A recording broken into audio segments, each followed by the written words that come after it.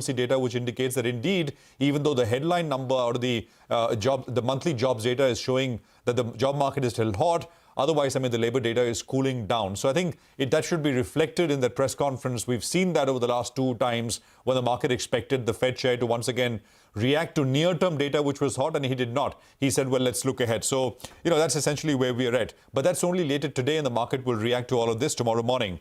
Now, just to sort of circle back to levels here, for the Nifty, I think it's possible we perhaps see the bias is to try and buy the dip and sort of look at stock-specific opportunity, etc. At the index level, you got to be careful because the supports are nearby. 23,050 is the first support level, which is the 40-hourly exponential average, and then the 22,900 level, which is the 23.6% retracement of the recent move higher from the lows of Tuesday. For the, and of course, I mean, on the up move, we know you need to take out the 23,400 levels, which will indicate a fresh up move. On the Nifty Bank supports the 40-hourly again, 49,469 and then 48,900. Broadly, these are ranges. On the way up, the recent high, which is 50,253, will be eyed. By the way, locally as well, we got some data, which is, of course, the IIP and CPI numbers. And the CPI number especially should be important because there is also more recent. The IIP, of course, is for April. And the other thing which is starting in a very fast manner is, of course, block sales. Yesterday, we had about nearly 6,000 crores of sales from promoters and early investors. And as Nimesh yesterday pointed out on his D-Street Chatter segment, there is more coming. I mean, names like, I think, Kalpataru, Indus Tower, and many more lined up over the next many weeks. So, in terms of single stocks, I think you should expect this action to only heat up. Otherwise, possible the GIFT Nifty will come up on your screen, but it's possible that we get some more consolidatory kind of price action. 12 or 13 points lower is what the GIFT Nifty is indicative of. Guys. Well, that's right. It's a flattish start that we're working with. And just to highlight the big cues that we're watching for today's trading session, on the global front, we're looking at the inflation print. We're also looking at the outcome of the FOMC and what the commentary will be. And on the domestic front, the Nifty Bank, the expiry will play out the weekly expiry. So that's an important cue. What else happened in the last two trading sessions? Well, the Nifty is seeing some bit of resistance at around the 23,450 odd. Because both the days we went closer to around the 23,400 and we came off the high point of the day, 125, 150 points odd. So there is some resistance at higher levels. What did the FIs do yesterday? They added 15,000 long contracts. They covered close to around 3,000 short contracts odd, which brings down the short positioning. Remember, we started this series with short positioning close to around 3 lakh contracts. That's come down drastically. And if you look at it in percentage terms, well, from around 87%, now, in fact, you have the short positioning. That's that's come down quite a bit. So that's important as well. Let's pull up the absolute number. The net short positions of the FIs, well, that's coming at around 1.26 lakh contracts. At the start of the series, this was around 3 lakh contracts. So there is a bout of short covering that's taken place. On the client side, you have their long position, which was at around 3 lakh contracts, that's come down to around 80,000 contracts odd. So some part of that long unwinding and short covering has already taken place. The index to watch in the second half of trade will be the Nifty Bank. It's being seen selling at some higher levels. So we'll keep an eye out on that. Even yesterday, it went to around that 50,000 and came off the high point. On the Nifty side, the options data I'm looking at 23,200. The put was fairly active in trade yesterday, which gives us the level because the premium has come down to 85 rupees, but it was at around 200 rupees. So you deduct it from there. Options data suggests that's the crucial support. Otherwise, you're looking at the 20 DMA out there. And in terms of resistance, options data suggests 23,600, that's a bit of a resistance level. And the recent high, 23,400, that'll be the first level. So those are the levels you're looking at. I expect some bit of consolidation, but broader market action to continue. Mangalam, what else are you tracking? Absolutely. Consolidation is on the cards, and nothing tells consolidation better than the way India VIX moves. And that's the one index that I've been looking at over the last few trading sessions. The India VIX actually yesterday closed below the level of 15 and it fell 10% yesterday. When all events are typically out of the way, the VIX trades anywhere between 12 and 14. But now because we have the imponderable of, the US Fed FOMC meet outcome as well, which is what implies that the India VIX is a little elevated versus what we had seen earlier. But in any case, it's down 53% from the June 4 high of nearly 32, and it's the lowest level that we've seen all the way since May. Now, VIX is usually an implied calculation basis the prices at which options trade. It is not an input to get the prices of options. So when the VIX is lower, it implies option prices are lower, and option prices are typically lower when more options are written. When are more options written? When the street expects a range-bound index move. Secondly, when are more puts written? When the street expects supports at lower levels. So lower the VIX, it means that the market would perhaps be in a range, and at the same time there would be support at lower levels because the implied volatility of puts is inherently higher than that of calls itself. What is it that can move the market out of the range? The first thing is the Nifty Bank. Like Nigel pointed out, the second half will be extremely crucial. We have the weekly options expiry playing out, but it's facing supply above 50,000. In the last 7 sessions, the Nifty Bank has crossed 50,000 intraday thrice, but closed above it just once. That was on June 3. And even the other days, when it moved towards that 50,000 mark, it fell off from those levels. In fact, yesterday as well, we went within 30 points of the 50,000 mark. So 50,000 call has nearly 30 lakh shares outstanding, which expire today. And for today's contract, the put call ratio on the 50,000 strike itself is sub 3. So a lot more calls written than puts. So can the Nifty Bank surprise on the upside or not is the first, thing that can move the market out of the range. The second thing will be the IT index. The IT index will lower this week on account of, one, stronger than expected US jobs data, and secondly, obviously, profit booking as well. So all eyes on the Fed commentary today, then the US CPI. If those factors could move the IT index and global facing stocks, then maybe we could see some bit of move outside of the range that we're looking at. Prashant. All right, well, Mangalam, thanks for that. Let's quickly tell you some of the views we are getting from market men. This is Surendra Goyal of Citi who weighs in this morning. He says Indian markets have fared well in June so far despite a narrow victory margin for the BJP-led NDA versus the exit polls expectations. Notably, he adds, defensives have outperformed cyclicals and domestic mutual funds and retail continue to be the net buyers. He says MSP announcement and union budget will be the next key data points to watch out for. Policy continuity on infrastructure, clean energy, domestic manufacturing, defense and electric vehicles with increasing focus on rural welfare jobs is something he looks forward to. Their June 2025 Nifty target is 24,400, which means a 5% upside from current market levels. Right. We also have another equity call coming in from Sanjeev Prasad of Kotak Institutional Equity saying that the unexpected market reaction, which is sanguine to an unexpected result in the 2024 national elections, BJP falling short of majority, that is highlights the unusual nature of the Indian market. He says non-institutional investors remain extremely confident about making high returns from the Indian market, irrespective of prices and valuations. He adds that institutional investors can choose to fight, flee, or join. Okay, well, that's an interesting way to put it. Let's get you some money market views as well. This is Kunal Sodani of Shriram Bank, who says that stronger than expected US data and political uncertainty after the French president called for snap elections, pushing the Euro-USD pair lower, in turn has pushed the dollar index higher. He says oil demand and rising crude prices are further adding to the rupee weakness. Strong US labor market data makes Fed rate cut a distant happening. He adds US CPI data will be important to watch for with headline inflation expectations to be at 3.4%. Kunal adds there remains a competition between dollar uptick and central bank intervention for the USD-INR pair. The range, according to him, is should be around 83.4 and resistance around 83.72. On the bonds, Ajay Manglulia of JM Financial says that the market is awaiting CPI inflation print today, as that may be a bit higher than last month due to higher prices, but sentiment remains upbeat and stable despite close to neutral liquidity in the system. He expects the 10-year benchmark bond yield to trade in a tight range of 6.99 to 7.03 for the day. Well, we have a lot of stock-specific action to track for you. Get to that in just a bit in our special Top 10 segment, but we look at HCL Tech, Go Digital General Insurance, TVS Supply Chain Solutions, Tube Investments, GMR Airports, Camden Fine Sciences, Dollar Industries, as well as Wipro.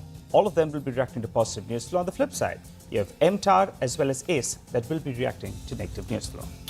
Cameron Brand is with us, Director of Research at EPFR Global. Cameron, good to have you with us here back on the program. Prashant this side. The big talking point has been foreigners continuing to sell India. And we've heard that it's because they're selling emerging markets. So India is part of it, so we get sold as well. Is that the main kind of flow action that you've been seeing since you track this data on a week-on-week basis closely?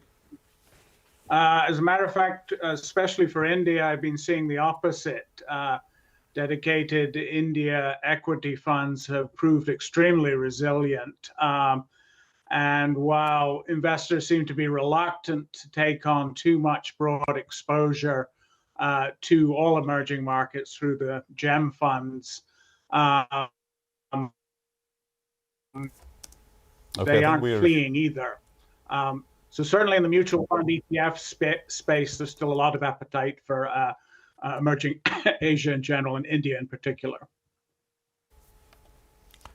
Okay, all right. No, so you in a way, Cameron, what you're saying is dedicated India funds are seeing inflows, but little appetite for broader GEM funds, right? That's what you're saying. That's absolutely what we're seeing. Okay.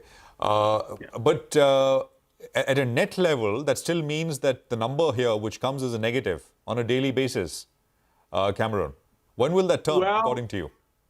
No, because the sort of redemptions from GEM funds are frankly not big enough to offset the money we're seeing going into dedicated India funds, which actually set a new weekly record last week.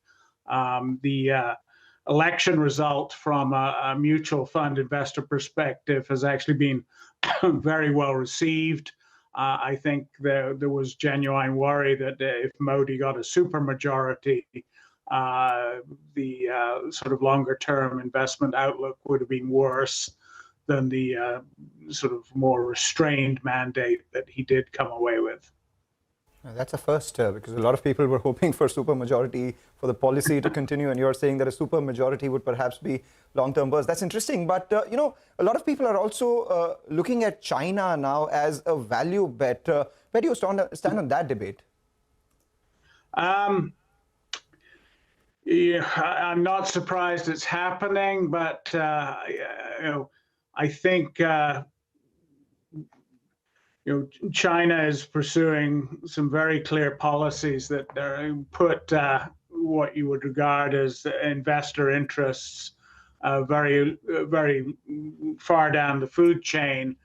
So yes, China may be a little oversold, but I haven't really seen anything there that fundamentally changes the story one way or other. Certainly there have been some well-received rhetorical flourishes, and hopes are riding high again that there'll be more proactive measures to ameliorate the property market issues. But I really haven't seen anything that makes me think the needle is really shifting, and I'm not seeing that in the flows or the allocations either. Okay, all right. Final question, Cameron, before we let you go. What about gold? At one point of time, there was some incremental flows towards gold, but gold's come off a little bit. What's your reading of it? So I agree. After a brief sort of flurry of positive flows to gold funds, they've reverted to mostly negative. Certainly from sort of a US perspective, I think part of it is that we're starting to see some retail involvement again in the fund flows after a fairly lengthy absence. And that means more money for cryptocurrency and less for sort of stodgy classic asset classes like gold.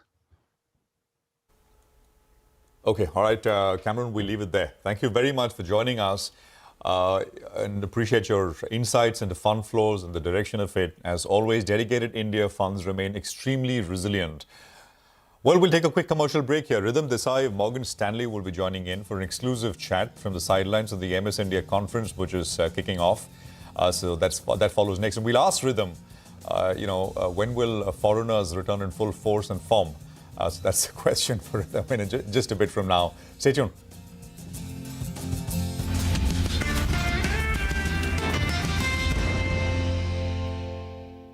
2 decades ago.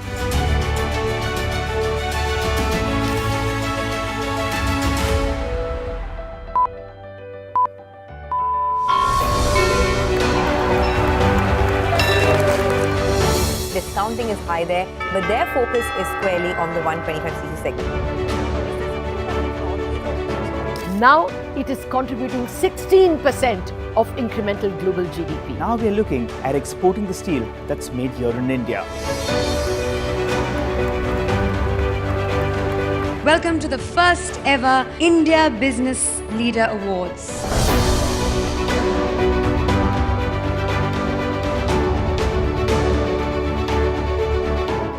Cars, two-wheelers and vehicles generally being manufactured today are much lower on emissions and much higher on safety. India's technology industry has been at the forefront of cutting-edge innovation over the last 25 years. It's the retail which is the driving force for the market right now. Clearly, we have arrived on the global economic stage.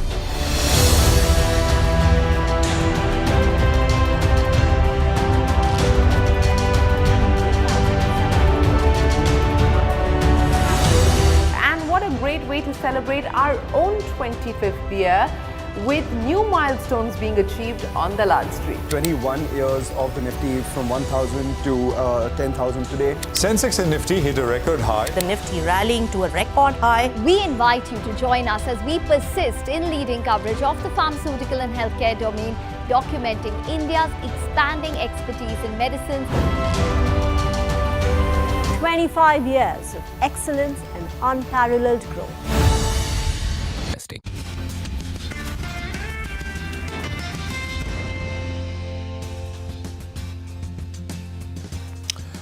Okay, welcome back. Rhythm Desai is with us now. He's Managing Director and Chief Equity Strategist India, Morgan Stanley. He's joining us from the sidelines of the Morgan Stanley India Investment Forum.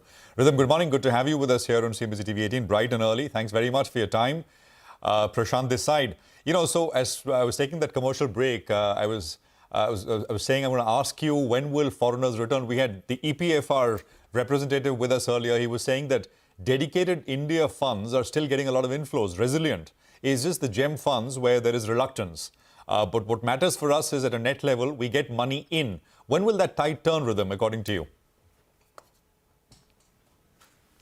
Hey, Prashant, good to be back on CNBC TV18. So it's a little complicated, actually. There are multiple moving parts. So firstly, EM as an asset class, especially because of China, is on the back foot. So it's actually the least preferred equity market in our global pecking order. And I think that's also reflected in the flows. So if EM as a whole is not receiving inflow, it is hard for India to receive inflow. So that's the first point.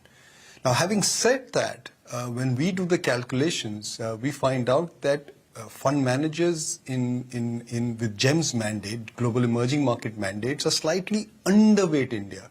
So ideally, they should have been overweight because India is persistently a big outperformer in an EM context. But obviously, they have been worried about valuations and therefore they've been waiting for the market to correct. And the market is not obliging, so they remain underweight. India's weight in EM has gone up significantly in the last 3 years. So, we were at around 8% pre-COVID. We're now 17%. And essentially, fund managers have not been able to keep pace with the rise in India's weight in the index. In fact, one of them asked me this question 3 days ago, that what would it take in terms of money flow for GEM's portfolios on average to be overweight India? The answer is a staggering $50 billion US. Now, the largest inflow that FPIs have put into India in a 12-month rolling period is about 35. So this is a lot of money for them to put. The third is a local reason.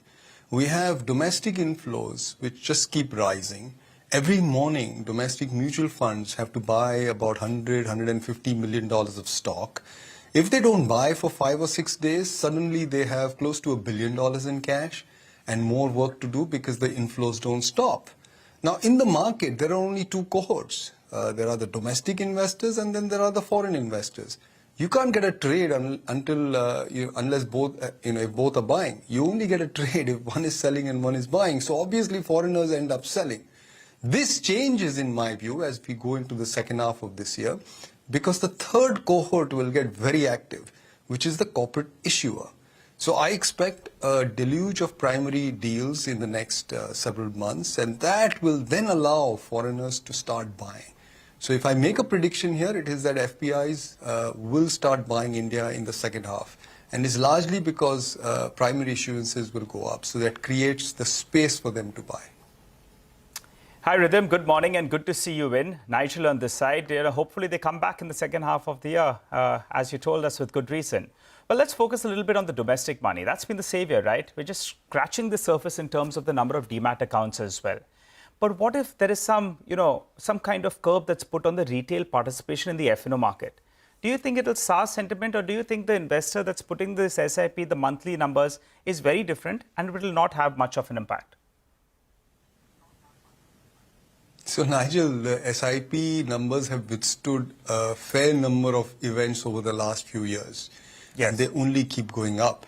See, the story started in 2015 when the Prime Minister allowed provident funds to invest in Indian equities. This was very similar to what had happened in America in 1980 when 401k plans were allowed by President Reagan to invest in equities. What you got then in the US was a 20-year bull run, which ended with the NASDAQ bubble. Domestic households in America were buyers all along the way, even during the 87 crash when the Dow was down 22% in a single day. So they became very resilient. A similar thing is happening in India with two differences. One is the starting point of equity ownership on household balance sheet is very low. I estimate it's about 7-8%. It's gone up from, say, 5. So it's still only, it's still single digits. In the US, by the way, that number even today is about 40%. And then the second thing is the demographics. When we entered the millennium, America had already started aging. Baby boomers started retiring and they started withdrawing their equity saving. In India, that doesn't happen for the next 20, 30 years. So we have a lot of legs to go on this.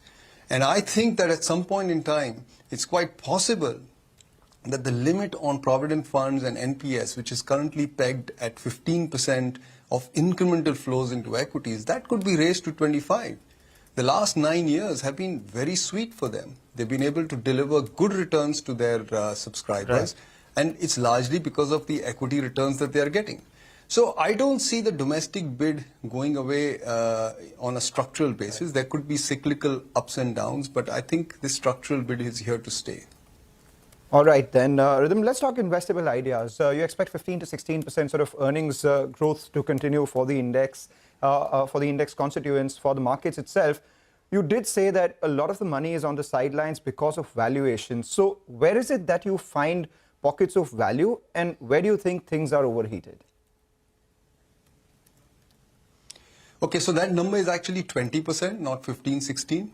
And there's a big difference between 15 and 20.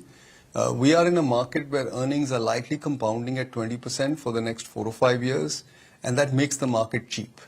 21 times headline multiple is masking the attractiveness of the Indian markets because we are in an upcycle for growth. And I think we're just about halfway through this cycle. So there's a long way to go before the earnings peak out. And what happens is that in a bull market, the earnings and the multiples both peak almost simultaneously. If you go to the previous bull market, the Nifty at the peak traded at 33 times earnings. And earnings as a percentage of GDP was at 7. This time, I think profits to GDP will go to 10. And I'm not going to predict where the P multiple goes, but history suggests that there's more room for this P to go up. So in terms of returns, this bull market is a long way to go. Now, on the second part of your question on value, see, value is not about low P and low price to book. That's a very lazy way of assessing value. Value is when you can buy future cash flows at a rate which is better than your expected rate of return. So when you discount it by your expected rate of return, you get a number which is the share price, which is above the current share price. So that's value.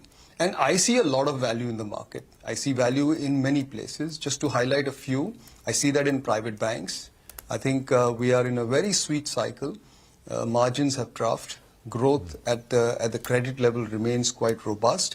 And the credit costs are not coming back in a hurry. And the stocks, I think, represent very good value. I see value in consumer discretionary, like autos, auto parts, retail, a slew of businesses that benefit from discretionary spends by consumers. I see some value in industrials, not all across the board. Industrials, I think, is probably the more tricky sector because the growth there, I think, will be stupendous, but some stocks are trading at levels which may be discounting most of that growth. So we have to be careful about making a ubiquitous call on industrials. I see value in IT services. I think the US cycle is looking up, and IT services stocks look quite attractive. So there's a lot of value everywhere. Where there is, there's limited value, I think, is in consumer staples. I don't think those stocks have the same earnings upside that the rest of the consumption space has. So I would be a little cautious there. I think we have to be very selective in healthcare. Value is not there across the board. And likewise, I think in global commodities, we have to be a bit more cautious. Rhythm, so if the thesis is right, everything here, not everything, but if you stretch the time horizons long enough, I mean, most things will do well, right? You got to, of course, you got to be prudent, and they'll do well in waves, and something will go up first, and then something else, and so my question now is, of course, what's right ahead of us in that sense, and I think. Government policy and where the government focus and thrust is likely to be, and I'm sure at the conference you will get a lot of questions in that sense from investors who are there. Where is the thrust likely to be? Some have suggested that there will be a sort of concerted push now to help consumer demand pick up. We reported yesterday on the housing bit. There is, this morning I was reading a report talking about a Somanathan plan to kind of to increase more money in the hands of retired government servants. I mean, maybe in a way go back to some of what the old pension scheme gave. That perhaps could be a way. And there is so much more which is being talked about. What is your sense, Rhythm? Important trust areas from a market-sensitive point of view. So, Prashad, I don't think it's the instinct of this government to redistribute taxes in the form of cash in the hands of people. That's fueling inflation. And over the last 10 years, we've worked very hard to earn macro stability. And that is the basis of this economic cycle. It's the basis of how India's external deficit has contracted. It's why inflation volatility is at all-time lows. So a lot of the gains that we have accrued is largely because of this government's incessant focus on macro stability. As I have repeatedly said, the Prime Minister is an inflation hawk. And it doesn't serve the purpose of controlling inflation and its volatility by distributing cash into the hands of people. So building social infrastructure, I think, is the way forward. So we've already heard about housing, and I think is it possible to redirect? Apologies, but since we're short on time, let me just interject. Is it possible to redirect some of this, within the confines of being fiscally prudent, to doing what I said, which is supporting, a consumption at the mass end? So Prashant, just to shorten my answer to, the best way to do it is to fuel an investment cycle. Investments gets jobs back, jobs get cash flows back, cash flow gets consumption back. It's the right way to do it, and I think that's the way the government will do it. And what we will see in the budget is a reiteration of the transition from government spend to private sector spending. The government is going to take a step back. It did a lot of heavy lifting during COVID. I think we are heading into a primary balance. We'll be the only country in the top 15 nations in the world with a primary balance, which is hyper bullish for stocks. So it's going to come via the investment cycle, and that's how we'll filter down into better consumption. I think we will see a big big change in the July budget as compared to the interim budget, because some of what you said, which is the government holding back, we saw that, right? In terms of the spends allocated in the BE numbers, the estimates. On roads, we saw that on so many other areas, defense and the percentage increase in FY25 BE was much smaller as compared to what we've seen over the last couple of years. And the argument back then was, of course, that the government can only do so much. The private sector needs to step in. So will we see something very different in this full budget? Yeah, the difference between February and July is that the government has an additional 50 basis points in its pocket. Because what was not in the interim budget was the 30 basis points of extra dividends that the RBI gave. And if you recall, the interim budget was on the basis that the fiscal deficit will be at 5.8% for F24. That's actually come in at 5.6 now. So 20 plus 30, that's an extra 50 basis points to play around with. I think the overall fiscal consolidation will be ballpark around the same number, which is around, say, 5. And then you have an extra 30, 40 basis points to decide where to allocate. That's a lot of money, by the way. So the government does have some flexibility in the current fiscal year to spend a bit more than what was there in the interim. I think a lot of that spending will be targeted towards investments. I would highlight railways very especially. I think we wrote a very detailed report on this 1 month ago. I think that's going to occupy top attention of government spends. There could be, as we discussed, mass housing. And then I think renewable energy. I think that's another area which will attract a lot of attention. So maybe if I were to single out 3 sectors, these are the 3 sectors. Maybe there's a rejig on PLIs. So sectors such as defense, such as aerospace, food processing, lab-grown diamonds, these may actually get revised PLI plans. All right, Rhythm, final question before we let you go then. Things are looking up for India. We're in a bit of a Goldilocks scenario, which is great news. What are the risks then? Crude has been fairly well behaved, which is good for us, irrespective of how other commodities have flared up. A couple of risks that you'll be tracking, and a quick comment on crude being well behaved. Yeah, so I think from a risk perspective, we have to be careful about global growth because India is trying to increase its engagement with the rest of the world. So if global growth doesn't fare well, it does put India back. I would worry about China's deflation because Chinese deflation creates greater competition for Indian companies trying to sell abroad. And that could be a very important threat. China's currency could be depreciating, which could make us less competitive versus China. I think we have to worry about the capacity constraints that we have. There's still a lot of supply side work that has to be done for us to sustain higher growth rates in the judiciary, in bureaucracy, in education, in skilling, in health. And on oil, actually, Nigel, the math has changed for India. See, the intensity of oil to GDP has halved in the last 6-7 years. So we are less sensitive to oil. But if oil went up $30-40 all of a sudden, then it would create near-term pain. But otherwise, I think oil is a lesser concern for us than in the past. All right, Rhythm, wishing you a good conference ahead. Appreciate you joining in and running us through your thoughts. We look forward to touching base with you in the time to come as well. All the best for the conference. Thank you. Thank you.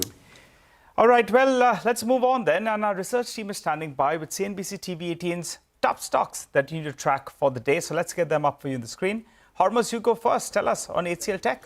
A couple of announcements actually for HCL Tech. I'll start off with the one they made last evening, and that was the one that they've signed a deal with Deutsche Apotheker, which is the Germany's largest cooperative primary bank. And now that deal is to enable fast and secure banking services to its customers. It's a $278 million deal, will span across 7.5 years.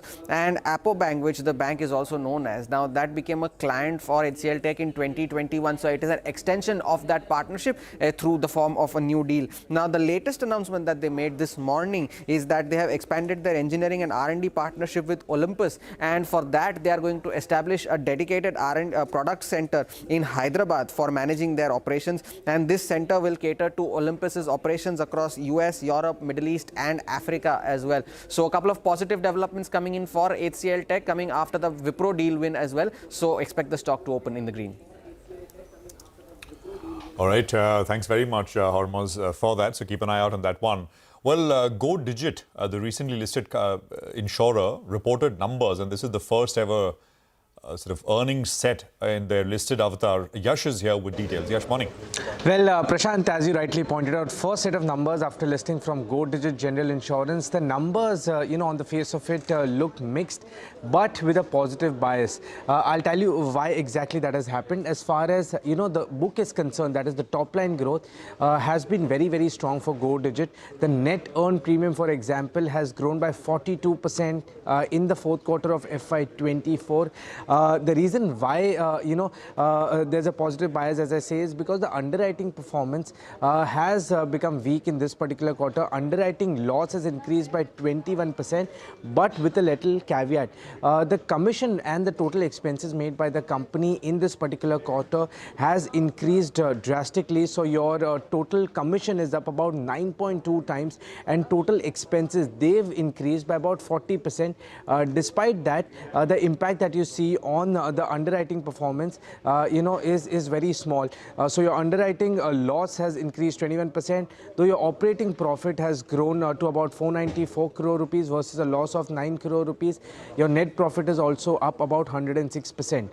Importantly, 60% of the book for Go Digit is motor insurance, where the loss ratios are going down. Health, which is about 20%, there the loss ratios have increased as far as the last 3-year trend is concerned. All right, Yash, thanks a lot for that. So that's about Go Digit. Meanwhile, just keep an eye out on TVS Supply Chain as well. There is a regular course of business, but incremental positive coming in from there, as they've announced a new 5-year contract with Daimler Truck Southeast Asia Private Limited. The deal value is undisclosed, but remember, management joined us post their fourth quarter earnings, and they did say that they are targeting double-digit growth in the integrated supply chain solutions in FY25, part of the business which is getting this deal from Daimler Truck. And also, they target about 10 to 12% of annual revenue coming in from new businesses and sequential improvement in margins. So the talk is being walked right now with this deal, and see some green on TVS Supply Chain as well. All right, Mangalam, thanks a lot for that. Well, let's get in Vamakshi. She's tracking a few more stocks in the news. Vamakshi, morning. Well, good morning, Nigel. Let me first start off with Tube Investments. The company and its arm TI Clean Mobility have signed a definitive agreement with a couple of investors. This is for additional subscription of compulsory convertible preference shares of 160 crores in TI Clean Mobility. Now, with this, TI Clean Mobility has completed tying up targeted fundraise of around 3,000 crores from Tube Investments as well as other investors. So overall, this bodes well for Tube Investments, and as a result, expect the stock to open higher today. But on the contrary, we have a couple of counters, MTAR Tech as well as ACE. The promoters have offloaded a part of their holdings in the open market. MTR promoter Saranya Reddy has sold 1.9 lakh shares on June 6th and June 7th, which accounts for nearly 0.62% stake. And in fact, with this, her stake has declined from 3.22% to 2.59%. ACE promoter Mona Agarwal has also offloaded nearly 13 lakh shares, or around 1.09% equity yesterday. And with that, her stake has declined from 25.74% to 24.65%. So overall, going with a red for MTAR Tech as well as ACE. All right, Vamakshi, thanks very much for that. So keep an eye out on these stocks. GMR Airports is the other one we'll look out for. Vivek is here to tell us why. Vivek, morning.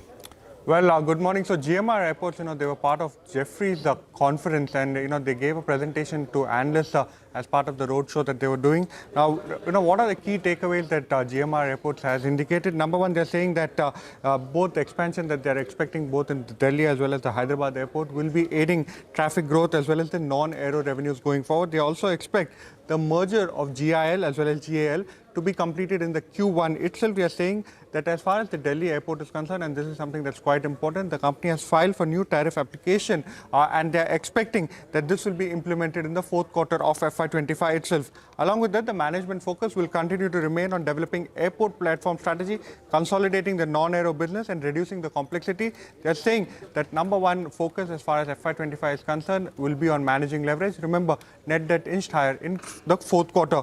Along with that, they're saying that there are a lot of questions in terms of whether there would be dividends coming. What the company has said is that now they will continue to use cash flow towards expansion to capture growth. And what they're saying is that once the tariff increase does come through, they will be able to generate a significant amount of free cash flow, and that is something that the market is looking forward to. Remember, the stock is in the F&O band today. Absolutely, Vivek. Thanks a lot for that. The stock did well in yesterday's trading session, has done well in the last 12 months, but with it entering F&O band, it moved off the highs in the session. So let's see where it goes today, even as commentary is positive, the stock in F&O band. But let's move on to Upasna with more stocks in news. Upasna. Good morning. First up, let me start with Camlin Fine Sciences. The company's wholly owned subsidiary, that is in Mexico, has entered into a share purchase agreement to acquire 100% stake in Vitafor and its underlying subsidiaries. And mind you that the total debt of the Vitafor group stands at 6.5 million euros. Next up is Dollar Industries. The company signs Mahesh Babu as the brand ambassador, and it aims to open 50 exclusive brand outlets across South India by 2027. The company also aims 50% sales growth in South India in 2024 to 2025. And lastly, Wipro will also be in focus today as it launches Lab 45 AI platform designed to increase efficiencies and transform business functions. So all in all these three stocks will remain in focus today, and I expect them to open in green. Thanks for that, Upasana. Well, here's a quick recap of all the top stocks that we're looking at. We look at HCL Tech, Go Digit General Insurance, TVS Supply Chain Solutions, Tube Investment, GMR Airports, Camlin Fine Sciences, Dollar Industries, and Wipro. While stocks with negative news flow include MTAR Tech and ACE. For the time being, we slip into a short break, but on the other side, we'll be joined by Mr. Rupinder Singh of India Shelter Finance Corporation, who will be joining in to fill us in on his take on the housing push. Stay with us.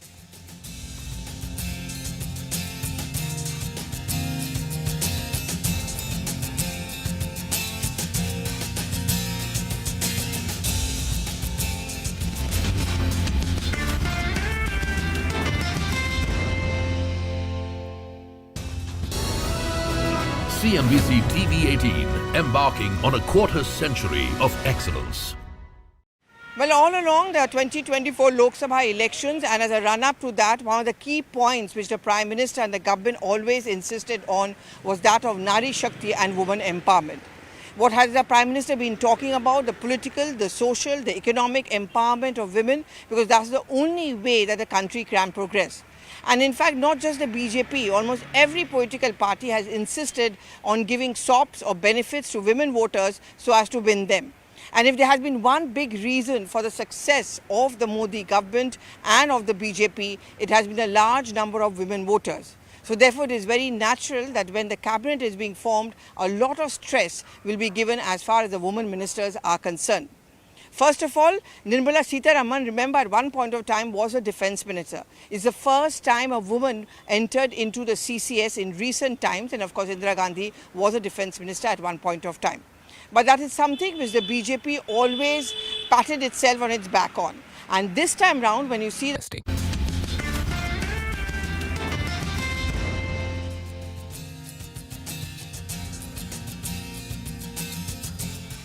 Welcome back. Well, the NDA 3.0 cabinet in its first decision has approved financial assistance to construct 3 crore houses in urban and rural India.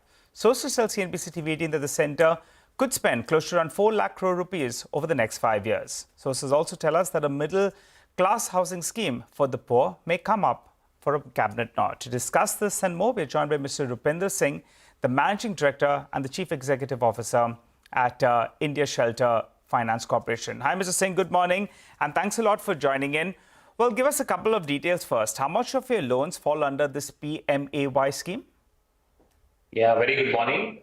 So we are purely affordable housing segment, which caters loan between 5 lakhs to 25 lakhs. And normally this is a segment which there is a focus of the government also, typically in the PMAY scheme.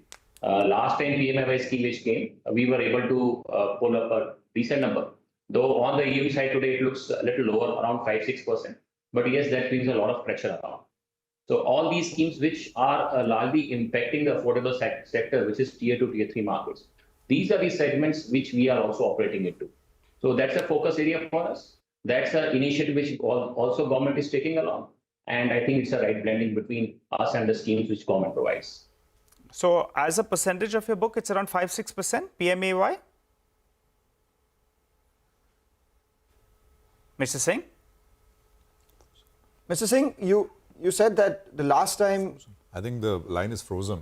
Yes. So we'll just have him back. We'll try and just have him back in a bit from now. But, housing clearly has been the big push. I mean, at least the first push, and we've been talking about this actually from last week, the middle of last week, how that seems to be the most natural, straightforward way to hand more money in the hands of consumers and sort of help out with regards to housing, both urban and rural as well. So we'll try and have the India Shelter Management back with us. Stocks have been doing well. This is, of course, the performance yesterday. Look at PNB Housing, look at Aavas. Home First, I think, had a big 7% move. India Shelter was up about 5%. The company we were speaking with, and so on and so forth. Mangalam, I think we have him back. Yeah, I think, Mr. Singh, you were giving us that number as a percentage of your total book. How much was to the PMAY scheme? And also, I think you were giving us a rough number. The 5-6% was the yield? So 5-6% is the book space which we built under the PNR of the overall book we did last. So these schemes repatch that line.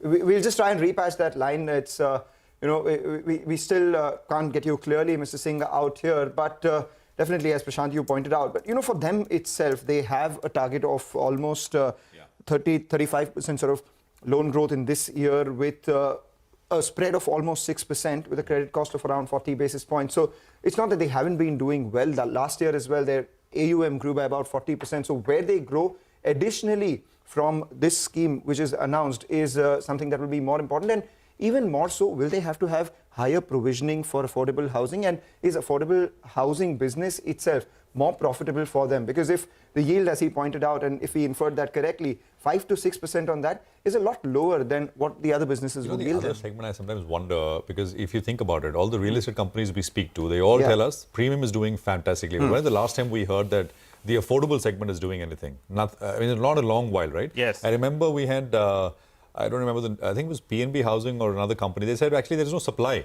Yeah. We want to lend, but there is no supply of actual physical real estate on the affordable side. So it's not being built.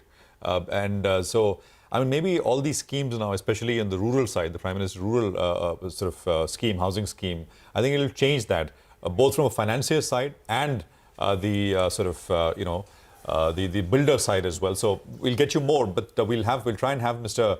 The India Shelter Management back with us on the phone line. We had a patchy line there. I think we have Mitesh and Sudarshan with us now. So let's get the technicals out of the way. Gentlemen, good morning. Great to have both of you here as always. Mitesh, flat start is what is being indicated. Yesterday, of course, was the last 30-minute sell-off on the indices. Your thoughts as we start another session? Yeah. Prashant, I think, the index, if you look at the hourly chart, there is some supply zone forming around 23, 370, 380, 390 zone. So I think till the 20-point band is clear, there's a good chance of us getting a pullback. My idea would be to trade on the long side on this pullback and try to buy near support levels, which I have identified as 23, 130, 150 zone. So that's the area which I would wait for. In case we get a dip around that level, we'll buy, or else wait for the markets to clear 23,400. Right. Sudarshan, your thoughts? Yeah, good morning. See, yesterday, unusually, the markets gave a slight turn to the downside. Now, that may or may not last, but it's at least a warning for today that don't be aggressive, don't go long, just the whole hog, wait patiently. This market may be giving a message that the top has been made for the short term, or it is in the process of being made. Therefore, for today at least, my advice would be buy only on a very sharp 100-150 point dip. Otherwise, it is best to avoid the indices and focus on stocks. So, okay, all right, got that point. So, run us through your stocks then. Well, Tata, that's all buy. The markets are in an uptrend. Tata Chemicals is a buy with a stop under 1,020. L&T, which is a stock everyone should have in their portfolio because of the capital intensive nature of the business, is a buy with a stop under 33.65. IRCTC is a buy finally with a stop under 1,018. It's coming out of a deep consolidation. And Astral is a buy with a stop under 2,040. All right. So IRCTC, Astral, you have L&T as well as Tata Chem. Tata Chem actually did well in yesterday's trading session as well. L&T has been consistently doing well. Mitesh, your stock picks? Yeah. I have one sell and a few buys. On the sell side is Hindustan Zinc. In fact, after a good rally, there are first signs of profit booking happening on the charts here. So, sorry, Hindustan Copper. So sell here with a stop at 337.5 for targets of 310.12. Then a buy on Balrampur Chini with a stop at 399. Would look at a trading target of around 420, 422. Also buy on Canfin Home with a stop at 775. Here I would look for targets of 825, and a buy on PVR. After a long time, PVR has come on the buy side. So buy here with a stop at 1350 for targets of 1430. Okay, all right, gentlemen, we'll leave it there for now. We'll have you back in about 15 minutes or so for your 9-10 calls. We'll take a quick commercial break here. We come back, we continue our chat as promised with the India Shelter Finance Management on the other side. Stay tuned.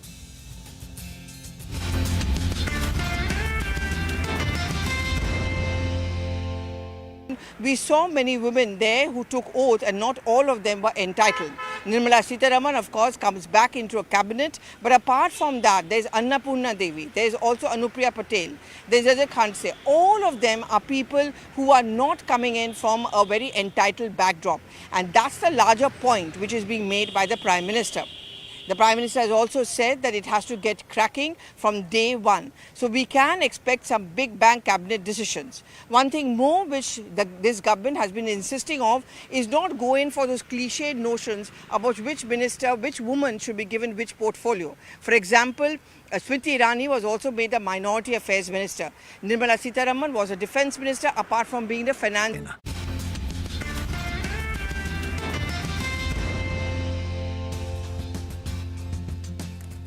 Welcome back. We've patched the connection back with Mr. Singh, and as promised, let's continue our conversation with regards to the PMAY affordable housing and the government push on affordable housing itself, a middle class scheme which may perhaps be taken up for a cabinet nod. Rupinder Singh, the Managing Director and Chief Executive Officer at India Shelter Finance Corp, joins us now. Mr. Singh, you had earlier said that you were able to pull in a decent number with PMAY the last time. What are your expectations this time around, and can you tell us what that decent number was? Basically, last time this scheme when came into picture, that has created an entire aura about the affordable housing segment. This affordable housing segment particularly is a very new sector with having a vintage of not more than a decade or so. So around 8-9 years back when this came up, it has pulled up entire sector over and bring the roller coaster effect to the business running around in the affordable segment, particularly in the financial services in that segment. Many new companies arrived and quite a few got listed also in a recent time, last 3-4 years. So this scheme is always a good beneficiary for the end customer, for the dispenser companies like who are purely focused on this particular segment. Right. And making sure tier 2, tier 3.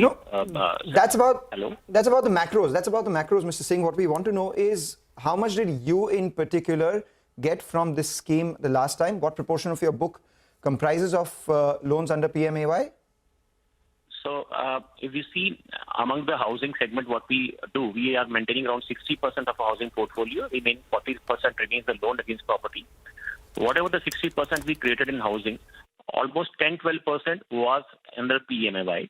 Even today, we are maintaining around 5-6% of the customers still exist under the PMAY. Those schemes are now run over around 2 years back. So that has been the status today, and it has been already effective in engaging the new set of customer, bringing the traction around in the business particularly. So scheme was always a lucrative like that, where the end customer gets the benefits, and we being a dispenser around. So, Mr. Singh, what this does is this basically, if your disbursement growth was X, this push will basically make it higher. That rate of growth will be higher. That's what it does broadly. Yes, it definitely does. It's two things. It's multifold into that. One is this growth comes just because these schemes run around. Plus, in market also the traction comes around that side. So you'll find a lot of new activities start running, whether the new builders start getting focused around that piece. So overall ecosystem start getting an impact around that side. So it is not only around the scheme alone, it's giving you impact. Since overall ecosystem start getting an impact. Absolutely. Overall number gets impact around that side. Got it. Could you, I know this is very early and, but we've reported, and I'm sure you've seen some of the numbers that we've put out. Could you tell us if this is formalized in the budget as many are expecting? How could this change your numbers for FY25? What is the delta here that we're looking at broadly? I mean, ballpark, and we won't hold you to it. So point is, any delta that is always welcome around that side. But I believe that any these kind of scheme which becomes creates a positive mode around that side. Easily can say 10-12% of delta can get any of the company. I'm not talking about India Shelter alone, but any of the affordable housing company can get a delta around that side. That's a benefit we can get from these kind of schemes. Still, it has to come in the right shape, right picture. Government is very gung-ho for the first 100 days of the budget. They are looking for something. We are looking something around that side. If it comes in a right shape, right form, and even if it continues the same fashion it was what it was earlier, it is still going to give a hold on the better deltas around that side. 10 to 12% delta is what we can, not just you, but you're saying housing finance companies can expect. And just very quickly, Mr. Singh, compared to the last time how it was run, was there anything which needed change, which you think should change, which will help it better, the scheme better, run better? So few things into that piece. One is the ticket size, basically, which obviously now the cost of construction has gone up. Land rates has gone up. Typically, these schemes cater for the cost of construction side. If the end customer gets a benefit on that, that will be quite helpful in that side. And secondly, when the money has to go to the end customer, there is a certain gestation period. If it can be reduced further, that can be quite beneficial for both end customer as well as the vehicles like us who are driving these kind of schemes. Okay, all right, Mr. Singh, give us an idea about how the yield is. The yield on this part of the book, what is it? And then you'll be getting something from the government as well. So put it together, what is the blended yield on this part of your book? So any government schemes which runs through NHB, typical affordable housing segment, they give around, spreads of 5.5%. That comes in that format. And automatically, then there is some difference which goes back to the customer in some form, basically. So ultimately, end customer, they get a decent in terms of the rate cuts in those things, and it lands up to the level of the primary customer. So there doesn't remain much of the difference between the primary affordable housing customer when these schemes are being done properly. What happens to you? What is your net realization or yield on a scheme like this? So we have observed that it's a 5.5% of spreads we maintain around these kind of schemes, basically. All right. Thanks a lot for joining in and giving us all those details. 10 to 12% is the delta, incremental delta that you can get from something like this if the scheme does get announced in the budget. And currently about 10 to 12% of your housing loan portfolio comes in from this scheme with a yield of around 5.5%. With that, what we'll do is we'll take a short break, come back, get you the pre-opening, and also we have with us Indranil Sengupta of CLSA to decode how will the new NDA government impact the India growth story.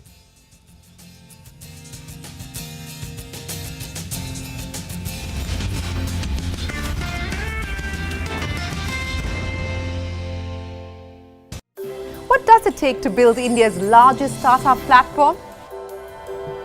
It takes a journey of starting out as an unknown and ending up as unforgettable. It takes more than 2 decades of celebrating the most influential and influencing the most celebrated entrepreneurs. From chronicling the stories of India's startup universe to becoming a success story in itself, as India's longest running show on startups and entrepreneurship, celebrating 21 action-packed years of building India's biggest startup community. Young Turks at 21, only on CNBC-TV18 and CNBCTV18.com.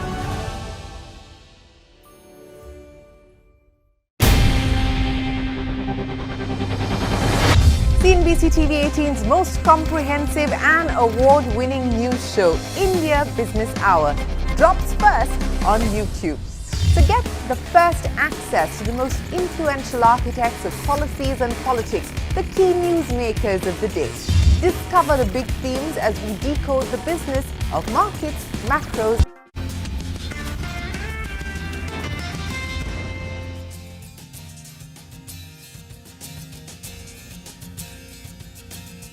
Welcome back. This is Open Exchange live from the CNBC-TV18 Motilal studio. We're awaiting pre-open rates in a minute or less than a minute or so. As we do that, let's also welcome Rajesh Palvia, who's the VP Technical and Derivative Research at Axis Securities, joining in now. Rajesh, your thoughts on the index and individual stocks?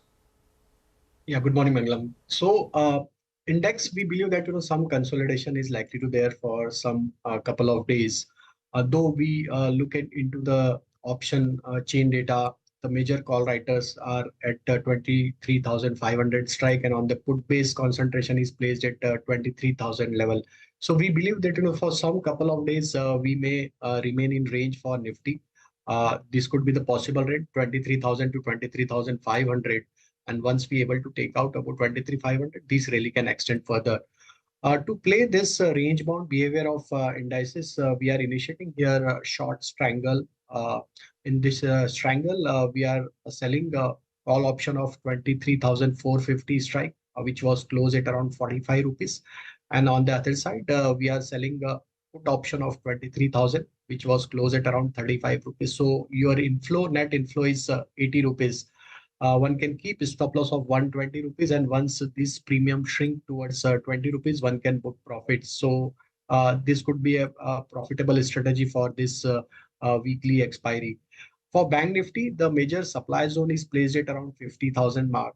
Until Bank Nifty not able to take out this level, we may again see the consolidation in Bank Nifty on the downside. 49,400 is the key support area for this near-term structure. So till 49,400 is intact, one should use any decline to be as a buying opportunity.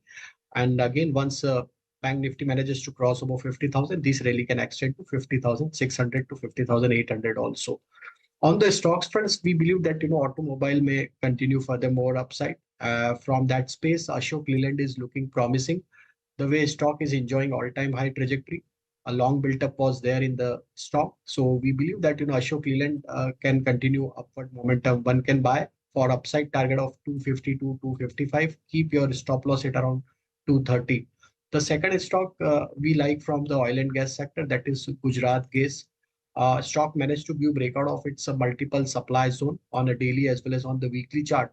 We believe that Gujarat Gas can extend its up move towards 630 to 640. Keep your stop loss to buy around 595. And the third stock is from pharma space, that is Biocon.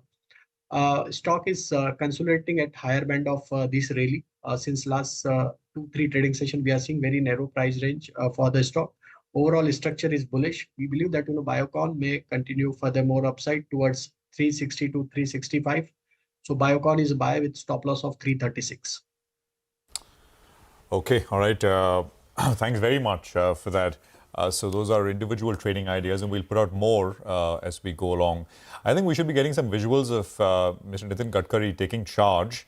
So we had so many other ministers yesterday, sort of visuals there. And today we'll have more. Yeah, he's one of the most popular ministers has been in the NDA 2 administration. And of course, he's been given continuity in terms of charge of sort of roads, highways, transport. So that is those visuals coming in, the minister, and I think the MOS with him on the sort of taking charge really at the ministry. So we're of course playing out some sound bites as well. Initial kind of indication yesterday we had, for example, Mr. Hardeep Singh Puri, Mr. Scindia, and a few others. Initial thoughts about what they'd like to see, what they'd like to happen, and maybe we'll hear from Mr. Gadkari as well. So closely watched really. As far as roads and highways are concerned. I found it interesting that he entered in an electric vehicle. I could see the green number plate. So, everyone has been speaking about, the way, there you have it, you can see the car. Everyone's speaking about the push on renewable. Rhythm spoke about it. Mr. Hardeep Singh Puri as well spoke about green hydrogen, and this perhaps makes a comment. Let's see how that goes. The optics, obviously, everyone, look at the semiotics of all these things, and we will obviously monitor things out here. And I think he's done some work on retrofitting as well. We've seen some pictures without naming any companies, but so the focus clearly is on this renewable theme and making a greener future. All right, a greener future that will be where the momentum of the earth lies. But let's talk about momentum itself. Momentumizer, that's our segment. Ekta joins into the stock that's on her list. Ekta. Well, yes, I'm tracking Natco Pharma. It's a part of the BSE 500, market cap of around 20,000 odd crores. The stock has risen for 5 straight sessions. It's up 21% in the past 5 sessions. It's close to its 52-week high of around 1,180. It's up 90% from its 52-week low of around 616. Now, Nuvama was very bullish on the company post its Q4 numbers. They said that the Revlimid generic sales and the rest of the world markets exceeded expectations. They have a buy with a target price of 1,032. The triggers going forward, according to analysts, is for Natco entering new markets, inorganic growth, investing in niche areas such as CAR-T therapy. Valuation-wise, it's quite cheap compared to its peers. So on an FY25 basis, it's trading at around 12 times and FY26 around 11 odd times based on the EPS that is currently factored in for Natco. Okay, well, Ekta, thanks very much for that. So that's Natco in focus. Well, Let's move on. All eyes really from a market perspective is what next, right? From the NDA 3 administration, from Modi 3.0. You know, we've got Indranil Sen Gupta now joining us. He's economist and head of research at CLSA India. A sort of decades-old veteran who's sort of seen many governments come and go and has tracked policy closely. Indranil, good morning. Great to have you with us here on CNBC. Prashant this side. Yeah. So you put out a couple of notes, one this morning, but I'll start with what you put out yesterday, Indranil, where you're saying that one of the priorities of for the government, and you expect to see measures on this front, is to help with rural distress. You say that monsoons have been good, but there's about 8-9 months of the effect which needs to be countered. So just run us through what your expectations are in terms of specifics and what should we see? Yeah. So, we had obviously El Nino, and that led to a poor crop the last Kharif. And farm income, was flat to down. Even now, you've had somewhat better Rabi, but then there's the summer heat, and we have to see how that plays out. The good news is that you get La Nina coming, so the Met thinks rains will be 106% of normal, and that should make for a bumper Kharif crop. At the same time, given that farm income has taken a hit, it's very unlikely that farmers will start spending till they have realized their proceeds from the crop, which will drag on till about December. I think the government has been taking several measures. They've extended free rice and wheat to 80% of the population. There is this Bharat rice, Bharat wheat, which are being sold at subsidized levels. Now the import duty on wheat has been brought down. I think that there will probably be further measures funded by this $12 billion of additional profit transfer that the RBI has been able to make. So one of the options is to raise the farmer subsidy maybe to 8,000 rupees from 6,000 rupees, costs about $2 billion. Another could be to offer one woman per poor household, 1,000 rupees a month, and that will cost about $12 billion between September to March, which will be met by the RBI. And in subsequent years, you would see 0.5% of GDP of the spending from the budget. So I think that given that the government has this option of higher RBI income, maybe, they will shift to funding, welfare schemes or try to help rural India. But it's not a shift away from focus on some of the investment schemes, right? No, this year there is no conflict. Next year we have to see. But this year, since you have this additional money from the RBI, there is no conflict. But even in the interim budget and FI, when they presented it, for many of the capex sectors, I mean, roads, of course, is top of the list, which is closely tracked. The rate of growth of allocation, FY25 budget estimates, was far lower. And that is, of course, because government has already over the last many years done a lot of heavy lifting. So you expect that to continue when we get the full budget? See, there gradually has to be a lower pace given the amount that has been put in by way of public capex. Plus, if you are trying to bring down the fiscal deficit to 4.5%, then, naturally you have to slow down on the public capex side. And I think the Honorable Finance Minister said that we have done the heavy lifting now, at some stage private capex will come in. How much of these contributions, as per you, could actually return back in the form of GDP growth for us? So I think that, if you look at econometric studies, they say that $1 of, government consumption-based spend brings $1 of GDP, a rupee of GDP, and a rupee of capex spend brings about 2.5 rupees of GDP. But the point is that 2.5 rupees takes a long time to come. So therefore, maybe, somewhere you need to balance both the immediate as well as the future. Indranil, just one point. This morning you put out a note where you say that the Somanathan committee recommendations on how to administer pension for government employees that may come through, right? Now, they are saying that the old pension, the committee essentially said, your conclusion was that if the recommendations are implemented, about 75% of what the OPS, the old pension scheme for people who retired before 2004, I mean, that income can come through as pension, right? If these recommendations are implemented, how likely is this likely to go through, in your opinion? See, I wouldn't know that, but you know, based on media reports, what I understand is that if the OPS was worth about 100 rupees, the NPS was worth about 21 rupees. And you know, if Mr. Somanathan's proposals, as reported in the media, go through, then you know, the new scheme would be worth about 73 rupees. And you know, clearly given there would be a boost to incomes of government employees, we expect a fillip to discretionary demand, you know, whether it is in autos, whether it is in housing. Right, Mr. Sengupta, thank you for putting all those points on the table. Of course, we will connect once you know some of these actually do come to fruition post the budget, and then take a call from where it goes all from here. It's 9:10. Let's get in the 9:10 calls once again. Sudarshan joins in. Sudarshan, what's your 9:10 call? Well, consider buying L&T with a stop under 33.65. Mitesh? I'll recommend a buy on Balrampur Chini for targets in excess of 420, 422. Okay, all right, gentlemen, thanks very much for that. We'll track market opening in about 3 minutes or so. We'll come back to you later. IndusInd Bank should be in focus as well. Abhishek is here to put the spotlight on this one. Abhishek.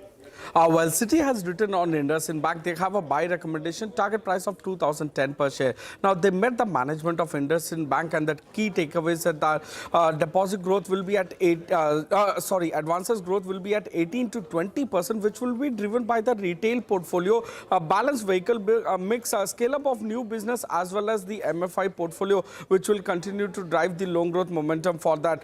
Deposit will gather pace. They estimate a deposit growth of 16 to 18%. Which means that, you know, slowly and steadily they'll improve on their credit deposit ratio as well. The net interest margin guidance is about 4.2% to 4.3% for FY25. Favorably positioned with respect to the interest rate cycle as and when it turns. So they will contain the slippages at less than 2% for FY25, in which the product-wise, slippage ratio will be 2.5% for the vehicle portfolio, 4% for the MFI portfolio, as well as 0.5% for the corporate book. They will contain the credit cost between 1.1% to 1.3%. They'll continue to invest into distribution as well. So cost to income ratio will remain elevated for IndusInd Bank in FY25. Back to you. Thank you so much, Abhishek, for joining in and filling us in with those details. Let's tell you about a cement note coming in from Motilal Oswal. On prices, they're saying that prices were flat in May. But in June, across India, we've seen a price hike of around 8 to around 10 rupees odd. And because of that price hike, now you have average prices that are up close to around 3% in June that you compared it with the May. Though for the quarter on a sequential basis, at least as of now, the pricing is more or less flattish. Prior to this hike, actually, the prices were lower in this quarter in comparison to quarter 4. On demand, they're saying the growth was muted in April, but they're seeing a good bounce in the month of May with an estimated volume growth of around 5 to 6%, which is led by housing as well as infrastructure segments. And they're broken up the year into two halves. In the first half of the year, they're seeing growth of around 5 to 6%. In the second half of the year, they're seeing 8 to 9%. So the blended number will be in the vicinity of around 7 to around 8%. On input costs, they're saying yes, input costs have cooled off, but the benefit comes in only in quarter 3, and their preference in terms of stocks, Ultratech is a large cap name, Dalmia and JK Cement from the mid cap space. For to finish, let's get the... I think markets are trading, right? To finish is what it is. The GIFT Nifty actually indicated a flattish start, but the market's anything but that. It's a 40-point uptick that we're seeing on the Nifty. The mid caps continue to do well. The Nifty Bank is actually underperforming a bit, but too early to call it an underperformance, so to say. Broader markets, no problems. 5 stocks advancing for 1 stock which is declining. So let's look at some of the stocks which are in focus. HCL Tech, of course, is the big gainer, the top gainer on the Nifty. And that's largely on account of that near $300 million deal that has come in with Olympus. Apart from that, we are seeing some traction in oil marketing companies as well. BPCL is doing well, up around 2%. Tech Mahindra, Coal India are the other gainers on the way up. On On the way down, though, we are seeing some bit of decline in Asian Paints, Titan, a couple of these consumer discretionary names seeing a wee bit of profit booking. ICICI Bank is the other one, which is mildly in the red. Nothing really to worry about, so to say. Oracle, however, is up around 4%, though it has nothing to do with the Oracle that was up in after-hours trade in yesterday's trading session overnight in the US. Biocon also seeing some bit of profit, taking down about 1.5%. BHEL is the other one, which is down about 1% as well. Broader markets, of course, Nigel, doing a lot better. Well, that's right, Mangalam. A few stocks that are bobbing around. You have some of these mid-cap tech names that are doing better. You have, Birlasoft that's higher in trade. Persistent Systems as well was up close to 2%, and Emphasis as well was higher in today's trading session. Both seeing some profit taking. Biocon has come in for some profit taking. BHEL as well has come in for some profit taking. The headline index, mind you, is now up close to around 70 points as we speak. So good move is what we're seeing, at least on the headline index. But from the broader markets, well, Heritage Food is down close to around 4.5%, Mangalam. Jacob started off in the green. That as well has moved into the red. TVS Supply Chain, as Mangalam told us earlier today, that agreement that they have signed, it helps them in terms of the volume growth that they have been talking about. So good move out there. IRB as well popped up 2.5%. And SCI Land, that's one of the top volume gainers actually, up close to around 6%. Even SCI is up close to around 5.5%. Prashant. Well, it's coming up as a very large sort of volume mover. 50 points, by the way, on the Nifty is what we have. 23,300 plus. The Nifty Bank will come up for you on your screens. That is also up about, but it's flat. I mean, 38, 40 odd points in a 50,000 index. That constitutes flat. Mid-cap index will come up. That is up 0.5%. And the small-cap index is 0.5% higher. I mean, mid-caps and small-caps far outperformed what the Nifty did yesterday. So that continues today as well. So a few other names, right? And I think at the risk of some repetition, but HCC is up. It'll come up. Big mover yesterday, 3%. It's the top volume-led gainer today. Oracle Financial Services, I think we mentioned that, 5.5% higher. Reliance Power is coming up with a 5% pop. Very large volume. So that's the reason why we are mentioning it. JP Associates is the fourth biggest volume-led gainer on the NSE. Go Digit Insurance, Yash highlighted the numbers, 5% first after it came to the market. So 352 is where Go Digit is at. You've got what else? Paradeep Phosphates, which I think is starting higher, sharply higher right now, 4%. There is a stock called Kriti Industries, again, large volumes, and its limit up 20%. I don't think it's ever come up here on the screen. 164. Schneider is up about 5%, 862 right now. There is Dollar Industries, which is up about 5%. I mean, I can go down the list, but volumes then kind of sort of start to taper off very, very fast. Yesterday, I think was the first time names like these Heritage Foods and KCP are all pulled back after the frenetic rally that we had. KCP, etc., were down about 5, 6, 7%. Heritage is down about 5%, and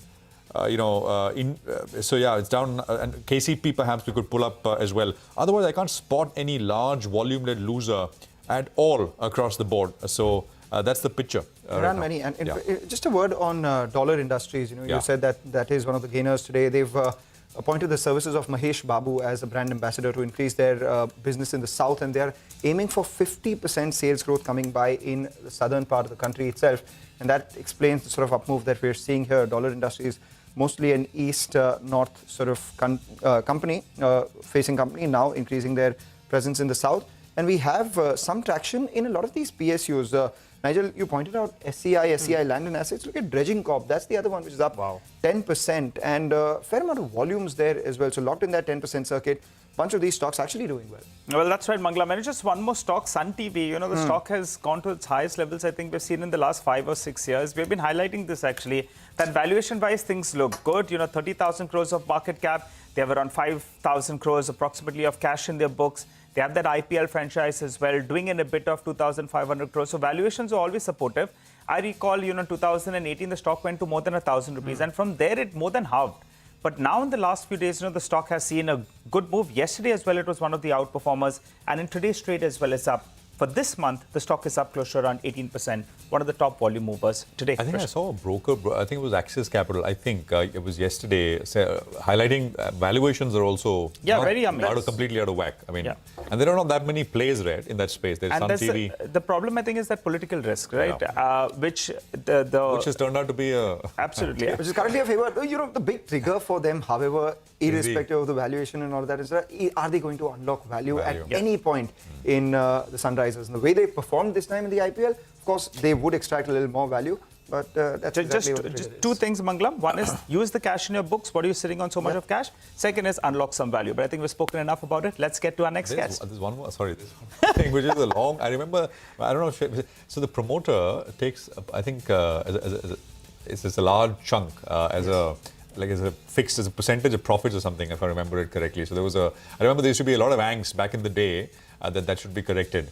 But we'll get the latest on this one. But as Nigel said, enough about Sun TV. Let's move on. 773 on the price there.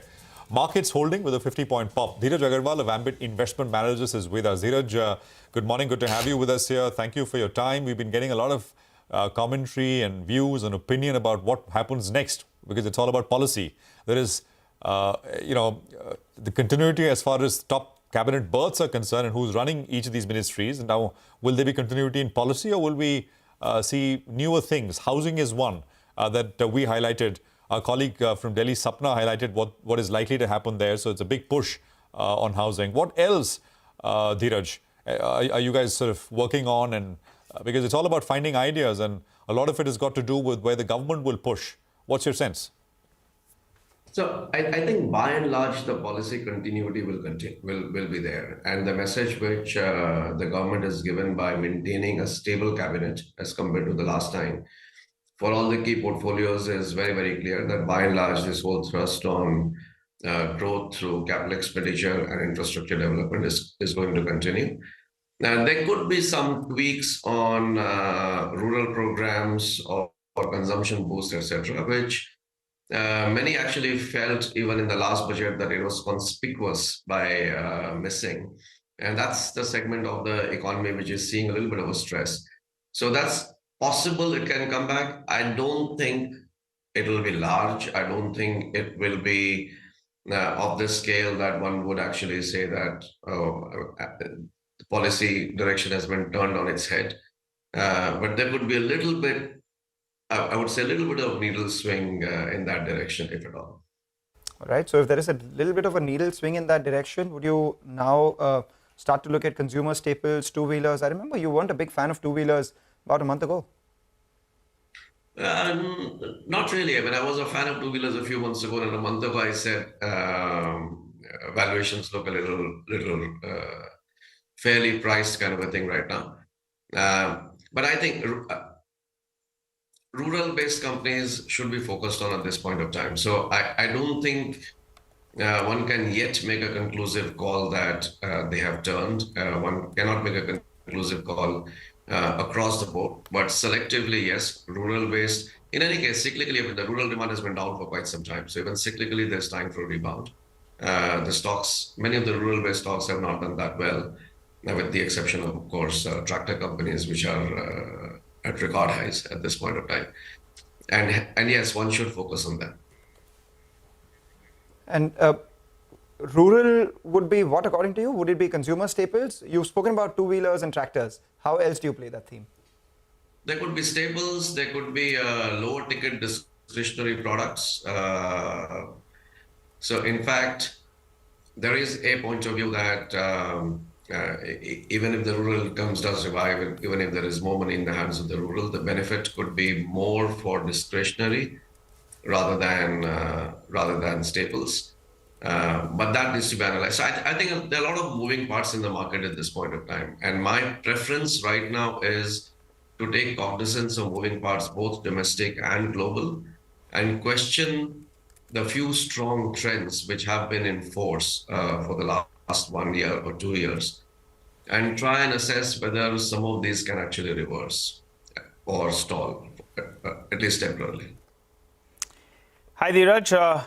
Good to have you on the show. What's new then? What else do you like? I mean, the market is hungry for ideas. In the near term, the headline index could consolidate, one would think. Maybe we go a couple of percentage points up from here.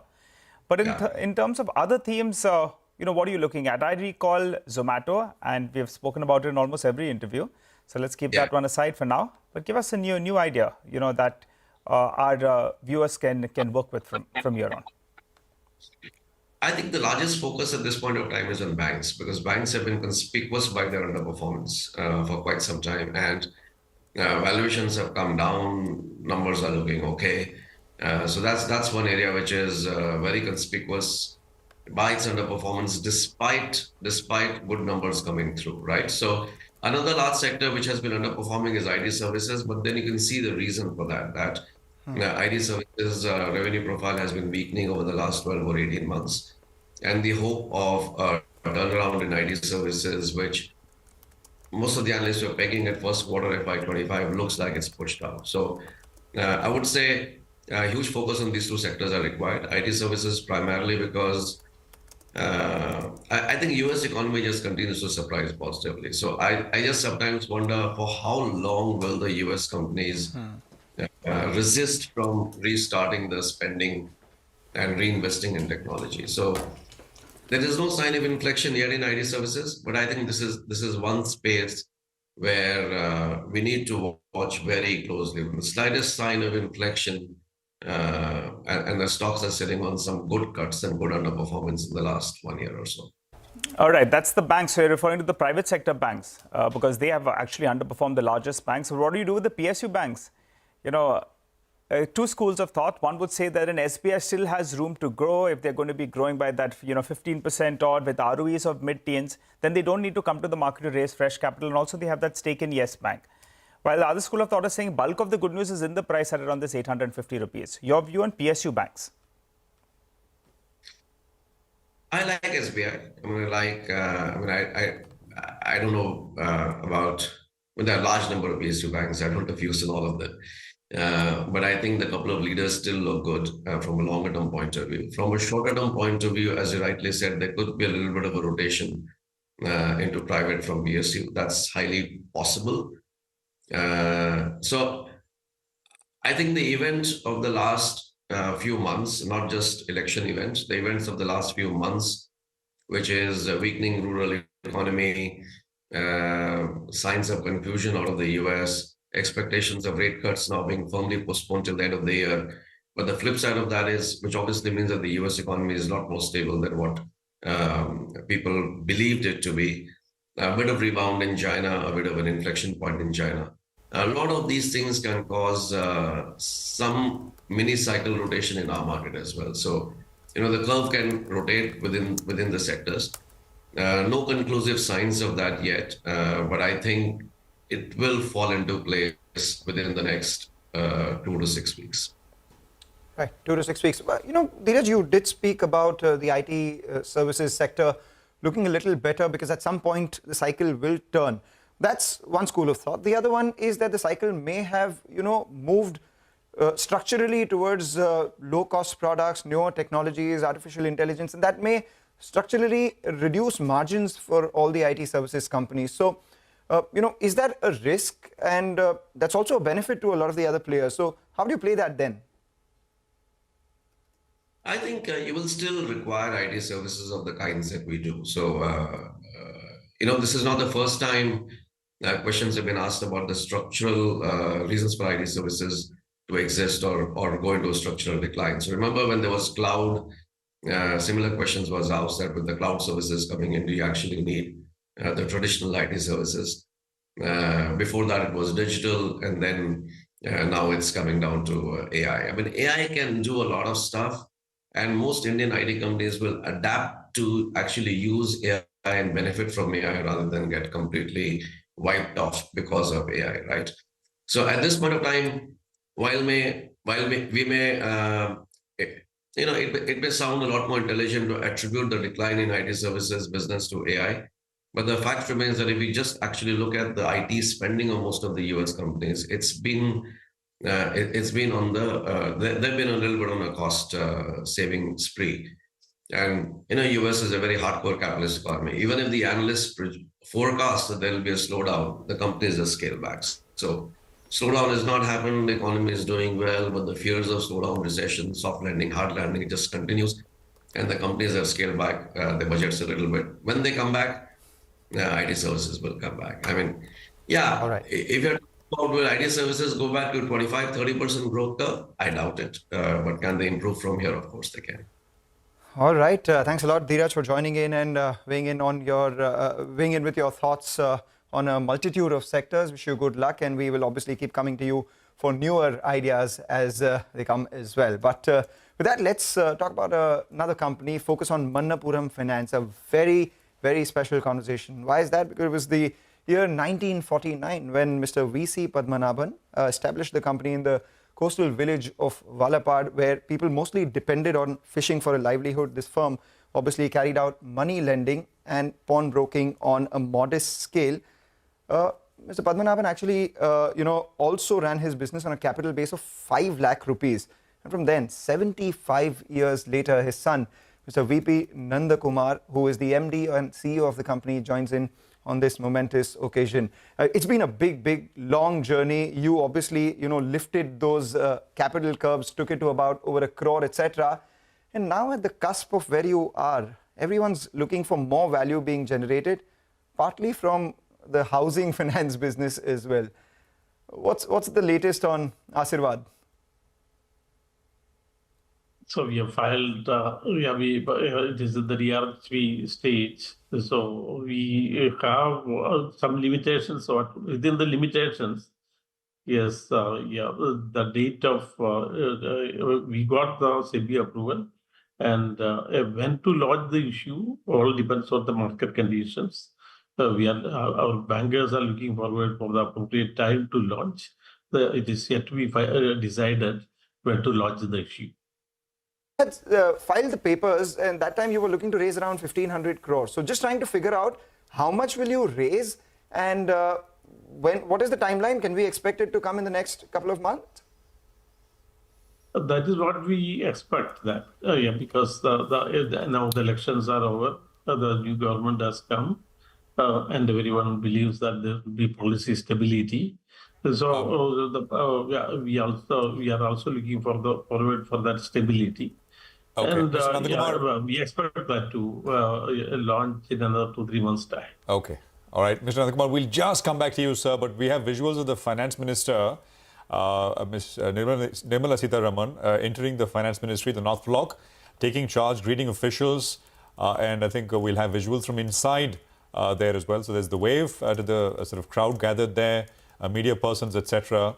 And we do hope there will perhaps at some point there will be a sort of soundbite after she takes charge for the record third time. I mean, so this is quite incredible as far as the Finance Ministry is concerned. So Nirmala Sitharaman taking charge as the Finance Minister in the NDA 3 government. But we have the Manappuram management with us, so let's continue the conversation. Yep. Yeah. All right, Mr. Nandakumar, good morning. Nigel on this side. And first of all, congratulations on the anniversary. I'm looking at the valuations, and the street believes that valuation-wise, at least you have support from here on. You have another competitor in the market which is trading at far higher valuations. So that aside, let's get some numbers going now. On the gold finance business, what is the growth that you're guiding for in this year? If you could give us that number. You could break it up in terms of tonnage growth as well. And a quick comment, one of the large players in the gold finance segment is out of the market, and that happened in March. Are you seeing some incremental market gains for your company? So this year, the gold loan growth is seen good because the post-COVID, our target audience, they were in difficulty. So their demand for credit has gone up. So our ticket size means our average ticket size is around 75,000, and the average life of the loan is for 3 months. So the customers are mostly from the middle class and lower middle class. Their requirement for money is the catalyst for our growth, key driver for our growth. And we hope they have started coming. So we expect around 12 to 15% growth during the current year. That is the trend also now. And any incremental gains because one of the large players are out of the market? So yeah, that is distributed to all the players. There are many players here, banks, non-banks, cooperatives, etc., etc. That is some marginal gains are there. Other than that, we don't see much about that. Mr. Nandakumar, we'll just come back to you. Those are visuals coming in. I spotted Mr. Somanathan there. He's there, right there, the background. In the background, the finance secretary.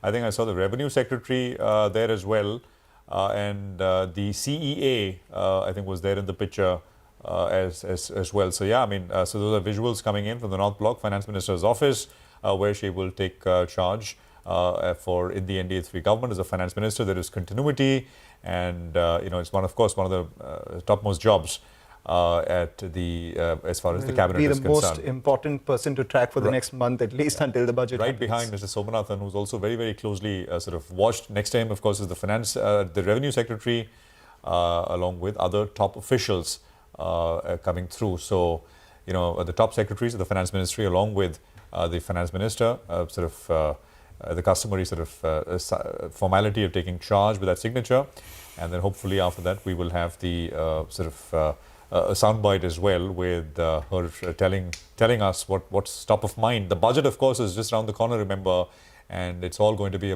about, at least from a market perspective, expectations, what will find favor, what will be the focus, etc., etc., etc.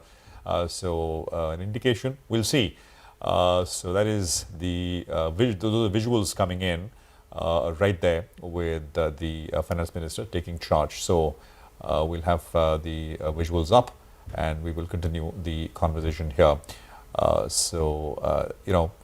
stay on that for a bit longer. I think, okay, we'll come back to it when we have the soundbite. I think Mr. Nandakumar is back with, is of course holding on, he's waiting. Mr. Nandakumar, good morning, sir. Prashant this side, congratulations. 75 years, it's momentous, it's a long journey, it's, one of the oldest companies in the space from Kerala. Now, just a quick point, I don't think we've spoken to you, sir, and on that point about one competitor out of the market, that we don't know yet, but we do know that the RBI appointed audit is finished. So we don't know when that will come back. But you're saying that it's an industry-wide impact. So whatever happens, it's not as if you specifically will be impacted one way or the other. I mean, it helped the industry, of course, with lesser competition. And as and when that competitor comes back, I mean, we'll see what happens overall. But on that 20,000 rupee cash dispersal rule which the RBI emphasized in the month of May, I think, middle of May, Mr. Nandakumar, could you tell us, is there an impact? Because from what I understand, I mean, this was because, of course, gold finance is such an old business and it was run in its own fashion, and there have been very, very, very little delinquencies. But now, of course, the RBI is insisting that everybody follow this norm. Not just some of the newer players, but also old veterans like you. Do you see an impact on growth rates, and what have you already seen? Go on, sir. The impact is positive only. This direction came on 7th of May, and from 8th morning we have introduced that fully across the branches. One good thing for us was 63% of all the loans were in the online gold loan mode, which was through the bank account only. And the balance, some 23% were small loans below 20,000. So the difference is not very big. So as we have a seamless process, etc., already established here, we are the pioneers in that. So the impact was only positive, and we hope will be benefited because of this introduction of these. So around 15% of your loans fell in that category, over 20,000 in cash. Right. So, but how would it be positive, sir, at the margin? Could you explain? See, this measure? We cannot disburse anything more than from 20,000 and above. We have to disburse only into the bank account. Correct. So we have started this online gold loan dispersing into the bank account and operating through the bank account around 5 years back. And that was working seamlessly. It is very comfortable for the customer. They can avail the loan. Only then they need to come to the branch and deposit it. Then thereafter, they can transact online 24 hours, 365 days. So they were using that, and more people are attracted. Now, as these are working seamlessly, we didn't find any difficulty in the transition to the new regulation, new guidance, and we have done that on the very next day of the instruction from the RBI. Right. Let's talk about the other parts of your portfolio then. As the graphic tells us, the parts that are growing very fast for you, CV as well as home loans. CV, the industry is expected to not grow fast. In fact, some are expecting it to decline as well. In light of that, what's the sort of growth that you foresee for your CV portfolio and your home lending portfolio? So these businesses were our horizontal expansion. So these diversification was based on the demand from our customers. We have a trusted customer base, of which 80% of these customers are repeat customers. Customer loyalty in gold loan is very high. And they were asking about from this 10 million customers. They were asking for some home loan. These are all affordable housing. Our average ticket size is below 10 lakhs. So similarly, for MSME loans, these MSME customers, gold loans are of shorter tenure. They wanted to have a longer tenure. They were ready to offer their shop building or their residential property as mortgage. That's why we have entered into this.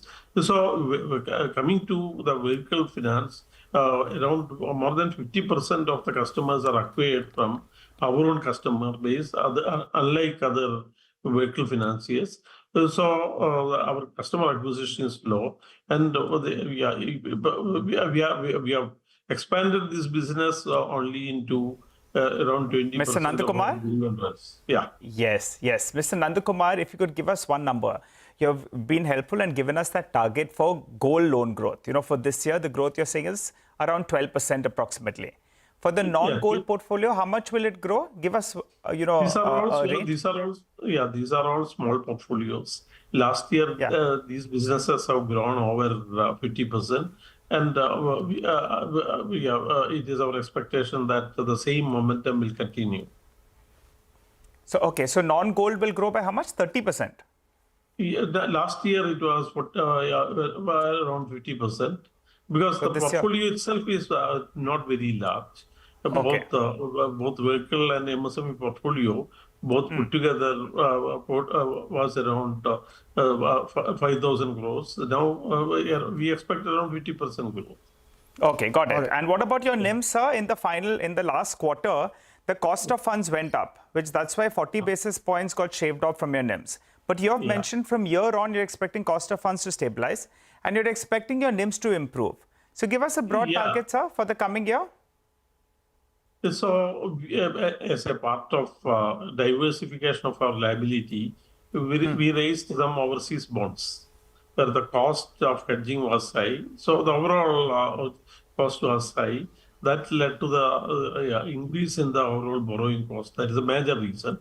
So as we are getting a better growth compared to last year, we are confident about maintaining our targeted ROE of 20% during this year. So a slight decline in net interest margin is not a concern for us to achieve our target of for NIMs that you have. You have an ROE target, sir, for 20%. You've said that you'll maintain your ROE at 20%. What would the NIMs be? Would we see them improve from last quarter levels? No, NIMs may slightly decline. Even then, we don't. It is not a concern for us because we are getting a better leverage during this year. So that it will be compensated with that, so that ROE of 20%, we are confident of achieving that figure.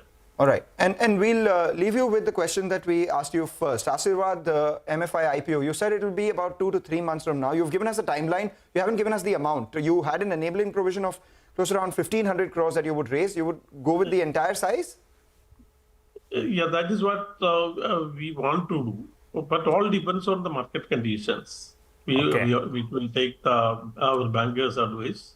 So accordingly, we will decide on that. Okay. Very quickly, sir, we have to ask you this. A couple of brokerages, they mentioned that Manappuram is a potential acquisition candidate. A quick comment on that? So, this market speculation was always there. I used to hear for so many years. But I don't think it will happen. It's only mere speculation. So it's just speculation. You're not an acquisition candidate. Well, we appreciate you joining in, sir. Congratulations yet again on the anniversary, 75th anniversary. Hoping the next 75 are even better for the company and clearing the air with regard to you're not an acquisition candidate. Wishing you a good quarter and good financial year ahead. For the time being, well, we'll slip into a short break. Up next, we'll be joined by Ankur Rudra of JP Morgan, who will put the spotlight on the IT sector. Stay with us.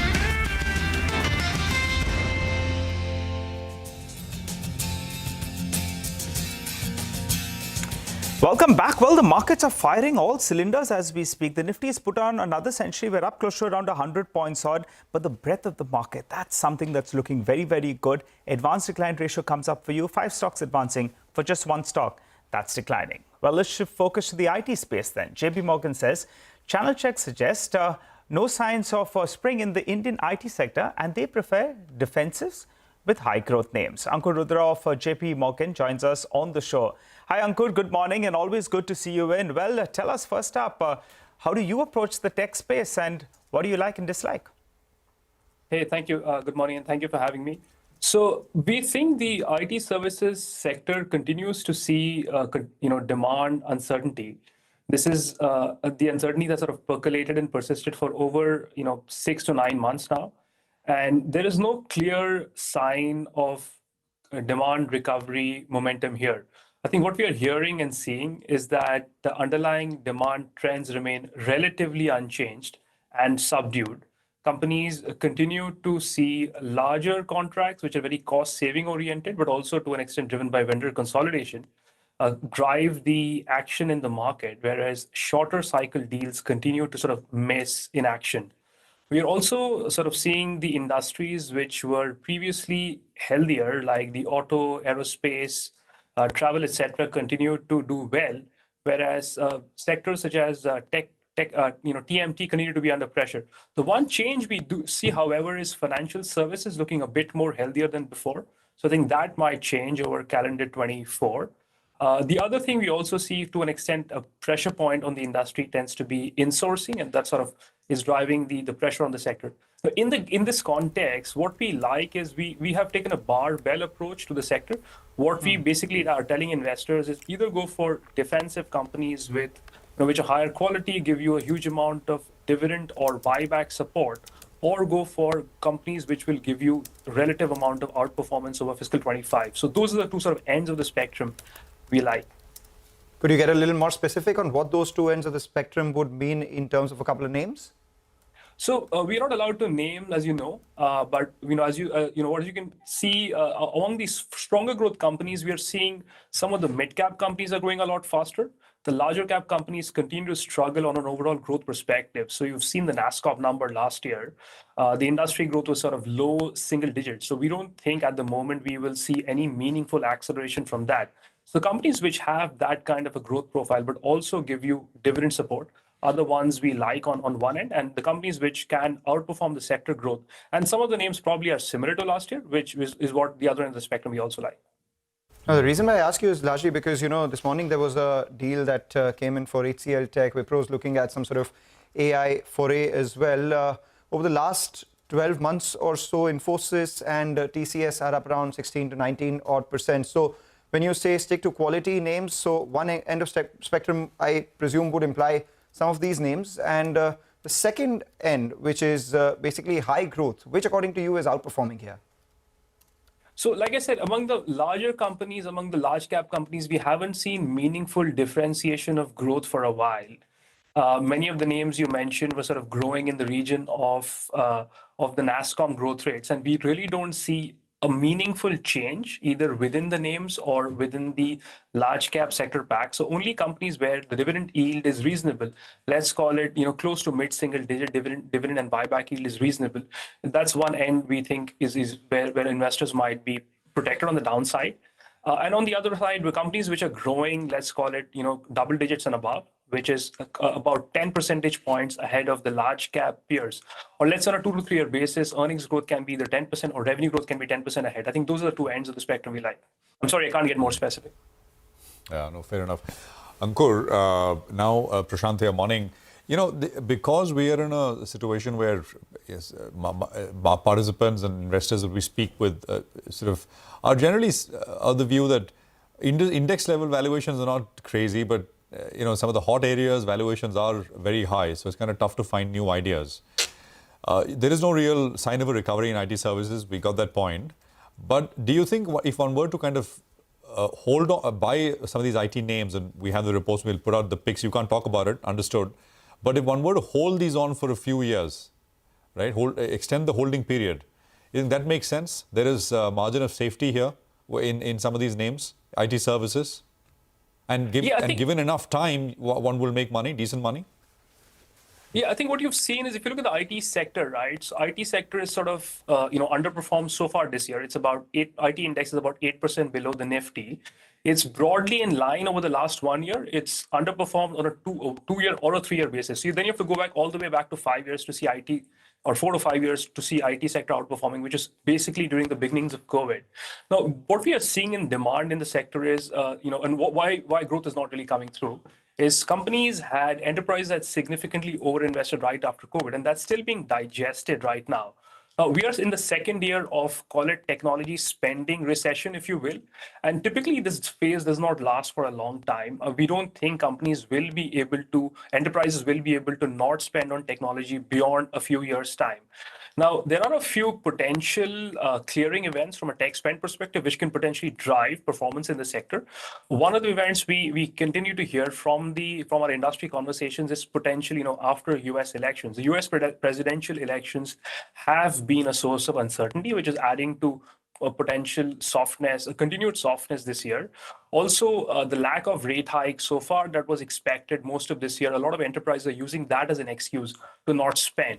So if any of these two clearing events, or if not both, play out over the next 12 months or so, I think that can really help the sector.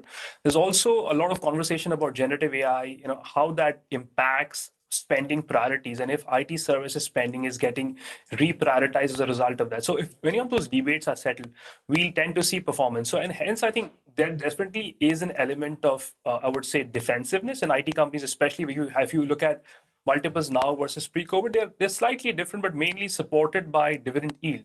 And hence some of the high quality dividend yield supported names look, I would say, defensive, and look where the margin of safety is not very low, I would say. So that's a yes. To my question, Ankur, that's a yes. You will make money if you buy and hold and wait, because it will turn. That's what I made out from your answer. Yeah, what I would say is, in the short term, we are, I would say, circumspect of demand. In the medium to long term, we are optimistic.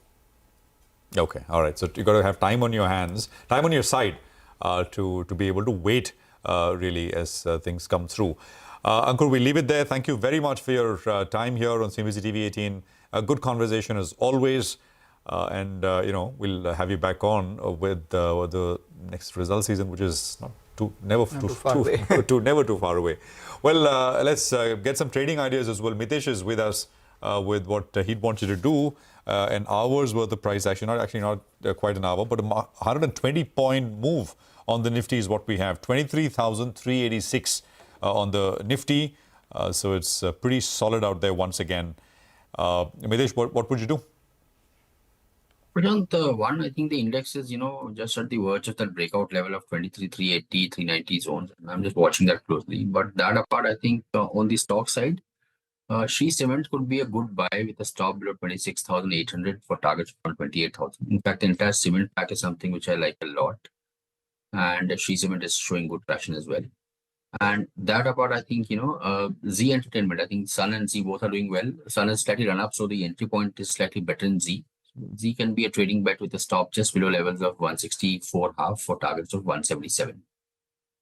Right, a couple of these infra names doing extremely well. We have Honeywell, which is up 3%. Industrials, so to say. ABB is up around 3%. Decent traction is what we're seeing on Siemens as well and Cummins. So these four, names really stand out in terms of gains currently at the high point of trade for Honeywell, Siemens, ABB, as well as Cummins. Any of those you like? Honeywell is something, which I'm extremely bullish upon. I think if I was to take a 12 to 15 month kind of view, don't be surprised if the stock goes double from here. So very bullish, very positive over there. It's more of an investment bet, but on the long-term charts, looking fantastic. So I think that's the only stock which I recommend because ABB and Siemens have already run up, and I think, some cool-off is needed on the short to medium-term charts, but this is just starting to break into that big movement on the upside. So Honeywell is something which I'll focus upon. If somebody wants to buy, keep a slightly deep stop at about 52,000. I think a target of 85,000 is the minimum, but I suspect we are looking at a 1 lakh kind of. Mitesh, Sun TV, any thoughts? I mean, it's back at August 2018 kind of levels.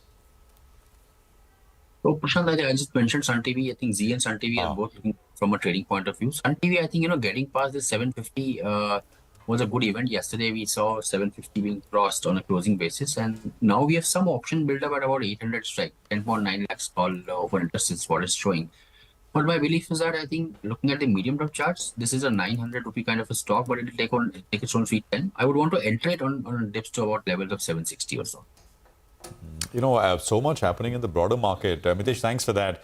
Look at Praj Industries. These were not in the mix in the morning when we started. 5.5% higher on Praj, if you can have that up. SCI was there, but Moil, manganese ore, that's up 5%. Stocks at about 534. Tanla Solutions is a big mover, 7%. It's the third largest volume traded name on the NSE. And HCC, which started slow, 3% after yesterday's big move. It's up another 7% today. So it's crossed the, it's crossed half a century, 50 rupees on HCC at this stage.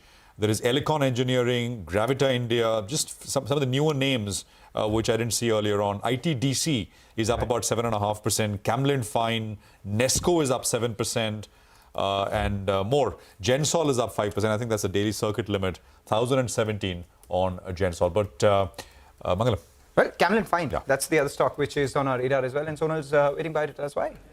Well, yes, Camlin Fine Sciences, that is in focus because the wholly owned subsidiary of the company, they have gone ahead and entered into a share purchase agreement. This is to acquire 100% stake in Vitafor Invest NV, which is in Belgium, and its underlying subsidiaries and associates as well. So there'll be the 100% stake that this subsidiary will be buying out. Vitafor manufactures and trades in products which cater to the animal feed industry. Now, the details are as follows. In the calendar year 2023, the company made revenues of 16.5 million euros. But it is a loss-making company. So there was a loss of around 1.1 million euros and the net worth of the company is around 6.78 million euros.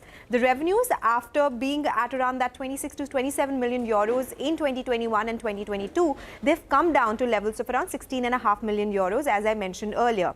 Now the consolidated debt is very high for this particular group that they have acquired. It's around 6.5 million euros.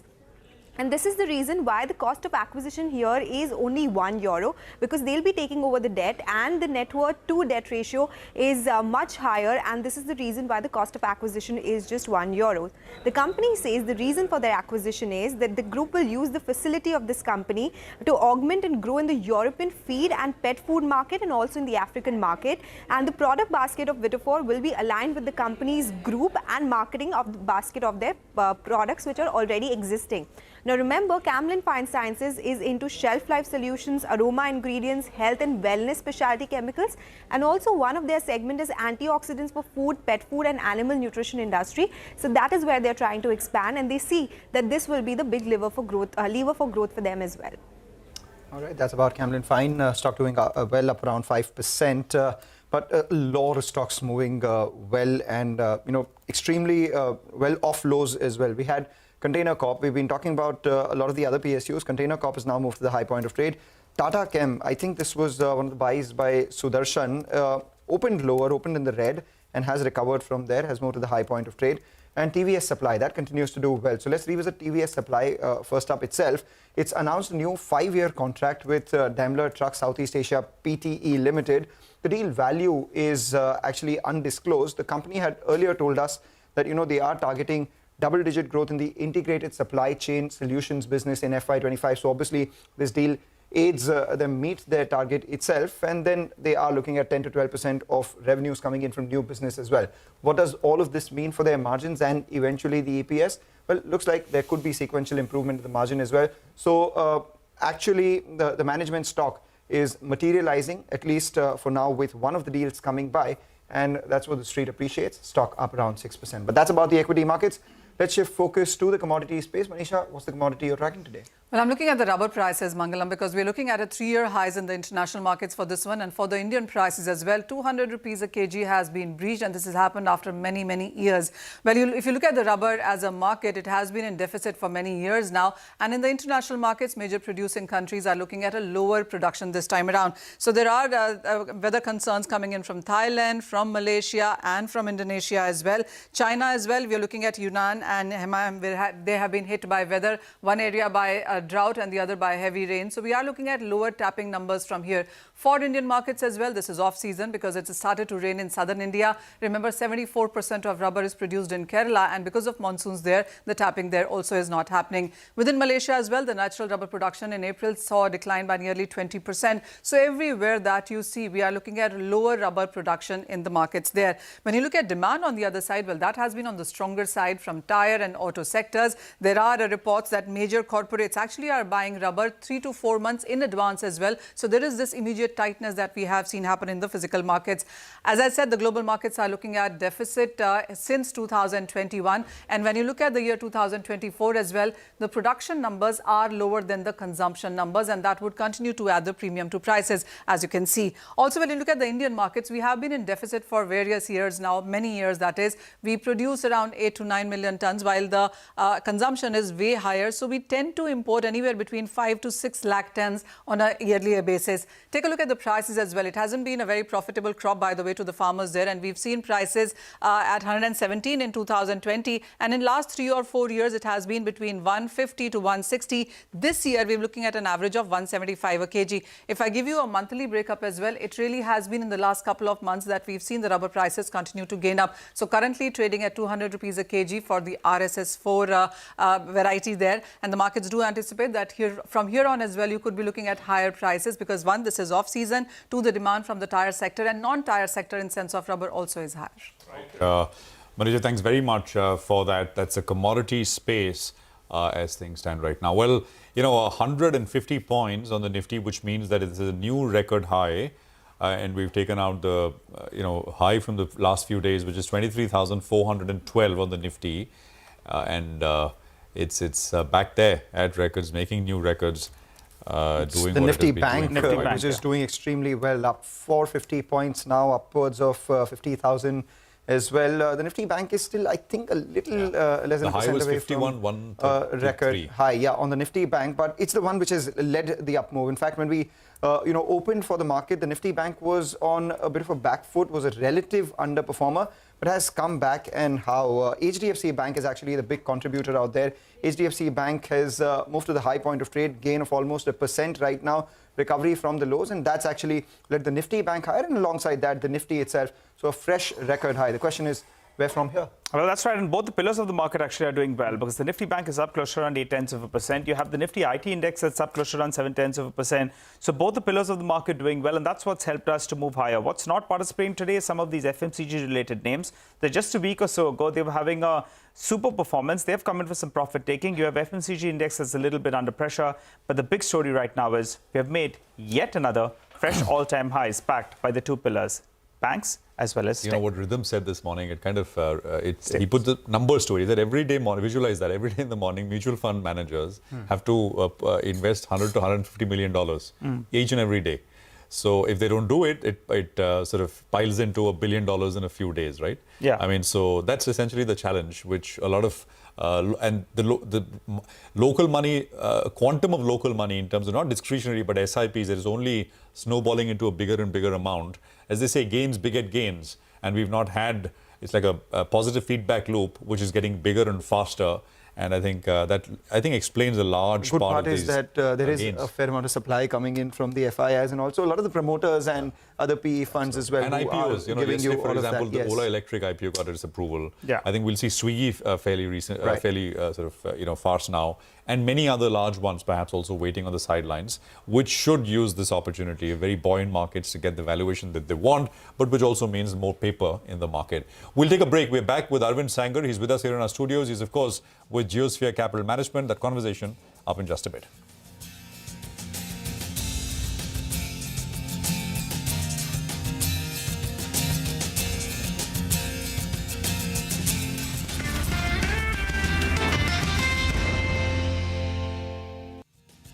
Be the first to go to the heart of all the top stories that drive the day's agenda. Catch the award-winning India Business Hour live every night on YouTube with me, Shireen Bhatt. India Business Hour live on YouTube at CNBC-TV18 weeknights at 7 p.m.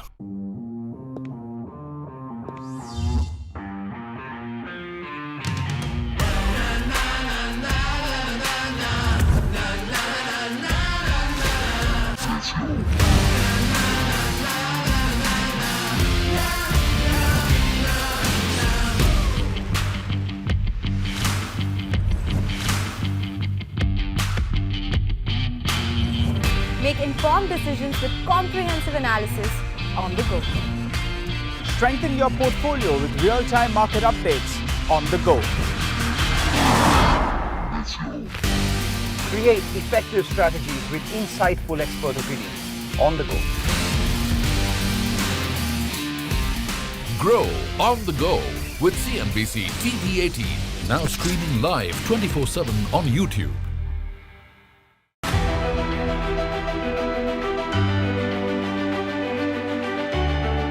The Indian markets have not just grown, they've broken several records in the last 25 years. India's contribution to incremental global GDP was as low as 0.2% 25 years ago.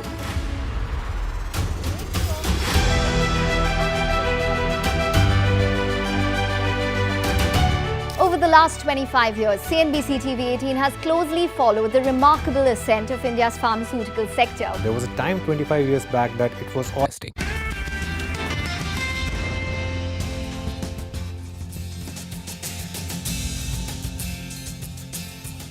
Okay, well, new record highs, and I think it's a nice moment to get in Arvind Sanger, managing partner at Geosphere Capital. He's with us here in our Mumbai studios all the way from New York. Thanks very much, Arvind. It's good to see you in person. We always have these early morning chats over the line, but great to have you here. Arvind, I mean, record highs, and it's almost as if nothing happened. Last week and last Tuesday specifically, it did not happen, but it did happen. So there was a bit of a mini heart attack, and then the market moved on. And the momentum is very, very strong. What do you make of it? And your prognosis for the near to medium term? Well, look, the best news from the market standpoint is continuity. And if I may be, delve into the political arena, which is not my specialty, it looks like the government is going to be more focused on the economic side, and they may have less ability to do some of the social agenda. So that means economics becomes even more important as a kind of a focus for the Prime Minister and the coalition. And I think, I know everybody talks about the big four from a cabinet standpoint. I would say the big three from an investor standpoint would be the finance minister, which really is finance minister plus the PMO. And then you have the commerce minister, and then you have the roads and surface transport. And I think infrastructure is important, fiscal discipline is important, and the Make in India, PLI, all of that is going on, that is important.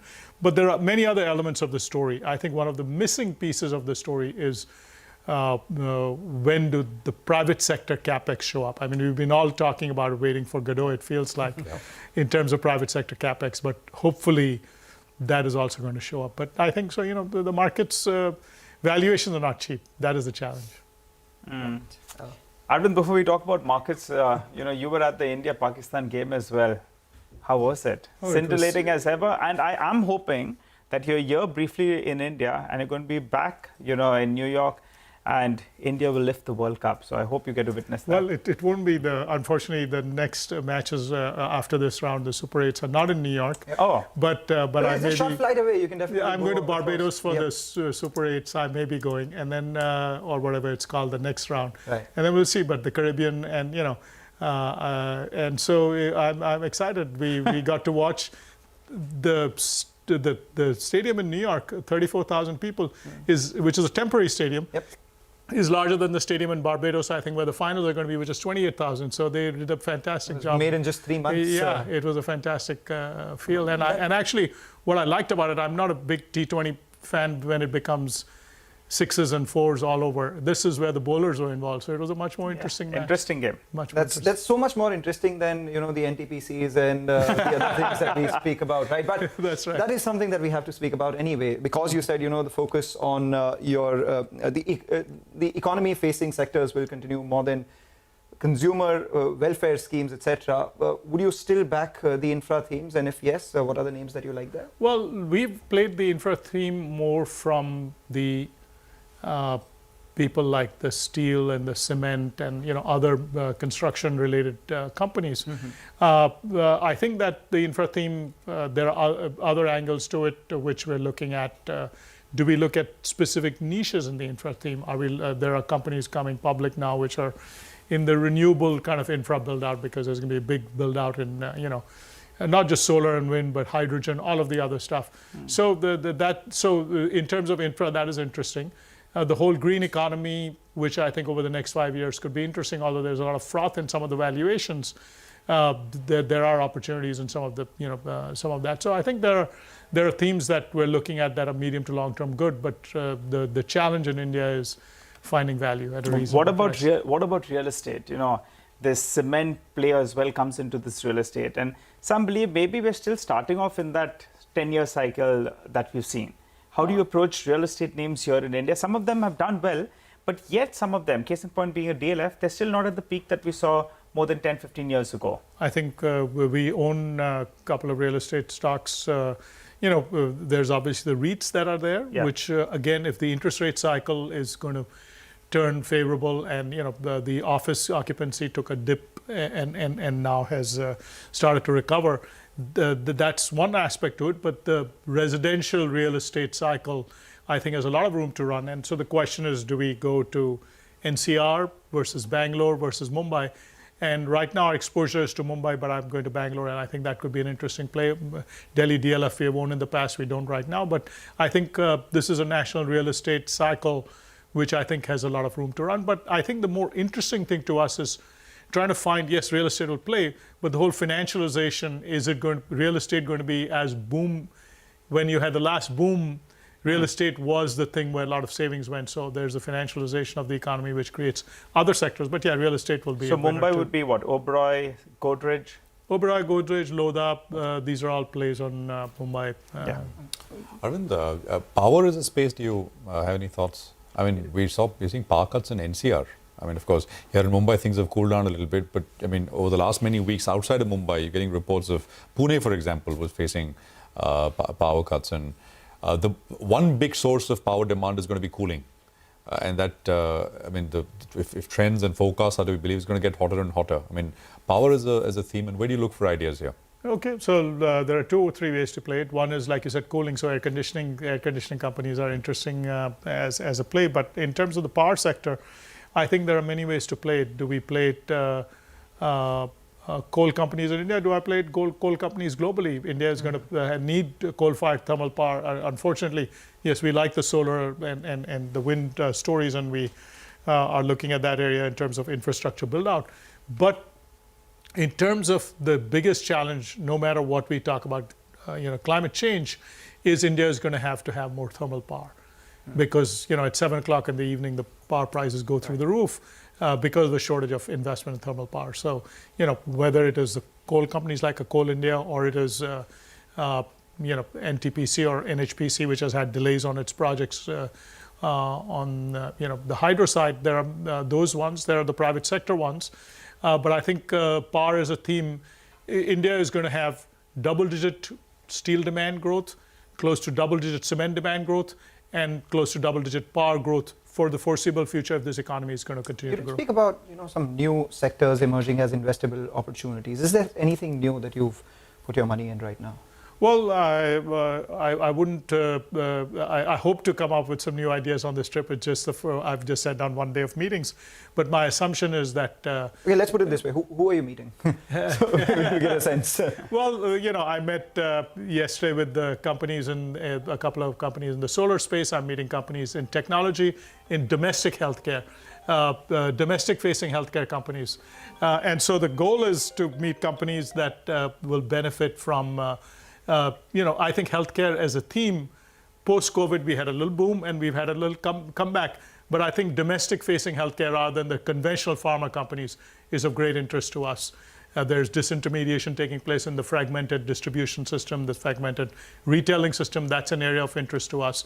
Technology companies that are doing innovative things that are India companies, not just an IT outsourcing story. These are some of the areas that we're looking at which could be interesting, which are not the conventional ways that people play the large cap liquid, Infosys, TCS type of names. So we're looking at more domestic economy rather than just the export-facing economy. Right, your phone was ringing. Maybe that's the next meeting. Thank you very much for joining us. Great conversation, and do visit us next time you're here. And in the meantime, we'll chat with you down that line from New York. Thank you very much, and have an enjoyable visit.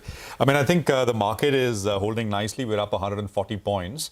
And we're at 23,400 plus new highs in the first one and a half odd hours of trading. It's time for a quick commercial break here. On the other side, it's a special segment, is the economy. My colleague Lata will get chatting with Girish Kumar Kadam and K. Ravichandran of ICRA. And we also have Abhishek Tyagi of Moody's Ratings for an exclusive chat to decode the state of infrastructure investment. Stay tuned.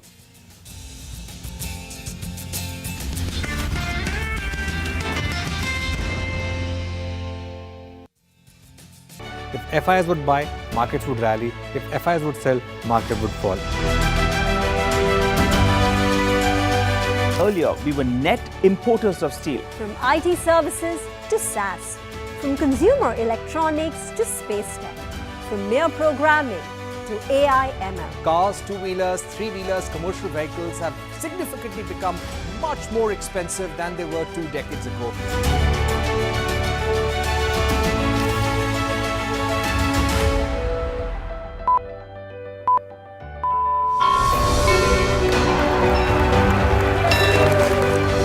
Discounting is high there, but their focus is squarely on the 125cc segment.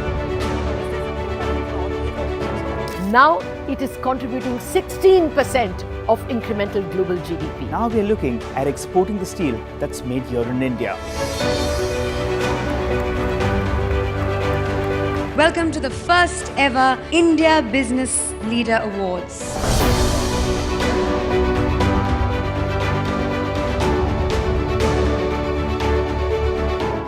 cars, two-wheelers and vehicles generally being manufactured today are much lower on emissions and much higher on safety. India's technology industry has been at the forefront of cutting-edge innovation over the last 25 years. It's the retail which is the driving force for the market right now. Clearly, we have arrived on the global economic stage.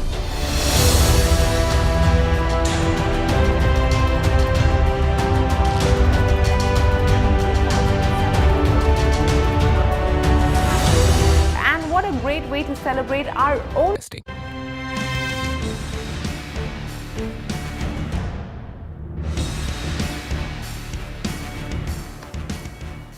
Welcome to It's the Economy. Even as the new government begins budget preparations, the widespread expectation is that capex and infra push will continue to remain a strong pillar of the budget and policy. Rating companies ICRA and Moody's have organized a timely seminar on the state of Indian infrastructure investments and how much investment is needed and possible in areas like renewables, roads, ports, airports, the words that we are likely to hear in the budget. Joining me to give us a summary of their arguments are Girish Kumar Kadam, Senior Vice President and Group Head Corporate Ratings at ICRA, Ravi Chandran, the EV and Chief Ratings Officer at ICRA, Abhishek Tyagi, VP and Senior Credit Officer, Projects and Infrastructure Finance at Moody's. Gentlemen, thank you very much indeed for your time. We have to cover a large ground very quickly. Mr. Ravi Chandran, first to you. First of all, has the private capex cycle picked up? Has it taken the baton from the government at all? Yeah, thanks, Lata, for inviting us to your show. On the capex front, so far as we're aware, Government of India has been driving the capex cycle through good amount of allocations on the roadside and railways and defense, which is crowding in private sector investments. If one looks at the order book position of some of the private sector companies, they are brimming with orders, so to the extent it's good. But moving ahead on the private sector, pure play capex, I believe this will pick up over the medium term, especially in sectors like oil and gas, the metals and mining, airlines and hotels and healthcare and so on and so forth. These are the areas where we are seeing capex. In addition to that, the PLI-driven investments would also be forthcoming in segments like electronics and semiconductors and textiles and solar modules and so on and so forth. Unlike the previous capex cycle, where it was dominated by investments in the thermal power and refining, etc., where they were really capital guzzlers. In the current cycle, we are seeing investments more on the green side, especially green hydrogen, green ammonia, EVs and battery charging, etc. Where the nature of the capex is somewhat changing, which are not capital intensive, because of which you don't really feel the impact that private sector capex has been, happening on the ground. But with more such investments happening, which are back-ended, I believe, the cycle will pick up over the short to medium term, especially now with the political stability. The sector will see renewed momentum on the capex front in the medium term. Can you give a number? When you say capex has picked up, is there some number, say, vis-a-vis pre the COVID? Yeah, it's obviously one thing that we look at is with regard to the capacity utilization at the aggregate level. So that has been hovering around 74-75% level. So still there are many sectors where they are operating at well below their capacity. So demand is something we are slightly concerned, and on that front, perhaps consumption is something needs to be given a renewed momentum. That some incentives perhaps would be required from the budget level. That could make a big difference. Otherwise, today most industries are operating at good capacity. I get it. Okay, since you spoke about renewable at such length, let me get Abhishek into the conversation. Abhishek, since you're from a rating angle, the problem with power, including renewable, could be the state of the discoms, the inability to pay. At the moment, are you confident of going into renewable sector without this overhang of credit quality? Thanks, Lata. See, the the overhang of state distribution companies have existed for last 15 years in this sector. Okay, but over the last couple of years, perhaps things have changed for the better. There have been improvement in the payment for the IPP selling part to the discoms. We have had this in the past as well. There were some false starts in the past which did not last, but so far over the last 2 years, I think we have seen that the receivable cycles for the companies which we rate, has been shortening. The payments are more timely. Having said that, for this to be sustainable, the tariffs eventually for the distribution companies have to be reflective of their costs. The subsidies from the government should be timely for the distribution companies, and they have been timely over the last 2 years, actually. But that needs to continue, and the key thing, for this to sustain would be the tariffs, that should continue to be a reflection of the cost of the distribution companies. Okay, I'll come back to you on which aspect, which part of the power segment you're most bullish on. But let me get Girish as well into the conversation. Girish, the government has been seen to be doing, as Ravichandran also said, doing a lot on infra. What are you expecting in FY25 itself in terms of a confirmation of where money will be spent, roads, ports, etc.? Which will be the flag bearers? Yeah, thanks, Lata. So in terms of non-power infra push, certainly, we expect, the policy focus to continue to drive very strong investments in the road sector. In fact, the budgetary allocation towards road sector by the ministry has gone up by more than 8 times over the last 10 years to touch about 2.7 lakh crore this year. And with that background, we expect the road execution to move up by around 8% to touch about 13,000 kilometers this year. Thanks to very healthy project pipeline, which is there for the sector, almost 45,000 kilometer project pipeline, and the fact that there will be a greater focus from the ministry to ensure faster project execution. So that's on the road side. Even on the port side, thanks to policy focus through Maritime India Vision Document 2030, there is a large investment potential. Almost 800 projects worth of 5.5 lakh crore have been identified. In fact, the progress has been a bit slower. About 20-25% of these investment quantum has already been spent, but the potential is quite significant with respect to capacity expansion in ports, port connectivity related projects, and also port modernization related projects. So that's on the port side. There are emerging infra sectors like data centers, where we see that there is a very solid investment pipeline, almost 1.5 to 1.6 lakh crore over the next 4 to 5 years. Thanks to the explosion in the data consumption that we are seeing, rapid digitalization, lots of favorable policy measures towards the data center as an infra, and also at the state level there are lots of concessions and the policy measures which are getting adopted, and which is why even the data center investment story is looking quite robust. More than that, even on the airport infra side, committed capex is also fairly large, although it is not to that extent what we see in the roads and power, but still about 55 to 60,000 crore of capex, which is committed even on the airport infra side, particularly towards greenfield airports in few cities, brownfield expansions of the airport terminals under Airport Authority of India, and so on. So overall, within the non-power infra side, the investment potential is fairly significant, thanks to policy focus, which is being continued. Okay. You don't think that road construction can slow a bit? After all, we are losing some time in terms of the earlier part of the year, election uncertainty, and then new government yet to take on. You still think that there will be a 5 to 8% jump in road execution kilometers achieved? Yeah, so we saw a very significant jump in the road execution, particularly last year, almost 20% jump.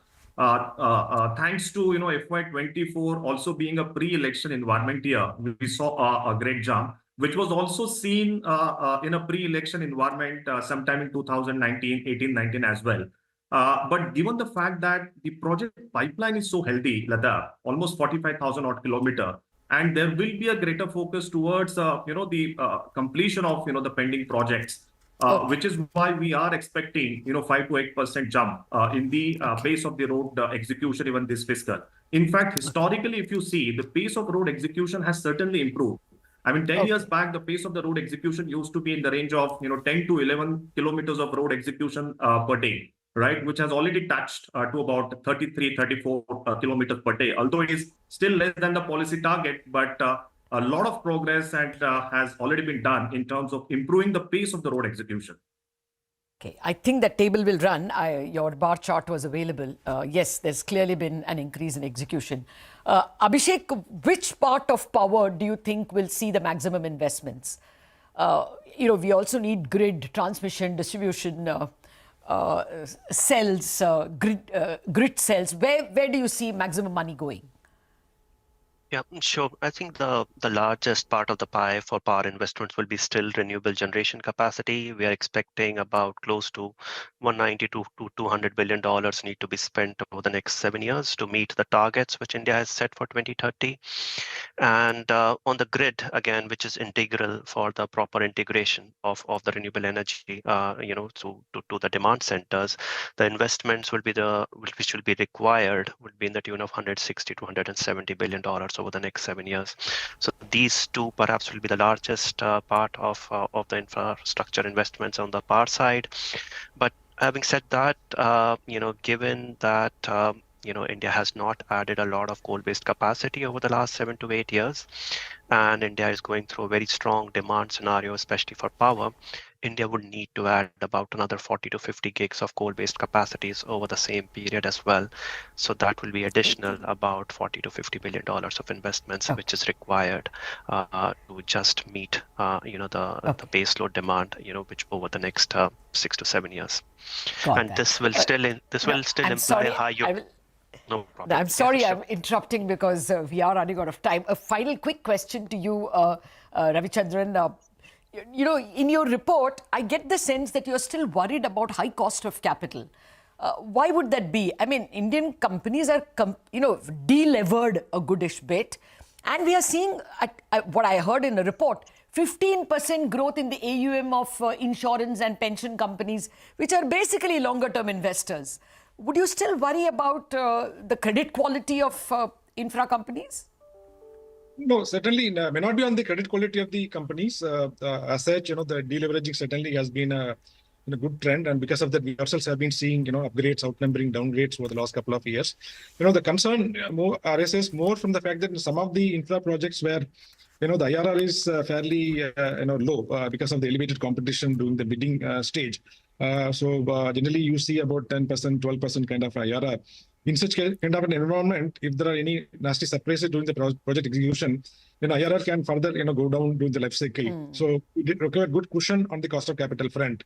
So currently, given the elevated interest rate environment, that's one of the concern. May not be a big headwind according to me, but in case that were to ease up a bit, it will really give relief to the project developers. Okay, we'll have to ensure that. We saw that in the 2012-2013 period, infra projects getting delayed for other reasons. I'm sorry we're out of time, but we will keep a close eye on your seminar and get more takeaways on the state of India's infrastructure. Thank you very much for joining us. Wrap up on Bazaar. Chartbusters coming up.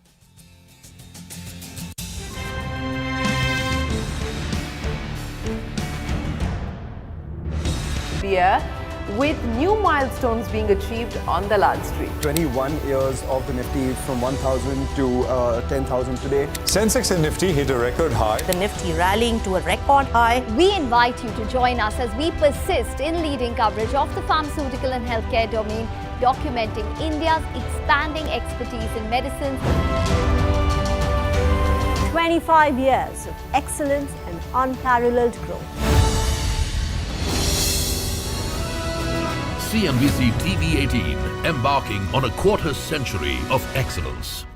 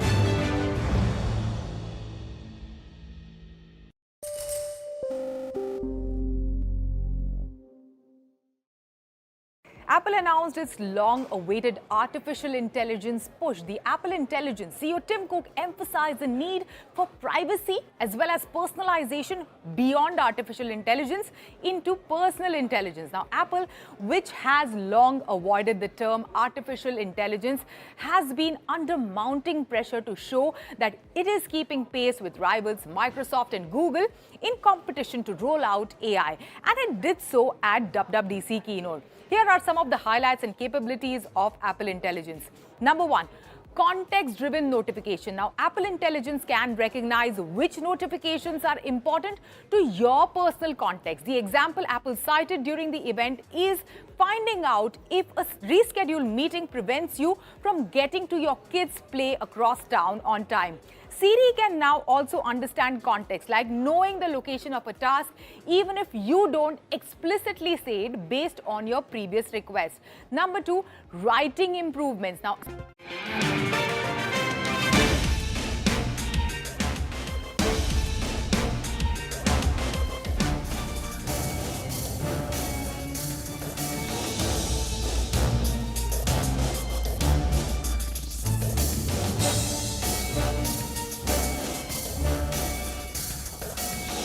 Nifty and the mid-cap index hit record highs as the market opens on a strong note. Metals and financials lead gains, FMCG and realty lag.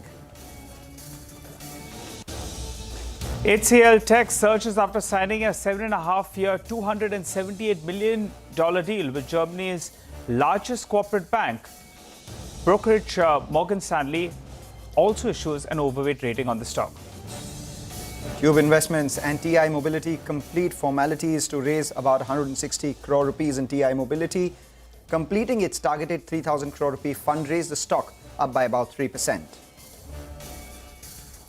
Go Digit Insurance net premium earned rises 42% on a year-on-year basis, while net profit doubles in the fourth quarter. The stock surges close to around 3%.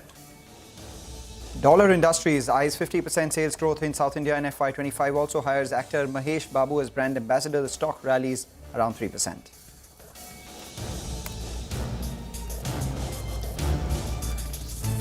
Hello and welcome to Chartbusters. I'm Nigel D'Souza. Joining me as always is Mangalam Malu. And as you can see to the top of the screen, it's all green. The Nifty is making a fresh all-time high.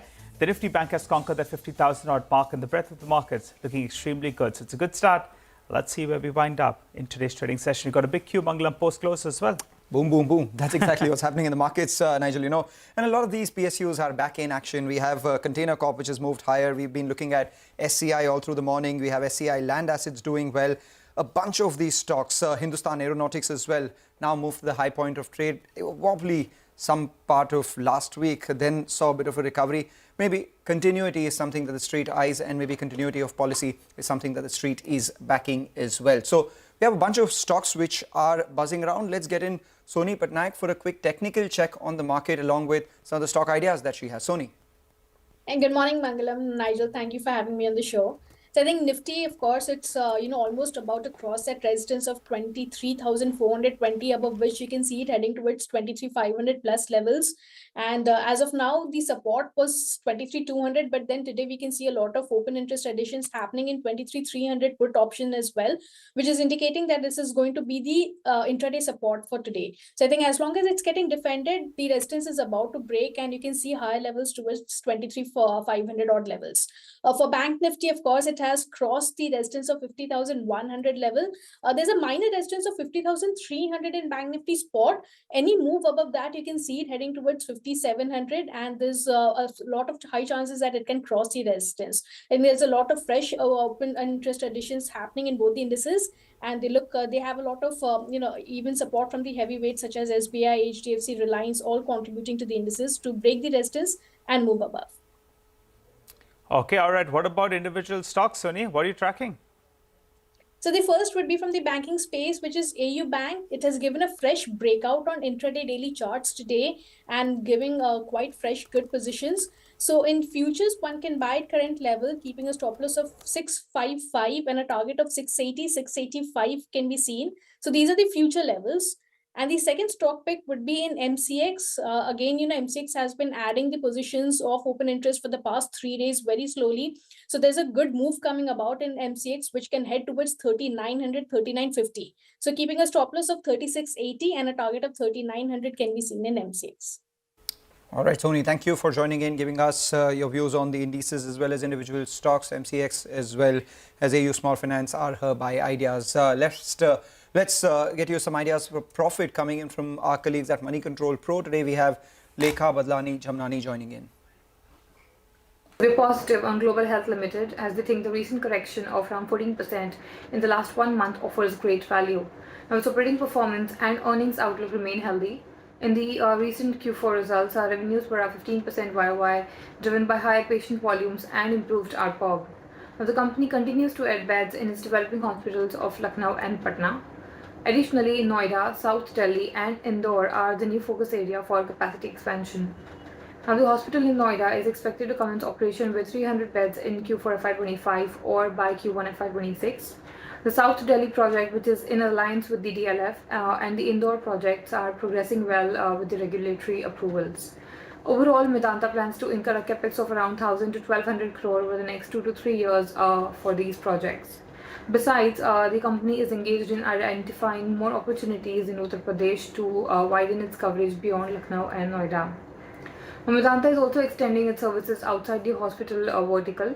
The pharmacy business, Medanta Labs and home care services all continue to grow well. The company has a healthy net cash position of around 700 crore to support all the expansion plans.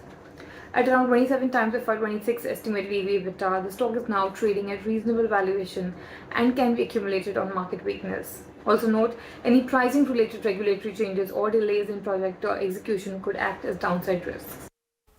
Thanks a lot for that, Lekha. Well, let's move on then. We spoke to Mr. Rhythm Desai, the Managing Director and Chief Equity Strategist India at Morgan Stanley, from the sidelines of their investment forum. Let's listen in to excerpts from that conversation as we slip into that break. EM as an asset class, especially because of China, is on the back foot. So it's actually the least preferred equity market in our global pecking order. And I think that's also reflected in the flows. So if EM as a whole is not receiving inflow, it is hard for India to receive inflow. When we do the calculations, we find out that fund managers with GEMS mandate, global emerging market mandates, are slightly underweight India. So ideally they should have been overweight because India is persistently a big outperformer in an EM context. But obviously, they have been worried about valuations and therefore they've been waiting for the market to correct. And the market is not obliging, so they remain underweight. India's weight in EM has gone up significantly in the last 3 years. So, we were at around 8% pre-COVID. We're now 17%. We are in a market where earnings are likely compounding at 20% for the next 4 or 5 years, and that makes the market cheap. I see some value in industrials, not all across the board. Industrials, I think, is probably the more tricky sector. I see a lot of value in the market. I see value in many places. Just to highlight a few, I see that in private banks. I think we are in a very sweet cycle. I think we have to be very selective in healthcare.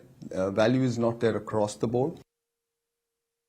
See, the intensity of oil to GDP has halved in the last 6-7 years. So we are less sensitive to oil. But if oil went up $30-40 all of a sudden, then it would create near-term pain. But otherwise, I think oil is a lesser concern for us than in the past.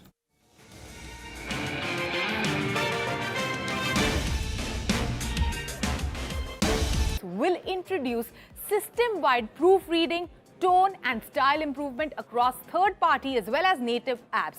Now, those who struggle with office emails, I often do, the emails would start looking more professional with Rewrite.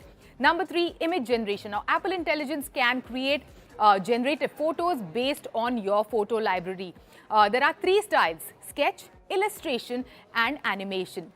Number 4, Of course, the announcement of much rumored partnership with OpenAI and improved Siri. Yes, Apple is integrating ChatGPT into Siri and the system-wide writing tools. You wouldn't need to create an account with ChatGPT to access it. You will be notified when you are using ChatGPT and you will be asked for permission before any information is shared.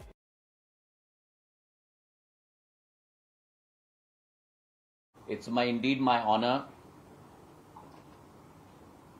that the Prime Minister has given me the responsibility of the Communications Ministry, have a tremendous role to play on a global stage as well as on a local stage to enjoin the hearts of millions of people across our country and across the world. Under his leadership, there has been a revolution.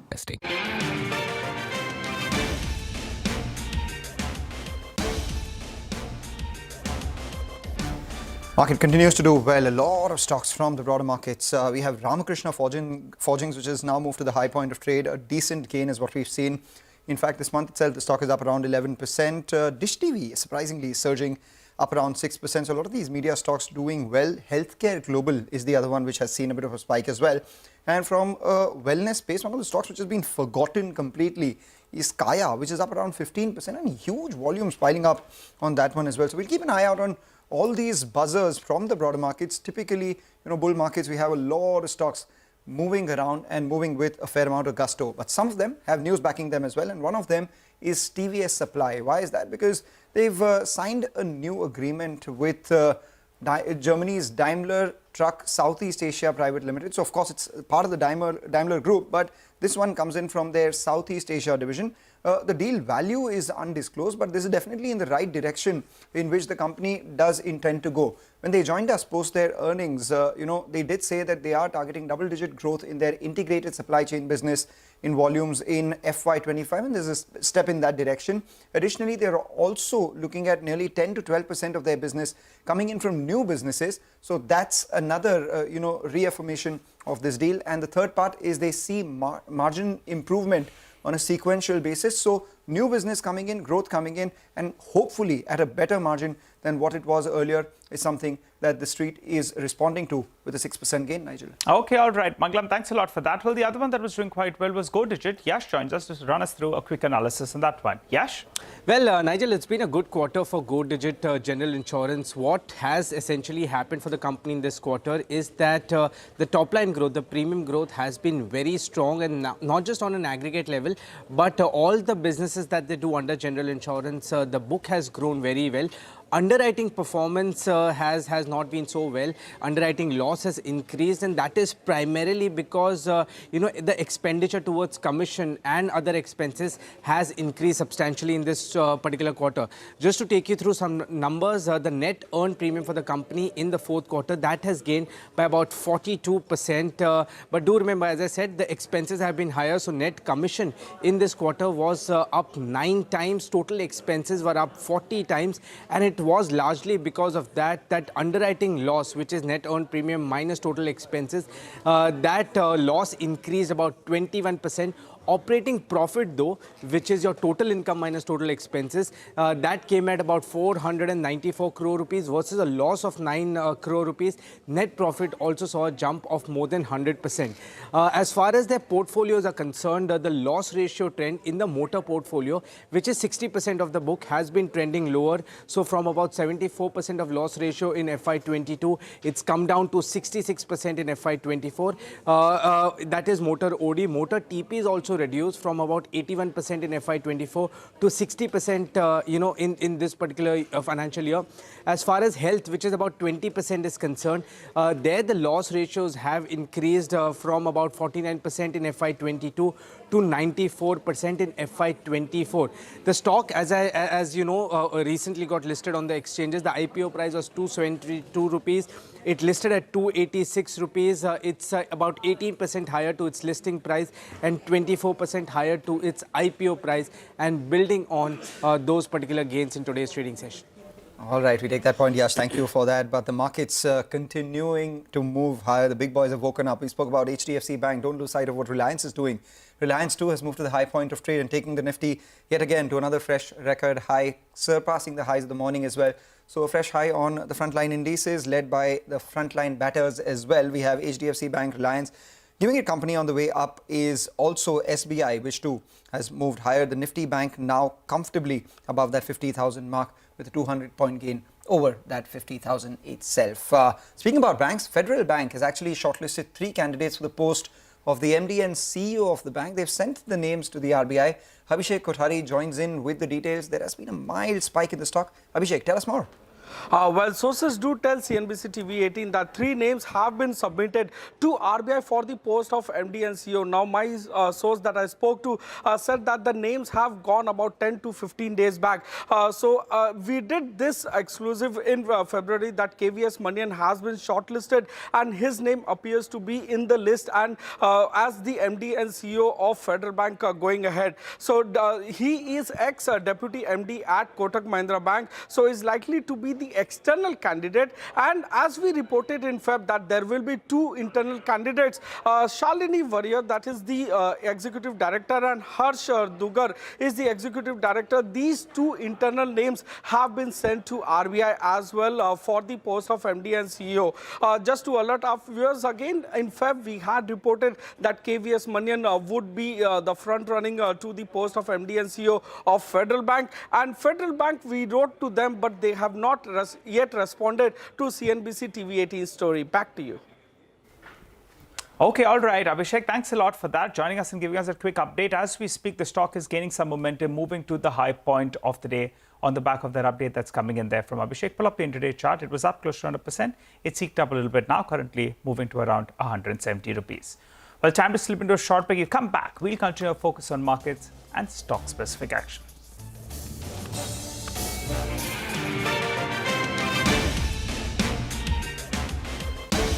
In this department, and on this day I vow to persevere and put in my best to ensure that we deliver.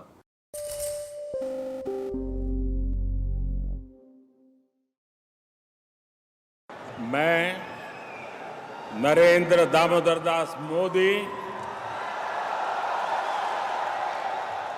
ईश्वर की शपथ लेता हूं कि मैं विधि द्वारा स्थापित भारत के संविधान के प्रति सच्ची श्रद्धा और निष्ठा रखूंगा।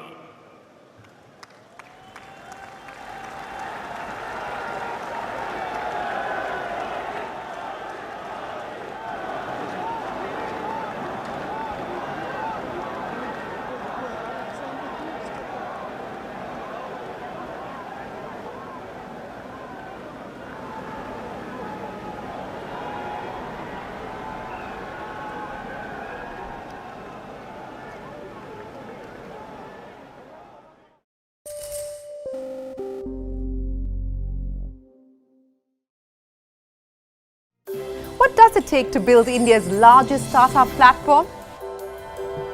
It takes a journey of starting out as an unknown.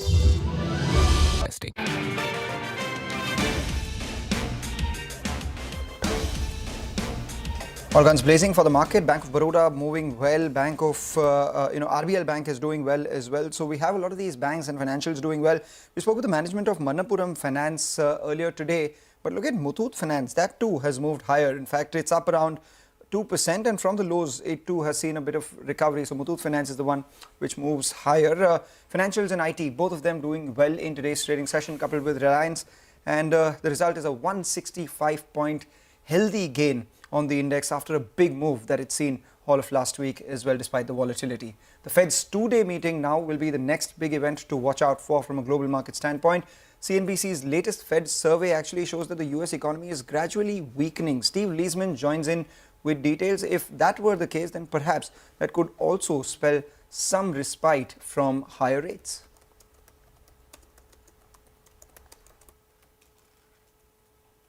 Some opinion coming in from the former Atlanta Fed President, Dennis Lockhart. as Wall Street awaits the Federal Reserve's decision. Yeah, I just don't think what the other central banks are doing is going to be that much of a consideration at the table. All right, that's about the US economy, US markets. No problems here. Near 200-point gain. When we started the show, it was around 150 points, and now it's moved higher. And hopefully it moves only higher from here on. But obviously, we will have to keep in mind it is important cues that will play out in the second half of trade. So up until then, from Nigel and me, the entire team, thank you for watching Chartbusters.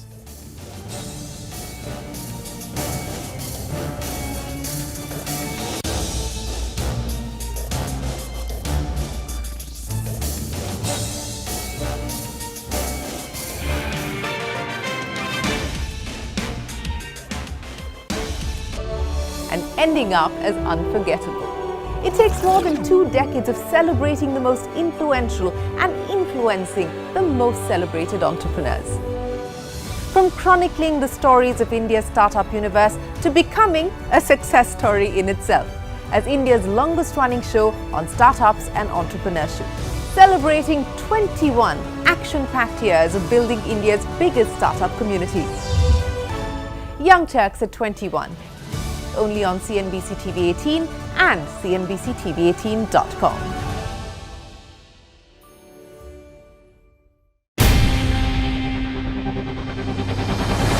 CNBC-TV18's most comprehensive and award-winning news show, India Business Hour, drops first on YouTube. So get the first access to the most influential architects of policies and politics, the key newsmakers of the day. Discover the big themes as we decode the business of markets, macros and more. Be the first to go to the heart of all the top stories that drive the day's agenda. Catch the award-winning India Business Hour live every night on YouTube with me, Shireen Bhatt. India Business Hour live on YouTube at CNBC-TV18 weeknights at 7 p.m.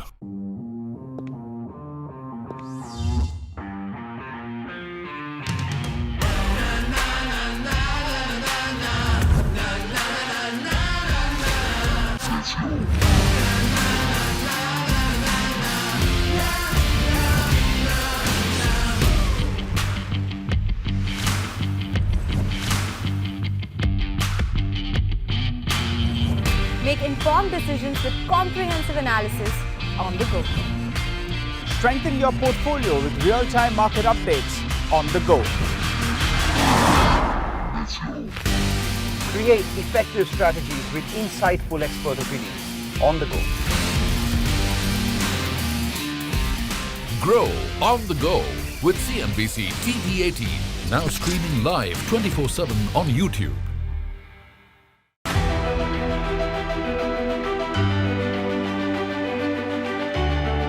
The Indian markets have not just grown, they've broken several records in the last 25 years. India's contribution to incremental global GDP was as low as 0.2% 25 years ago.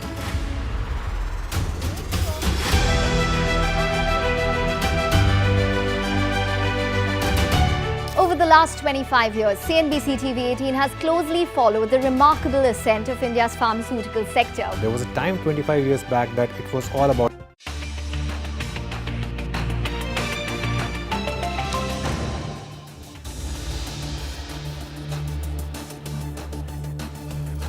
Well, this is trading hour, 11 o'clock. Markets are holding very, very nicely. It's a new record high.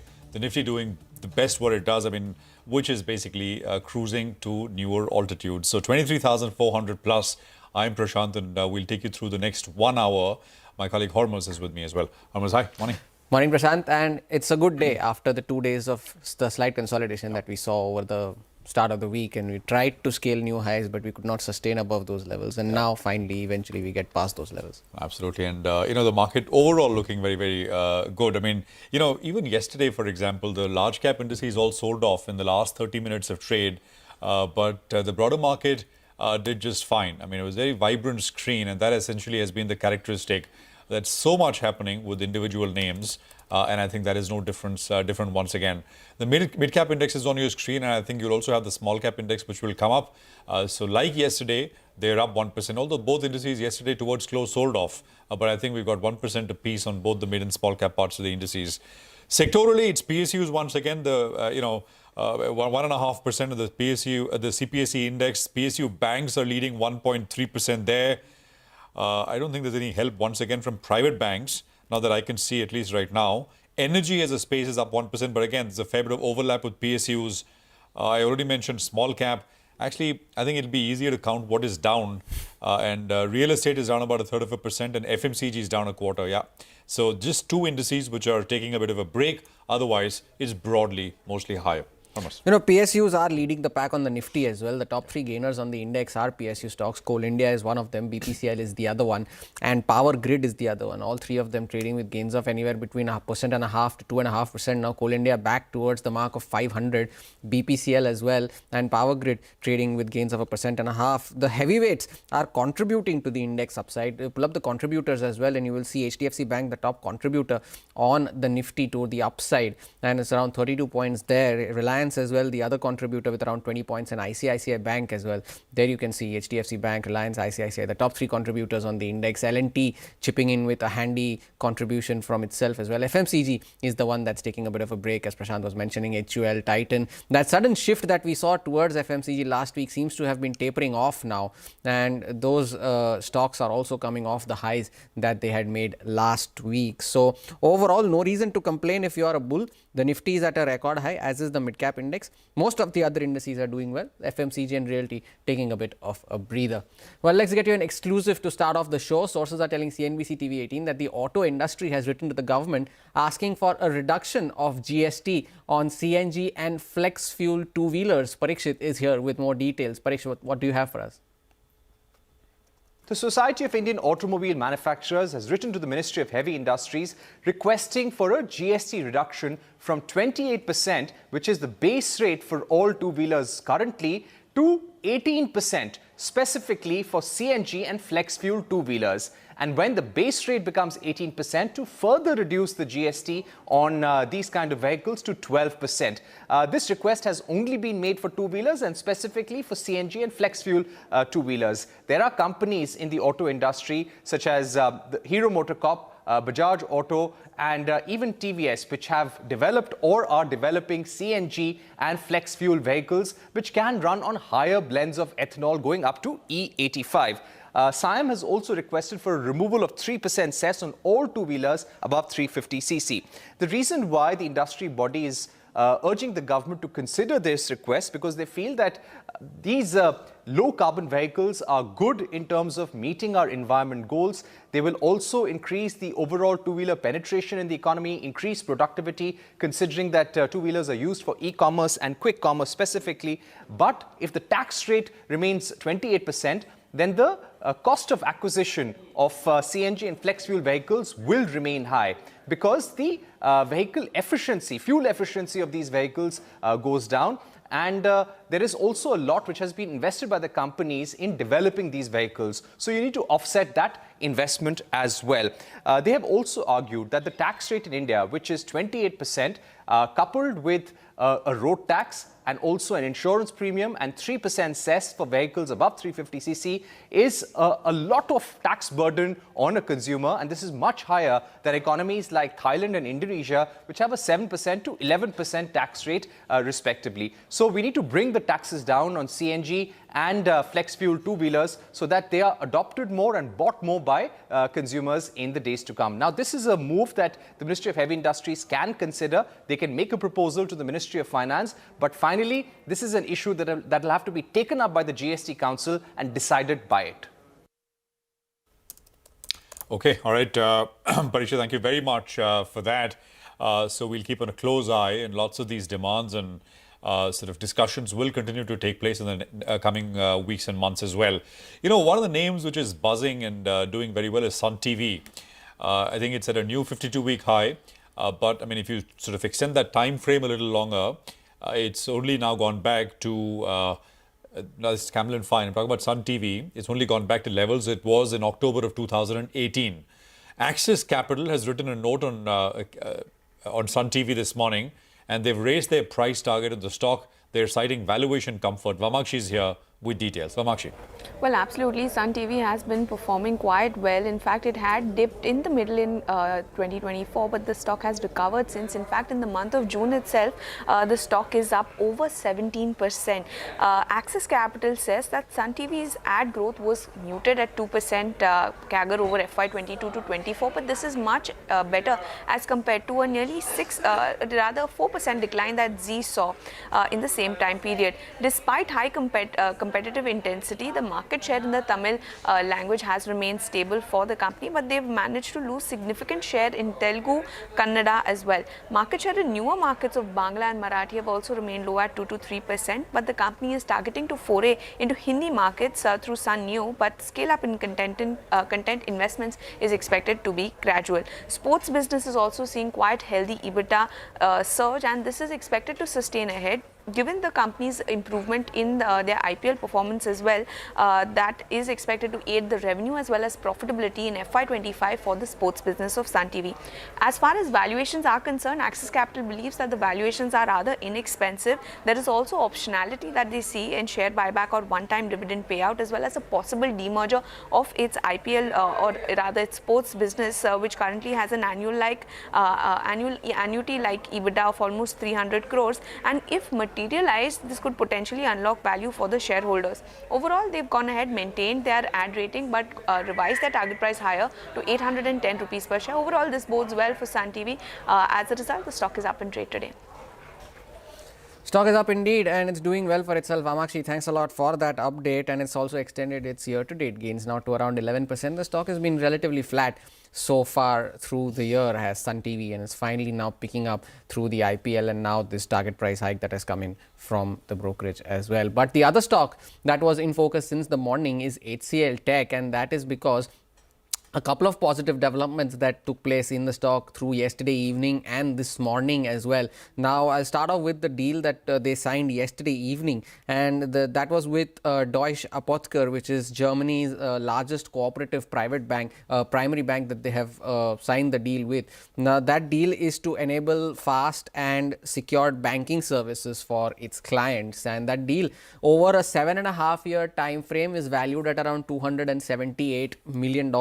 So that is a positive development for HCL Tech. Now, the client that they have signed the deal with, Apo Bank, which is what is known as well, they have been a client with HCL Tech since 2021. So it's an expansion of the partnership that they already have together. And the other development that took place is that they have extended their partnership with Olympus, and under this partnership they are going to establish a dedicated product center in Hyderabad to manage the operations that they have for Olympus's operations, and this Hyderabad center will manage their operations across US, Europe, West Asia and Africa. So a couple of positive developments that have taken place in HCL Tech, and this also right after the Wipro deal that the company had won, which was around $500 million. Now, Morgan Stanley wrote a note on HCL Tech. They are overweight on the stock, a 1650 price target as well. Now, they said that this announcement is signifying two things. That the first thing is that there is continued large deal win momentum in the financial services space, the BFSI vertical, which is the largest vertical for most IT companies in the first quarter of FY25. And this significant expansion of an existing client relationship beyond just application to cloud as well as infrastructure services. So what they are saying is that because there is no sign of discretionary spending still picking up on the ground, such large deal win announcements is giving them comfort that HCL Tech will definitely meet its full year growth guidance for FY25, which is around 3 to 5% is what the company had guided for. As a result, the stock is up 1% in today's session, and over the last 12 months as well, it's been a relative outperformer when it compared to other IT companies as well. So it's around 30% over the last 12 months. So good going there for HCL Tech. All right, well, it's interesting, Hormuz. Thanks very much for that. So almost 1450 on HCL Tech at this point. We'll take a break. Our first of the program. We are back. What's happening in commodity markets? My colleague Manisha will be here to tell us that. Stay tuned.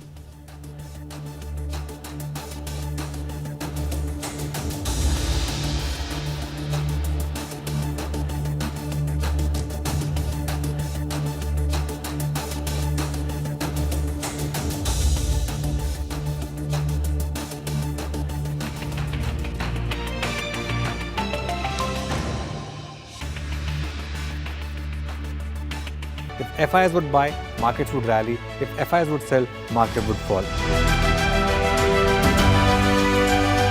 Earlier, we were net importers of steel. From IT services to SaaS, from consumer electronics to space tech, from mere programming to AI ML. Cars, two-wheelers, three-wheelers, commercial vehicles have significantly become much more expensive than they were 2 decades ago.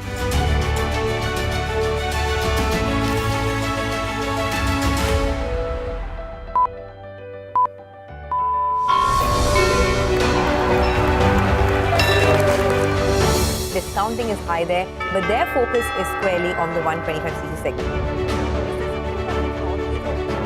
Now it is contributing 16% of incremental global GDP. Now we are looking at exporting the steel that's made here in India. Welcome to the first ever India Business Leader Awards.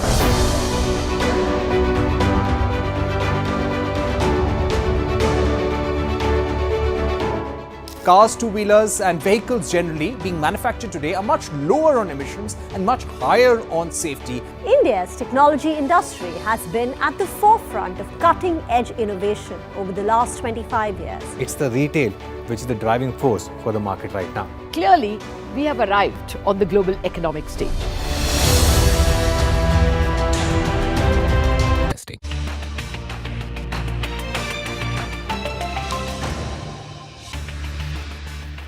Back with us here on Trading Hour. Let's shift focus now to the commodity space, and Manisha Gupta is joining in as always. She has some important updates from the jewelry space where the government has imposed some import restrictions. Manisha, good morning.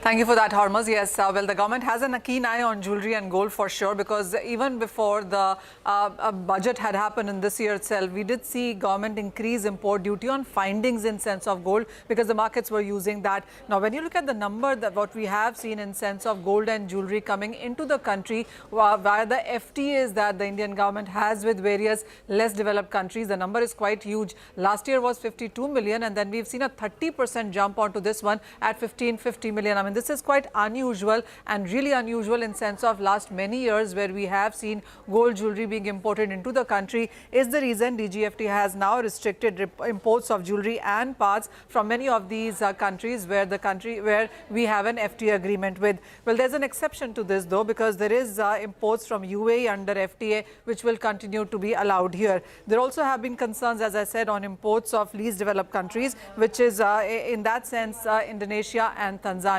This is where we've seen the maximum number of increase or surge come in for. Now, this restriction has come in for 5 varieties. This is about gold jewelry with pearls, with studded diamonds and precious and semi-precious stones. So there are some HSN codes that the DGFT has provided on its notification where there are restrictions coming in. Well, the street has been anticipating this for some time, because this has led to some disparity in sense of landed prices and the jewelry prices in sense of discounts in the country as well. So an immediate reaction, of course, for this can be seen into the markets. All right, Manisha, thanks very much for that. Well, the big one from Wall Street later today, of course, is going to be the Federal Reserve's interest rate decision that is due tonight. Robert Sockin, global economist at Citi, now joins us to discuss what is likely. Robert, great to have you with us here. Thank you very much for your time. Now, it's well known that the Fed won't cut rates at this particular meeting. So in terms of watching out for, what are the key things? There will be a press conference addressed by Chair Powell as well. So I think with this meeting, there is not a lot of uncertainty about the outcome. As you noted, the Fed is not going to cut rates. And the question really is about how dovish or hawkish do they lean into recent data. So I'm going to be watching a couple of things. One in particular, what happens with the Fed's dot plot. That's the guidance for, or the collective view of where rates are likely to head in coming quarters. I think that's likely to change to show 2 cuts this year rather than 3, which was in the previous forecast. It'd be very unlikely for it to stay 3. So the question is, if it moves to 2, which is very likely, what is the distribution of those views? And then the second thing I'll really be watching for is, how does Chair Powell express his views on the recent data in the press conference? Does he emphasize more the strength that we saw in payrolls recently? Does he emphasize the rise up in the unemployment rate, which has been more of a weakening signal? Or does he also emphasize on the inflation front, the improvement we've seen, or the stickiness on the services side? So there's a lot of ways that Chair Powell can take this, either hawkish or dovish. Well, which was my next question actually, Robert. How have you read the jobs data that you were just alluding to? Not just in terms of the number of jobs, even hourly wages rose at double the pace than what the market was expecting. Your thoughts on that? My view, as someone who's spent a lot of time forecasting the labor market and following the universe of labor market data, is payrolls tends to be the best signal, or one of the best signals, of the health of the labor market. So I'm paying much more attention to the payrolls report than I am the household survey report, which tends to be much more volatile. It tends to have more issues with measurement, and I think isn't properly capturing the large immigration flows that we're seeing in the US. So I'm less concerned about the tick up in the unemployment rate and the softness in the employment report on the household side. I'm more taken by the strength in payrolls, and I think it shows that the underlying economy remains resilient. Now, the other part of that, as you mentioned, is that wage growth was a bit stronger than expected. Some of that was probably due to some calendar effects within the report, where the reference period fell during that month tends to be a strong month for wage growth. But that being said, we're still seeing tight labor markets, high wage growth, and that's getting fed into still high services inflation. So I think the Fed is going to read it very similar to how I've been, that the labor market and the economy remain resilient, but they're still concerned that there's too much underlying pressure in wages and services prices to be comfortable that inflation is moving back to target. So I think that's very consistent with a Fed that's not going to be in a rush to cut rates and is going to be patient. Robert, when do you see the first rate cut then? And how many in total? How many rate cuts? You know, our U.S. team, they're viewing the data as showing more softness. They think the economy is going to slow down more markedly as we go into the rest of this year. And that's going to lead the Fed to start cutting in December and then in September, and then continuing to cut throughout the year and into next year. So they're looking for the first cut in September, and then a continued path down from there.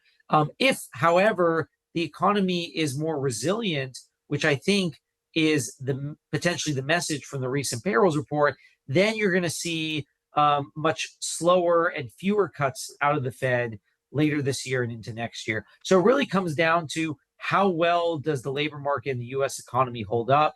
Our U.S. team thinks the first one's in September, and you get a market weakening throughout the year. But it's very reasonable to think that the economy is holding up better than that, and that's going to lead to a much more cautious and Fed that is not in a rush to cut rates. Robert, what's the range that you're seeing for the 10-year US Treasury yields this year, and what's your view on the US dollar as well? The 10-year, we think, is likely going to fall from here. Probably something into the high 3 range, maybe something around 3.9, just slightly below 4, or somewhere even near 4. That's kind of the range I think that we're looking at. But you know, if the Fed stays higher for longer and you don't get those rapid rate cuts that our U.S. team is expecting, I think the 10-year can stay well above 4 for an extended period. So it's really going to depend on how much and how quickly the Fed cuts rates. Now, for the dollar, that's been very challenged as well, because in a higher for longer environment, the dollar is likely to stay stronger for longer as well. So overall, we have been looking, we do think the dollar is likely to cool against many currency pairs as the Fed starts to ease rates. But again, in this higher for longer world, I think you could see more dollar strength than you would expect if rates start to come down. So really, both of those questions hinge very crucially on what does the Fed do in coming months, and beyond that, how long do they stay at an elevated policy rate? Robert, let's talk about local politics for a quick bit, right? So we've got NDA 3, same government is back. There is continuity in terms of ministers, etc. as well. Your take on what it means for the macros, because it's something very closely watched and much appreciated the way it's been managed over the last couple of years. I had done some interviews around the India election. And I still think those hold up pretty well in terms of the view that you're probably going to get a government that is continuing with a lot of the pro-growth policies, as you noted, that we've seen put forward in prior versions of this administration. And you'll probably see some adjustments at the margins, maybe some other social policies that you haven't seen in prior years, but also that will be coupled with a continued focus on other policies that support manufacturing, high-tech sectors. And so India has been one of the best performing economies in our forecast. We've recently marked up India growth. It continues to perform very well. So I think this is a very good situation for India, because I think you're going to get a continuation of a lot of those positive policies that you saw previously, but also some new positive policies that are going to support the economy more broadly. So overall, I think the Indian economy has been in a very strong place, especially relative to other emerging markets. And I think that is likely to continue and even broaden out as we go forward.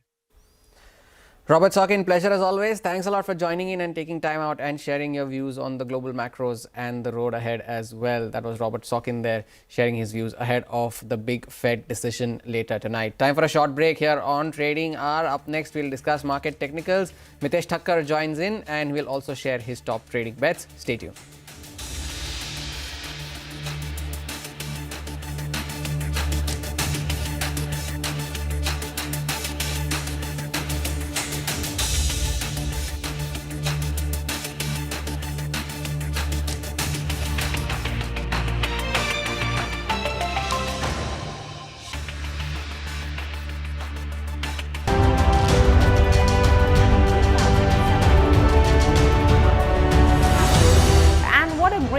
Celebrate our own 25th year with new milestones being achieved on the Lal Street. 21 years of the Nifty from 1,000 to 10,000 today. Sensex and Nifty hit a record high. The Nifty rallying to a record high. We invite you to join us as we persist in leading coverage of the pharmaceutical and healthcare domain, documenting India's expanding expertise in medicines.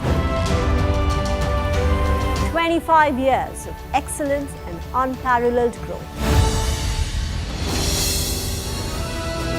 CNBC-TV18, embarking on a quarter century of excellence.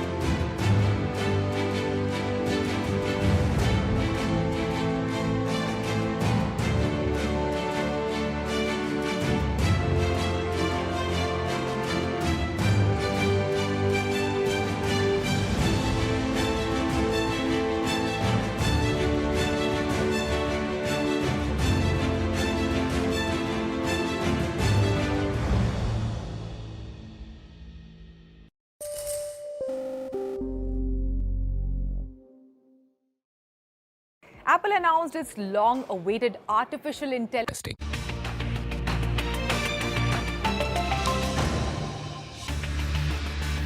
Back with us here on Trading Hour, and the Nifty continues to remain at record highs, comfortably above the mark of 23,400 as of now, 150 points higher on the index. And what a recovery it has been, especially after the losses that the index had seen last Tuesday, when the entire market had seen a massive decline. The Nifty itself was down 6%. But since then, the benchmark indices and all the other indices as well have staged a very sharp recovery. There you can see from the 4th of June, the Nifty is up 7%. So it has recovered all the losses that it made made on the 4th of June. The Nifty Bank is up 7% as well, still below the the levels that it needs to recover for all of its losses. But the mid cap and the small cap indices have outperformed, as they have all throughout the last 12 to 18 months. The mid cap index at a record high, up 10%, small cap index up 13%. The PSU index, though, the Nifty PSU, was down 16% last Tuesday, and it has managed to recover most of those losses. It's up 12% from the levels of the 4th of June. Now, all 50 stocks on the Nifty in the green from the 4th of June as well. So what are the top gainers? Well, PSUs are leading the recovery, so PSU is a gainer as well. On the top, ONGC up 17% since the 4th of June, the top Nifty gainer from that period. Tata Steel, Shriram Finance, there is no specific sector that has contributed to that recovery. It's been a broad-based recovery across all stocks, Adani Ports, NTPC as well. Some stocks that have not contributed, though, to this recovery is FMCG and consumer stocks. There you can see Asian Paints flat, HUL flat, Britannia relatively flat, up 2.5%, Divi's and Tata Consumer up 3 and 4% respectively. But within the PSUs, among the top gainers, BHEL is the top gainer there within the PSUs basket, 20% since the 4th of June. The PFC finds a mention as well. Remember, REC and PFC were the worst performers last Tuesday. Both were down close to 25%. So they are still reeling from those losses and recovering some of them. Concor, GAIL, some of the other stocks gaining anywhere between 15 to 20%. So the recovery is on within the PSU basket. Now, as I mentioned, the broader markets have been outperformers. So within the mid-cap space, it is the Aditya Birla Group stocks that have done very well. Vodafone Idea is the top performer there, 25% since the 4th of June. Aditya Birla Fashion continues to grow from strength to strength now after the spate of underperformance that it has had over the last 12 months, up 22%. Fact, just to ensure there's no float, barely any float actually in the market for Fact, it's up 22%. LIC Housing and Oracle Financial surging in today's session as well, is up 21% since then. And lastly, some of the gainers within the small cap space as well. HFCL, Tejas Networks, these communication based stocks have done well. Amara Raja, of course, for reasons differing to the recovery, the Andhra based stocks that have been on a tear, Amara Raja is one of them, as is NCC, both of them gaining anywhere between 27 to 25%, and Praj Industries as well among the outperformers. So overall, the recovery continues, and the Nifty at a record high, as is the mid cap index as well. No, absolutely. And Hormuz, it's a good-looking screen overall. Let's ask Mitesh what he would like to do, like viewers to do with the index and what it is doing. Mitesh, 125 points back up again. So is there a trade here on the index? And then we can talk about stocks. Prashant, I think the index, as I said earlier as well, there is this breakout level of 23,008. 380, 390, and we're right there. So I think I'm waiting it out to see if we can sustain about that, get an hourly close. And once that happens, we'll look at higher levels. On the stock side, I have buy call because the overall bias on the market remains on the long side. So a buy on Astral with a stop at about 2,200 for targets of around 2,300 on the upside here. And the second call, Bajaj Finance, keep a stop at 71.25, look for targets of 74.20. Interesting, Mitesh. Thanks a lot for joining in and sharing with us your index views as well as your bets on specific stocks as well there. Mitesh Thakkar there sharing his views on the index and some specific stock ideas as well, Bajaj Finance being one of them.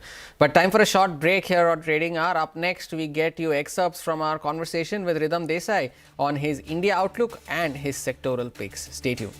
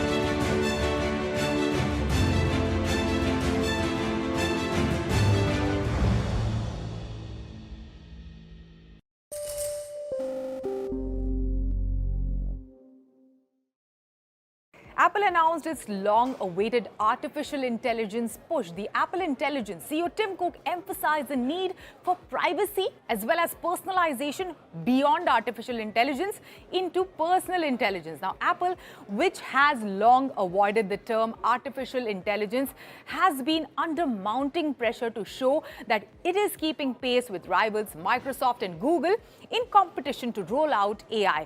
And it did so at WWDC keynote. Here are some of the highlights and capabilities of Apple Intelligence. Number one, context-driven notification. Now, Apple Intelligence can recognize which notifications are important to your personal context. The example Apple cited during the event is finding out if a rescheduled meeting prevents you from getting to your kids' play across town on time. Siri can now also understand context, like knowing the location.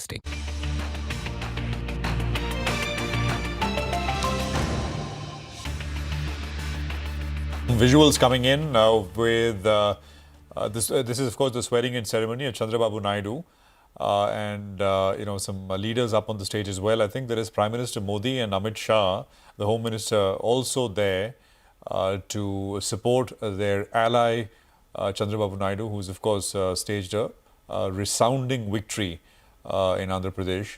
So that's essentially what's coming through visuals. The Prime Minister, over the last couple of days, I mean, of course, we've seen union ministers take charge. The swearing in, of course, for the union cabinet happened on Sunday. And now we will see respective state allies and Chandrababu Naidu here in this case being sworn in as the next chief minister. So that's basically what's coming through. A lot of expectations, by the way, with regards to what Mr. Naidu can do. One of the big focus areas, not perhaps focus area, but one of the big talking points for a while has been, and our colleague Shilpa has focused on this quite a bit, is whether his long-lost ambition of turning Amravati into a world-class city, into the new capital city, that perhaps will be put on the fast track once again. Mr. Naidu, of course, was instrumental back in the day in developing Hyderabad as a world-class city. Can he do something similar for Amravati? I think we can listen in now as he takes oath. నేను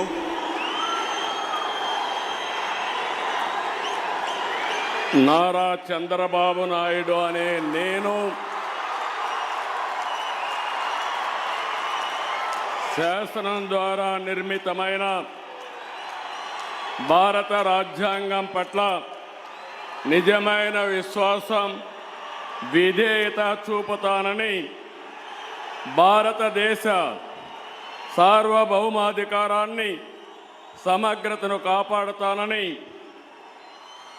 ఆంధ్రప్రదేశ్ రాష్ట్ర ముఖ్యమంత్రిగా నా కర్తవ్యాలను శ్రద్ధతో అంతఃకరణ శుద్ధితో నిర్వహిస్తానని భయం గాని పక్షపాతం గాని రాగద్వేషాలు గాని లేకుండా రాజ్యాంగాన్ని శాసనాలను అనుసరించి ప్రజలందరికీ న్యాయం చేకూరుస్తానని దైవ సాక్షిగా ప్రమాణం చేస్తున్నాను. నేను నారా చంద్రబాబు నాయుడు అనే నేను ఆంధ్రప్రదేశ్ రాష్ట్ర ముఖ్యమంత్రిగా నా పరిశీలనకు వచ్చిన లేదా నాకు తెలియవచ్చిన ఏ విషయాన్ని నా కర్తవ్యాలను సక్రమంగా నిర్వహించేందుకు అవసరమైన మేరకు తప్ప ప్రత్యక్షంగా కానీ పరోక్షంగా కానీ ఏ వ్యక్తికి లేదా వ్యక్తులకు తెలియపరచనని లేదా వెల్లడించనని దైవ సాక్షిగా ప్రమాణం చేస్తున్నాను.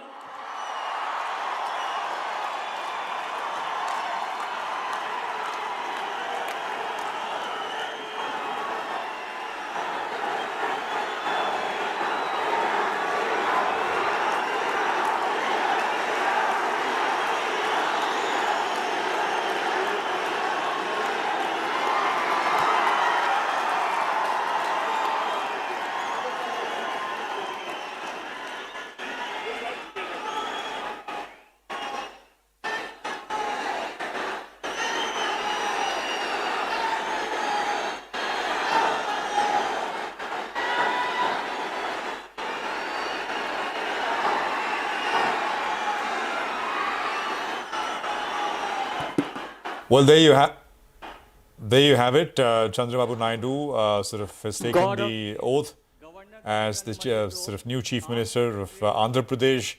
And that is essentially the beauty of democracy, the beauty of electoral politics. Out in the wilderness till a few years ago and back in the saddle of the top seat as the next Chief Minister of Andhra Pradesh.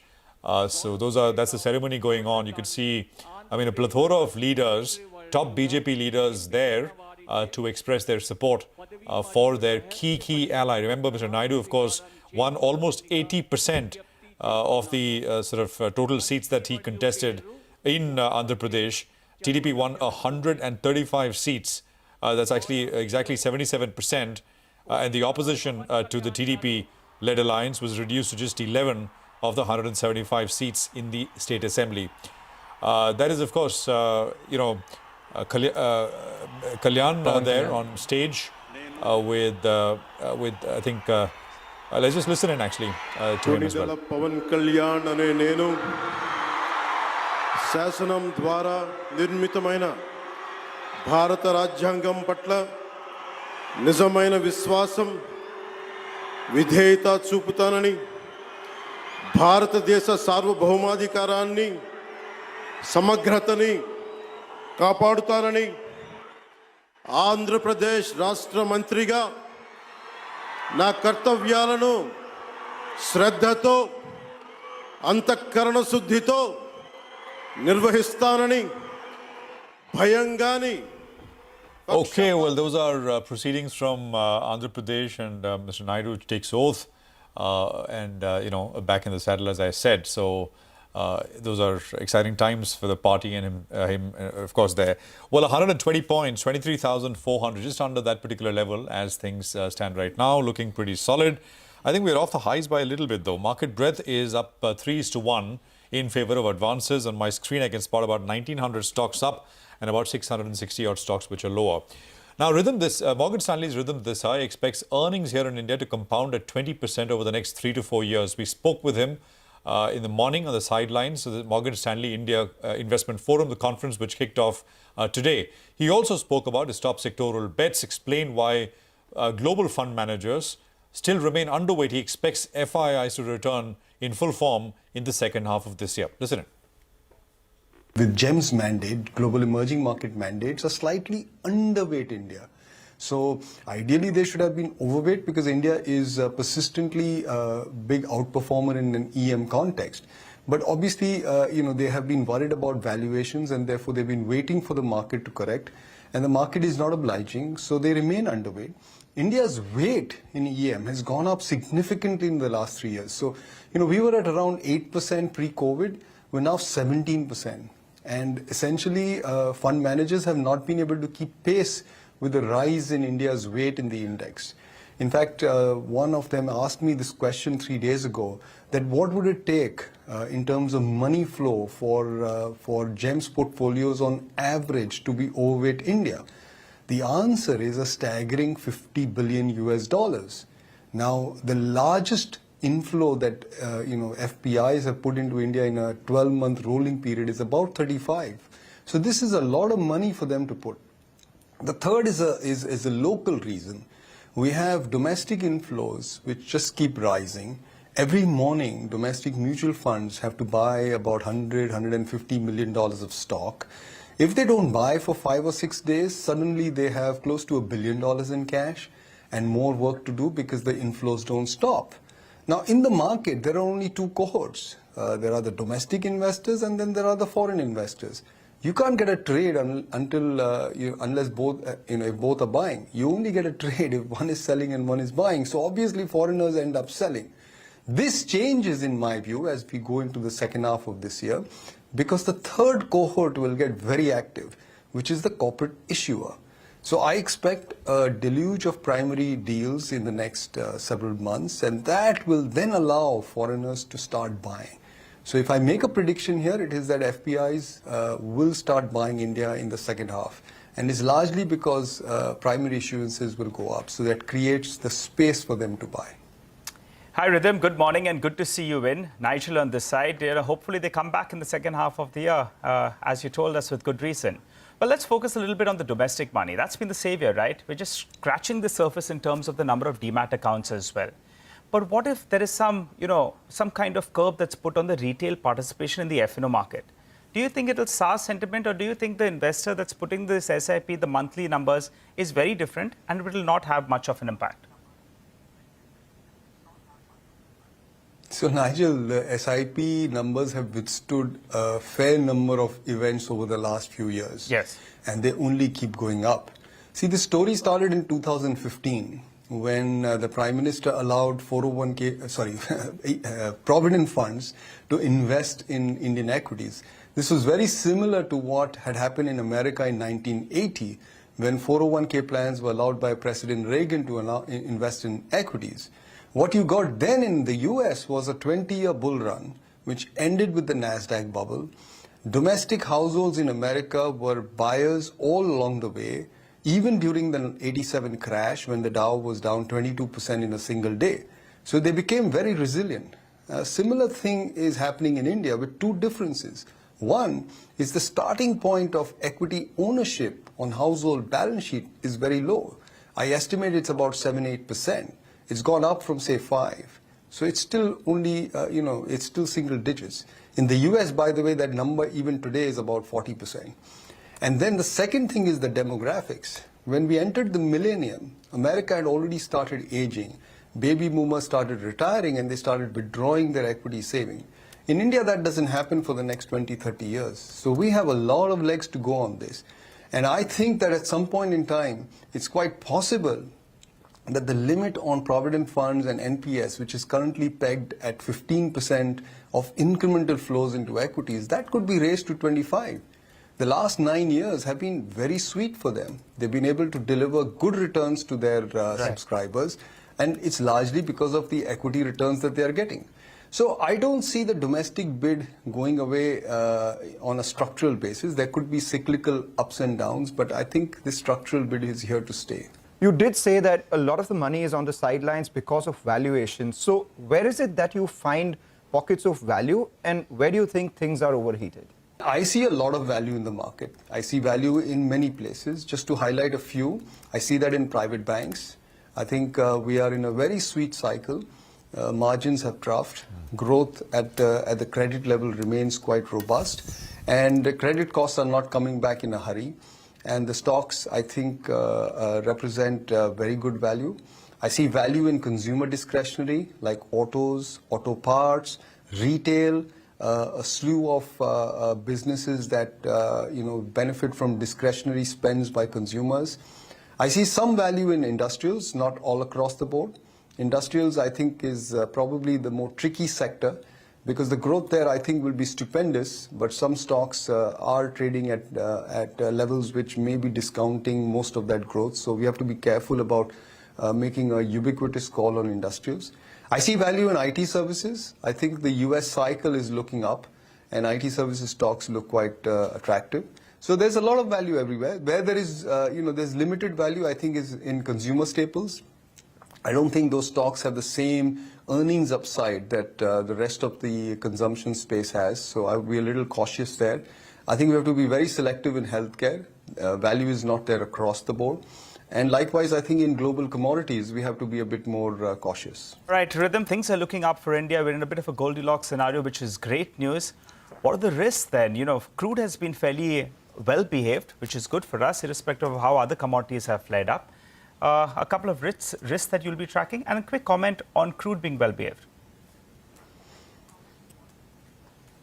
Yeah, so I think from a risk perspective, we have to be careful about global growth because India is trying to increase its engagement with the rest of the world.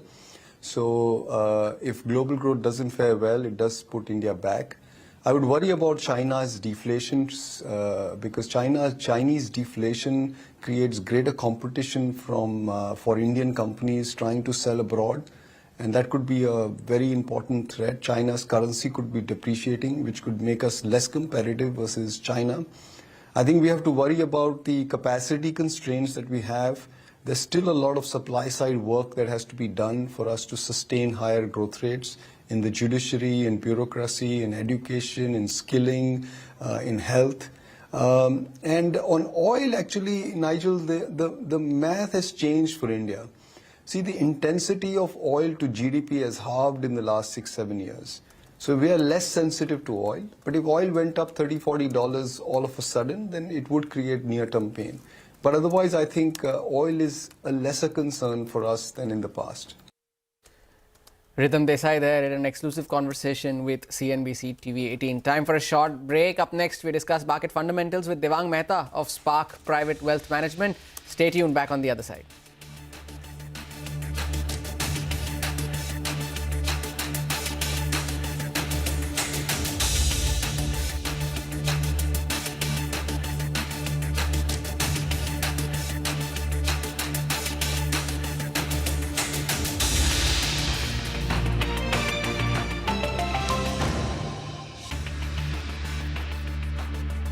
Even if you don't explicitly say it based on your previous request. Number 2, writing improvements. Now, Apple Intelligence will introduce system-wide proofreading, tone and style improvement across third-party as well as native apps.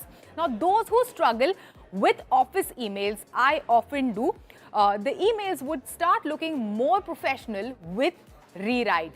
Number 3, image generation. Now, Apple Intelligence can create generative photos based on your photo library. There are 3 styles: sketch, illustration and animation.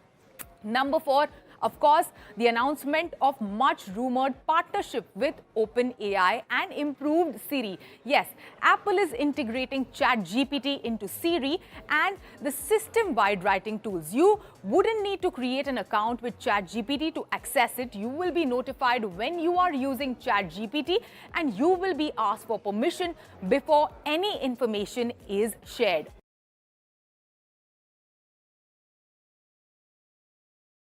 It's indeed my honor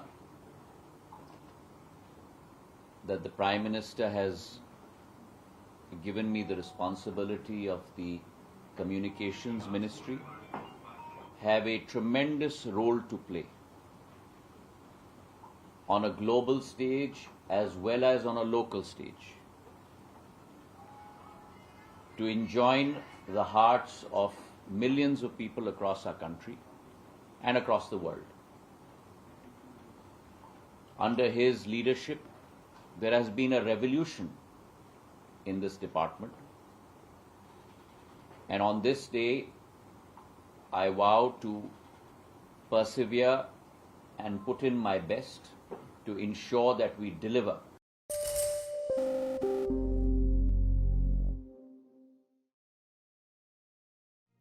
What does it take to build India's largest startup platform? It takes a journey of starting out as an unknown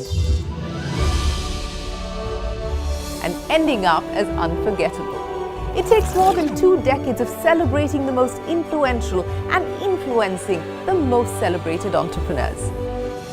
From chronicling the stories of India's startup universe to becoming a success.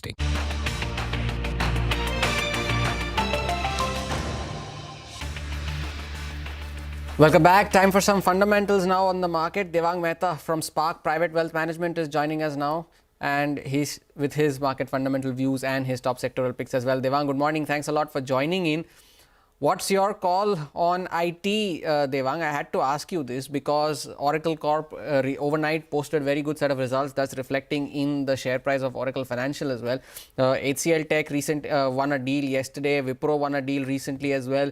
But the street still continues to believe that discretionary spending is not picking up on the ground. So is FY25 set to turn out to be yet another dull year for Indian IT?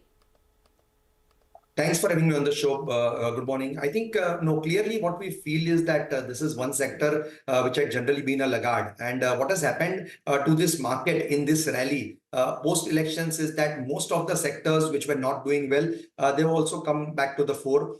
Be it domestic buying, be it a bit of a start of a FI buying, though it can't be said decisively that they are yet buying. But I think most of these businesses were sort of had a good correction, not only in terms of price, but also in terms of valuation. And with deal pipelines improving, with the commentary that we heard in the last quarter was not as pessimistic as during the last entire financial year. So my sense is that most of of these stocks are right now at a valuation where they are sort of attractive buys or accumulate at least. I think large cap IT plus mid cap IT, if we see a bit of recovery in the Eurozone, we also see a bit of recovery in US, right? Again, the narrative has changed. If the inflation cools down, probably you are going to see 1 or 2 rate cuts during the year. So I think discretionary spends will tend to improve, but IT seems to be sort of a dark horse, which is now coming back into the reckoning.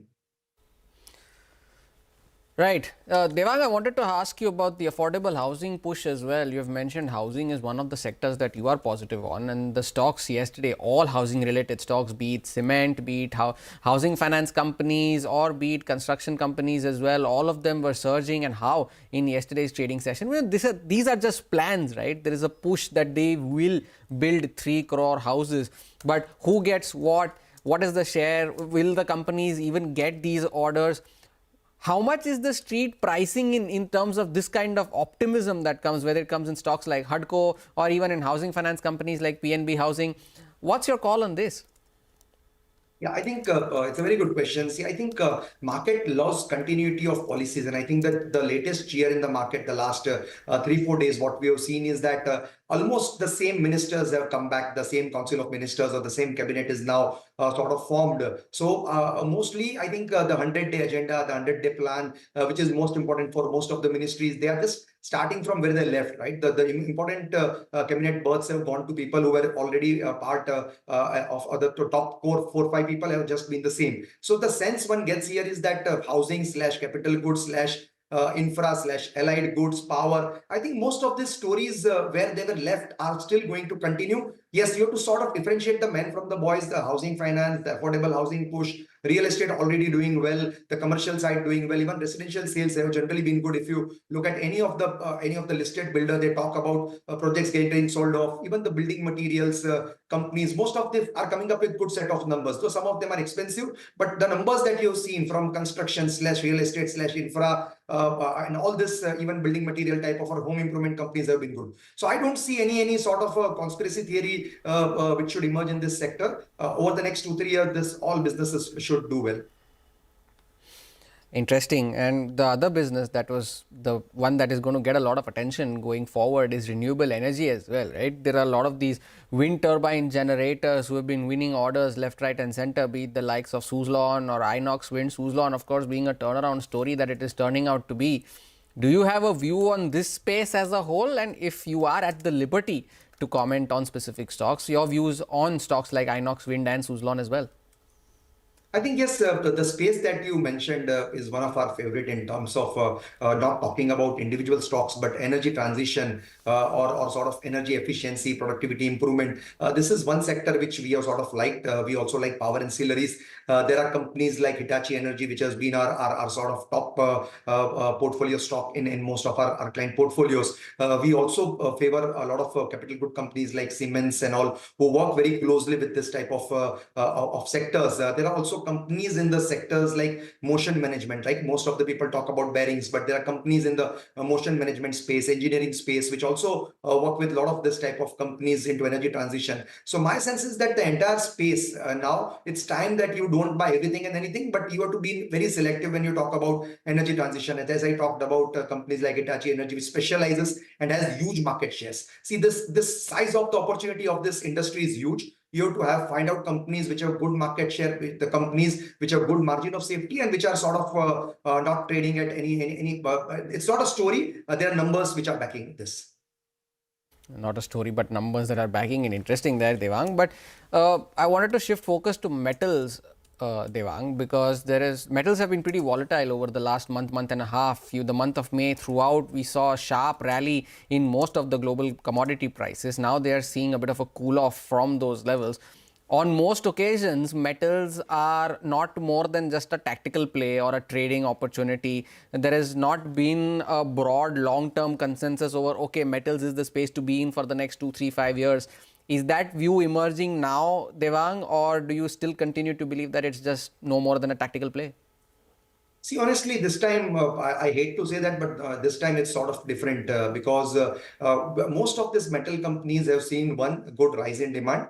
If you look at the next 2-3 year scenarios, maybe the global setup improves and there will be global demand as well as on the India side as well. I think there is going to be huge demand. So not only the realizations and prices have gone up, but also the profitability of these companies have sort of seen multifold growth. So it's not just a sort of a companies which have just run up on expectations, but it's run up with earnings as well. So the sense one gets here is you can keep a cautious view maybe, but still the rally seems to be not losing steam. There is still some upside left.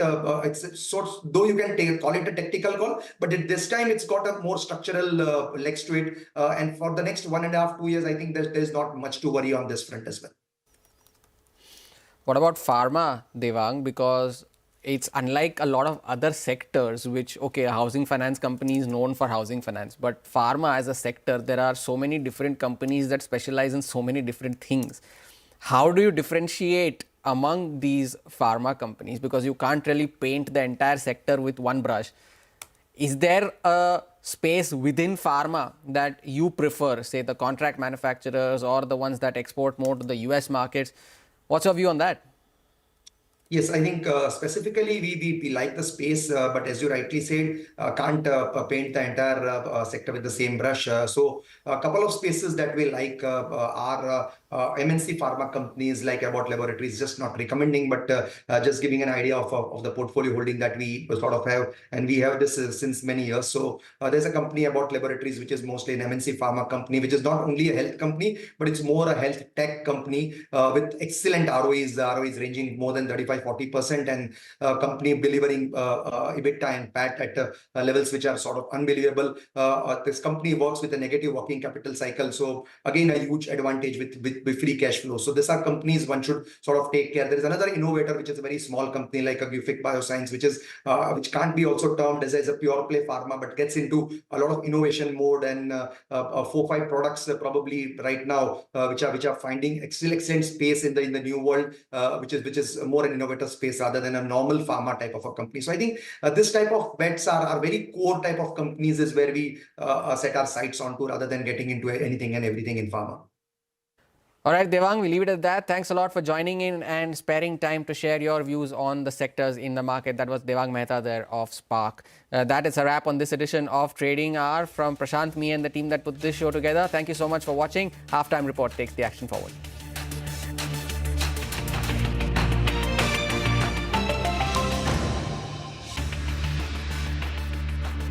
As India's longest running show on startups and entrepreneurship, celebrating 21 action-packed years of building India's biggest startup community. Young Turks at 21, only on CNBC-TV18 and CNBCTV18.com.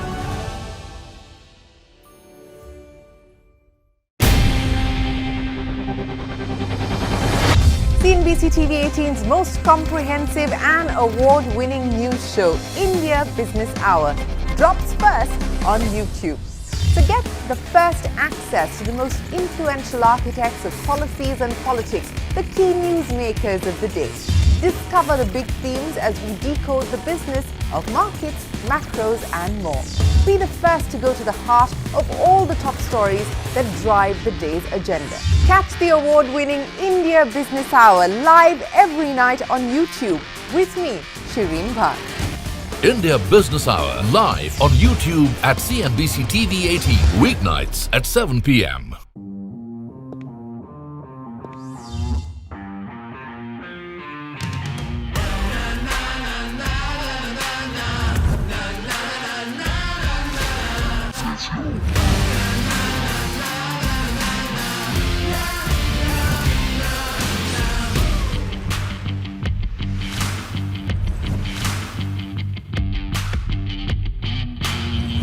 Make informed decisions with comprehensive analysis on the go. Strengthen your portfolio with real-time market updates on the go. Create effective strategies with insightful expert opinions on the go. Grow on the go with CNBC-TV18, now streaming live 24/7 on YouTube.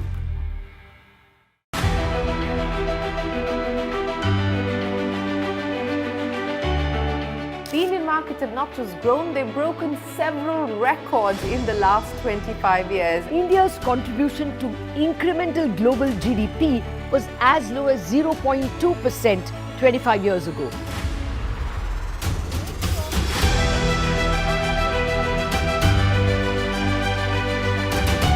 Over the last 25 years, CNBC-TV18 has closely followed the remarkable ascent of India's pharmaceutical sector. There was a time 25 years back that it was all about the FIIs. If FIIs would buy, markets would rally. If FIIs would sell, market would fall. Earlier, we were net importers of steel. From IT services to SaaS, from consumer electronics to space tech, from mere programming to AI ML. Cars, two-wheelers, three-wheelers, commercial vehicles have significantly become much more expensive than they were 2 decades ago.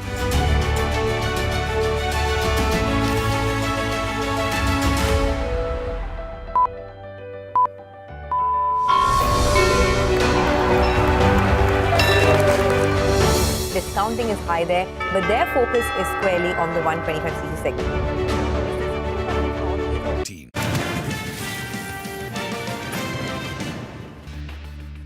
Stocks clocked some more gains led by mid-caps ahead of inflation prints and the US Fed meet outcome. Oil and gas as well as industrials, the big gainers today, even as realty and FMCG drag. HCL Tech's 278 million deal win from Germany's largest cooperative bank raises hopes of a revival in BFSI spending, boosting IT stocks. The tech major also expands its ER&D engagement with Olympus. Former Kotak Mahindra Bank Deputy MD KVS Manian and 2 executive directors with Federal Bank are likely to be on the CEO candidate list submitted by the bank to RBI, sources tell CNBC-TV18. Morgan Stanley's Rhythm Desai tells CNBC-TV18 that emerging markets are not receiving foreign funds due to China. He also cites premium valuations in India as a deterrent, but expects foreign flows to pick up in the second half of the year.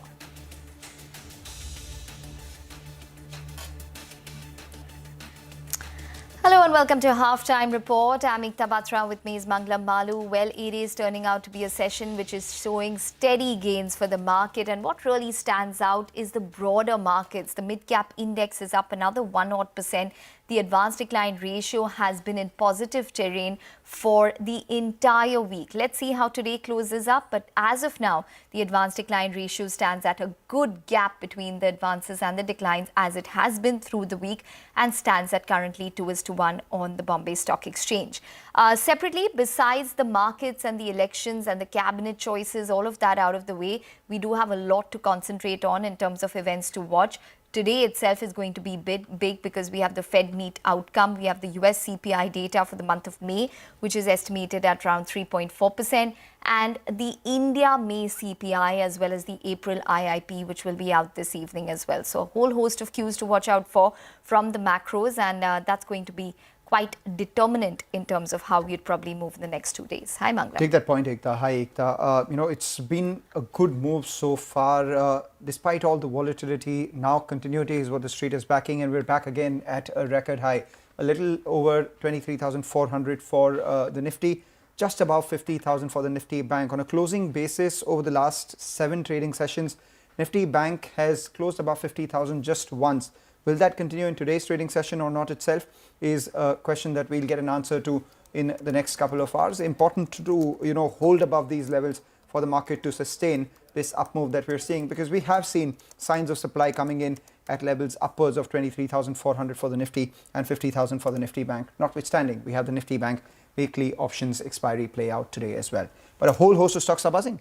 Yes, absolutely. Let's kick off the show with TVS Supply Chain. It's buzzing following a deal with Germany's Daimler Truck. Manglam, you're tracking this story. Tell us more. Well, it's an important deal. Why is that? Because the company's announced a 5-year contract with Daimler Truck Southeast Asia Private Limited, which is of course a part of the overall Daimler Group.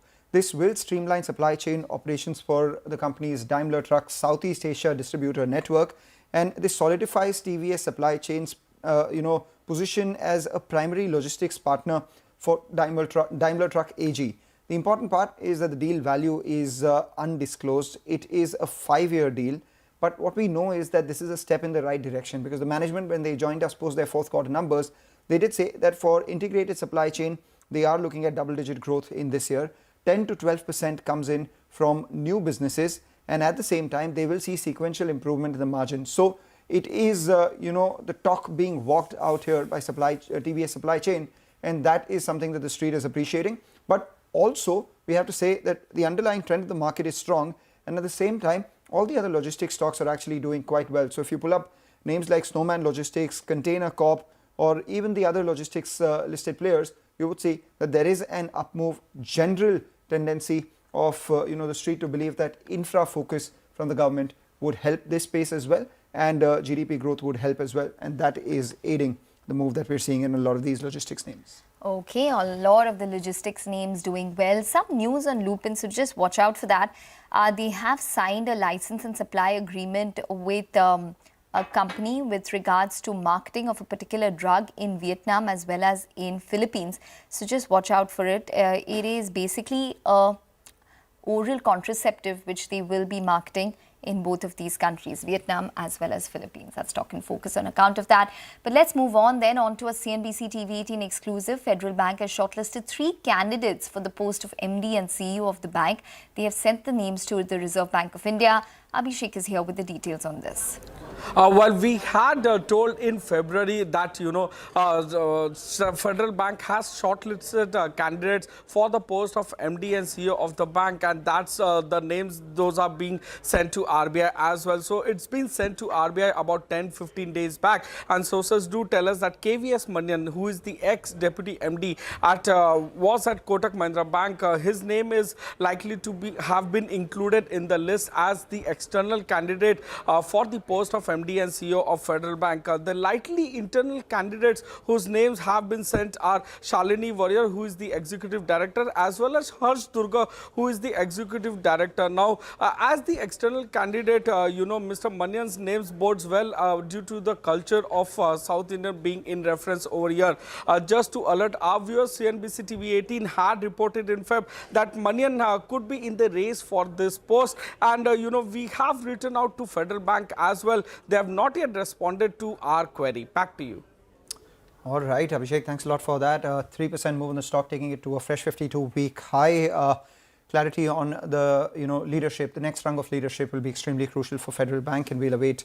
RBI is not on this. Abhishek has picked up these names from his sources, but there are a lot of these industrial stocks which are moving around. We have CG Power, HAL, all of them trading in the green on the back of a positive note coming in from a bunch of brokerages. Vamakshi joins in with the details here. Vamakshi. Well, absolutely, Mangalam. All of these counters surging anywhere between 1 to 4%. Let me first start off with Cummins. They had a management meet, and Goldman Sachs said that the company sounded quite positive on the overall domestic demand. However, this could be partly offset by weakness in exports. Real estate, railways, data centers, as well as construction equipment is expected to lead the demand as far as gensets are concerned. However, potential price discovery, especially from the new norms that are expected to come in from 1st of July, could impact the revenues a bit in their opinion. So overall, they've gone with a neutral rating on this stock with a target price of 1,940 per share. But on the other hand, Macquarie has an outperform rating on Cummins. They've given a target price of 3,975 per share.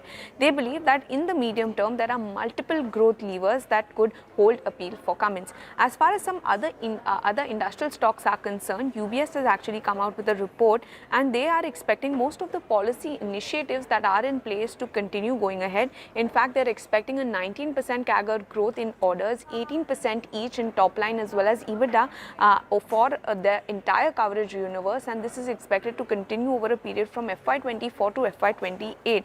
Largely, this will be led by momentum in urban infra, defense, mobility as well as sustained private capex. Their top picks include CG Power, HAL and ABB. So overall, positive brokerage notes as well as commentary coming in from the managements of all of these companies, and as a result, all of these counters are surging in trade today.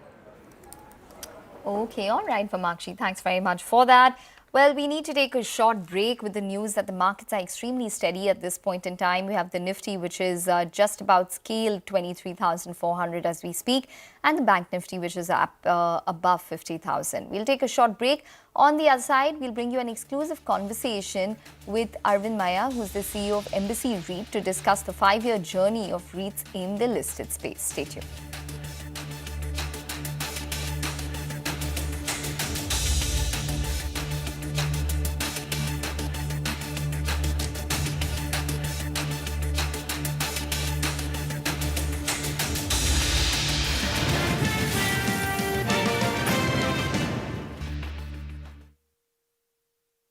it is contributing 16% of incremental global GDP. Now we are looking at exporting the steel that's made here in India.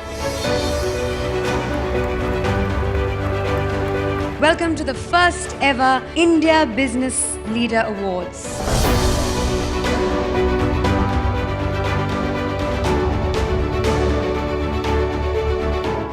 Cars, two-wheelers and vehicles generally being manufactured today are much lower on emissions and much higher on safety. India's technology industry has been at the forefront of cutting-edge innovation over the last 25 years. It's the retail which is the driving force for the market right now. Clearly, we have arrived on the global economic stage.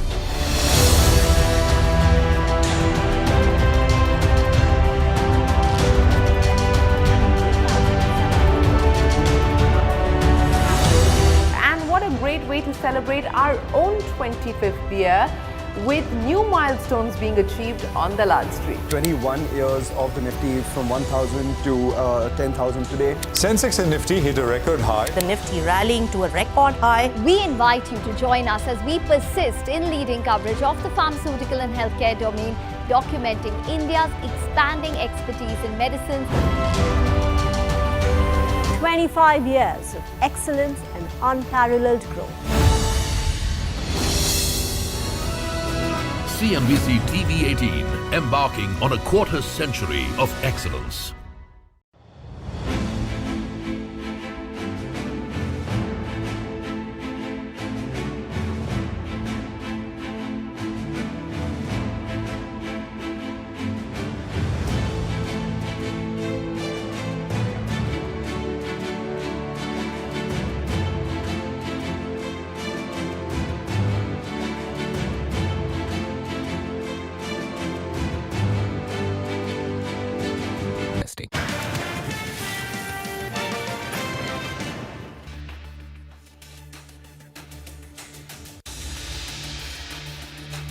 Coming back, a bunch of these media stocks are doing extremely well this afternoon. We have a decent traction that we're seeing on Sun TV. Of course, there's a brokerage note that is coming in out there.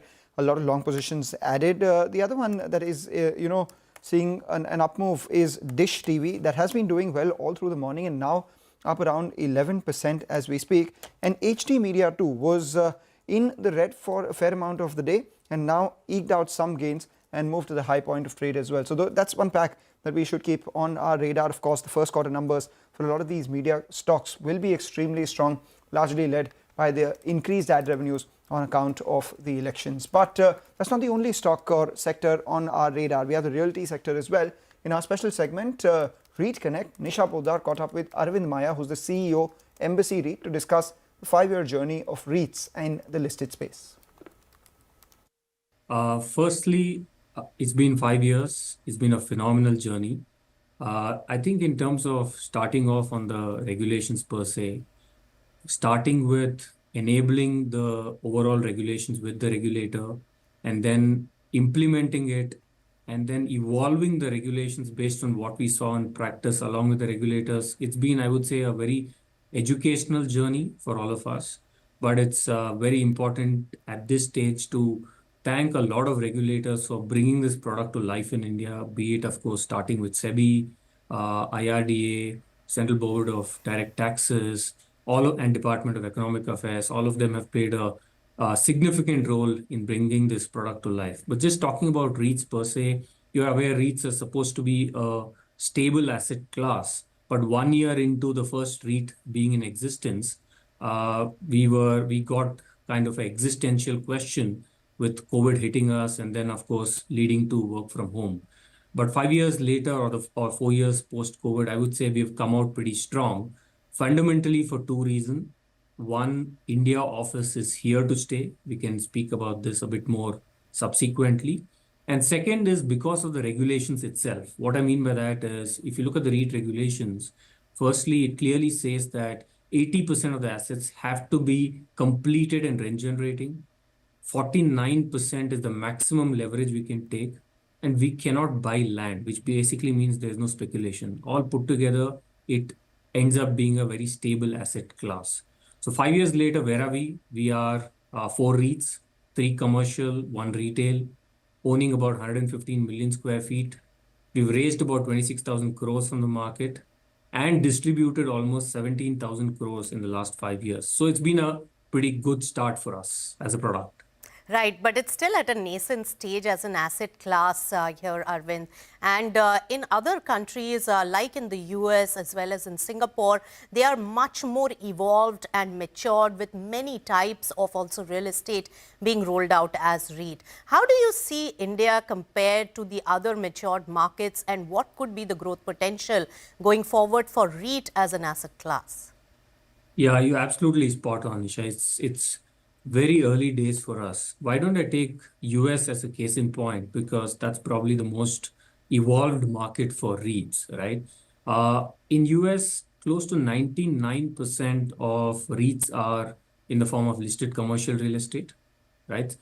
The total market capitalization for REITs in US is $1.3 trillion versus that number is only around $11 billion for us in India.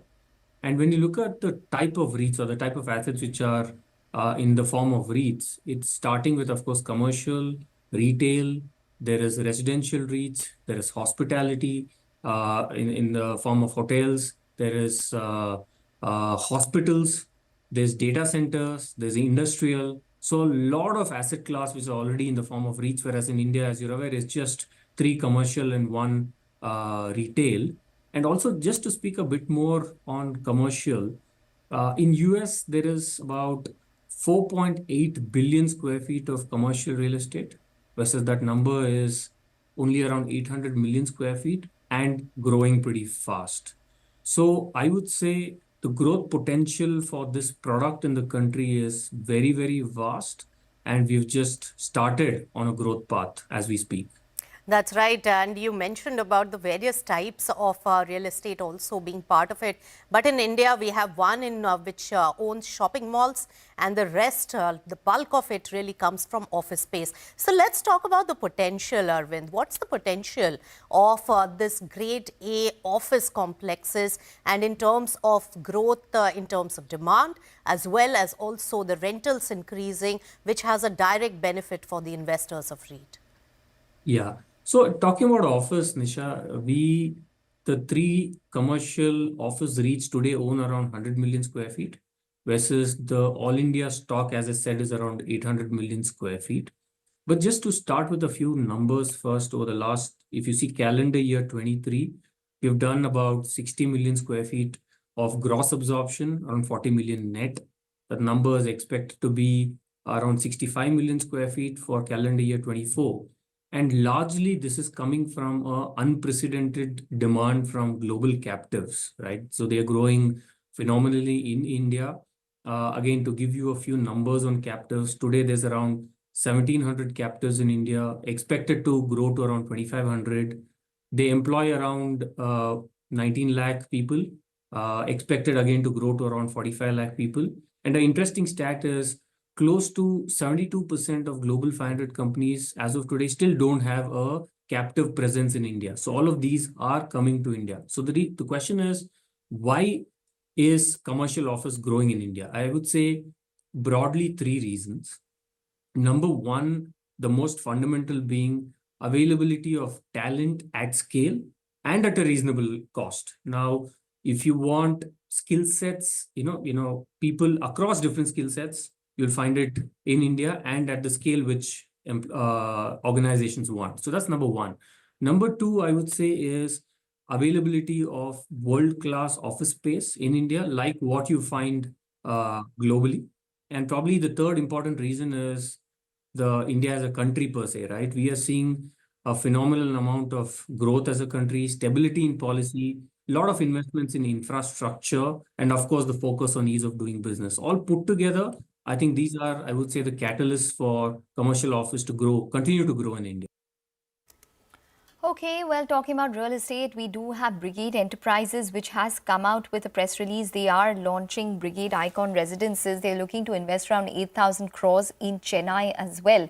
So some details coming in on Brigade and their plans there. That stock is down around 2.8%. Some more news coming in. We have Tata Communication, which has announced a 5-year host broadcasting deal with World Athletics. So that's stock in focus as well. We'll take a short break, but Jayesh Bhanushali will join in to discuss technicals on the other side. Stay tuned.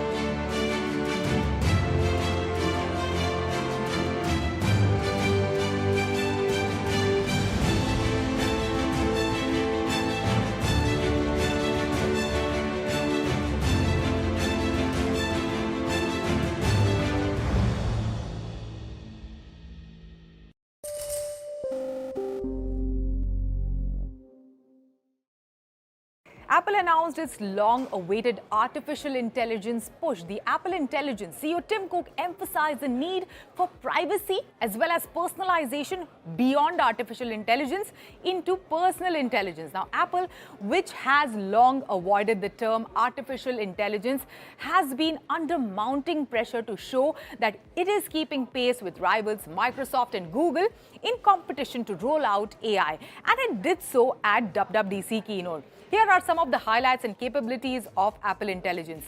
Number one, context-driven notification. Now, Apple Intelligence can recognize which notifications are important to your personal context. The example Apple cited during the event is finding out.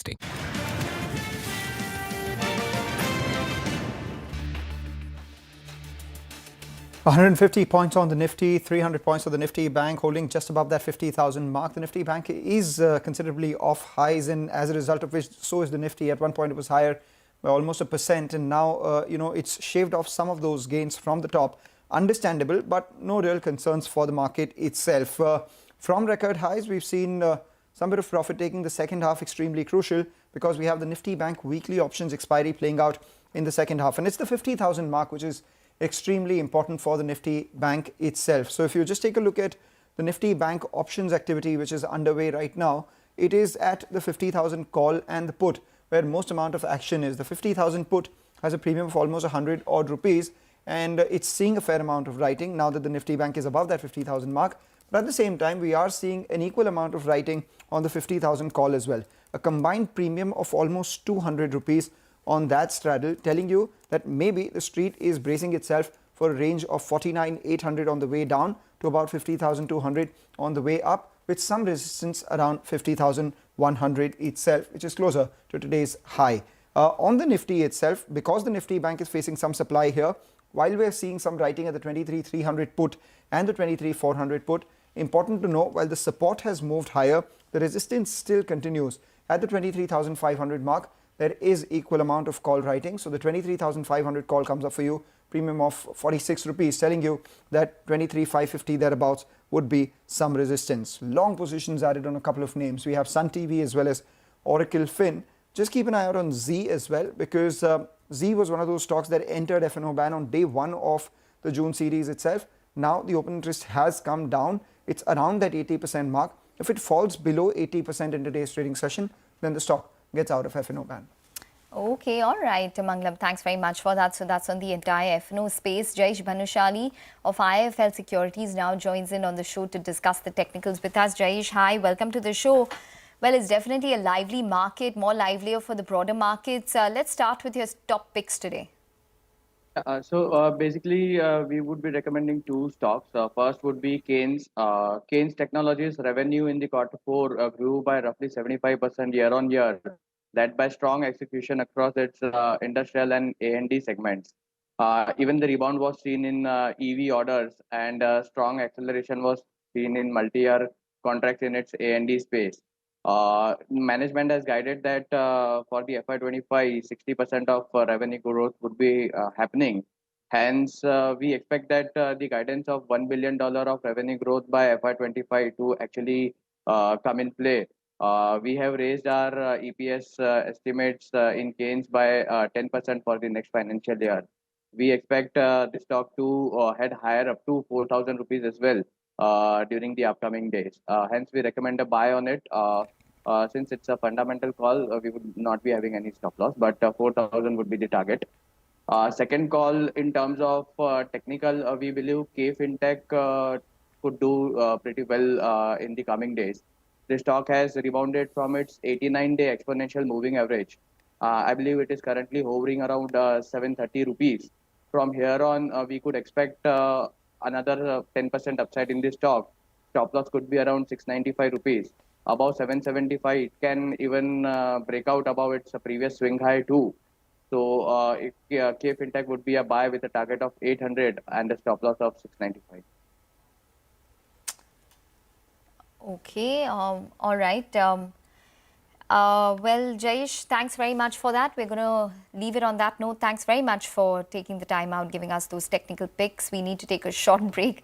But up next, we're going to be talking to Chetan Iyer, who's the Chief Asia Economist and Emerging Markets, Morgan Stanley, to decode, will the new NDA government impact the India growth story? Stay tuned.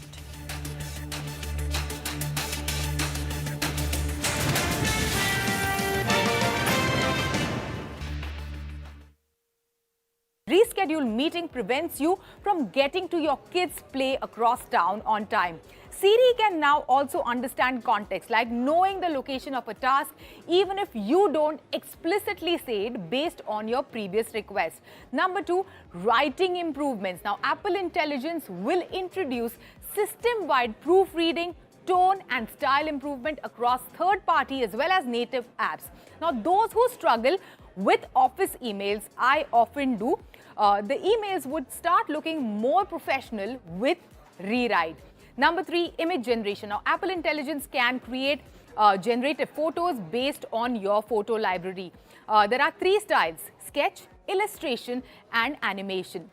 Number 4, of course, the announcement of much rumored partnership with OpenAI and improved Siri. Yes, Apple is integrating ChatGPT into Siri and the system-wide writing tools. You wouldn't need to create an account with ChatGPT to access it. You will be notified when you are using ChatGPT and you will be asked for permission before any information is shared.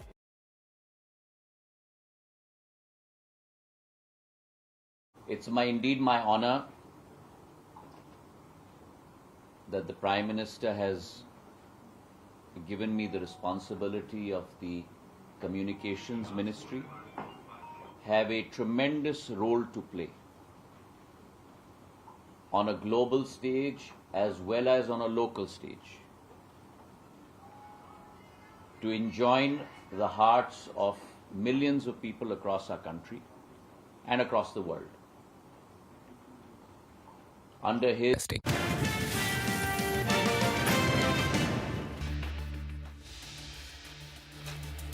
With the cabinet formation now out of the way, focus shifts to the union budget expected in July. Morgan Stanley believes that policymakers will stay on the current policy path of boosting private investment. They also believe that the supply side reforms will remain the best approach to maximizing social welfare. So to discuss this and more, we have with us Chetan Iyer, who's the Chief Asia Economist and Emerging Markets, Morgan Stanley, joining in from the sidelines of the Morgan Stanley India Investment Forum. Also joining us on the show is Lata Venkatesh. Thanks a lot, Chetan, for joining in. You know, that really is the first question. The fact that a lot of people were worried that this general election outcome would, increase worries about increasing wealth redistribution, so to say, and maybe derail the path of infra development that we saw. Do you think that should be a fear now that most of the election outcome is out of the way? We have a lot of the key portfolios continuing, ministers continuing with their portfolios, and what's the way ahead? No, we don't think so. So look, I think first of all, if you kind of look at the election results in more granularity, some of the states where we have seen big support for the ruling coalition reflects that it's not that there's a consistent message across the nation that poor people seem that things were not great for them in the last 5 years. So first of all, the message is not very clear to read. And that's evident, like, if you think about the outcome in Orissa, in Madhya Pradesh and Bihar, you can sort of question the implication from some of the market commentary that we're hearing, that the message is that it has to go more towards, the government has to go more towards redistribution. So that's the first point. The more important point is that we did this analysis on how the bottom 20% have seen improvement in their real incomes in different 5-year election cycles. And we found that in 2009 to 14, as well as between 99 and 2004, real incomes for the bottom 20% was just about 1.3%. And of course, we saw that after that 5-year period, both of them, 99 to 2004 and 2009 to 14, the incumbent governments suffered in the political outcome.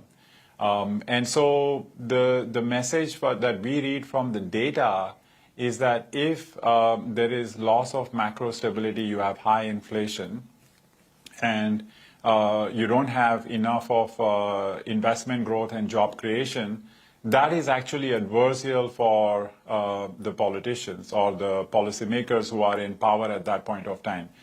So with that message, we think that the government should continue to stay on the path of investing, achieve moderate to high real GDP growth, and keep inflation in moderate level.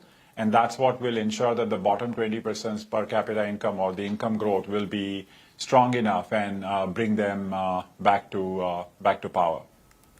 Chetan, that's an extremely well-argued paper, both the inequality numbers you quote as well as the election data.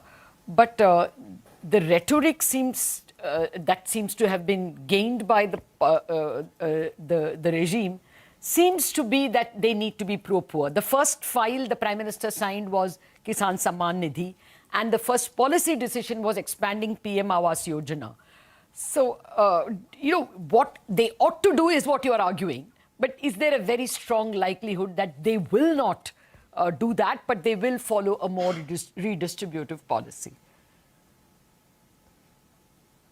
So, first of all, Lata, I think, it's not as if in the preceding 5 years there was not any redistribution spending. If you look at revenue expenditure for state plus center combined, or even if you just want to look at the central government, revenue expenditure to GDP is relatively high. The central government still runs meaningful revenue deficit. So there was spending on redistribution, and the announcement that we have heard are part of that revenue spending that was ongoing. I don't think this means that revenue deficit or revenue spending as a percent of GDP will rise. There can be some shift in allocation towards housing, as they have already announced, away from something else. But the key question that we need to answer is that, is there going to be compromise on revenue deficit and revenue expenditure in aggregate away from that allocation towards capital expenditure? As you can see, the capital expenditure as percent of GDP for the central government has been going up quite nicely, and now it's at a 20-year high. Whether that kind of reverses, my answer would be that that will not reverse. Because of the big picture that I explained, that they understand that this is actually not going to help their political outcomes, because if you don't take care of the bottom 20% by keeping inflation low, then that is going to backfire. So I think both from the economics management perspective, as well as I think the political objectives of protecting the bottom 20%, it doesn't make sense to take any measure that eventually results into higher inflation. And let's for one moment assume that they've taken the wrong message, i.e. that they're not looking at my research paper and arguments, but they're just somehow following this rhetoric which has come up in the media that they need to do more redistribution spending. The question is, why do it now? If you do it now, then you're going to have inflation in the next 2-3 years. That would not work out well for them. So even if they want to do it, ideally it would be done in the 4th or the 5th year, but in the next 2-3 years, we wouldn't really expect much. Okay. Well, so your base case is that this year it will be a 5.1% fiscal deficit. Or are you even expecting less? No, I think it should be around 5, and that will give them some more leeway to do more capital spending and infrastructure spending. And of course, there will be that revenue spending, which is not gone down to zero, or revenue deficit is already not down to zero. That will be maintained, and that some amount of redistribution spending will be there. But I don't see a major reversal in that fiscal consolidation trajectory or revenue deficit reduction trajectory. Okay. Chetan, what about tougher reforms such as the land and labor reforms? Are you factoring that in at all in this in the next 4 to 5 years? We are not. So we thought that if there was a strong mandate, they would have taken the plunge into trying out and taking up tougher reforms on. I think the labor part is more critical. The land part is still less critical. The labor part would be critical because the model for India going forward, or sustainable growth model, would be that you focus on improving productivity in farm, release that farm labor to then migrate to urban India. And for that, you just need that flexibility in the labor market for small and medium enterprises to be able to, absorb this migrant workers coming in from rural India. But, the laws are still a bit too stringent for the SME and the medium-sized sectors. The large corporations are fine. They are probably employing some workers on contract basis and managing the labor laws. But it's for the small and medium enterprises where they do need to implement labor reforms. But look, I think that would help to get growth to go to 8 to 10%, which would be ideal, because then that will take care of the increase in workforce that we see every year. But in our base case, we are assuming about a 6.5% real GDP growth over the medium term. And in that, we are not assuming any big reforms on land and labor. Actually, that was the number that confused me. Why 6.5, Chetan? Look at the last 3 years, 9% in FY22, FY23 was 7.25% or 7.2, and the latest year it has been upped to 8.2%. What's your current year's forecast, and why are you not expecting at least a 7% plus growth in the medium term? So, Lata, I think the recent years' numbers, you have to think about it that there is a significant base effect, because we went down meaningfully in 2020, and then we have been building it back. So if you look at, 4-year or a 5-year CAGR basis, or compound annual average run rate, then that growth rate is still not in line with what we should have been based on pre-COVID path. So I think there's a base effect that has been building on and helping us to grow at a strong rate. And the very last financial year, we all know that there were some adjustments on the account of indirect taxes and subsidies. But if you look at GVA, GVA growth is in the last quarter at 6.3%. So I think that, if you just take the underlying growth rates based on GVA, it looks like, something like 6.5 to 7% seems more reasonable. And therefore, we are kind of building in that kind of assumption of 6.5% growth rates. Chetan, every expert that we speak to says that unlocking productivity of the farmland will be one of those things that will unshackle growth for us. But then again, we saw what happened the last time around. This was tried. So is there any possibility of assigning a non-zero probability to an event like this? Is there a possibility that they might take something up to improve farm productivity aggressively? Yep. Well, I think there is a possibility, but I think that, you saw that one of the things that they need to do is to allow more corporate farming and ability of farmers to sell directly to the corporate sector. And that was a reform that was being planned, but didn't get didn't get implemented. So I think there's still possibility that they may try it again. It's just a question in this political environment whether they will be able to do it. And at this point of time, we are not building it in our forecast. What are the big sectors you will watch out for in the upcoming budget? I think it still has to be either investment line. I think if you just look at India's investment to GDP, it has started to go up from the bottom of about 29%. It's right now around 30 to 33% of GDP. In our view, to ensure that GDP grows at 6.5–7% sustainably without having macro stability risks, you need the growth story to be driven by investment. And even when we are talking about the trickle-down effect and the job creation needs, it is always in sync with what happens to the investment line. So I don't think that the government deviates from it. There might be, of course, probably a bit of a change in their approach in terms of how they market their budget spending, and whatever revenue spending that they are doing, they might probably emphasize it more. But they can't lose the sight of the fact that you do need that investment to GDP to go up. So I would sort of build in for the next 5 years investment growth to outperform consumption growth. And within consumption segment, we are building in urban consumption growth outperforming rural consumption growth. We are meeting you before the FOMC, so I have to ask you this. When is the first cut from the FOMC and when is the first cut from RBI?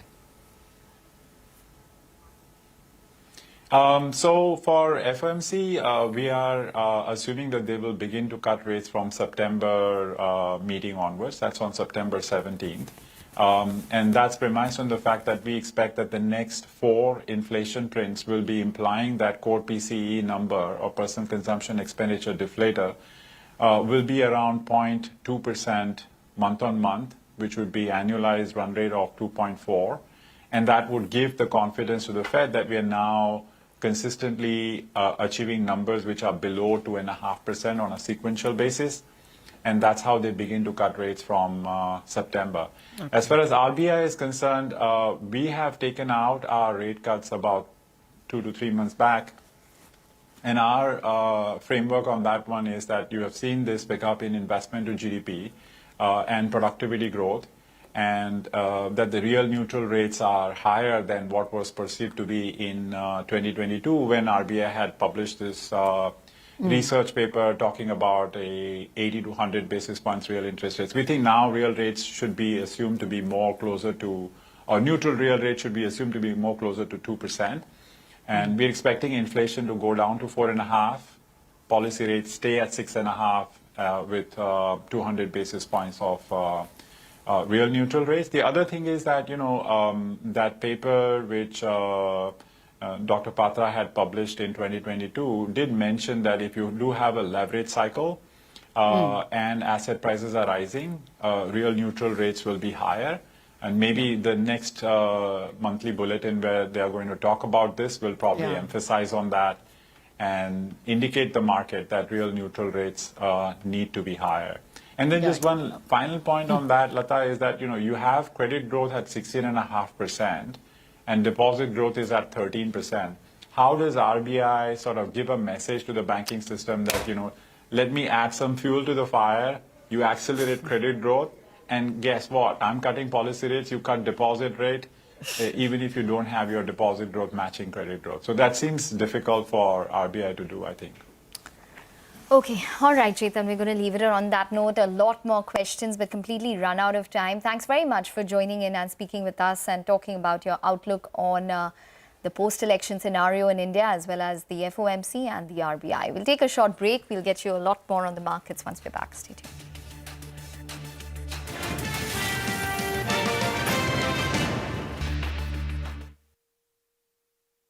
There has been a revolution in this department.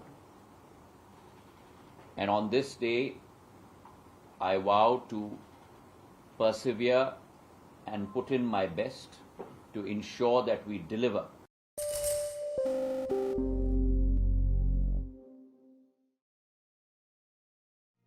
What does it take to build India's largest startup platform? It takes a journey of starting out as an unknown and ending up as unforgettable. It takes more than 2 decades of celebrating the most influential and influencing the most celebrated entrepreneurs. From chronicling the stories of India's startup universe to becoming a success story in itself as India's longest running show on startups and entrepreneurship, celebrating 21 action-packed years of building India's biggest startup community. Young Turks at 21, only on CNBC-TV18 and CNBCTV18.com.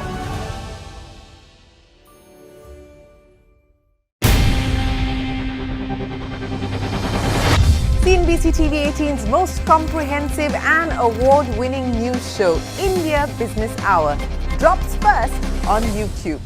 So get the first access to the most influential architects of policies and politics, the key newsmakers of the day.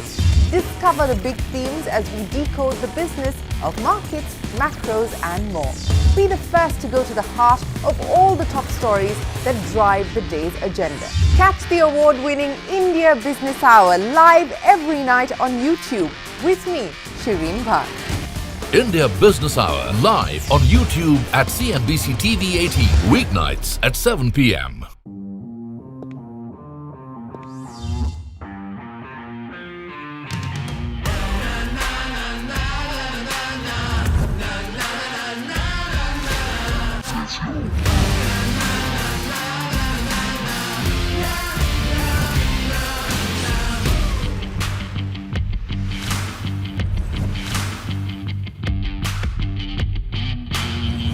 Make informed decisions with comprehensive analysis on the go. Strengthen your portfolio with real-time market updates on the go. Create effective strategies with insightful expert opinions on the go. Grow on the go with CNBC-TV18, now streaming live 24/7 on YouTube.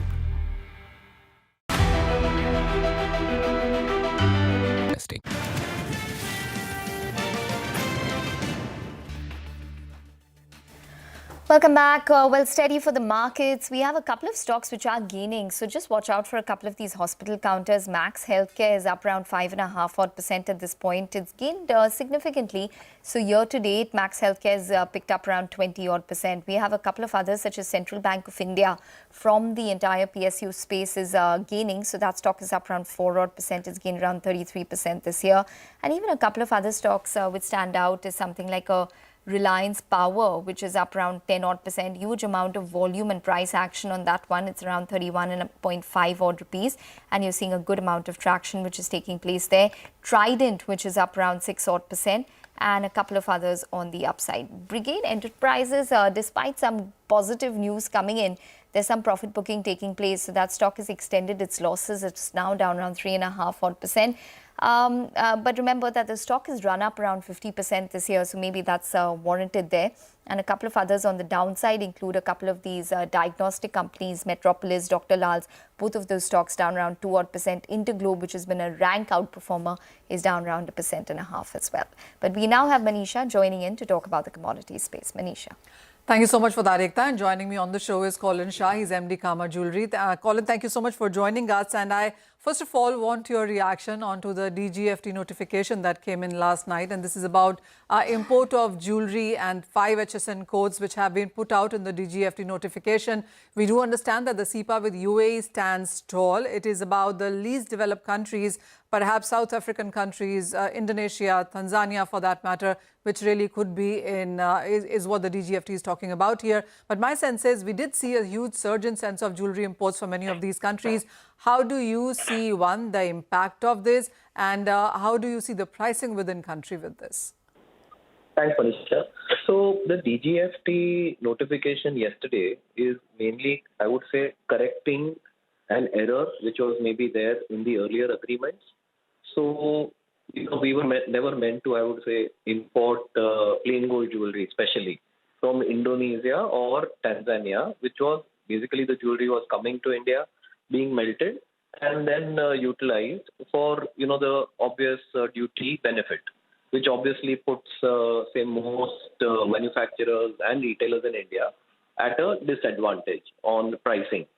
So I guess the notification is a welcome change, and it will correct that anomaly of imports which were coming in from both these countries. As far as the India-UAE FTA is concerned, that stays in place, and we are really hoping as industry that it only gets strengthened further because it will really help boost exports from India. Since you have spoken about exports as well, Colin, and if you look at the first quarter or even as the last couple of months of the new financial year, the numbers in sense of exports haven't been so strong. Barring gold jewelry or plain gold jewelry, that is, everything else seems to have seen a bit of a decline and not exactly a growth quarter on quarter or even year on year, that matter.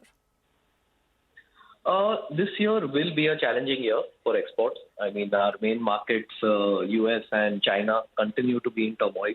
Last quarter, even in the US, because of all this, I would say the industry is going through a transition phase, especially when it comes to the confusion between natural and lab grown and where both will land up in a year or a couple of years from now. So that is making, I would say, the retailers a little nervous globally. But having said that, I guess there will be more clarity coming towards the end of the year, where I guess the retailers and consumers will be either on the natural side or the lab-grown side. And as soon as that clarity emerges in a very positive way, I would say, for both sectors, I guess both will, again, flourish maybe in the 2-3 years. But having said that, on the India front specifically, and, we're thankful that finally election has come to an end. There's a new government in place. We are very happy as industry that we have the same commerce and finance minister. So there's continuity as far as policy is concerned. And what the industry anxiously needs now is the new SEZ Act. Because as soon as the new SEZ Act comes in place, a lot of policy issues which exporters are facing in our industry and other industries in the SEZ will get resolved, which will give a boost, especially in times like this when exports to begin with is challenging in the global scenario. Well, Colin, that exactly was going to be my next question on what are your expectations from the new government. And as you said, the SEZ Act is something that you look forward to. Is there a timeline that you think, is there a particular clause or a point that you think should be included within the Act as well? See, in the Act, the two main, I would say, asks of the industry has been for some time now, which is reverse job work and, ease of transferring property. So if these two are taken care of, besides, of course, I won't get into, several other smaller issues, but the SEZ Act, as you know, it's an act of parliament, and it was done many years back. Now, obviously, industry has evolved, the whole world has changed from AI to, and I guess the act hasn't followed suit with what the industry globally has changed to. So I guess a new act is much desired, and especially it needs to take care of the few, challenges which industry has been facing historically since many years. So that's one part of it. Second is asked from the budget very clearly, and they continue to be, more or less the same, but we are really hoping that with this fiscal space that the government has today, if something can be done on the duty of, metals, especially gold, platinum. Because with these high duties, smuggling has gone up. It continues to go up. And, then we have issues with FTAs and various other challenges which industry faces. And especially in a time when India has gotten organized, if you see more and more retailers are getting listed, which is a welcome scenario even from, the government's point of view, because we're going to have much more data on, say, our industry, which we never had historically, except for, you had a few listed companies. So now if the industry is putting in so much effort to getting organized, being compliant, all marking, GST, this huge anomaly on duty is causing a distortion between the organized trade and the unorganized trade. So if duties are reduced to a rational, era where it used to be earlier, the smuggling would stop, and it will help the consumer in India first because there'll be a cost benefit. And believe it or not, in spite of, the stock market going up tremendously and huge amounts of other avenues of investment opening up, gold continues to stay a safe haven globally. It does, and we've seen that. And yes, we've seen that in percentage terms as well. Even as the equity markets continue to make all-time high, it clearly has been a portfolio diversifier and stronger gains continuing in gold. Colin, a final question, and this one is on the Indian markets itself. We've spoken about imports and exports, but within the domestic markets, what kind of demand scenarios are opening up now? Because the first quarter was slightly weak. Second quarter, we saw Akshaya Tritiya coming in. By the time we are into third quarter, do you see festival demand picking up? Or do you think, as you said, the exports could be challenging, but are the domestic markets keeping you glad? See, if you look at the financial year, the first quarter every year generally, because of Akshaya Tritiya, is strong. But this year, due to election season, it did not have, I guess, the demand that it should have seen. Okay, so the first quarter was quite soft for retail across India. July, August, September quarter is always soft due to monsoon, Shraddh, not so many good days. The industry actually kicks off only from Raksha Bandhan and Ganesh Chaturthi, and then onwards, right? That's when the auspicious days start, auspicious season starts, wedding season, it's the beginning, okay? So what the industry expects this year is that October to March will be very strong. Everyone's thankful that, there's a stable government, again in the center. There'll be continuity. The first 100 days, everyone's expecting a lot, right? And if, there is some amount of delivery on the ground on all the promises, then I think industry, there will be a little buoyant mood come October to March. So what the industry expects is that in October to March, they'll have to make up for the loss of April, May, June, plus have growth. All right. So we are looking at positive numbers going through. I get your point with the fact that the same government continues and the continuity in sense of reforms would also be there. So that is something that the industry clearly seems to be cheering on. Colin, as always, thank you so much for joining us for a detailed understanding on what really does the latest DGFT notification mean and also what the government formation means for the sector. But with that, it's a wrap on this edition of Halftime Report. Business Lunch will take all the action forward.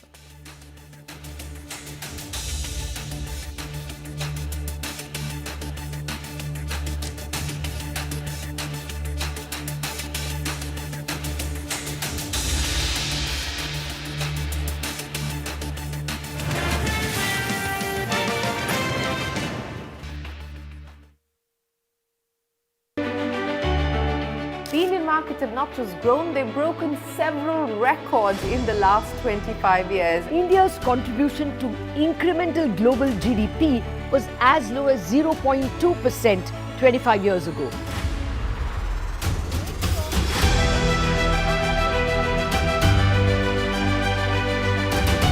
Over the last 25 years, CNBC-TV18 has closely followed the remarkable ascent of India's pharmaceutical sector. There was a time 25 years back that it was all about the FIIs. If FIIs would buy, markets would rally. If FIIs would sell, market would fall. Earlier, we were net importers of steel. From IT services to SaaS, from consumer electronics to space tech, from mere programming to AI ML. Cars, two-wheelers, three-wheelers, commercial vehicles have significantly become much more expensive than they were 2 decades ago.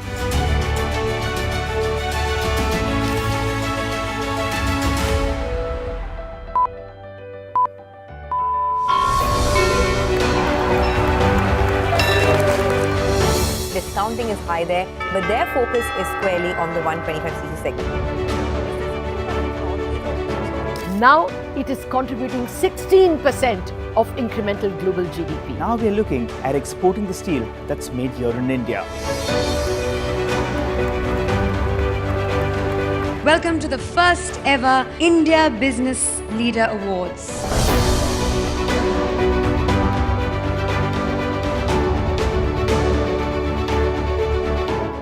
Cars, two-wheelers and vehicles generally being manufactured today are much lower on emissions and much higher on safety. India's technology industry has been at the forefront of cutting-edge innovation over the last 25 years. It's the retail which is the driving force for the market right now. Clearly, we have arrived on the global economic stage.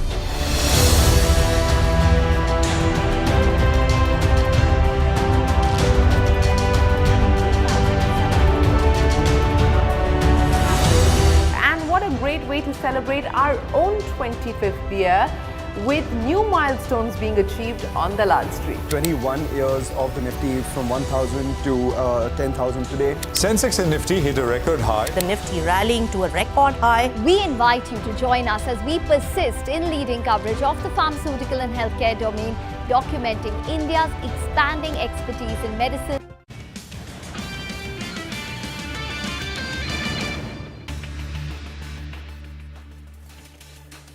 Stocks clock some more gains led by mid-caps ahead of the inflation prints and the US Fed meet outcome. Oil and gas and industrials are the big gainers, even as realty and FMCG drag.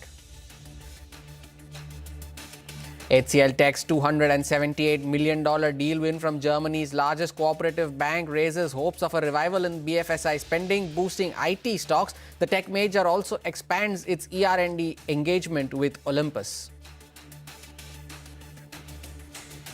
Former Kotak Mahindra Bank Deputy Managing Director KVS Manian and two executive directors with Federal Bank are likely on the CEO candidate list submitted by the bank to the RBI, sources tell CNBC-TV18. And Morgan Stanley's Rhythm Desai tells CNBC-TV18 that emerging markets are not receiving foreign funds due to China. He also cites premium valuations in India as a deterrent, but expects foreign flows to pick up in the second half of the year.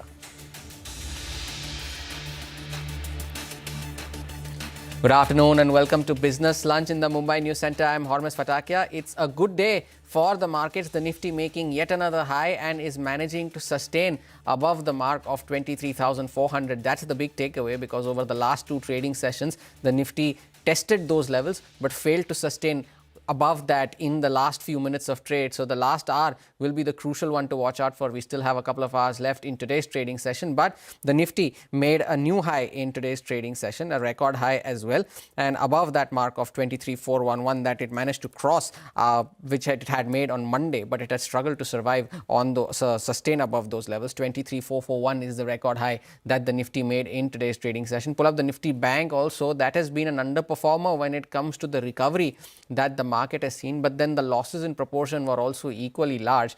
Now closing in on the mark of 50,000 yet again is the Nifty Bank. It had managed to cross that mark on Monday, but it had not sustained above that level. It failed to test that mark yesterday, but now again nearing that mark of 50,000. It did manage to cross that intraday. 52.33 is the high that it made today, and it's somewhat around the similar high that it made on Monday as well. So similar levels where the Nifty Bank also facing a bit of resistance. But what is doing well in today's session? The PSUs, the recovery in PSUs continue. The top gainers on the Nifty are the state-run companies, Coal India, Power Grid, all of them doing well in today's session. Those are the top gainers on the Nifty. The PSE index also up close to 2% now as we speak. So it was down almost 16% last Tuesday. So it has managed to recover most, if not all, of those losses. So PSU is doing well, the market overall doing well. But the interesting bit to see is whether this sustains in the last few minutes of trade. But let's begin the show with some political developments. Then cabinet ministers continue to take charge of their respective portfolios, as has been happening over the yesterday as well.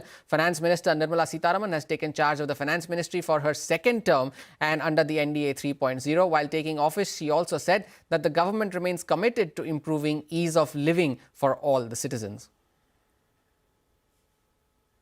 And Road Transport and Highways Minister Nitin Gadkari also took charge of his ministry, along with Minister of State Ajay Tamta and Harsh Malhotra.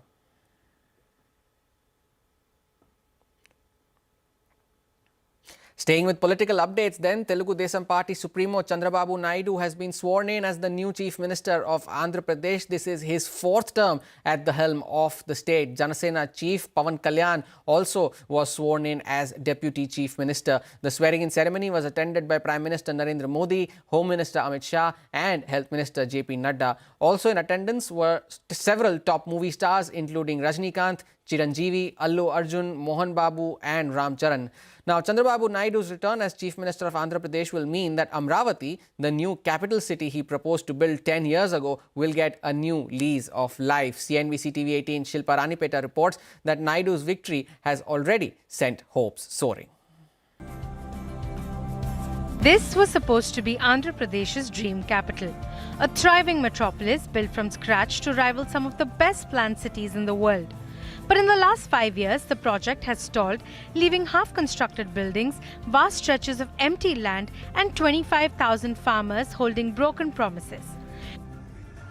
Now, with the Telugu Desam Party and Chandrababu Naidu returning to power, his pet project is set to be recalled to life. एक रात काली रात हमें गुजर गई थी, अब चंद्रोदय आएगा शायद, जब क्या बोलते हैं उसको, राजधानी फिर से बनेगी, किसान हम खुशी हो रहे. The resurrection of Amaravati is Naidu's biggest poll promise, and a new capital city will mean fresh investment. ఇక్కడ గాని రాజధాని కడితే Vijayawada Guntur. If the capital is built here, all towns between Vijayawada and Guntur also come together. My resolve is to build a dream capital, one with world recognition and one Telugu people will be proud of. What is Andhra Pradesh's capital? ఏది ఆంధ్రప్రదేశ్ రాజధాని. And TDP says he is keeping this promise. From the past few days, lot of activity had started in Amaravati. We will definitely, keep all the projects that have been derailed in Amaravati back on track. We always wanted Amaravati to be a growth engine for the state.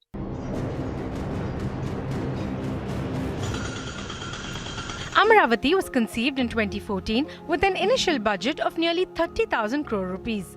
The World Bank pledged $300 million and the Asian Infrastructure Investment Bank pledged $200 million.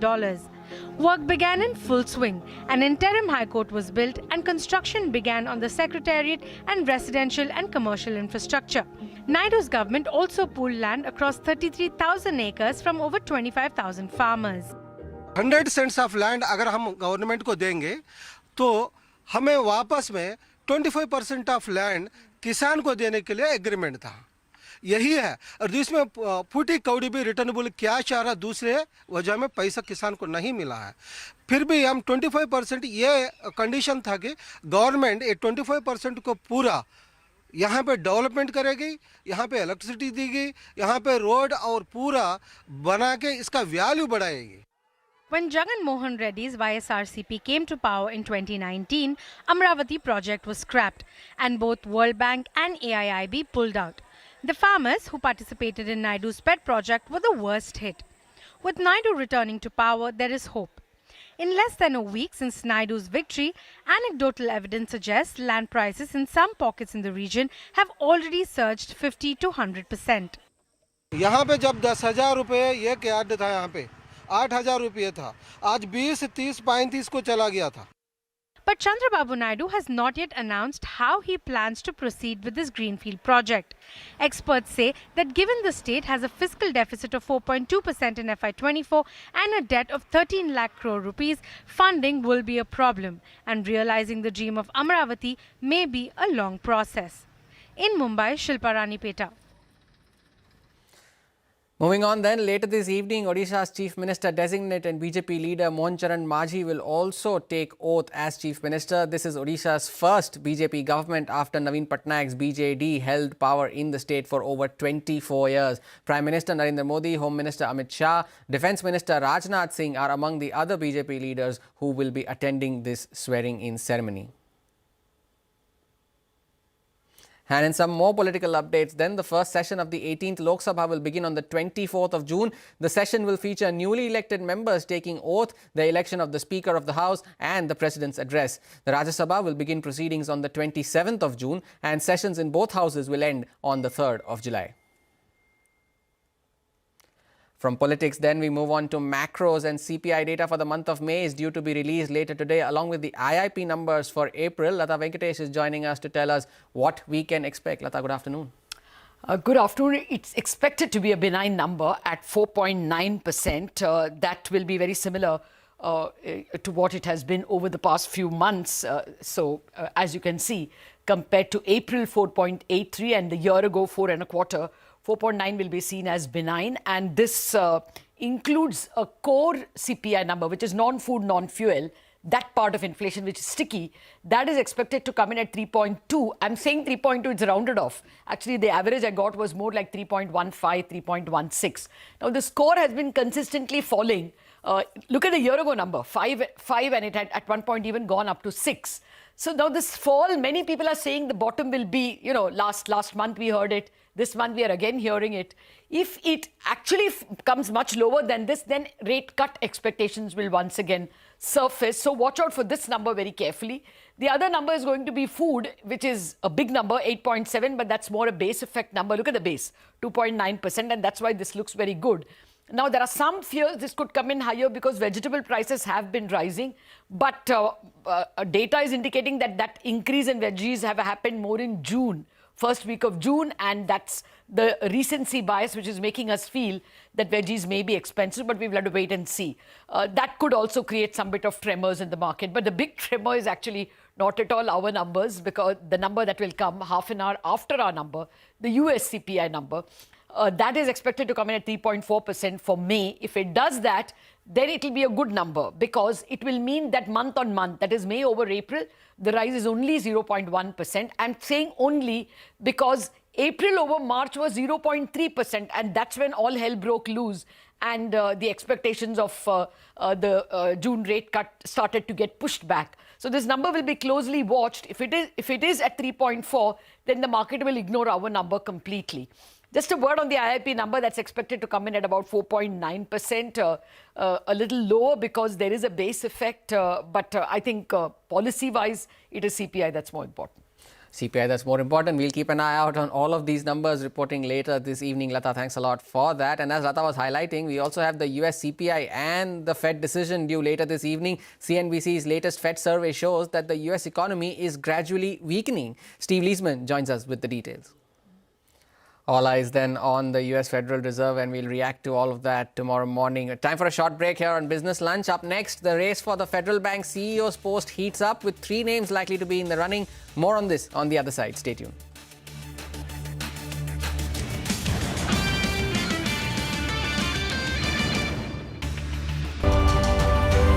"25 years of excellence and unparalleled growth." CNBC-TV18, embarking on a quarter-century of excellence.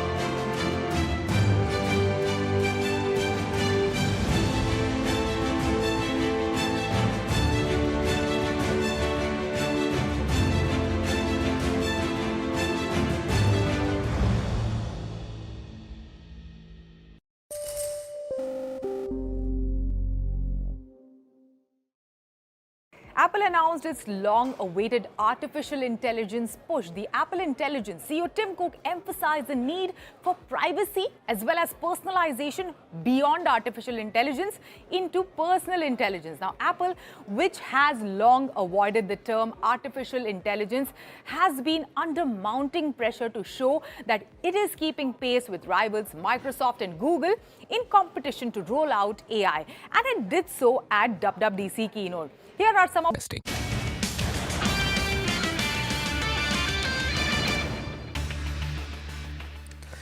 We're back on Business Lunch and on to a CNBC TV18 exclusive now. Sources say that Federal Bank has shortlisted 3 candidates for the post of the MD and CEO of the lender. They have sent these names to the Reserve Bank of India. Abhishek Kothari is here with the details. Abhishek, what do you have for us? Well, sources do tell CNBC-TV18 that Federal Bank has sent names of the shortlisted candidates for the post of MD and CEO. So these names, as per my sources, were sent about 10 to 15 days back.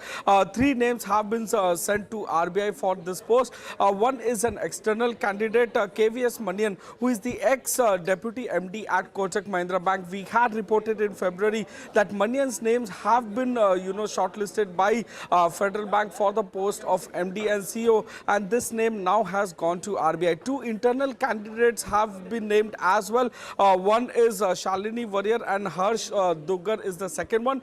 Both of them are executive directors at the bank. Now, CNBC-TV18 had reported in Feb of 2024 that KVS Manian could be in the race for this post, that is MD and CEO of Federal Bank. We had reached out to Federal Bank, however, they have not yet responded to our query. Back to you. Thanks a lot for that, Abhishek. And it's showing up in the stock price as well. The stock surged to the day's high now, almost 3.5% higher is Federal Bank at 173.50. But from one exclusive to another, sources are now telling CNBC-TV18 that the auto industry has written to the government asking for a reduction of GST on CNG and flex fuel two-wheelers. Parikshit is joining in with more details. Parikshit, over to you. The Society of Indian Automobile Manufacturers has written to the Ministry of Heavy Industries requesting for a GST reduction from 28%, which is the base rate for all two-wheelers currently, to 18%, specifically for CNG and flex fuel two-wheelers. And when the base rate becomes 18%, to further reduce the GST on these kind of vehicles to 12%. This request has only been made for two-wheelers and specifically for CNG and flex fuel two-wheelers. There are companies in the auto industry such as the Hero MotoCorp, Bajaj Auto and even TVS, which have developed or are developing CNG and flex fuel vehicles which can run on higher blends of ethanol going up to E85. SIAM has also requested for a removal of 3% cess on all two-wheelers above 350cc. The reason why the industry body is urging the government to consider this request because they feel that these low-carbon vehicles are good in terms of meeting our environment goals. They will also increase the overall two-wheeler penetration in the economy, increase productivity, considering that two-wheelers are used for e-commerce and quick commerce specifically. But if the tax rate remains 28%, then the cost of acquisition of CNG and flex fuel vehicles will remain high because the vehicle efficiency, fuel efficiency of these vehicles goes down. And there is also a lot which has been invested by the companies in developing these vehicles. So you need to offset that investment as well. They have also argued that the tax rate in India, which is 28%, coupled with a road tax and also an insurance premium and 3% cess for vehicles above 350cc is a lot of tax burden on a consumer, and this is much higher than economies like Thailand and Indonesia, which have a 7% to 11% tax rate respectively. So we need to bring the taxes down on CNG and flex fuel two-wheelers so that they are adopted more and bought more by consumers in the days to come. Now, this is a move that the Ministry of Heavy Industries can consider. They can make a proposal to the Ministry of Finance, but finally, this is an issue that will have to be taken up by the GST Council and decided by it. Parikshit, thanks a lot for that update. Now, rounding off this section of exclusives with some big market opinion, Ridham Desai, Managing Director and Chief Equity Strategist of Morgan Stanley. We spoke to him on the sidelines of the Morgan Stanley India Investment Forum. Let's listen into excerpts from that conversation. EM as an asset class, especially because of China, is on the back foot. So it's actually the least preferred equity market in our global pecking order. And I think that's also reflected in the flows.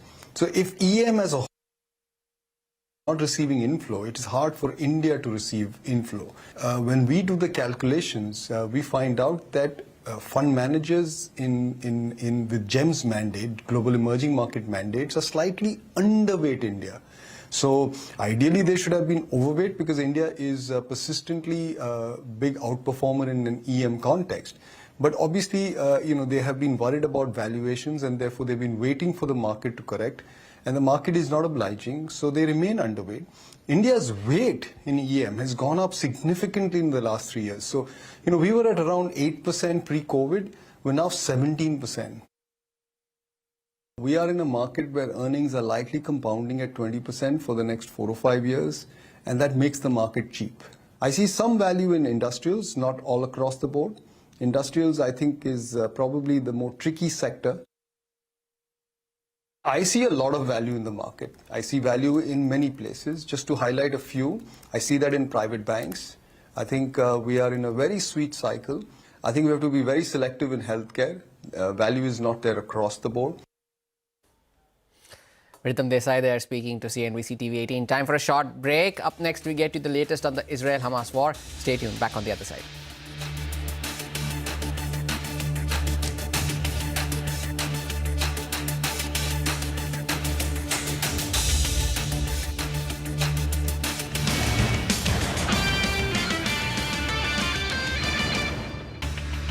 Of Apple Intelligence. Number one, context-driven notification. Now, Apple Intelligence can recognize which notifications are important to your personal context. The example Apple cited during the event is finding out if a rescheduled meeting prevents you from getting to your kids' play across town on time. Siri can now also understand context, like knowing the location of a task, even if you don't explicitly say it based on your previous request.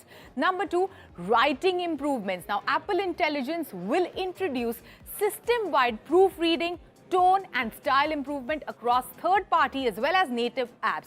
Now, those who struggle with Office emails, I often do, the emails would start looking more professional with rewrite. Number three, image generation. Now, Apple Intelligence can create generative photos based on your photo library. There are three styles: sketch, illustration, and animation. Number four, of course, the announcement of much rumored partnership with OpenAI and improved Siri. Yes, Apple is integrating ChatGPT into Siri and the system-wide writing tools. You wouldn't need to create an account with ChatGPT to access it. You will be notified when you are using ChatGPT and you will be asked for permission before any information is shared.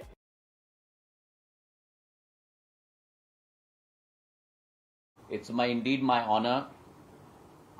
Testing.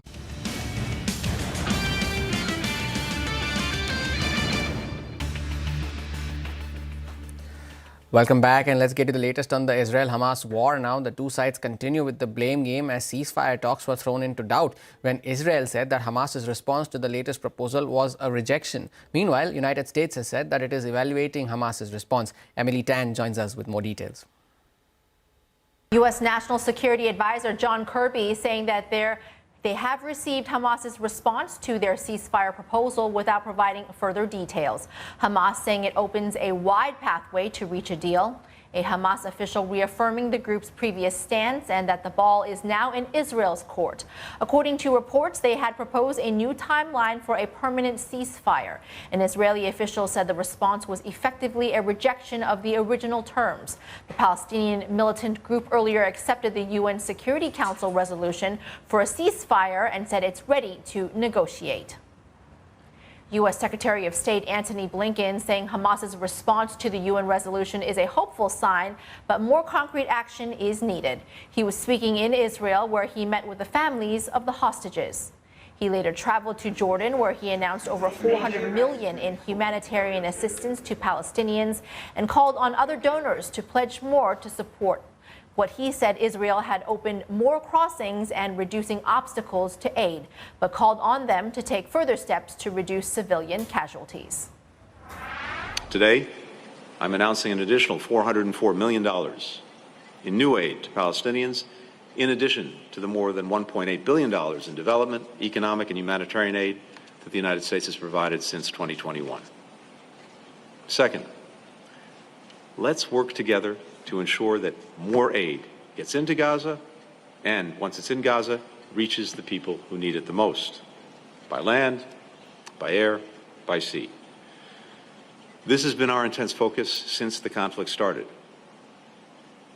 Particularly in recent months, Israel has taken some important steps to open more crossings, to address obstacles to the delivery of assistance. But it can and must do more. Some updates there coming in from the Middle East, but the markets continue to remain where they are. The Nifty still above the mark of 23,400, now reaching that 23,410. Was it a few minutes ago? Now it's back at that 23,400 level. So bulls are making every possible effort to defend that level of 23,400. The Nifty Bank also continuing to struggle around that mark of 50,000. It's still not managed to cross that. Remember, it's also the weekly expiry of the Nifty Bank today. So the last 90 minutes will be very key for this index as well, and see which direction the index manages to take. Will it see a more downside and then move back towards that level of 50,000 and sustain above that? That would be the one to watch out for. Pull up the PSU Bank index as well. That index is the top performer in today's session. The recovery continues over there. Another 1.5% added to the PSU Bank index, nearing the levels of 7,500 is the PSU Bank index. The broader markets continue to outperform. The mid-cap index and the small-cap index both are up 1% each. And those indices have already recovered the losses that they had made last week and continue to move to newer highs. Is the mid-cap index now at 54,000 as well. So the broader market is doing well. The Nifty fighting to hold on to 23,400. But with that, it's a wrap on this edition of Business Lunch from me and the team that put this show together. Thank you so much for watching. Mid-cap Radar takes the action forward.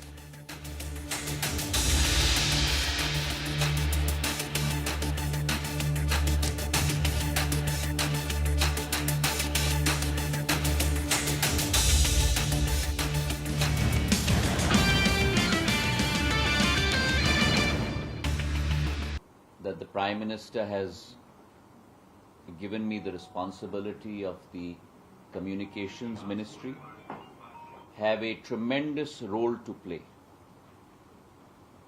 on a global stage as well as on a local stage,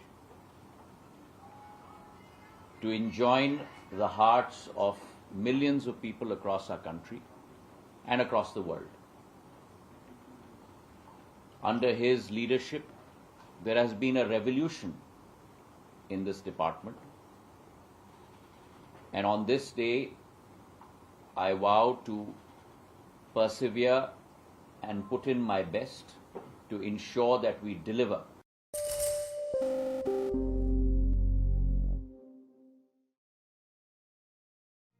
What does it take to build India's largest startup platform?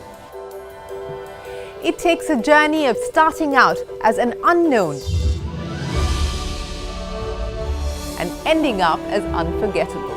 It takes more than 2 decades of celebrating the most influential and influencing the most celebrated entrepreneurs. From chronicling the stories of India's startup universe to becoming a success story in itself, as India's longest running show on startups and entrepreneurship, celebrating 21 action-packed years of building India's biggest startup community. Young Turks at 21, only on CNBC-TV18 and CNBCTV18.com.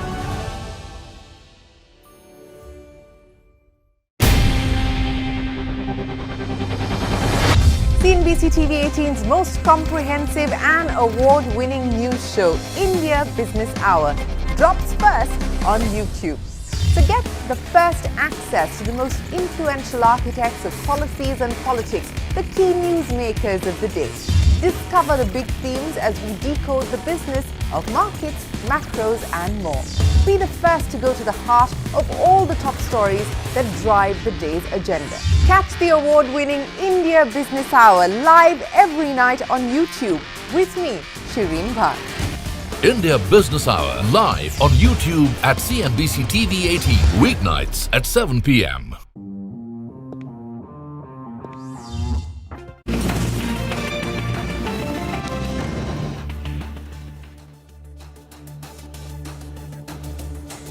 Good afternoon, welcome to Midcap Radar. I'm Sonal Bhutra. With me as always is Vivek Iyer. Well, we touched new records. We've come up from those highs, but bulls wouldn't complain at all. Markets are still up around 134 points, just at the 23,400 mark. And mid-caps too are doing well today. Mid-cap doing well, just as you saw on the screen, you know, it's green across the screen. Mid-cap index up over 1% at fresh record high. But it's an action-packed show, and let's start the show with the top headlines. Stocks clocked some more gains, led by mid-caps ahead of inflation prints and the US Fed meet outcome. Oil and gas, along with PSU banks, are the big gainers, even as realty and FMCG drag. Camlin Fine Sizes surges in trade as its subsidiary Dress & Quimica enters into a share purchase agreement to acquire 100% stake in Belgium-based Vitafor Invest NV. The cost of acquisition is only €1. Vitafor Group's consolidated debt stood at €6.5 million. Federal Bank gains after sources tell CNBC-TV18 that former Kotak Mahindra Bank Deputy MD KVS Manian and 2 Federal Bank executive directors are likely on the CEO candidate list submitted by the bank to the RBI. Max Healthcare gains after brokerage firm Ambit retains buy with target price of ₹920 a share, says high share of brownfield beds and core markets implies faster ramp up to EBITDA break-even and maturity as well. Sun TV hits a fresh 52-week high after brokerage Access Capital raises target price on the stock to ₹810 from ₹600 earlier. The brokerage says company's muted ad growth over FY22 to FY24 is still better than Zee's 4% decline. Okay, all right. These are the top headlines that we are tracking for you. The markets, where the Nifty is up 147 points right now. The mid-cap is up 1%, and that is the index which continues to outperform yet again. So 1% higher on the mid-cap index. And we do have sectoral movers today in every form possible, actually. Barring Nifty Realty and Nifty FMCG, all the sectoral indices are in the green today. Where Nifty Media is topping the list, the small-cap index is up around 1%. Nifty CPSE continues to see that outperformance. So as Hormaz was pointing out earlier as well, from 4th June, Nifty constituents, all 50 of them have been in the green. And, that dip has been bought and that continues actually. That's right. Hormaz has been looking at, the entire data, and he's been pointing out the kind of recovery we've seen since the election day counting knock that the indices took. But we have Hormaz. Hormaz, you've been looking at the screens today as well. What are the top movers today? As much as the recovery is, you always ask for a little more, can you? And the recovery is continuing. The mid-cap index is at a record high in today's session. So the bulls continue to have a good day after last Tuesday's fall. But some of the top movers, as you just highlighted, Max Healthcare, so positive brokerage commentary coming in, 8.5% higher there. LIC Housing is having a good day today. Can't say the same for the parent, but it's 5% higher there. Tata Tele, Trident, Tanla Platforms, all of them having a good day with gains of well over 5% in today's session. As you mentioned, PSUs continue to recover. Concor is up 5.5% as this NMDC, Oil India, Power Grid also seeing some good gains in today's trading session. A sector that is doing well, Media Index is the top sectoral gainer today, and Dish TV is up 11.5% in today's session. Sun TV, some positive brokerage commentary there as well, off the day's high but still up 3%, and Nazara Tech as well, so seeing some good gains in today's session. Some volume buzzers will come up on your screen, and Elcon Engineering continues to surge higher, now at the highest point of the day, 13% higher there. TVS Supply Chain, a new contract for them, but off the day's high, but still up 5%. MMTC and Oracle Financial also seeing some gains in today's session. And lastly, the underperformers of the day, real estate, as Sonal was just pointing out, is the top sectoral loser with Brigade down 3.5%. Marico, APL, Apollo, Sterling and Winsell, all of them seeing losses of just close to 3%. Back to you guys. Okay, that is a long list, but we have to say the list of gainers is much longer than list of losers today. Thank you, Hormaz, for joining us as always. It's a good time to welcome Ruchit Jain of 5paisa.com for a technical check on the markets. Ruchit, good afternoon. Thank you so much for joining us. Well, we are making new highs every day. Do you think there will be consolidation on the cards, some pullback from these levels? What are the charts suggesting? Hi, very good afternoon, Sonal. Very good afternoon, Vivek. Well, we have seen a V-shaped recovery after that last Thursday's correction. And if you look at the broader market's momentum, then it's quite positive. Even the FIS data, who were short of about 13% long short ratio was there, that is covered to about 36-37%. So data is clearly indicating that we might continue this uptrend without any meaningful pullback move. I think many traders are also waiting for some pullback move to enter into the markets. But as of now, it doesn't seem that we will get any such significant price-wise pullback. There may be some consolidations for a couple of trading sessions, which would be a time-wise correction. But I think 23,200 has formed a good support base immediately from a short-term perspective. On the higher side, 23,500 is the first resistance that we are watching out for. And in case if the market takes that out without any pullback move, then 23,900 positionally cannot be ruled out. So 23,900 is the 127% retracement of this recent correction of a couple of sessions which we witnessed during last week. So positionally looking quite bullish. No, don't expect any significant price-wise correction now. 23,200, 23,000. I think the support base has been shifted over there, and we should trade with a positive bias for potential targets of 23,900. Okay, Richard, so 23,200 is where you're seeing the support at currently. Give us a sense of what are your top individual picks for the day? So a couple of recommendations at the buy side. First would be definitely an outperformer, LIC Housing Finance. We have seen a good breakout today. Now the good thing is that the breakout has been accompanied by very high volumes compared to its daily average. So usually whenever we see such a high volume based breakout, then a sustainable up move should be expected.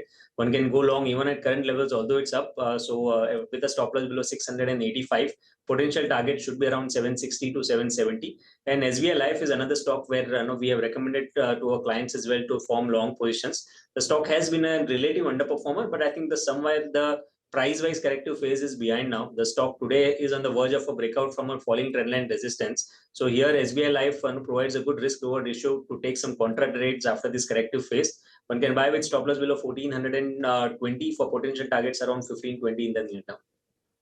Okay, all right, Roger, thank you so much for joining us today and giving us those technical updates. Let's slip into a short break now. When we come back, we'll be joined by Ravi Vishwanathan, the Managing Director of TVS Supply Chain Solutions. The company has announced a new contract with Germany's Daimler Truck. Stay tuned for that.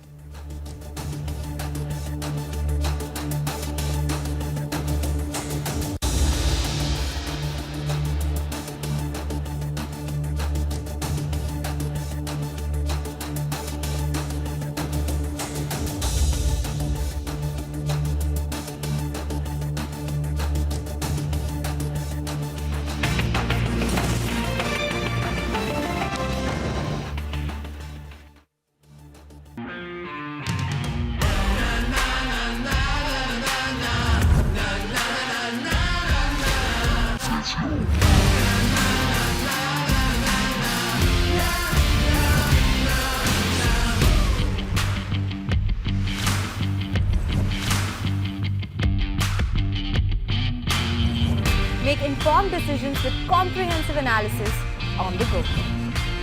Strengthen your portfolio with real-time market updates on the go. Create effective strategies with insightful expert opinions on the go. Grow on the go with CNBC TV18, now streaming live 24/7 on YouTube.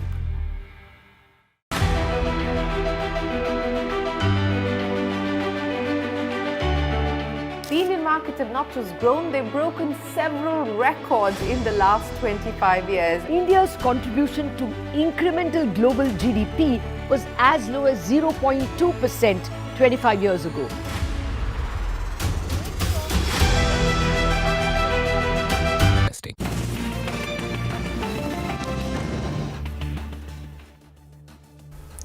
Welcome back to Midcap Radar. Today appears to be a good day as far as housing finance companies and other NBFCs are concerned. In fact, some of the top F&O gainers belong to that particular space itself. So have a look at names like Manappuram Finance, have a look at names like LIC Housing Finance, L&T Finance Holding.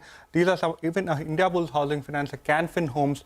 All of these names today are in the green, and they appear to be gaining strength even in the second half of the trading session. But as promised, we have the management of TVS Supply Chain. The stock is buzzing following a 5-year strategic contract that the company has announced with Germany's Daimler Truck. The value of the deal is undisclosed. To discuss demand and the business opportunity, Ravi Vishwanathan, the MD at TVS Supply Chain Solutions, joins us over the phone line. Good afternoon, sir. Thank you so much for joining us. First, could you give us a sense of the total size of this particular deal, and which segment are you classifying this particular deal under? Is it part of your network solutions business, or is it part of the integrated supply chain vertical? Hi, good afternoon, and thank you. Firstly, we're very excited to announce the deal with Daimler Truck Southeast Asia. This is really in the integrated supply chain space, and it is to streamline the logistic services between Germany and the Asia-Pacific region for our customer. Of course, Daimler has been a very, very long-standing customer of ours. We have had a relationship with them for over 22 years. But this is a breakthrough because A, it's in a new region, and B, it's in a segment which we believe is a very fast-growing segment for us. I would love to give you the value of the deal, but unfortunately, we have a client confidentiality. But let me just say that it's a 5-year deal. It is for distributing spare parts and related items for the customer, handling over about 8,000 SKUs and about 65,000 order lines annually to over 16 countries in the Asia Pacific region. So very strategic, very, very key win for us, and it's a reflection of the trust that the customer has placed on TVS Supply Chain Solutions. Okay, all right. So, Mr. Vishwanathan, while I do understand that you will not be able to disclose that amount since the street is cheering this particular deal that has come by, I wanted to understand if there is any upsize option to this order from the current value of the order, and is it already considered in the order pipeline that you had given earlier of around 4,000 crore rupees, or it will add to that number? Of course, this deal was part of the 4,000 crores that we had announced earlier during our results. Is there an upside? Absolutely. I think our focus, like I said, is really on the large global accounts and customer penetration, client mining, and be able to offer the three core capabilities across the two segments we have, which is the global freight, the integrated final mile, and the integrated supply chain solutions. All three of these capabilities is what we are positioning with the customer. What is exciting for us in this deal, Sonal, is the fact that most of the technology that has been deployed is our own technology. We've been talking about our strength in the technology in our solutions and in the capabilities that we have built in this sector. So I would say it's very exciting. A lot of opportunities, of course, to deep mine the customer, but that's something which will happen over the course of this engagement and the relationship. Okay. Could you give us some outlook as far as further tie-ups are concerned? We understand that this is one particular deal that you've got from a customer for which you've already been doing work. So any other deals in the pipeline from existing customers where you see visibility in terms of ramp-ups? I think one of the things that we mentioned after the Q4 results was really about strengthening the order pipeline with large customers. One of the things that we spoke about and we're very, very focused on is to increase the quality of our customer base, which is reflected in the fact that our Fortune 500 customer base expanded from 61 to 78, 61 in FY22 to 78 in FY24. And if you look at the order pipeline of about 4,000 crores, I had said in an earlier interview that we expect to convert at least one large contract in this fiscal year, hopefully, towards the middle of this fiscal year. When I say large contract, we announced a large contract with Centrica last year that was worth close to about 2,000 crores, a multi-year deal. And what that has led is to open the doors for us to participate in these large contracts. So today I can say confidently there are at least a dozen opportunities of not of that magnitude, but of relative magnitude of that large deal. And it really opened the doors for us to participate in such deals. So at this point, let me just say quite a few large opportunities in the pipeline. Many of them would fructify maybe in the 9 to 12 month time frame. Okay, all right. We get that point, Mr. Vishwanathan. What I wanted to understand is how much will you see in terms of a revenue increase over the next 5 years with this deal coming in? And also, is this order spread across 5 years? Is it equal or is it back-ended? Can you give us some more details here? So it is a 5-year deal with an equal revenue across all of the 5 years. And that's the exciting thing because the opportunity for us to expand that as we progress in the relationship is very, very possible and present. So that's about this particular contract. Yeah, 5-year, constant revenue every year, but opportunity for us to expand it as we go. On your earlier question, if I look at it from a long-term basis, I think the company has had a CAGR of about 17%. Our aim is to continue to grow on that trajectory across all of our geographies. So I think we are pretty bullish about the fact that we will continue on a significant high teen double-digit revenue growth over the course of maybe the next 3 to 5 years. So that 10 to 12% or high double-digit growth that you're talking about, mid double-digit growth that you're talking about, considers this new order as well, I'm assuming. And also, what about margins on this particular project? I just wanted clarification on these 2 points. So we have stated that the integrated supply chain solutions typically has a margin profile about 9 to 10 percentage or 900 or 1,000 basis points. We can say that the current deal would be around the same range. And from a margin outlook for this fiscal year, we look at about a 50 to 100 basis point expansion across the company. So this will absolutely help in activating that. Mr. Vishwanathan, one more question. You've spoken about, your FY25 guidance of almost double-digit growth as far as FY25 top line is concerned. Now, coming to the PBT, you ended FY24 for that particular segment at 0.3%, and you're now anticipating and expecting a PBT margin of almost 4% for FY25. So, where do you expect this operating leverage to kick in, and are you on track to achieve it by the end of FY25? Let me just say, I think the 4% PBT is a long-term outlook, not for FY25. As far as PBT is concerned, what we are telling the market is that we've had probably a difficult FY24. The first 2 quarters was the negative. The third quarter, we just about came into the black. And the fourth quarter, we finished with about 5.4 crores of PBT.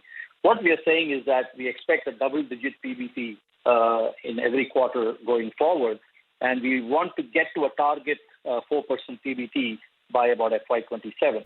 And the levers that we have really is the large relationship we have. So we believe that there is opportunity for us to expand margins in the large relationship, because we have we can expect non-linear growth, which means for the same overhead, we can expect substantial revenue growth.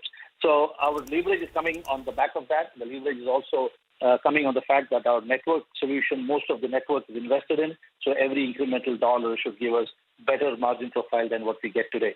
So a combination of that, and of course the significant reduction in debt levels of the company, which means that we are very fit from a balance sheet perspective, and therefore a better PBT going forward.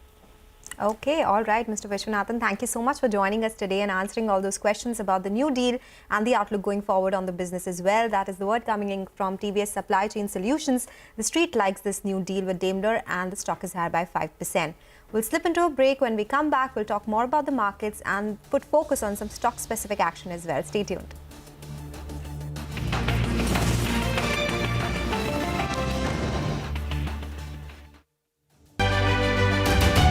Over the last 25 years, CNBC-TV18 has closely followed the remarkable ascent of India's pharmaceutical sector. There was a time 25 years back that it was all about the FIIs. If FIIs would buy, markets would rally. If FIIs would sell, market would fall. Earlier, we were net importers of steel. From IT services to SaaS, from consumer electronics to space tech, from mere programming to AI ML. Cars, two-wheelers, three-wheelers, commercial vehicles have significantly become much more expensive than they were 2 decades ago.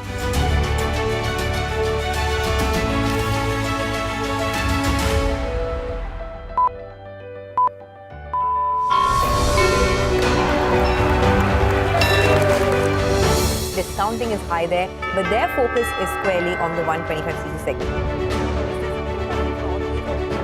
Now it is contributing 16% of incremental global GDP. Now we are looking at exporting the steel that's made here in India.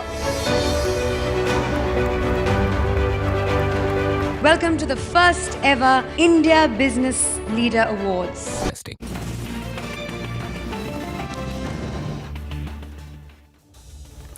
Welcome back. You're still tuned into Midcap Radar on CNBC-TV18. Well, while the markets, they have come off from the high. So the Nifty is at 23,371 right now. That's a 100-point gain. The Midcap Index 2 is off the highs of the day. So that's the picture looking right now for the markets. Couple of stocks from the broader markets. Just wanted to point out Tata Chemicals, because that is off lows, and this has come in after a possibility of a price hike that the company can take as well. So that stock should be on your radar as well. But the other stock that we are tracking closely is Brigade Enterprises. It is doubling down on its presence in the Chennai market. The company will launch a mixed-use development at its recently acquired land bank on Mount Road, with home prices is starting at 20,000 rupees per square foot. In an exclusive chat with CNBC-TV18, the company's MD, Pavitra Shankar, told Jyoth Sanith that she expects the Chennai and Hyderabad markets to contribute more to residential sales in the next 5 years. Here's a slice of that conversation. We are predominantly a Bangalore-based firm. We are about 37 years in business, and a lot of our current presence happens to be in Bangalore. That said, and Mysore. That said, we are developing across Chennai, Hyderabad, Kochi, Trivandrum, some of the smaller cities in South India as well, and also GIFT City. But over the last few years, we've really expanded our footprint in Chennai specifically. So far, we've already done 3 to 5 projects across residential, hotel, office, and a small retail building as well. So true to our I guess what our ethos and our our initial steps as well. We have always been a multi-domain player in real estate, believe in mixed-use developments, and this is how our initial projects have come about. Right. Now our plans for Chennai have expanded dramatically. It will become our second largest market after Bangalore, and we are looking at developments across office, hospitality, and residential, of course, and we'll also be doing a bit of retail. I want to talk to you a little bit about the location where you will see this investment go in Mount Road, one of Chennai's more iconic landmarks and the arterial road in the city. It also comes just years after you made that big ticket acquisition itself from the TVS group on Mount Road itself. If you could just take me through what kind of potential the project has. I believe 13,000 crore rupees is what you're looking at in terms of fiscal potential from it. But what kind of a development will you see at the project, and what kind of segments will this cater to? Residential, office, what kind of mix are you looking at as well? So just on the numbers overall, we are looking at 15 million square feet to develop across all of the segments, that's residential, office and hotel, and the investment for that is around an additional 8,000 crores. That does not include some of the land investments already made. Of that, in the next coming year, we plan to launch a few projects, around 3 million square feet in residential and 1 million in office in the next financial year. Specifically, the project that we're talking about on Mount Road, that per se, the value of that project is more around 1,800 crores. So the 13,000 is for our overall pipeline of residential projects actually. This one specifically is around 1,800 crores from the residential piece alone. So this is a project that is mixed use. It's about 1 million square feet in total. 60% of it, or 0.6 million, will be from residential, the rest of it from office and retail.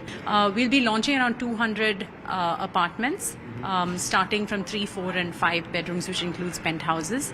And we're excited to see how this goes. It's a G+38 story building, so it's going to be very iconic in terms of the height, in terms of the location, and definitely in terms of the design as well. I recently read, Pavitra, that you've earmarked around 1,200 to about 1,500 crore rupees for land acquisitions itself. If you could just take me through what kind of acquisitions you're looking at, what kind of land banks you're looking to procure, and what will the split be between your major markets? Is there a strategy at play, and where are you focusing on?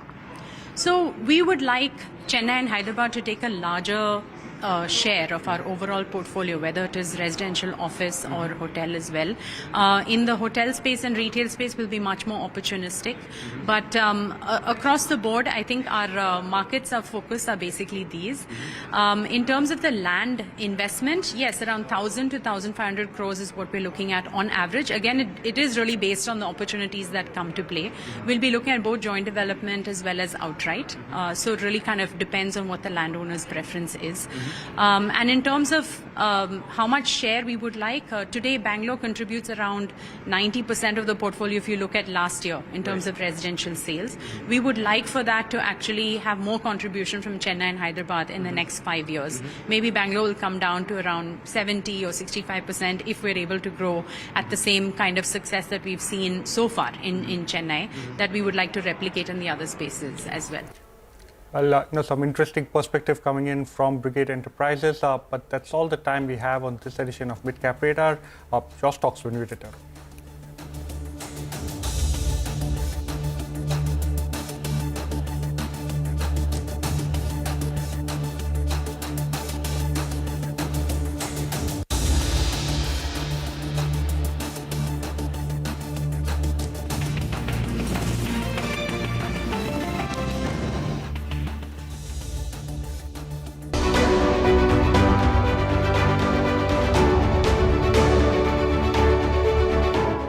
cars, two-wheelers and vehicles generally being manufactured today are much lower on emissions and much higher on safety. India's technology industry has been at the forefront of cutting-edge innovation over the last 25 years. It's the retail which is the driving force for the market right now. Clearly, we have arrived on the global economic stage.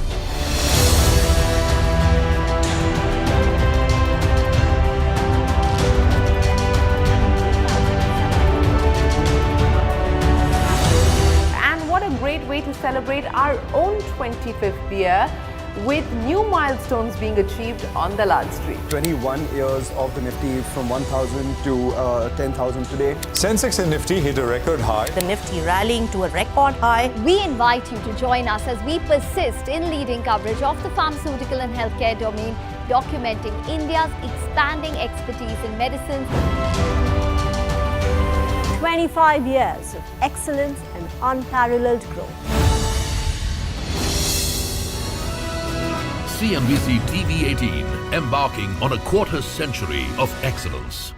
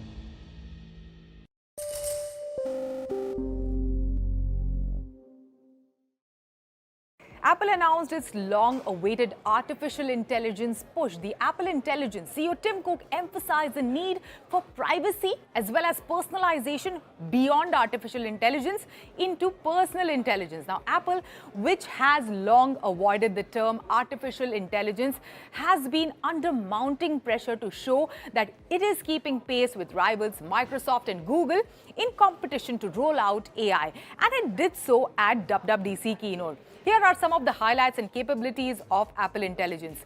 Number one, context-driven notification. Now, Apple Intelligence can recognize which notifications are important to your personal context. Hello and welcome to Your Stocks in the Mumbai studio. I'm Sonal Bhutra and this is a show where we answer all your stock-specific queries. And before we go across to our guests, let's quickly take a look at the markets as well. The Nifty right now up around 101 points, and that's a level which is off the highs of the day. 23,365 is where we are at, and for majority of the day today, we've been above the 24,000 mark. The mid-caps too, they are outperforming, but they too have come off from the high. So 510 points higher on the mid-caps. Bank Nifty is doing well, but it's underperforming the benchmark. So that index is up around 0.4%. A sizable recovery is what we've seen from the lows. We'll have to see whether that sustains or not. And a lot of action is being seen in the Nifty Bank. It crossed that 50,000 mark, but has come back from those levels. So let's move on and get stock specific now. Joining us today is Rajat Bose of rajatkbose.com and Sharad Avasthi, Head PCG Research of SMIFS, to answer all your queries. Gentlemen, good afternoon. Thank you so much for joining us today. And you know, queries keep coming in. There's so much interest in individual names, so it's best to get started ASAP. Sunil is writing to us from Mumbai. He holds 300 shares of Escorts Kubota at 1250 rupees since 3 years. He wants to know whether he can hold the stock for the long term or not. So he's made sizable gains as well on this particular name. Rajat, let me come to you first up. But chartically, how is this stock looking? We do talk about Escorts doing well during monsoons, the tractor sales increasing, but just from a short to medium term, what is this chart suggesting? Its medium-term trend is up, short-term trend is up, long-term trend. You can even say that the long-term trend is about to turn upwards because this medium-term trend has begun from March at a much lower level, around say 2600 or so. And now I would suggest the investor to continue to hold on and put a stop loss below 3,500, because although there had been sharp swings in the recent past, even then it did not fall below 3,500 mark. So that should be used as a stop loss. And instead of looking at a particular target, I would suggest one should carry on, because it's 9-day, 20-day, 50-day exponential moving averages are all moving upwards. Even 200-day moving average is also upsloping. So all trends are up. It should be held in the portfolio. Okay, all right, should be held in the portfolio. Sharad, do you agree? The management also sounded very positive on in a recent management meet. Do you think that that ties in with the fundamentals as well? Yeah, long term, I do think that the fundamentals are very much in place. They are increasing the tractor capacity from around 1,70,000 to around 3 lakh units over the next 4 or 5 years by 2028. So that should be very positive. That is a major portion of the sales.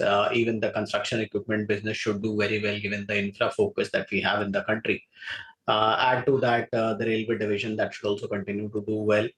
And I think the Kubota impact should also give a leg up to the exports in the long term.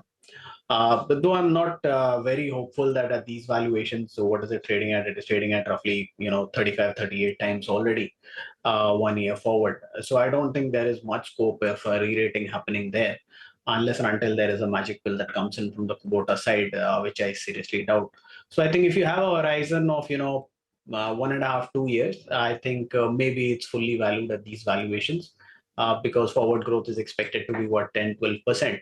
But if you can extend the horizon to a 4 or 5 year kind of place where the localization of engines, etc., starts to play in the company and starts to show up in the numbers, add to that the Kubota export trigger that comes in if that does come in over a period of time. I think these two, three things and the capex that they are putting up, I think these 2, 3 things combined should at least take anything between 36 to 48 months. So if you extend your horizon to 3 to 4 years, you could continue to hold. But 1.5, 2 years, I think already trading at 35, 40 times forward does not leave much scope for upside on the stock.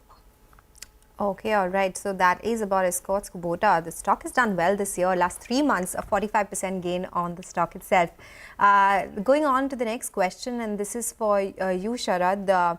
Rakesh is writing to us from Thane. He holds 267 shares of Deepak Nitrite at 2,550 rupees a share since 3 years. He's a long-term investor and wants to know whether to hold or sell at current levels.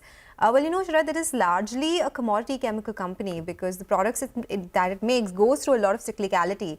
Do you suggest, Rakesh, to continue investment here or move to another company which has specialty products in the portfolio? Last 3 years have been a bit stagnant for the company. But if you look at the capex plan that they have, I think it's a very aggressive capex plan that they have, roughly around 9,000 crores.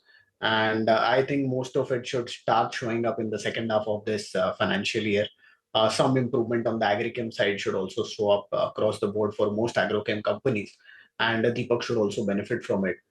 Beyond this, the fluorination, the polycarbonate division, etc., the capex that they are doing in that 9,000 crore, roughly 1,800 to 2,000 crore every year. And gradually these capexes should start playing up in the numbers. So I think second half of this current year, we could see a lot of re-rating happening. Last 2, 3 years have largely been no movement for these companies in terms of financial numbers as well as in terms of prices. But I think from the second half of this calendar, from this financial year, most probably improvements should start showing up. And the huge capex that they are doing up, they have always done large sizable capexes and scaled them up to a certain level. So I think even this time they will be able to do it. So extend your horizon to around, you have been holding it for 3 years. I think hold it for another 2 to 3 years. You might see dips in between. But I think this is a good story to add on. The capex is huge. Consider the current balance sheet size is somewhere around 4,000, 5,000 crores. And you're talking about a capex of somewhere around 9,000 crores. So that's a decent amount of capex that they're doing. And it will still not have a lot of burden on the balance sheet in terms of debt, largely from internal accruals. So I think there is not much risk on this capex.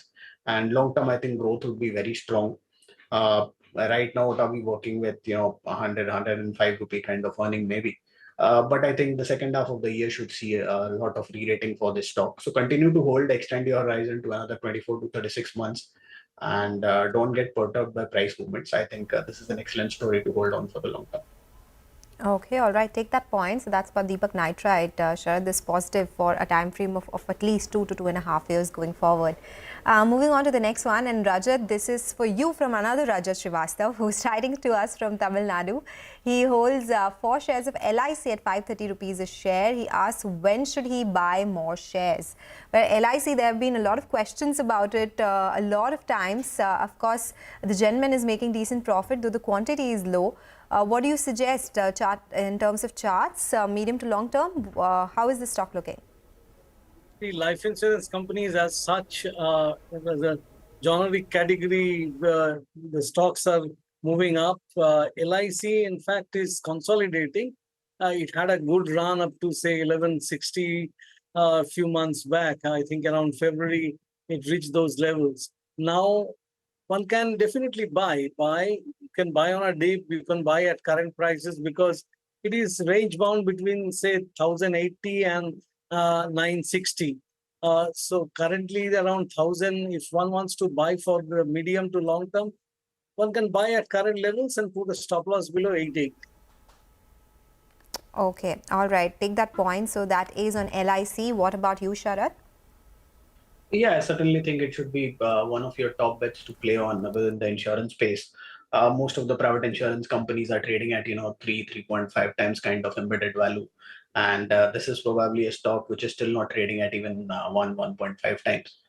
So I think even conservatively, after the listing, most probably the lacuna around the PSU culture would die down in LIC. And even the non-par products that they're working on, they are trying to aggravate that position. So profitability will take center stage. And it's a large behemoth. If you want to understand the perspective, the mutual fund assets of the whole industry are less than what LIC has as assets under its belt. So it's a large entity. I think the stock markets are doing well. So that portion of the investment pool should do very well. And I think if my view turns around right regarding interest rates over the next 6 to 9 months, that pool should also add to substantial profitability. So I think most numbers should improve. Even the monthly numbers coming out of LIC and insurance premiums are also very positive. So I'm very positive, even if it trades at 1.5 times kind of embedded value. We are working with a target of somewhere around 1350, 1400. So continue to hold. Even you can add at current prices, as Rajat rightly pointed out. This seems like an excellent long-term story to me. Okay, all right. So positive outlook coming in on LIC. Moving on to the next question. K. Sambasiva Rao is writing to us from Madhya Pradesh. He holds 100 shares of Reliance Power at 30 rupees a share. He is a long-term investor and wants to know whether to hold or sell at current levels. Sharad, I have to come to you on this one. Too much volatility, too much news flow flowing around. What do you suggest here?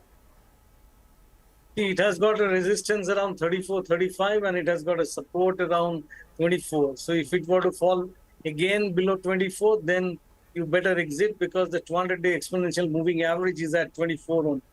And if it were to cross 35, then you can project further upside. But let it first cross that, because most of the time when it comes close to that level, it faces selling pressure and comes down. So it's a range-bound counter. Don't buy fresh. Only when there is a breakout or it comes to test the key support level, then you can buy. In between, after say 5 sessions, including today's, the way it is moving up, you should not be chasing this kind of account. Okay, do you agree? Oh yes, absolutely. Sharad, what's your view here? Largely on most of these smaller names, I think there's a lot of, the WhatsApp, Facebook community that seems to come up and recommend stocks, and a lot of retail investors are getting plugged into these stories. But I think there's a lot of, we are trying to justify value at these numbers, but I think these are all long-term stories. The best thing that retail investors can do is avoid them rather than try to get a quick buck out of these stories. And I don't think anyone has a complete story as to what is going to happen or what turnaround is going to happen, what timeline it will take. But I think it's good for punters or people who just want to punt on it. But as investors, I think these are ideas that are best avoided. Okay, all right. So not the best choice is what Sharad is suggesting here. That's Reliance Power, though the stock is higher by 10%. But as they've been pointing out, there has been a lot of volatility in the stock all the time. Let's take a quick break. When we come back, we'll answer more stock queries on the other side, so stay tuned for that.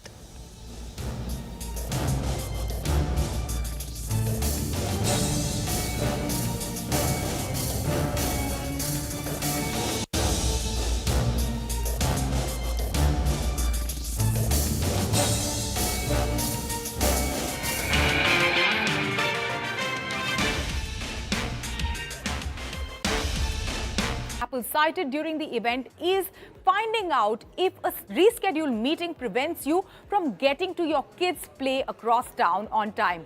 Siri can now also understand context, like knowing the location of a task, even if you don't explicitly say it based on your previous request.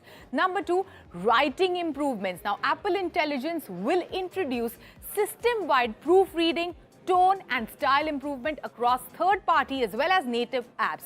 Now, those who struggle with office emails, I often do, the emails would start looking more professional with rewrite. Number 3, image generation. Now, Apple Intelligence can create generative photos based on your photo library. There are 3 styles: sketch, illustration, and animation. Number 4, of course, the announcement of much rumored partnership with OpenAI and improved Siri. Yes, Apple is integrating ChatGPT into Siri and the system-wide writing tools. You wouldn't need to create an account with ChatGPT to access it. You will be notified when you are using ChatGPT and you will be asked for permission before any information is shared.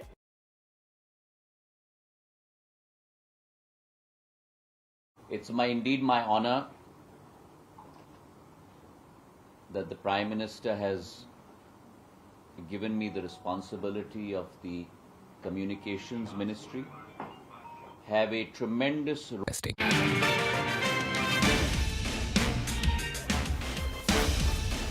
Welcome back. You're still tuned into your stocks. Quickly, let's take a look at the markets because there's some more selling pressure that we're seeing from the top. 88 points from the highs gone. The Nifty is up around 88 points right now and it is at that 23,352 mark. So we'll watch out for whether it breaks that 23,350 mark or not. And that has also come on the back of a lot of these stocks which have come off from the highs as well. So something like a TCS, it is come off this particular hour. NTPC is lower, Wipro. So IT stocks are the ones which are putting some pressure as well on the Nifty right now. Infosys, for instance, as well is at the day's low. So this is one pocket which is not doing so well. We have Kotak Mahindra Bank as well, which has come off from the highs of the day. But majorly, it's the IT names which are putting pressure on the Nifty right now as we speak. So watch out for that one because this is one pocket which has come in for some profit taking again. And that has been the case. You know, the IT stocks, they have been under pressure for last two trading sessions on the back of some profit booking. But let's go back to viewer queries now. We still have with us Sharad Awasthi and Rajat Bose to answer all your stock queries. Gentlemen, thank you so much for waiting by patiently.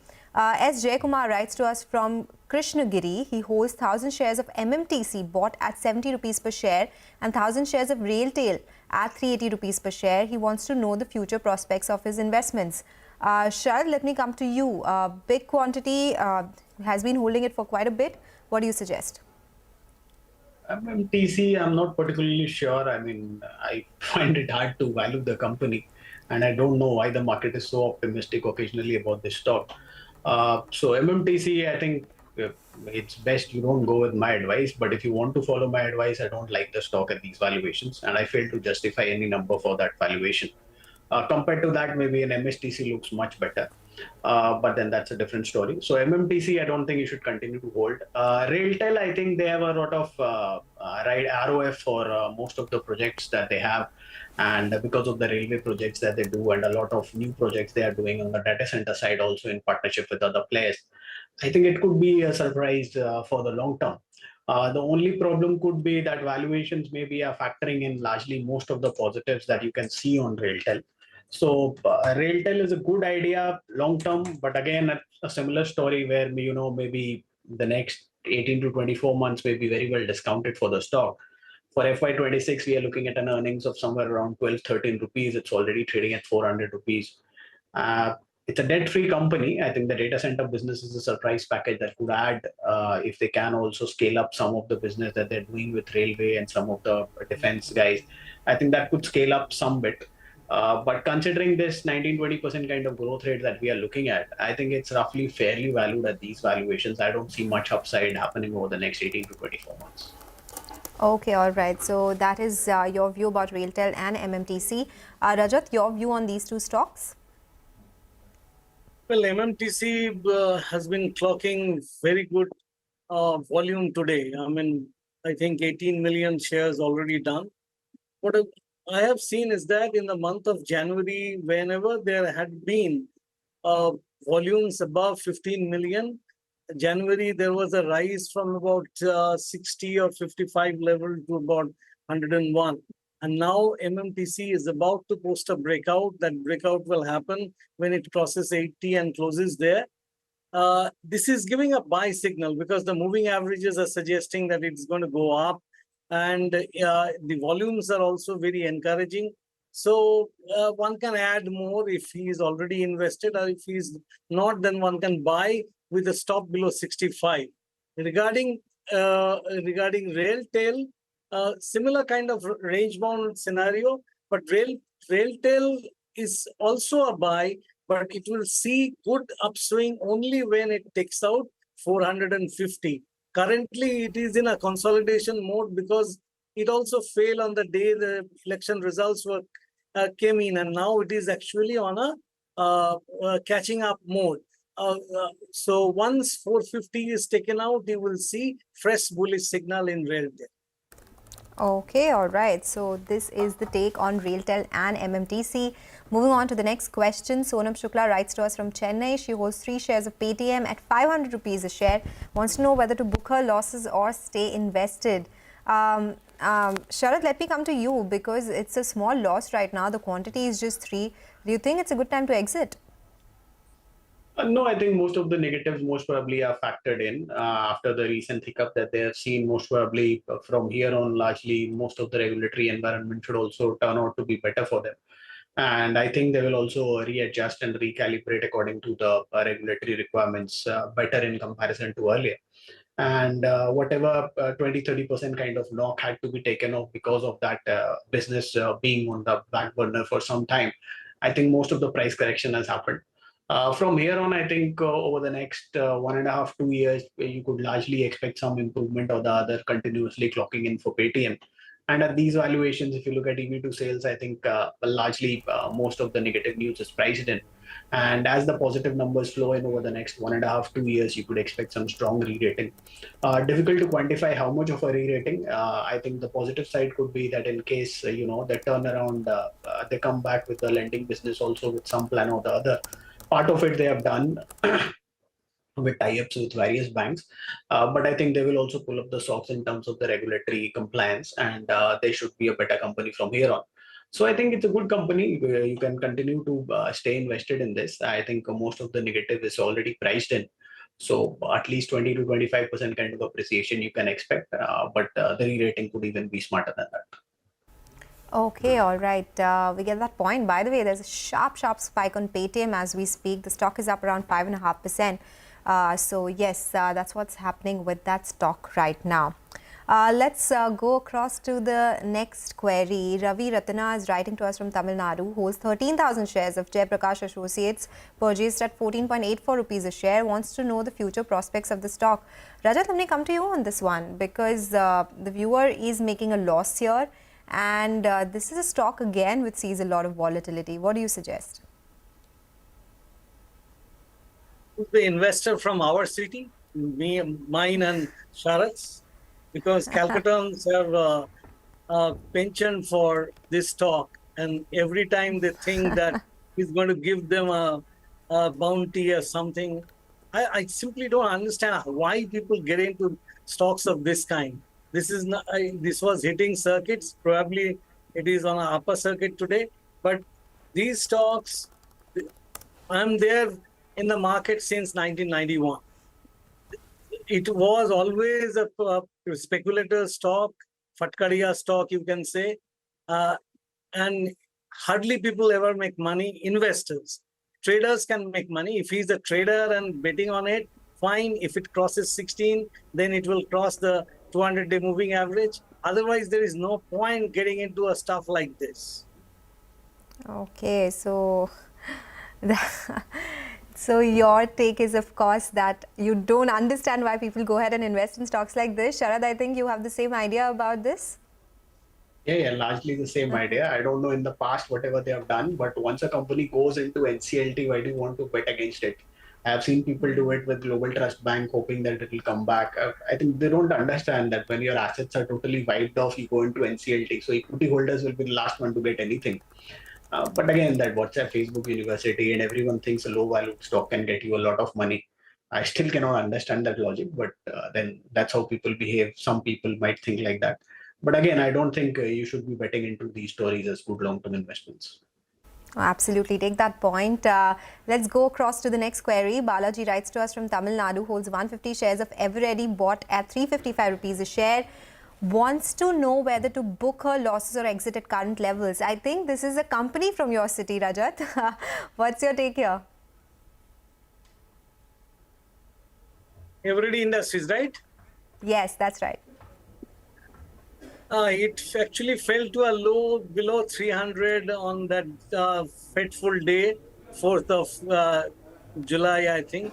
And now it has come quite a bit, very close to its 200-day exponential moving average, which is currently around, say, 343. If it manages to get past that level, then only I would say one should consider buying. Otherwise, why I'm telling you that it should actually give you a clear indication that 200-day exponential moving average is taken out decisively, because every time it tried to cross this, it failed, and whenever it did not sustain above that for a month.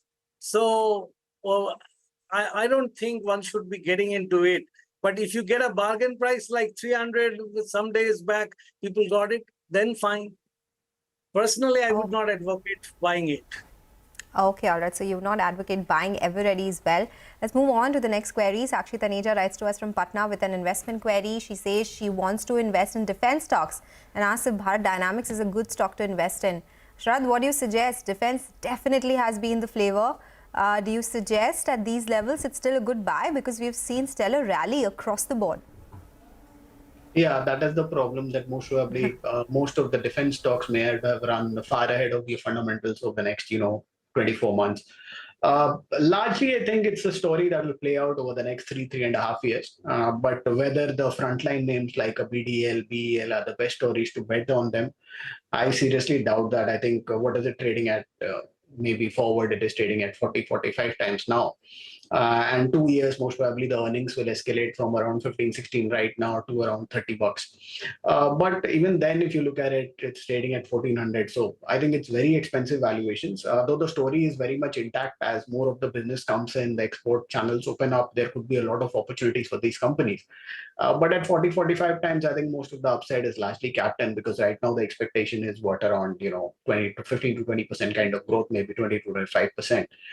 So based on that, when you're trading at 40-45 times, yes, the IP thing, etc., is important, that there is a lot of more newcomers cannot enter into it. But I think if I consider the type of growth, largely most of it seems to be factored in the price. Maybe you could look at something like an Idea Forge, where the valuations are still not very attractive there, but they have a lot of capex in place, and it's not done much. And once it has corrected substantially, so I think that's an idea you could look at. The drone business is expected to become around 3 to 4 fold over the next 5-7 years. So okay, from 4 billion it will go to 20 billion. So that could be a good idea you could look at. Okay, all right, gentlemen, thank you so much for joining us today and patiently answering all those queries. With that, we'll take your leave on this edition of Your Stocks. But do remember to email us your queries and we'll address them with our experts. Stay tuned for Closing Bell to take you through the last hour of trade.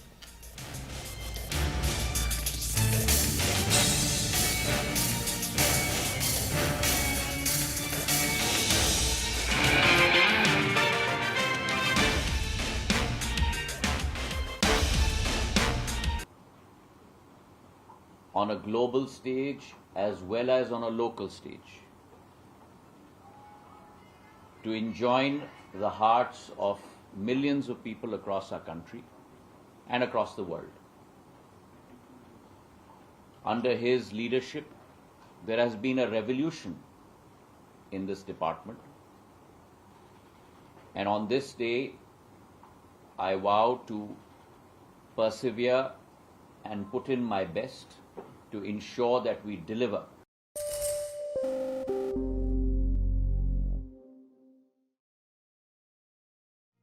What does it take to build India's largest startup platform? It takes a journey of starting out as an unknown and ending up as unforgettable. It takes more than 2 decades of celebrating the most influential and influencing the most celebrated entrepreneurs.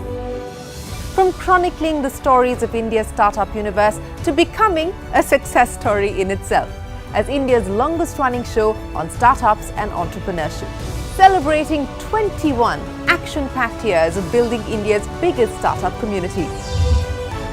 Young Turks at 21, only on CNBC-TV18 and CNBCTV18.com.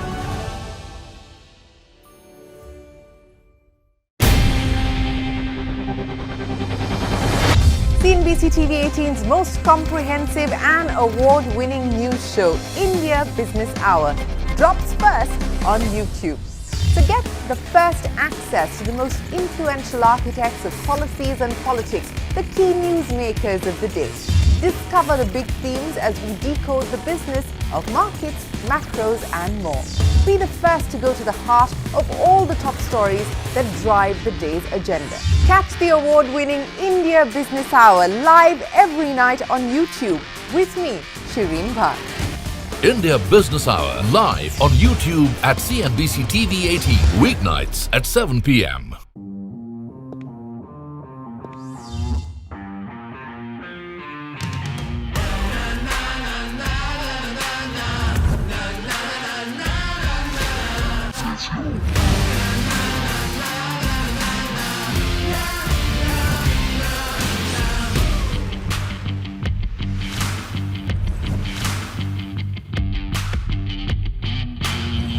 Make informed decisions with comprehensive analysis on the go.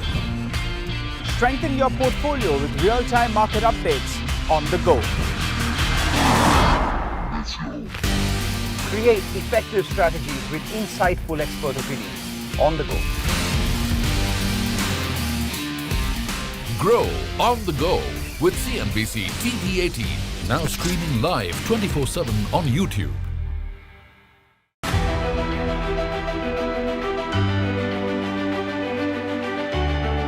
The Indian markets have not just grown, they've broken several records.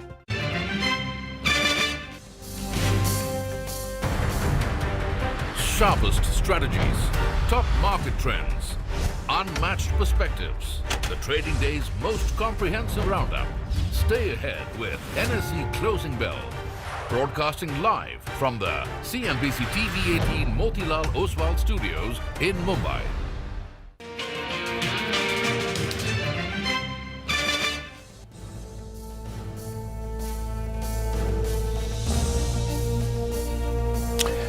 Another day of gains here for the markets this Wednesday. We're up 90 points once again. This is the last hour on Closing Bell.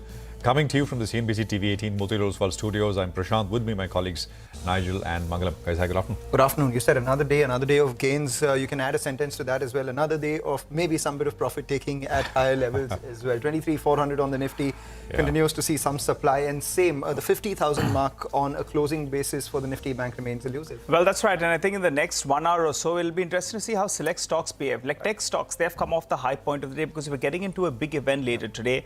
And if the Fed chair sounds a little bit more hawkish than expected, then normally we see some profit taking. So I think some pre-positioning is what we like to see on some of these counters. So far, last two meetings, he's kind of said, "Jane do, aage dekhte hain." I think that's what he's likely to say. People are fed up of the Fed. They're like, just tell me you'll be cutting or not cutting. No, because the last the data, monthly data that we got on Friday was super hot. Yeah, right. It was a blowout. Yields went up 15 basis points. So actually, there should be some reference to it.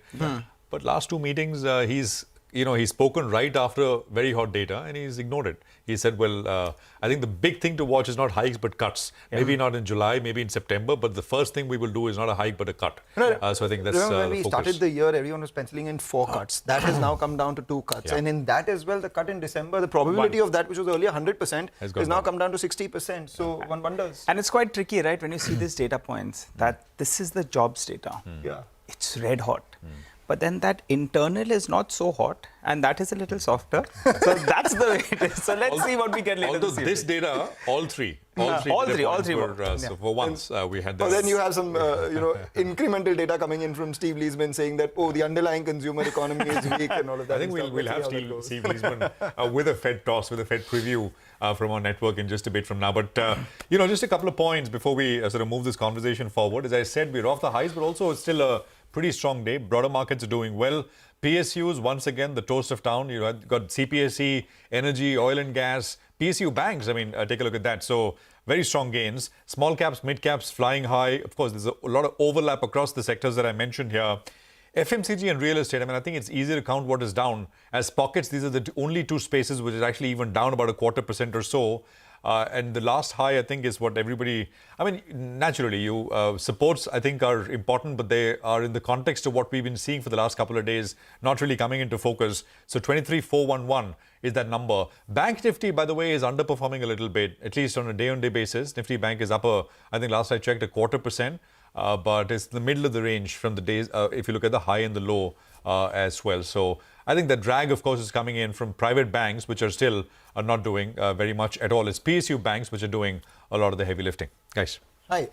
So a bunch of these stocks which are doing well. We have themes which are doing well. Today's theme perhaps could be logistics. There is news backing some of these stocks, but the news isn't enough to justify the kind of moves that we are seeing. For instance, everyone's talking about the way Container Corp has been moving. There has been a Morgan Stanley commentary coming in from their conference call as well. What they're saying essentially is what they had said after the conference call of the earnings itself. Have they upgraded their EPS estimates or something? Perhaps not. They still have that equal weight rating with a target price which is a good 100 rupees off current price as well. The stock's moving higher. We have TVS Supply Chain. The management joined us here at 1:30 saying that this order that they got from Daimler is part of the earlier inflow that they had given, the guidance of 4,000 crore worth inflows coming in this year. So this is nothing additional that has come by. The street still likes it. And as we speak, Paytm, that's one stock which has suddenly found some wings. Moments ago it was up 5%, and now as we speak, it spiked to the high point of trade with a gain of almost 8% with volumes piling up, Nigel. Well, that's right. Paytm is one of the big movers in the last few minutes. From around 2 p.m. onwards, that stock suddenly bucked the trend. It's up sharply, in fact, a 10% uptick is what we're seeing. And besides that, some select names that are coming back to life. IEX has moved to the high point of the day, so maybe it makes good sense to pull that one up. Berger Paints as well, that's another stock that was trading in the red at the start of this hour. That as well is scaling up as we speak. And from the FMCG basket, though the index is lower, I think Dabur is doing a relative outperformance out there. 40% of their mix comes in from the rural area. And also the beverage part of their business is expected to improve. It's been one of the outperformers this year, in fact. I think year to date it's up close to around 20%. So that's one of the few stocks in the FMCG pack that are in the green. Well, let's get in some closing strategies. Then we have Mitesh Thakur who joins us on the show. Hi, Mitesh. Good afternoon and good to see you win. Big event coming later this evening. What's your take since we're facing resistance at around this 23,400 mark?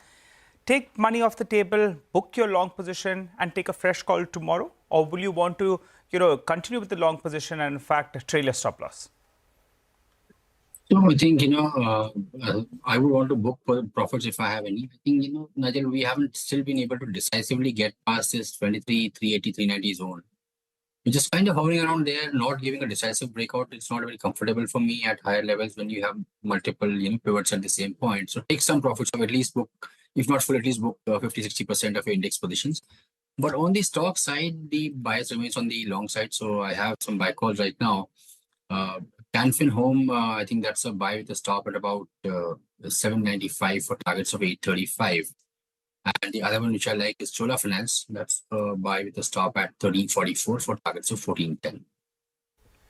Right, Mitesh, so those are your picks. Just keep an eye out on a couple of these stocks. Soil marketing companies, they're doing, they're moving around in today's trading session, and that's largely because HSBC expects to see continuity in the policy for the sector, as we had heard from Hardeep Singh Puri yesterday as well, as he assumed charge of the ministry. Sonal joins in to tell us more of what the street is anticipating this time around. Sonal. Well, most of them are positive about the fact that there is policy continuity. There have been a number of brokerage reports over the last couple of days as well. There is a note from HSBC today on the oil and gas and especially OMC space, where they see continuity in policy for the oil and gas sector, and this is something that they are positive about. The pace of significant reforms, however, they think could be a little slower than what was anticipated. But low oil prices, that should remain the key, and that is something which could move the needle as well. Oil demand growth slowed for May, but the marketing margins, they have been quite strong. The GRMs have been on the softer side. Their buy ratings on OMC stocks are premised on the oil prices remaining below that $85 per barrel mark. So they remain positive, but again, it relies on the fact that oil prices should remain at moderated levels. GRMs fell to $3 to $4 per barrel range in the last 1 week, but marketing margins have improved meaningfully to 5 to 7 rupees per litre. And remember, at a point in time in Q4, they were just around that 4 to 5 rupees per litre mark. Petrochemical spreads continue to be weak on account of weak Chinese demand, but HSBC continues to be positive on oil marketing companies. Right, Sonal, thanks a lot for that. Good time to welcome Prakash Diwan, then market expert, as always, joins in. But, just before we go to him, Bharti Airtel, that's the stock which has moved to the high point of trade. We're seeing some traction come by in a lot of these telecom names as well. Vodafone Idea, of course, has been on a tear ever since the fundraising plans were announced in the last 12 months itself. The stock has more than doubled, obviously on a very low base. Let's see where it goes from here. 16.5 is what the stock is trading at. Remember, the OFS price was close to around, or the FPO price rather, was close to around 11 odd rupees. So it's a big mover from there itself. Prakash, most on the street were hoping for some sort of increase in prices, tariffs post-election. Now we're post-election, policy continuity is expected. Do you think there could be a round of hikes in telecom tariffs? Oh, absolutely. Absolutely, Mangalam. I don't see any reason why they would want to delay this. It's been in the making for almost a year and a half now. This is coming after a lot of rationalization in terms of SIM usage that they've done, which means that they will be able to not have any negative impact, unfavorable impact of a price hike. So they've kind of laid the decks for it. My expectation is that Bharti and Vodafone would probably do it in tandem, almost together, and then Jio would probably follow suit because they would have the luxury of still acquiring newer subscribers as much as against the other two incumbents. So, but you should be able to hear it in the next 2 weeks for sure. Okay, all right. Prakash, I wanted to ask you about a couple of these diagnostic companies. Thyrocare has been a big underperformer. I think when Dr. Velumini, sold a few years ago, the stock made a peak and it never saw anything close to that. The other names, though, they have got a little bit more expensive, Dr. Lal's, Metropolis, but they're delivering numbers as well. In the last results, though, Thyrocare, well, it showed fairly decent numbers. Your view on the stock in comparison to the other two? So, good afternoon, Nigel. So, there is a reason why Thyrocare is going through what we would call a consolidation phase of sorts. The reason is very simple. They were more of a B2B provider. And they actually, if you look at the growth in the last many years, they have thrived on the fact that there are a lot of smaller labs which are connected with them on a hub and spoke kind of a model. Now, if you realize a lot of these smaller labs have suddenly started getting options, they've started building their own capabilities by getting machines and equipment in the right sizes and right capacities, which means that your B2B business will get impacted because there are no new additions, new incremental connections that are coming through in that hub and spoke. So Thyrocare is going through a little bit of that, and the new acquirers probably have a relook at the business model also. So it probably worked well for the earlier promoters. The new acquirers would probably want a faster rollout, a more B2C kind of an outlook. So all of that will probably take some time, and that's exactly why you have the likes of Dr. Lal, even other ones that Metropolis and all catch up much faster and beat Thyrocare in terms of market share and revenue growth. So Thyrocare has had its issues. I mean, they're not challenges which can't be surmounted, But right now it's going through that reinventing stage for some more time. There's always that optionality with Thyrocare, the pharmaceutical company, Pharmeasy, the parent. The parent, that is. So the street is hoping for, at some point, if there is a listing of that and all that.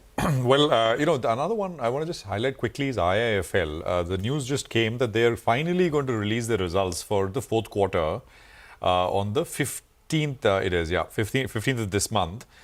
So that is a Saturday. Remember, after the RBI restrictions came through as far as the gold loan business is concerned, IIFL did not release its fourth quarter earnings or, the full year numbers as well. The audit, which was mandated by the RBI, was finished last week. Ritu had highlighted this. It was a sort of intimation to exchanges as well.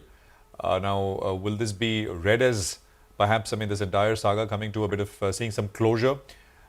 We don't know, but the audit is done. And of course, now it's up to the RBI in terms of when they want to, what kind of, what they want to do next with regards to the results of the report, the audit report that they have. Stocks come up actually from under 400 in 4-5 days. It's come up to about 473 now. Sun TV is the other one which is buzzing in trade. It's a 52-week high. Axis Capital wrote a note earlier, and they're citing comforting valuations which have some sort of comfort levels built in. Vamakshi is here with details. Vamakshi. Well, absolutely. Sun TV surging in trade on the back of that note that came from Axis Capital. They've gone ahead, retained their ad rating, but increased their target price to 810 per share as compared to 600 rupees per share earlier. Largely, they attribute this positive price raise in terms of the outperformance as far as peers are concerned. Sun TV's ad revenue growth saw an uptick of 2% as compared to Zee's 4% decline, and despite high competitive intensity, market share remains stable in Tamil. They've managed to lose significant share in Telugu as well as Kannada. In fact, market share in newer markets of Bangla and Marathi also remains low at 2 to 3%. But nevertheless, they are targeting to foray in the Hindi market through Sun Neo. But the scale up in the content investments is expected to be gradual. Now, the other piece of the puzzle is their IPL business. The sports business is seeing a healthy EBITDA surge. And in fact, given the improvement in performance in the company's team in IPL 2024, they are expecting a further uptick in the revenue as well as profitability in FY25. Apart from that, when we look at the valuations, they too are quite inexpensive. In fact, they also believe that there is optionality in a share buyback or a one-time dividend payout or a possible demerger of its sports business, and this in turn, if materialized, could potentially unlock value for the shareholders. So given all of those factors, they've gone ahead, maintained their ad rating, revised their target price upwards to 810 per share. Okay, all right. Thanks a lot. Neatly put, Vamakshi. Thanks a lot for joining and giving us those details. Well, Prakash Diwan is still with us. Prakash, what do you make of this one? I think we discussed this, a couple of weeks or so ago as well. I think 100 rupees lower or thereabouts. The political tailwind came about for them with the DMK doing well. Valuations appear fairly okay. They have outgrown the only other listed peer. And cash in the books is something that the street likes. The big trigger from here on is how do they use that cash, and will they unlock value in the IPL franchise? At these levels, how do you approach it? So Nigel, you said it, all of that was largely attributed to the political tailwinds.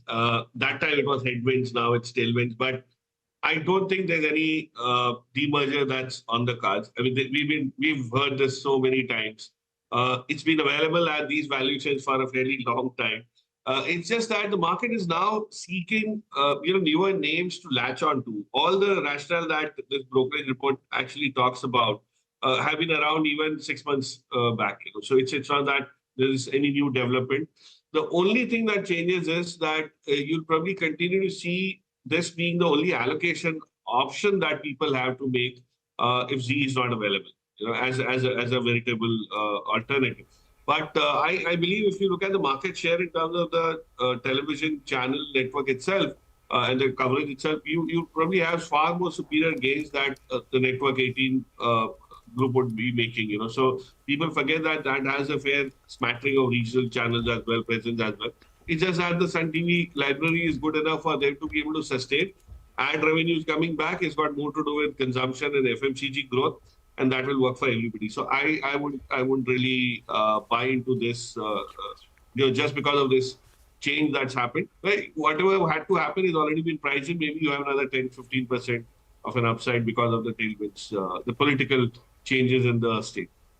Take that point, and credit where due, actually, Sun Next investments in their digital content library hasn't been as aggressive as some of their other peers, which keeps them better balance sheet wise. And also before this, they also would depreciate all or exhaust all their assets in that particular quarter. They've changed that method as well. So all those work for the company, as well as they provide predictability in profitability going there. But Prakash did speak about Network 18, of course, so with the usual disclaimer that this is of the channel that they're watching.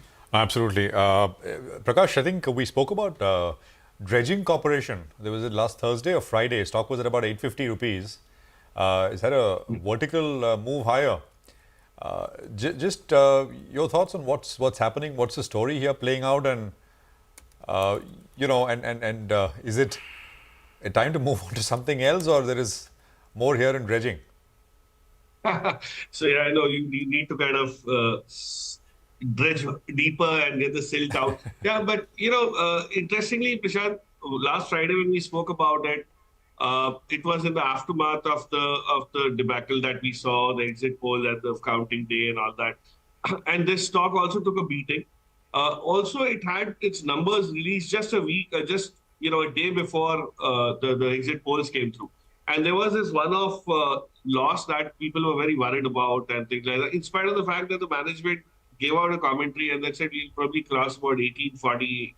I don't know why they've chosen a specific number like that, but they said 1840 crores revenue is what we are seeing for the current financial year.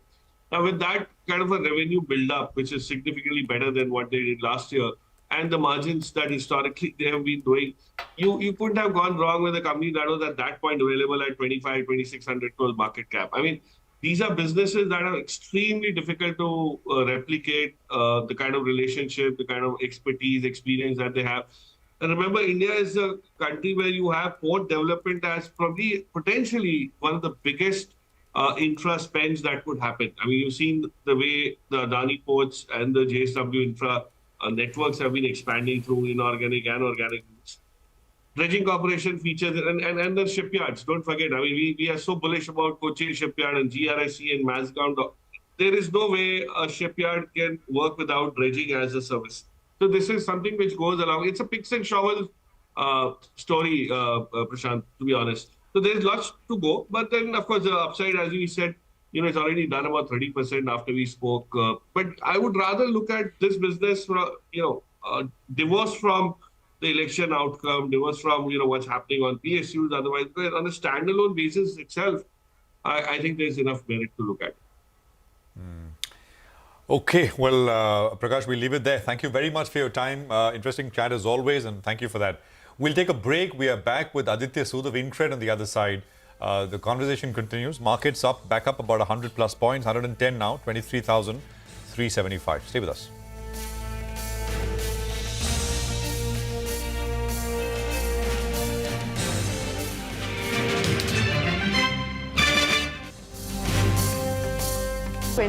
Years, India's contribution to incremental global GDP was as low as 0.2% 25 years ago.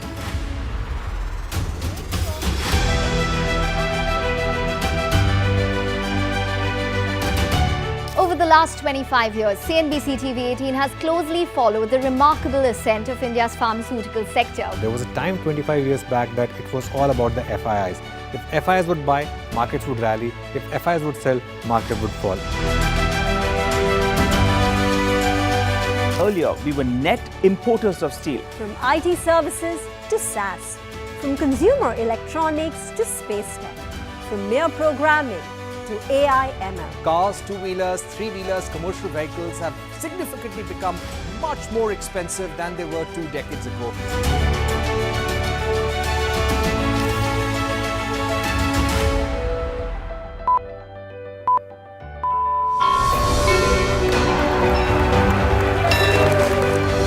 Discounting is high there, but their focus is squarely on the 125cc segment.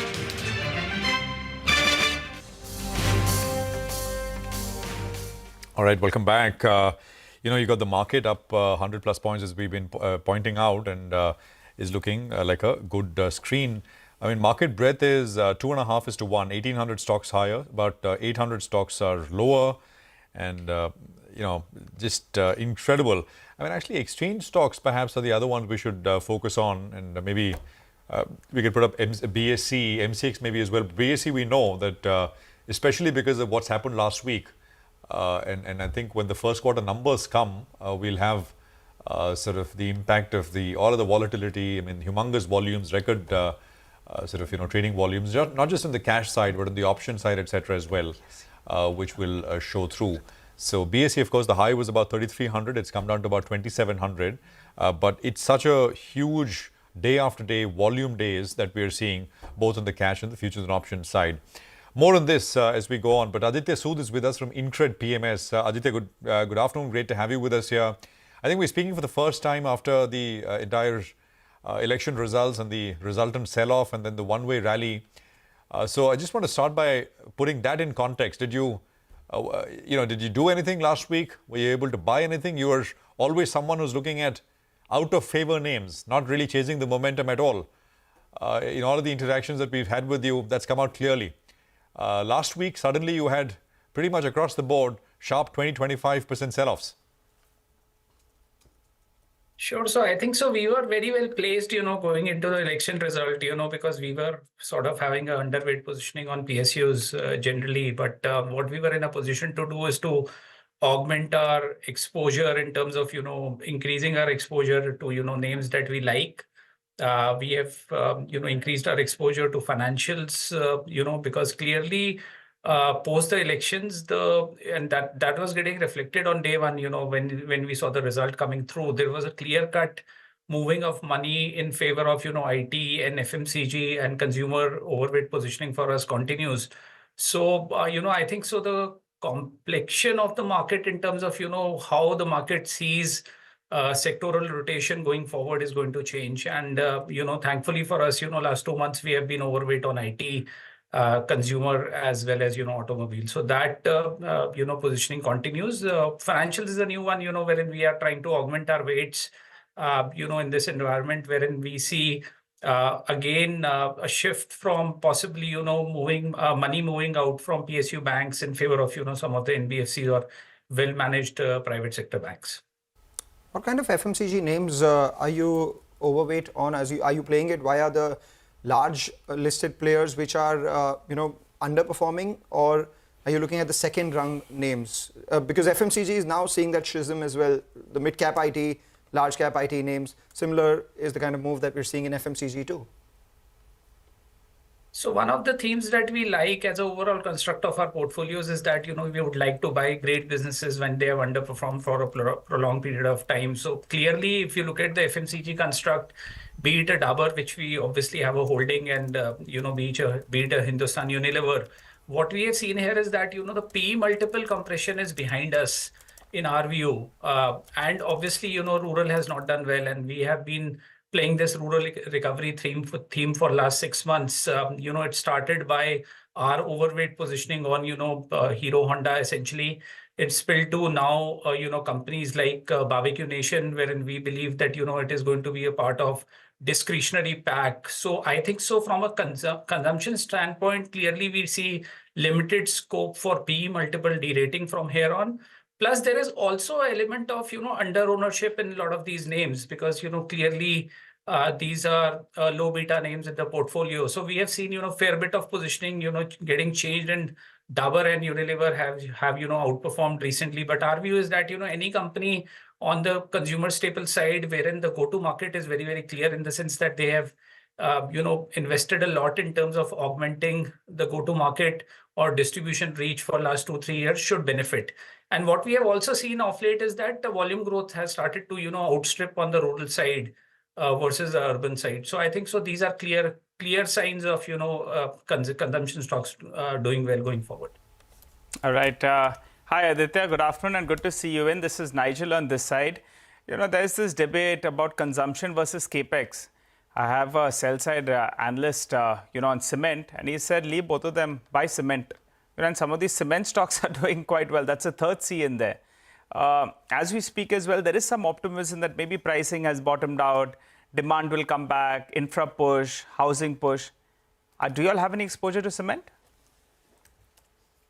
Yeah, so essentially, the large cap cement names, if you look at, possibly Ultratech or Ambuja, they are trading northwards of, $200 EV per ton.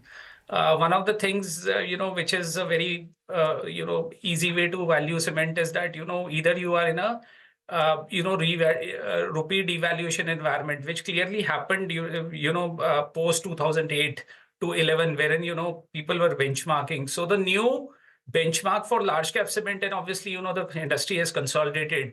What we like in this space is smaller mid cap companies, which can be consolidation plays for the large cap companies. So if you look at, anything which is closer to 10 million tons in terms of capacity, that is what we have seen, getting re-rated over a period of time. So we believe that there is a huge consolidation play here. If you look at players in the South, particularly, what you will find is that, a lot of the players are not making money at this point in time. So it is going to be more a consolidation play, because ultimately what we expect going forward is that, there is a very simple roll-up which can happen in terms of multiples. So we prefer the mid-cap cement guys.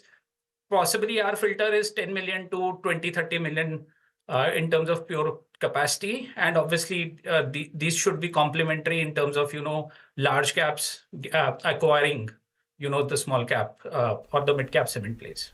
You want to give us some names between the 10 to 20 million? We have a few that are flashing for our viewers on the screen, some large ones as well, 20, 50. But from the ones on screen, I can see JK Lakshmi Cement, Sagar Cement, NCL's too small, couple of them. You want to name any of them, Aditya? We have only one holding. Obviously, this is a disclosure. We only have Orient here. Orient, what is okay. what is also very important alongside is that, how is the cost curve and whether they have, limestone reserve to last. I think so that is going to be the key, apart from the region. All right, and that's on its way to that 10 million ton plus. Mr. Ketrapal keeps telling us that, from 8.5, we're moving to around 11 million tons. So we keep pushing him on that. And for the time being, he says the company is not on the block. So we believe him. All right, so we'll keep that in mind. What about the fourth C? We've spoken about consumption, capex, cement, chemicals. A lot of people are believing that, the oversupply, the glut, because of which prices were lower, is now turning. Maybe demand is catching up, and going forward, this will play out in terms of prices for a lot of these companies as well. Usually a cyclical play, but where are we in the cycle according to you? I think so. We are closer to mid-cycle. One thing that we shouldn't miss is that, the top 5 players are close to, possibly 55% of the capacity, but profit pool is something that needs to be analyzed here. Because quite like, other industries, the 70% to 55% capacity market share could lead to a 70-75% profit pool. So and obviously that is getting also reflected in valuations of large cap companies, because clearly there is a belief that, these companies will continue to grow and improvise on their, fuel cost or, the freight cost over a period of time. Obviously that is very, very critical from a standpoint of, looking at consolidation plays. So our focus is to focus on profit pool across the value chain rather than optically looking at, market share. Aditya, on the capital market side, and I don't know if it's your cup of tea. You did mention financials, but I don't think you meant capital markets. But have you looked at that space? Exchanges, asset managers, etc.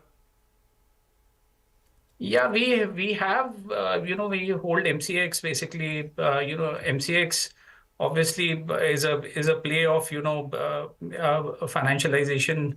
And obviously it is a commodity play as well, wherein gold and crude, obviously it is in a monopolistic sort of a situation.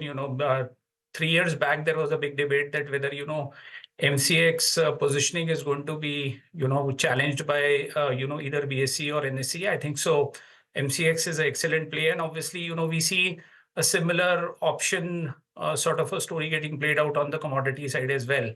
So we have MCX in the portfolio. In the past, we have held, CDSL. The only problem with, proxy plays here is that, these companies are great stories from a 5-year standpoint. But the only thing is that, there is cyclicality.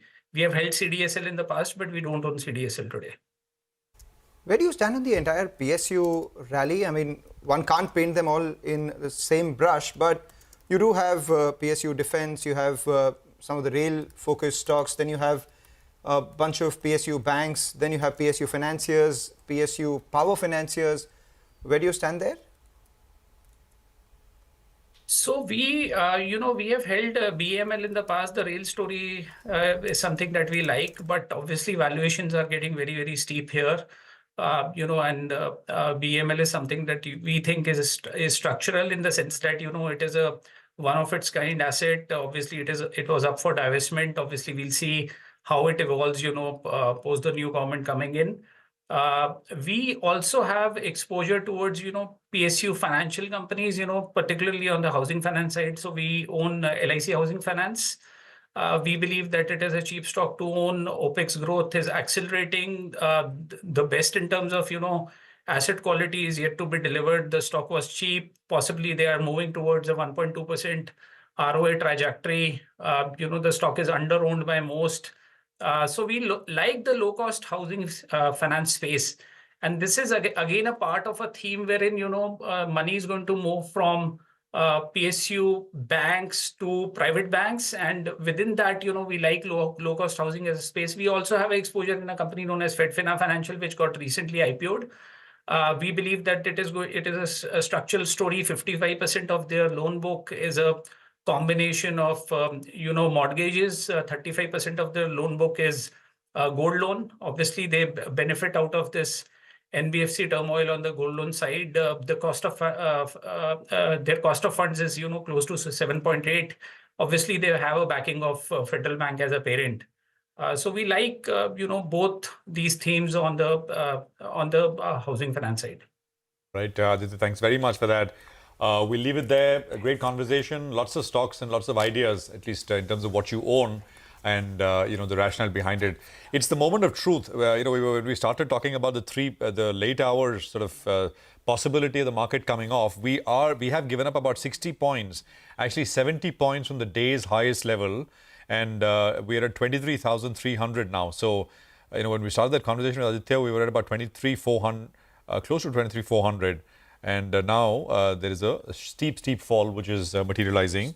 The 3 p.m. move, absolutely. The Nifty Bank as well. The Nifty Bank, not as much. Not as dramatic as the Nifty, but it is showing up.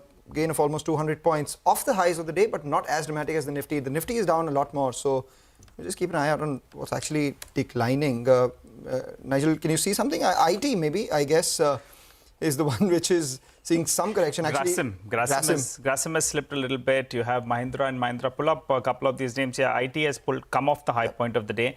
So I think a couple of these names should come. Grasim, yep, that's the one that's fallen. Adani Ports as well has slipped a little bit. Mahindra and Mahindra as well. And FMCG to the low point of the day. And FMCG continues to extend its losses. So we have HUL, which has moved to the low point of trade. Britannia has moved to the low point of trade. In fact, the entire index should come up for you. The only outperformer there is Dabur, which is holding up in the green. But let's move on and talk about the real estate space. A South India-based real estate company that's had a stellar run is in focus, as it may hit the primary market soon. Which company and what vertical is an IPO being planned for? Vivek joins in with more details.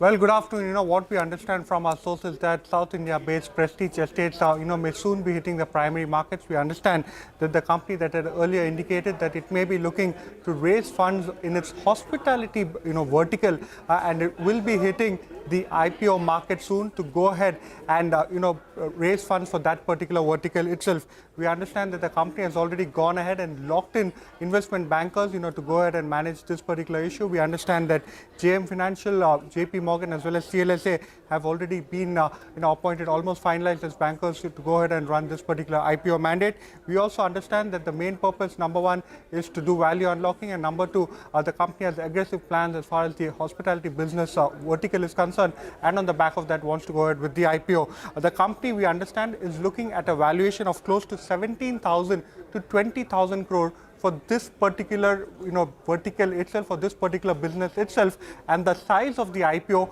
will be in the range of 2,000 to 3,000 crore. The company is currently softly talking to bankers in order to gauge the interest as far as how exactly the valuation and the pricing could be done. Remember, this is something that the street has been anticipating and has been asking of the company for quite some time. At the end of Q4, in the investor meet itself and in the analyst call, the company said that the business demerger is on track, and in fact they also indicated and hinted that the IPO could be done within the next couple of quarters. So this is an important development to track as far as Prestige Estates is concerned. We reached out to the management of Prestige Estates. So far they have not yet responded to our queries. It will be very interesting to see whether they, go ahead and get the kind of valuation that these guys are seeking, largely because the only other listed play which is similar to this, a real estate company which runs hotels as well, is Chalet Hotels, because they have the Raheja Group, real estate business, and then they have the hotels that they run out there. They would have, if I remember correctly, over 3,000 keys, and if I remember, Prestige Estates, their hospitality business has about 1,500 keys. Chalet Hotels' market cap is close to 18,000 crores. So if these guys are seeking the same sort of market cap as Chalet Hotels right now, then maybe they would have to increase the number of keys, or there may be some more in terms of value for the shareholders. But good time as any to get in, value unlocking for the hospitality business, because the sector is on the turn. Good turn for getting value anyway. Market cap of Prestige is almost 74,000 crores, actually 74,500 crores. So, they're looking at, I saw that flash, 17 to 18,000 crores is what they're valuing the business at. So about 25% of the current market cap of Prestige Estates. Prestige, of course, itself has had a phenomenal run over the years.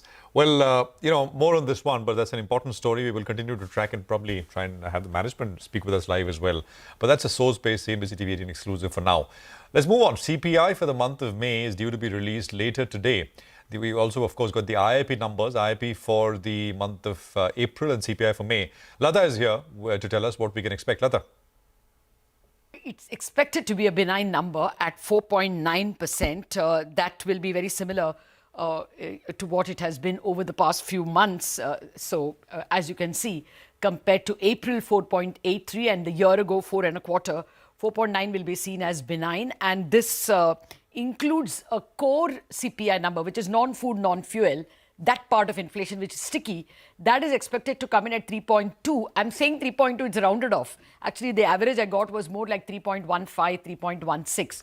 Now, the score has been consistently falling. Look at the year ago number, 5, and it had at one point even gone up to 6.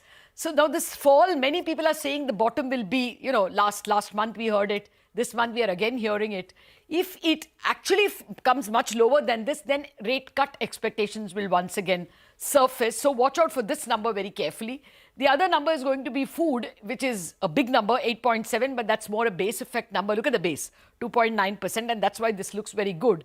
Now, there are some fears this could come in higher because vegetable prices have been rising, but data is indicating that increase in veggies have happened more in June. First week of June, and that's the recency bias which is making us feel that veggies may be expensive, but we'll have to wait and see. That could also create some bit of tremors in the market, but the big tremor is actually not at all our numbers, because the number that will come half an hour after our number, the US CPI number, that is expected to come in at 3.4% for May. If it does that, then it will be a good number, because it will mean that month on month, that is May over April, the rise is only 0.1%. I'm saying only because April over March was 0.3%, and that's when all hell broke loose, and the expectations of the June rate cut started to get pushed back. So this number will be closely watched. If it is at 3.4, then the market will ignore our number completely. Just a word on the IIP number, that's expected to come in at about 4.9%, a little lower because there is a base effect. But I think policy-wise, it is CPI that's more important. Thanks a lot for that, Lata. Well, we'll also have the US CPI and Fed decision that's due later this evening. CNBC's latest Fed survey shows that the US economy is gradually weakening. Steve Leesman joins us with details on that. So this is exactly what we were talking about at the start of the show, that there is so many moving parts in the US macros right now that some clarity on where the rate cuts would happen, on whether they would happen, is something that the street would like. But meanwhile, there are these asset management companies which are doing extremely well. So HDFC AMC, of course, is among the top gainers. You have Nippon Life as well, which has now moved to the high point of trade. So a gain of almost 4.5% for HDFC AMC and closer to 5.5% for Nippon as well. We'll take a short break. Another one, Mangalam, Aditya Birla, which we don't talk about, which doesn't get talked about at all. I think that one is also has been rising silently because we don't talk about it too much. I think from about 560 has gone to about 640 odd rupees in the last couple of days. And I'm not sure if it's come back to its IPO price. I don't think it has. I mean, the listing was at about 715. The stock still at about 641. So huge underperformer, but it's trying to come up. This month it's up 22-23% or so. So yeah, AMCs along with what Mangalam mentioned, this one is rallying as well. A break. We are back after that. We'll get you a quick check on what Nimesh is picking up in D Street Chatter, and we'll also get a technical we'll get you some trades, buy, sell, or buy today and sell tomorrow trades, short-term trading ideas. Stay tuned.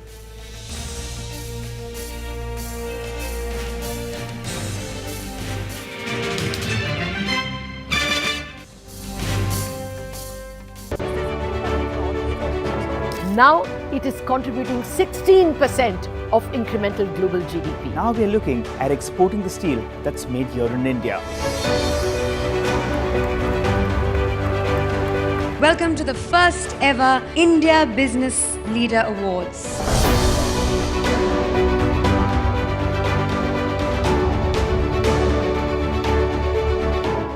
Cars, two-wheelers and vehicles generally being manufactured today are much lower on emissions and much higher on safety. India's technology industry has been at the forefront of cutting-edge innovation over the last 25 years. It's the retail which is the driving force for the market right now. Clearly, we have arrived on the global economic stage.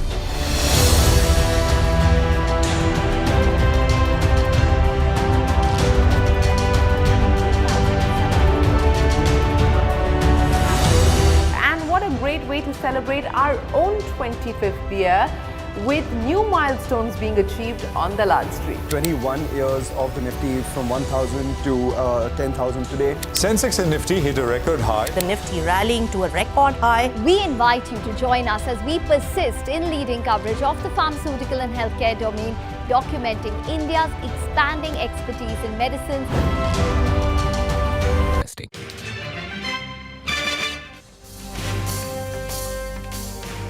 Welcome back. Whirlpool is the stock that we're looking at. That spiked up to the high point of the day. And for this week itself, Whirlpool is up more than 10% in just this week. It's been a bit of an underperformer, but that one's bucking the trend as we speak. But as promised, it's time for D Street Chatter. Nimesh joins us to tell us what is he picking up. Well, Nimesh, the trend continues. Some kind of consolidation on the headline index, but plenty of movers in the broader markets. Well, absolutely, Nigel. It's been another day of big outperformance in the broader market stocks. The breadth is quite strong. And again, the mid-cap index is up 1%. But again, the feedback is this is backed by institutional buying as well. So flows are now shifted towards the broader market stocks, especially mid-cap and small-cap.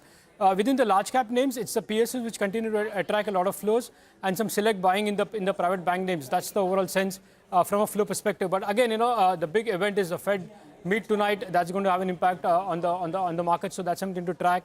But the other big talking point in the dealing room has been indication of very large blocks coming very soon. I indicated 3 odd blocks yesterday. Again, today I'm going to add one more in the chatter list. But that's been the big talking point, that there are so many blocks and offers which are in the pipeline that you're going to see in the next few days. Right. You had indicated a bunch of blocks. All of them happened, and it's block deal season back again post the result season. So what do you have on your list today, Nimesh? Well, Mangalam, so the first stock in my list is Bandhan Bank. Well, the stock has been consolidating of late, but now I understand there's going to be a large block deal in Bandhan Bank very soon. If you look at the sharing pattern, a large private equity investor owns close to 7.5% stake, and I believe they're going to sell half of that stake. So that's one big large block which is expected very soon. That is Bandhan Bank. The second stock is Kriti Industries. We don't talk much about that stock. Very small cap. It's just 800 crores market cap. The stock actually doubled in the last few months, but all eyes will be on the board meet on 18th. They have a scheduled board meet for preferential warrants, and I understand some large investors are going to put money in that, and hence that stock is locked at 20% upper circuit. The third stock is LIC Housing Finance. Again, the housing finance space has done well, but LIC Housing stands out largely on back of very strong buy flows. So I understand some large investors are quite active buyers, and hence a big outperformance in that stock of late. And the last is Max Healthcare. Again, a big mover in that name, up 8%. Volumes are on the higher side. Again, the buzz is that maybe the company is very close to some acquisition, and hence that stock is buzzing as well in today's market. Nimish, the last one, Max Health. Anything else you want to add to that? Prashant, there has been a lot of chatter about they're doing some acquisition as well, and they've done it in the past few months, right? So again, there is a very strong indication that maybe from the same northern region, they're likely to add some asset, which is going to be quite positive, and hence you're seeing a bit of reaction on that name as well. Okay, all right. I'm just asking because there is one asset in the listed space which has been publicly, there's a large private equity investor which has been looking to sell their stake. We're not, of course, saying that it is that. We're talking about Healthcare Global, but Max from their side, as Nimish is putting it, is perhaps looking at an acquisition. So we'll follow that story. We'll follow these stocks as well. Nimish, thanks very much for that. So that's the list of stocks which are in focus on D-Street Chatter. But let's get you some short-term trading ideas now. Mitesh is back with us. Mitesh, 50 points. So, there is that 3 p.m. sell-off which has happened, but still holding, and broader markets doing quite well. What are your trades? Yeah. So I think the broader market, as you rightly said, that's where, that is giving the comfort of going long, though the index has cooled off from the day's high and once again failed to, hold above this level of 23,390. Earlier I was talking about taking profits in 50-60% positions. I think traders can wait out now, book out the entire position and wait out for a dip to play out or maybe a fresh breakout to take place. But on the stock side, I have a VTST on Dalmia Bharat Cements. Keep a stop at 1884. Look for targets of 1925, 1930. And the other one which I like is a VTST on Federal Bank. Keep a stop below 172 for targets of 176.5. Okay, all right. Mitesh, thanks very much for that. So individual trades. Let's talk about one name which is in some focus because stock's up. I'm talking about Jaiprakash Associates. It's listed and it had a catastrophic fall recently. Once that sort of NCLT order came through. But today it's up 5%. So what's happening? Ritu is joining us right now with details. Ritu, good afternoon. What's new? Well, you have the National Company Law Appellate Tribunal that has done one, refused to stay the NCLT order initiating insolvency proceedings against Jaiprakash Associates. And number two, it's also issued a notice to the lead bank, that is ICICI Bank, asking it to consider a one-time settlement proposal which has been submitted by the company. Now remember, last week the suspended board of Jaiprakash Associates had moved the NCLAT challenging NCLT's June 3rd order which had directed the initiation of insolvency proceedings, arguing that these proceedings will put the infrastructure projects of the company into jeopardy, and if these proceedings were not initiated, the company could have resolved its debt via a one-time settlement offer that has been in the works. Now their counsel during the argument stated that this involves splitting the entire 30,000 crore debt into 3 segments, repayment via the sale of plants for some and then restructuring of the debt for the rest of it. But keep in mind, it's going to be hard to believe that lenders will accept this one-time settlement because this has been on the table for a while, and despite this, the last we heard is lenders considering a sale to the National Asset Reconstruction Company. But even after that, of course, the company, as we know, was eventually admitted to the NCLT. So now the court, refusing to stay the NCLT order and directing banks to consider this settlement, is now going to next hear the matter on the 24th of June. Remember, JP Associates has an outstanding debt of nearly 30,000 crores, including interest, to 22 banks, and that includes ICICI Bank, State Bank of India, IDBI Bank, and others. So on the 24th, Ritu, they will consider the one-time settlement, or will they consider the, sort of taking it through IRP and then selling it piecemeal? Well, it's just the next hearing is on 24th, and that is the time that banks have been given to come back with whether or not they're willing to consider a one-time settlement by the company. And the arguments, of course, will continue in the court. All right. Well, banks couldn't agree. It's a large consortium of banks. It's not 1 or 2. I think there are about 15 banks more on that NARCL offer for 10,000 crores. So will they be able to agree for a one-time settlement, which we don't have the shape or form of? We don't know, but stock's up 5% right now. We'll take a break. We are back. More market talk on the other side.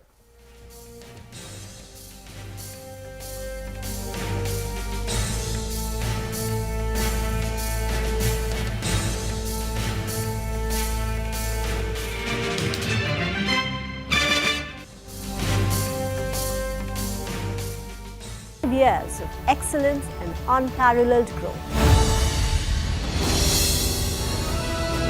CNBC TV18, embarking on a quarter century of excellence.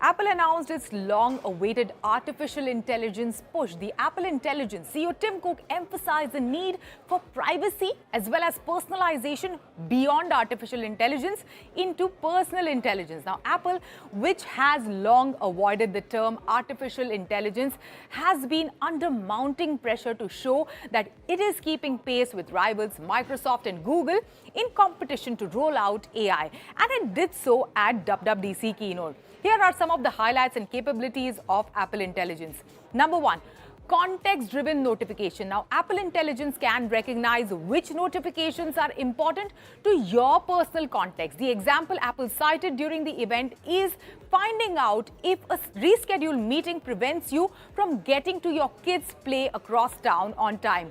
Siri can now also understand context, like knowing the location of a task, even if you don't explicitly say it based on your previous request. Number two, writing improvement.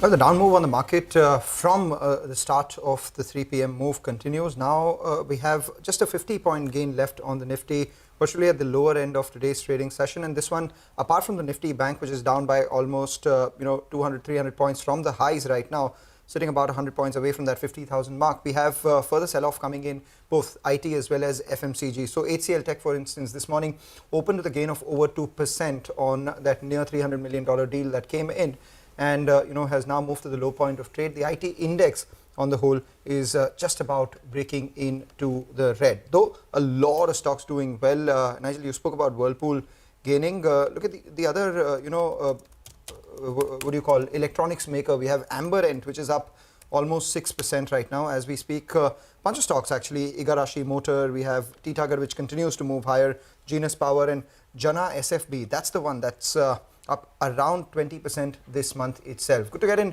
Mayuresh Joshi, Head Equity Research, William O'Neill joining in. Mayuresh, your thoughts on some of these consumer durables? They've had a good summer after 3 years of weakness. Afternoon, Mangala. Oh yes, and with the heat that is still on, I think the sales will still keep on going up for these players. So I think a lot of players who are into contract manufacturing, who have also got into original design manufacturing, players like Amber and Dixon selectively, will probably keep on doing well on two counts. One, I think the expected demand is expected to burgeon further in the next few quarters and years. And second, with their capacities and the PLIs that they probably have in terms of assistance, that should probably aid them along with the ODM growth, which should also abet margins to a certain extent. So yeah, I think as the discretionary spending patterns improve, both discretionary and durables from the consumption arena should continue. Okay, all right. Mayuresh, what about a couple of these other names? APL Apollo Tubes, that's been one of the big outperformers. The stock is rushing, heading into, these valuation problems, because it's not trading cheap at all. Been a big outperformer, the king of the market, so to call it, the largest player in there. But how do you approach it? Because if infrastructure is going to do well, some of these makers are going to do well, but maybe valuations have become a bit of a headwind. What's your preference on these tube makers? Afternoon, Nigel. No, I think phenomenal run, and I think it has been all backed up in terms of the entire infrastructure story as well. The Nal Se Jal Yojana itself is a 70,000 crore earmark scheme, and expectations are that with further allocations happening in terms of rural housing and the commitment in terms of having Nal Se Jal, that is water taps across every village and town in India, I think a lot of these piping solution companies are going to find flavor. The second aspect, obviously, is in terms of capacities, the volume growth itself, and how input costs will play out. So as input costs have remained largely stable, even if there is a marginal uptick in input costs, there is a high probability of passing it through. And as that aspect takes place, the operating leverage clearly plays out. Obviously, I think the aspect in terms of valuations are damn expensive at this juncture, Nigel, as we speak. They're way above pivot levels of few of these players. But it is a very interesting space to be in. So I think investors who probably got into these piping solution companies, APL, Apollo, Astral as an example, I think they should continue holding the stock if you're holding it from lower levels. Do you like any of the housing finance names? All of them have been abuzz ever since the news reports came out that there would be an increased allocation towards the Pradhan Mantri Awas Yojana. So Mangalam, I think that is one aspect which is driving these stocks up. So I think within the space, LIC housing is something that fits our criteria at MarketSmith, both in terms of EPS, RS rating, institution holding, so on and so forth. A large base on their balance sheet itself is retail.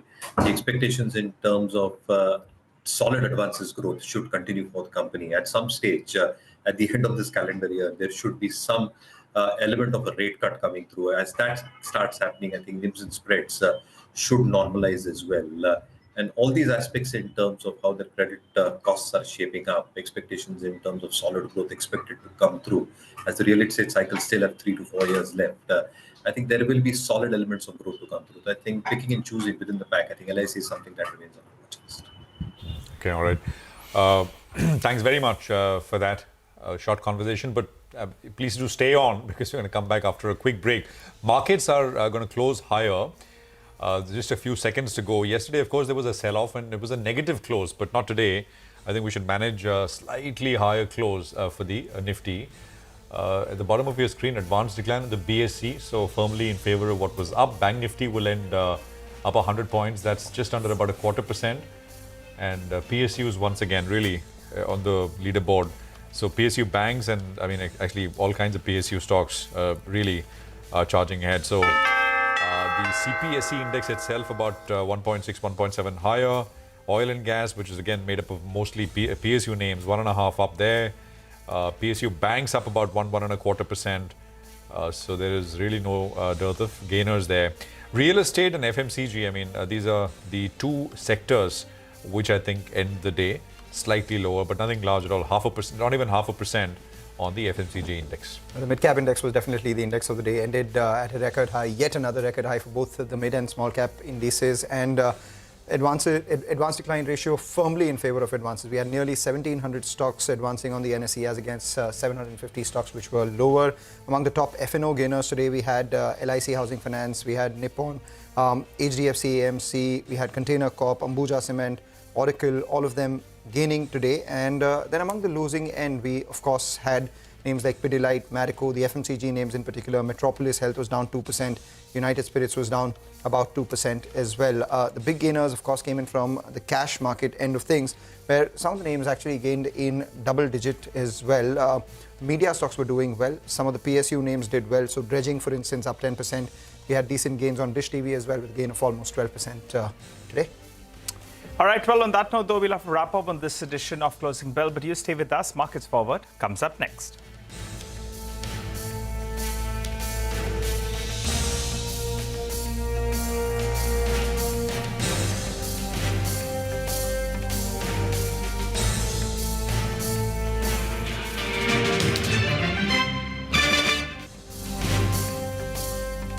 Intelligence will introduce system-wide proofreading, tone and style improvement across third-party as well as native apps. Now, those who struggle with office emails, I often do, the emails would start looking more professional with rewrite. Number 3, image generation. Now, Apple Intelligence can create generative photos based on your photo library. There are 3 styles: sketch, illustration and animation.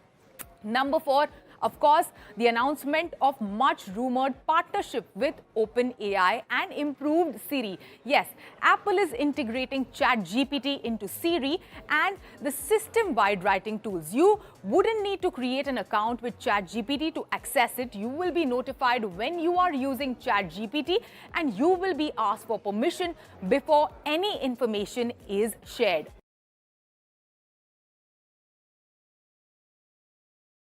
It's indeed my honor that the Prime Minister has given me the responsibility of the Communications Ministry, have a tremendous role to play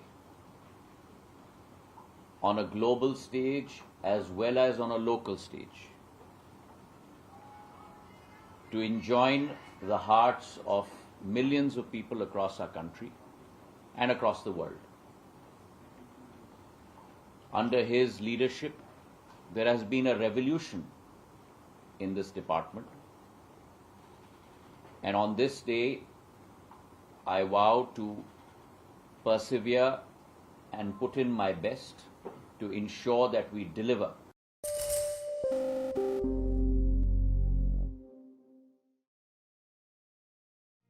What does it take to build India's largest startup platform? It takes a journey of starting out as an unknown and ending up as unforgettable.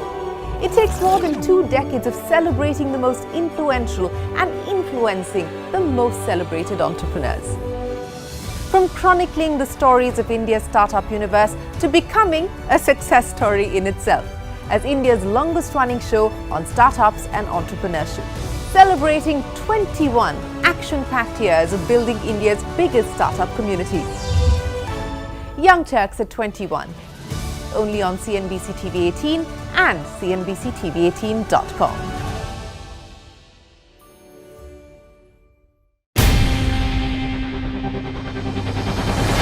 CNBC-TV18's most comprehensive and award-winning news show, India Business Hour, drops first on YouTube.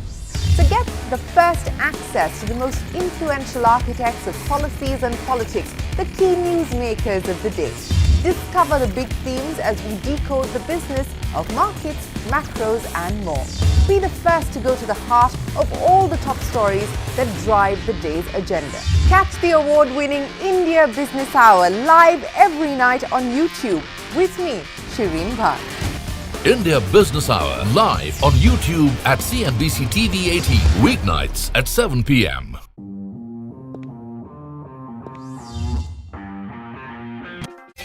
Another day of broader market outperformance as Nifty and Sensex see some profit booking at record high levels. PSU stocks fly high.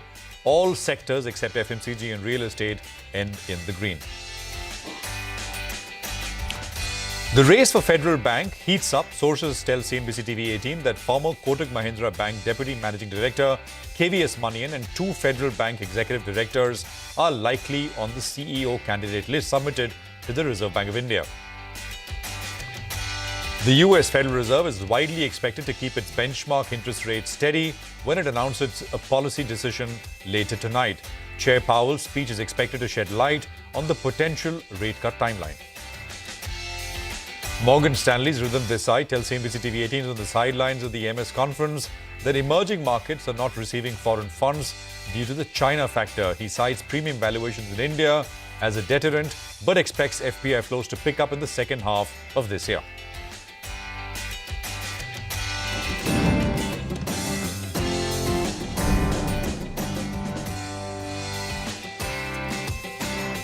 Hello and welcome to a fresh new edition of Markets Forward, your go-to program where we aim to get you everything you need and to prepare you for the day in front of us. Today, of course, was a day where the market actually once again consolidated. I mean, just to quickly take you through some of the things which happened today, the Nifty intraday will tell you the story. Like yesterday, at 3 p.m., there was a sell-off which ensued. But unlike yesterday, the market actually managed to close in the green. So sell-off, late sell-off, but a higher close, unlike a negative close that we had for the Nifty yesterday. Small caps and mid caps did well. So the broader market was resilient, 1%, 1.25% higher in that part of the market. And you also had PSUs as a pack which did very, very well. I mean, you look at the CPSE index, which was up about 1.6%. PSU banks, I mean, with no help from the private sector banks, PSUs and the Bank Nifty were higher as well.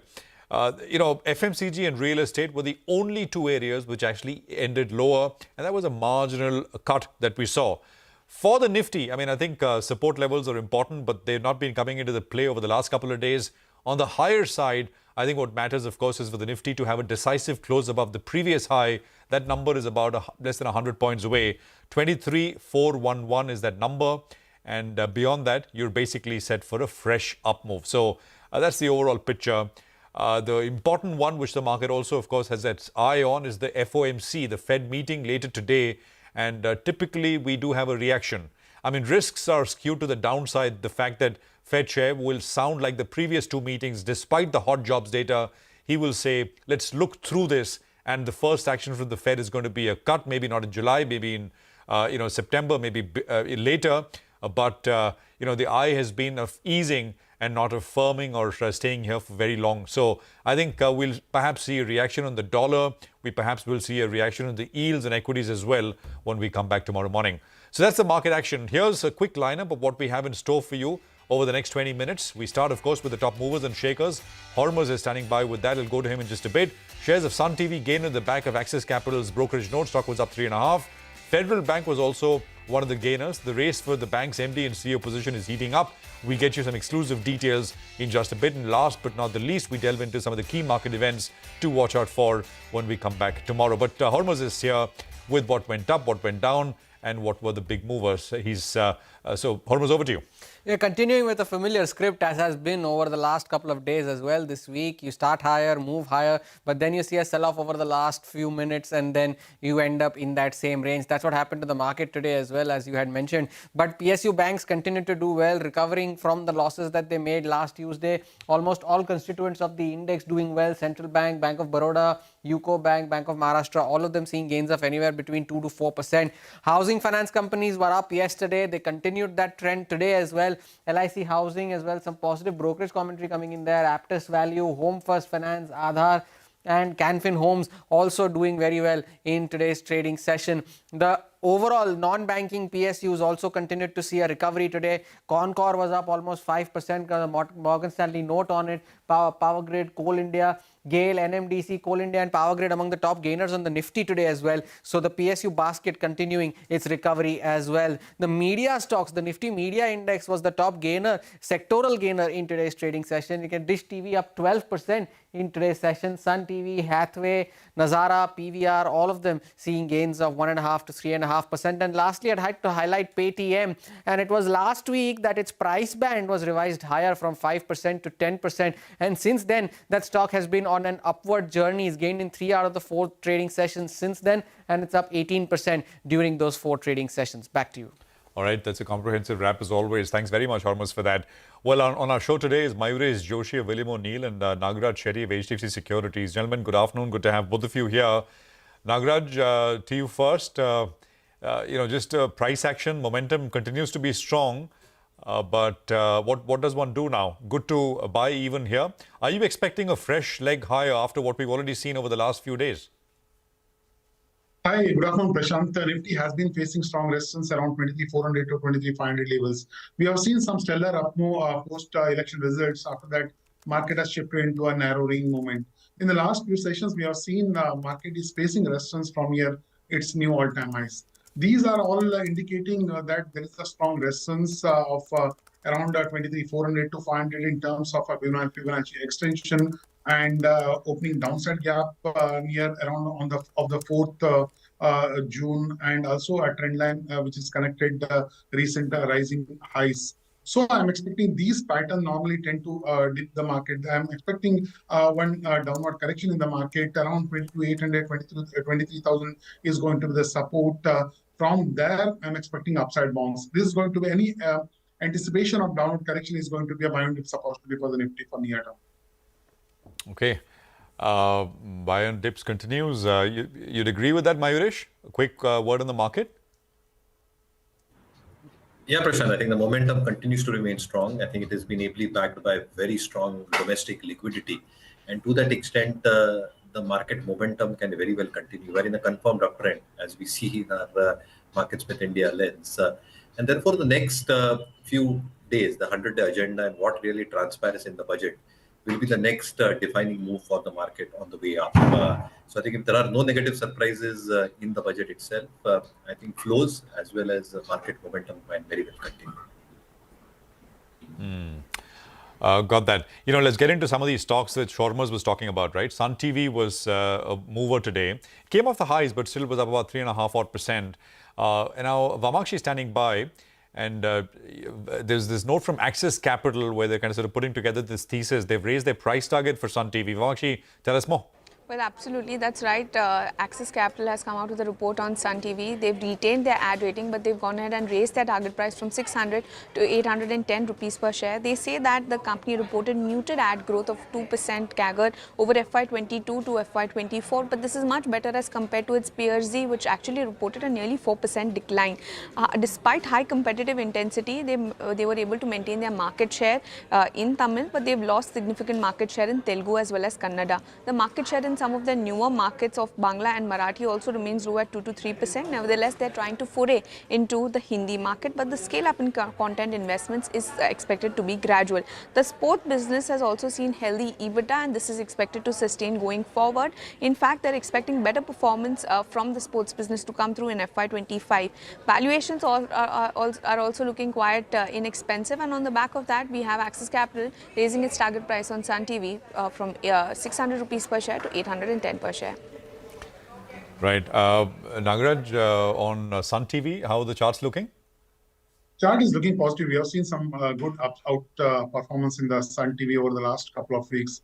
I think some more upside is left around 800 to 820 is going to be the strong resistance for the stock, and I'm expecting this current up move could move towards those resistance in the near term. What are you, by the way, pushing to your clients, Nagaraj, in terms of sort of trades, positional or otherwise? Yeah, I have a PSU and PSCs are still looking positive. One stock is that RailTel. Chartically, RailTel is looking moving in a range bound action. After a dip, it has again moved up from the lower levels. Currently placed at the upside breakout point around 430, 435 levels. Once it moves above 435 levels, then the real up move is going to occur in these stocks. So we are expecting some more upside, and the next forward resistance to be watched is around 455 to 460 in the near term. I think it's still about, 10% away, 10-12% away from its highs, which was about 491, 490 or so. RailTel, got that. Coming back to you, both of you in just a bit, but let's also address one more story, right? I mean, Jaiprakash Associates, it's interesting. It's not just, of course, about JP Associates. It was up 5% today after having fallen about from 15 rupees to 10 rupees. But of course, it's also about banks. This case has been going on for years. And there is something latest, something new which has happened. There is an offer for a one-time settlement from banks, which the NCLT will consider on the 24th of this particular month. Ritu is here with details. Ritu. Well, the NCLAT has refused to stay insolvency proceedings against Jaiprakash Associates, but it has issued a notice to ICICI Bank saying that the bank may consider a one-time settlement proposal which has been submitted by the company. Now, remember last week, the suspended board of JP Associates had moved NCLAT challenging NCLT's June 3rd order, which had directed the initiation of insolvency proceedings against the company. And this suspended board, which is represented by former director Sunil Kumar Sharma, had sought a stay on the NCLT proceedings, arguing that they will put the infrastructure projects of the company into jeopardy, and said that if insolvency proceedings were not initiated, the company could have resolved its debt via this one-time settlement offer that has been in the works. The council stated that this involves splitting the entire debt into 3 segments, repaying part of it via sale of plants and restructuring the other debt. Now, keep in mind, the lenders had not accepted this debt, and instead they were considering a sale to the National Asset Reconstruction Company. But of course, the company was eventually referred to the NCLT. So while refusing to stay the NCLT order, the NCLAT has directed banks to consider the settlement and will next hear the matter on the 24th of June. Now, remember, JP Associates has an outstanding debt of nearly 30,000 crores to 22 lenders led by ICICI Bank, SBI and others. All right, we'll see what happens. Can banks all come together now and agree on something? I don't know. But Mayuresh, I mean, any implications for banks or otherwise? I mean, there is also the Dalmia Bharat asset, right, which is tied to the hip with this case. Oh, yes. And I think a lot of provisioning has already been done, Prashant. So I think not too much of a significant change in terms of bank balance sheet. So let's see what probably comes out of this one. Yeah, and I don't think there's any way you can take a bet on JP itself, although it's listed, because you know, it's just you don't know. Well, the other stock on the radar is Federal Bank. The stock has rallied 3% today, and we learned from sources that the bank has shortlisted 3 candidates for the post of the managing director and CEO. The names have been sent to the Reserve Bank of India for a final approval. Abhishek is here with the details. Abhishek.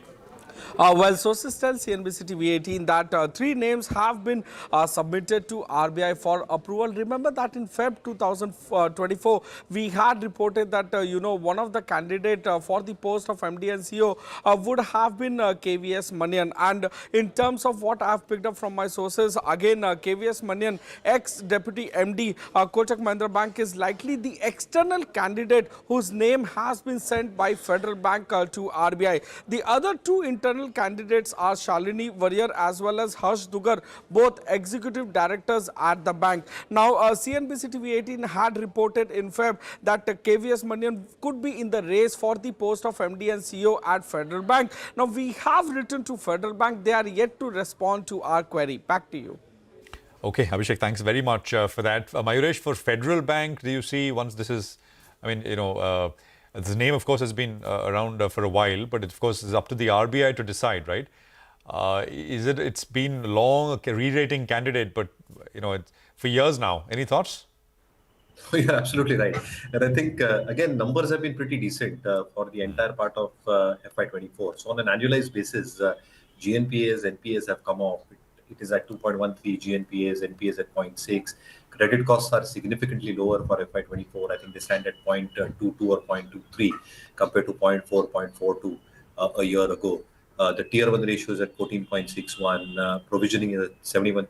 The slippage rate, both for retail, wholesale, has come off. The new age businesses, credit card, personal finance, including gold loans, is expected to ramp up significantly as well. So yeah, this has always been an overhang of sorts. But I think once clarity probably emerges, there is significant amount of value that can still get unlocked, both in terms of numbers as well as a valuation perspective as well. Just trades around 1.2 times price to adjusted book FY25. Decent ROEs around 14%, ROEs 1.3. So you can't ask for more. So my sense is that once the overhang is probably done with, this is one good bank to probably look at. It also satisfies most of our cancel parameters. Housing finance is the other area, Mayuresh, which has been doing well, right? LIC Housing today, PNB Housing has done 10-15% pretty quickly post-elections. Home First, Aptors, I mean, these are all beaten down names. Morgan, I was reading a note from Morgan with regards to what we are hearing from the government in terms of the housing scheme. They're saying it shouldn't make too much difference for earnings per se. It's sentiment-wise positive. Actually, we spoke with India Shelter this morning, one of the listed companies, and they said that the scheme in its current shape could add about between 10 and 12% to loan growth. That's the delta. Do you like anything? Would you like to own anything in this space? Completely concur on that one. And generally, Prashant, I think the expectations in terms of advances growth being in that range of 10 to 12%, on the higher scale, 12 to 14%, might be a base case scenario for most housing finance companies. Now, we are still in the midst of the housing or real estate cycle per se. And therefore, at some point of time, as the rate cut cycle begins, even in the Indian context, a lot of the better rated housing finance companies, stocks like LIC Housing, which is something that we've kept on our watch list and radar, which we believe can really do well going forward as well, can benefit significantly in terms of recoupment of NIMs and spreads, reasonable amount of advances growth. And because their large part of their portfolio is retail focused, I think the asset quality pressure should not probably be very, very evident going forward as well. The stocks have moved up in the last few days and weeks, but we still believe that is sufficient amount of juice still left. So pick and choose. I think LIC Housing is something that we like at markets. The other one which had a big move today is Max Health, was up 9% today, and it was part of Nimesh's D Street chatter as well, looking at an acquisition. That's all that we know, but it was buzzing. Now, for hospitals, acquisitions, adding capacity, is important. That's how they grow. But through an acquisition, we'll see. Max, of course, has done many acquisitions over the last few years. On charts, it's coming back to prior highs. Nagaraj, any thoughts? Max Healthcare?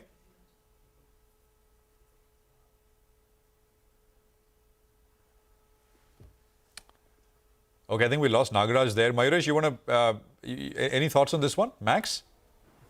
No, I think generally the space, Prashant, should do well. Again, I think the expansions that they've probably planned, and they've got sufficient space to do that, both in their hospitals in Delhi and a little bit of space that they probably got in Parla West, where they're planning to expand their overall bed size.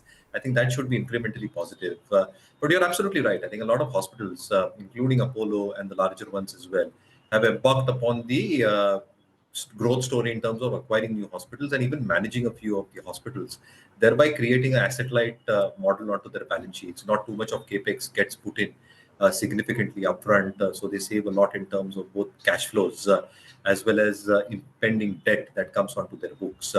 And at the same time, I think all the triggers that we speak about, medical tourism, expectations of average revenue per operating bed, expected to inch higher as lifestyle diseases keep on coming up in India, and more surgeries and more innovative surgeries coming through should augur well. So yeah, I think the space looks good. Max, Apollo, probably well placed.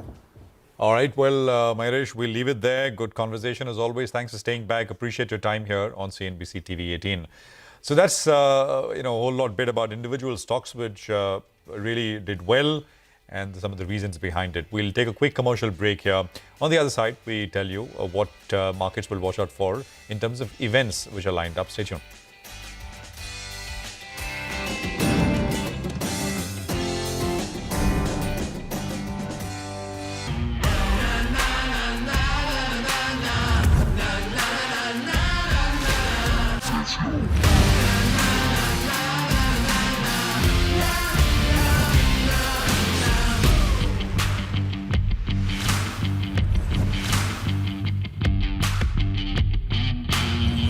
Make informed decisions with comprehensive analysis on the go.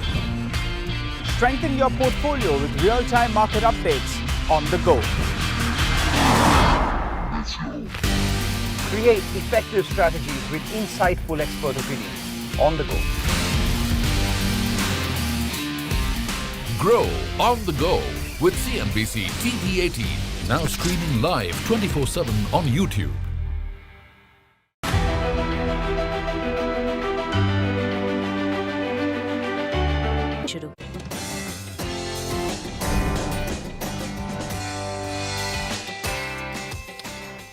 Okay, welcome back. We had Ridhan Desai, the Managing Director and Chief Equity Strategist at Morgan Stanley India. He spoke to us from the sidelines of the conference which kicks off here in Mumbai. And the question to him was simple. When will FIIs come back? Listen to what he had to say.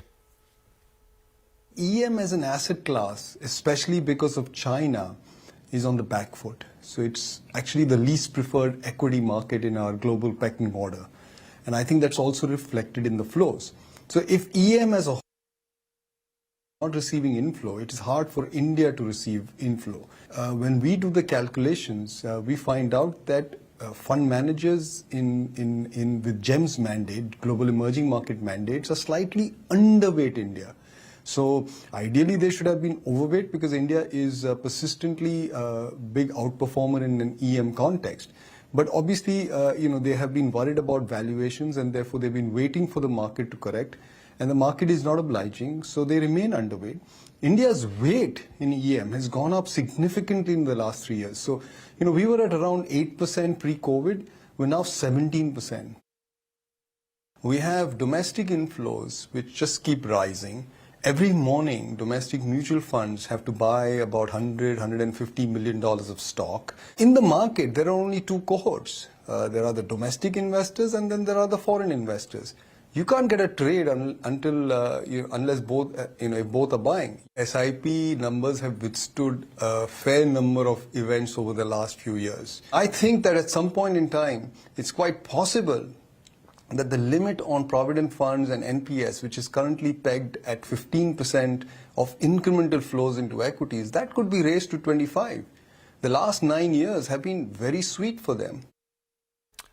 Okay, well, Rhythm making the point, a lot of domestic money in the hands of mutual fund managers, got to deploy that every day. Explains some of the buoyant markets we've had for some time now. Well, from market opinion to some corporate voices. So we had the management of TVS Supply Chain Solutions with us earlier today. They've signed a 5-year contract with Germany's Daimler. And the company's managing director, Ravi Vishwanathan, said that the deal value is not revealed due to confidentiality. Revenue generated will be distributed evenly over a period of 5 years. They said that the value of the deal was already included in their 4,000 crore rupee order pipeline, but they could be upsizing to the overall deal value, although they didn't disclose what that value really is. Manappuram Finance was also a management which was with us. The company expects to launch the Asirvad MFI IPO in the next 2 to 3 months. They anticipate gold loan growth for them to be between 10 and 12% for FY25 and expect the strong momentum in non-gold portfolio to continue as well. However, they added that net interest margins can decline slightly from the fourth quarter levels. Okay, well, before we wrap up, as always, let's get you the key market events to watch out for. Sonal is standing by with that list. Sonal. Thank you so much for that. Well, we have the big FOMC meet outcome which is expected today. So markets definitely will react to that tomorrow. So we'll be watching out for that one. In terms of other macro data from the US, the initial jobless claims, that data will be out as well. There's the Bank of Japan meet that starts today, from tomorrow, 13 and 14 June. So those 2 days is when we'll be watching out for that one. There's the G7 summit, June 13 to 15 in Italy and in US as well. There's Tesla annual meeting of stockholders. So a lot of comments is something that we can expect from that particular meeting as well. Moving on in terms of stocks, a lot of dividend ex-dates, a long list actually. With Marksans Pharma, KSB Limited, Tata Technologies, there's a special dividend there as well. CI Automotive, ICICI Pru Life, Raymond, Shankara Building Products. So watch out for these stocks. You'll see that adjustment on the stock price tomorrow. There's Pitti Engineering where there will be an extraordinary general meeting. There's AGM for R Systems International and Indorama Synthetics. And Vodafone Idea will be mulling fundraising tomorrow. There's an additional preferential issue that they are mulling as well.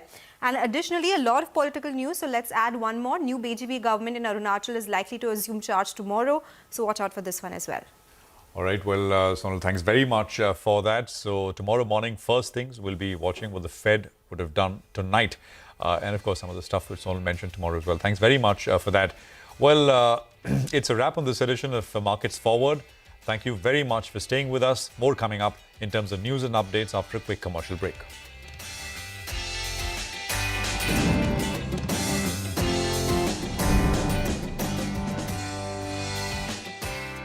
Have not just grown, they've broken several records in the last 25 years. India's contribution to incremental global GDP was as low as 0.2% 25 years ago.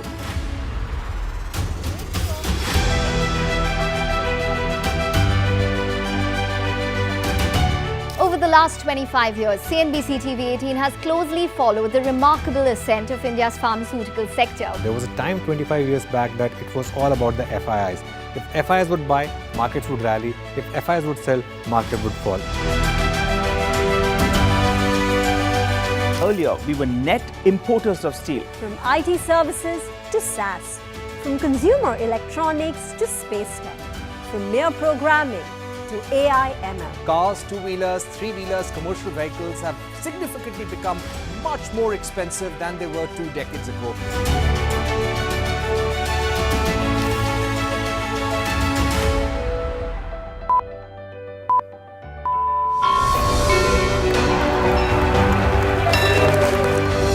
Discounting is high there, but their focus is squarely on the 125cc segment.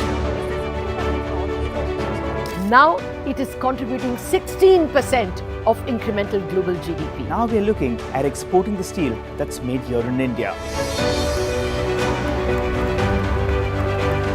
Welcome to the first ever India Business Leader Awards.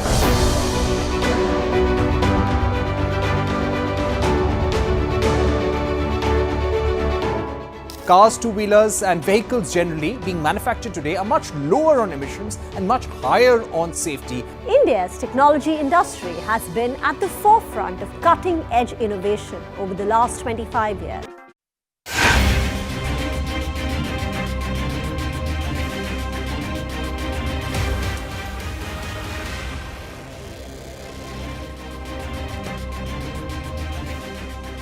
Hello and welcome to Business 360. I'm Ashmit Kumar and here are the headlines that we're tracking this evening.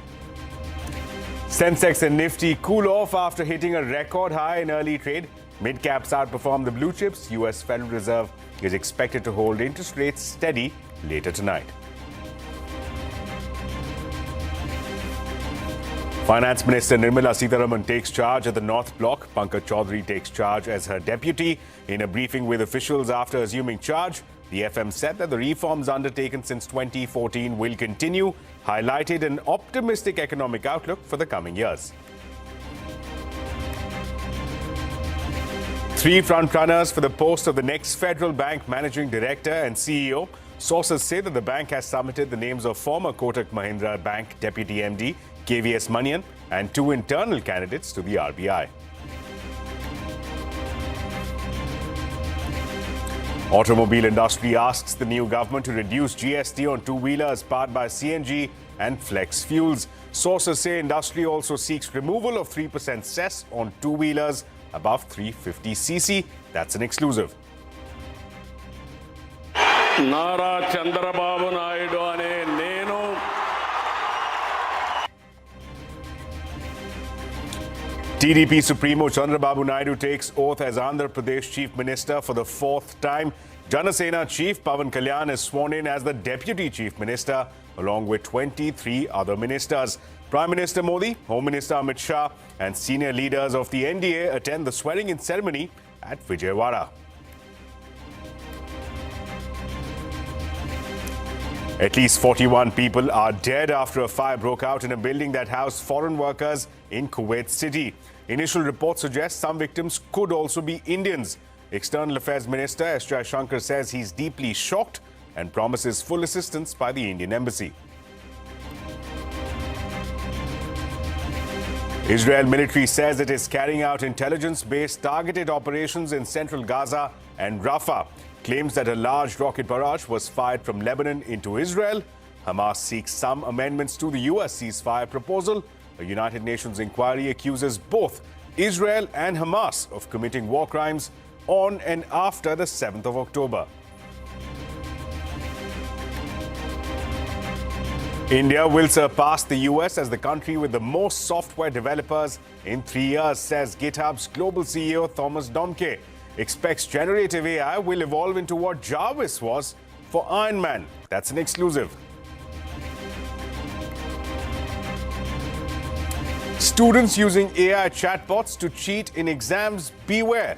Coursera has a new tool to help universities verify your answers and catch plagiarism. The global CEO of Coursera explains how this works a little later on this show.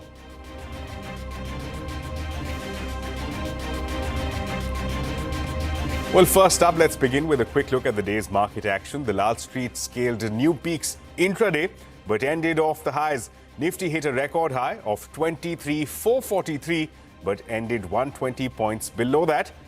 Broader markets outperformed. The mid-cap index soared over 1% to hit new highs for the 3rd straight session. Prashant Nair is joining us now with more details. Prashant, give us some sense. Some consolidation is what we're seeing on after lifetime highs? A good day all told, but there was that 3 p.m. sell-off which happened once again.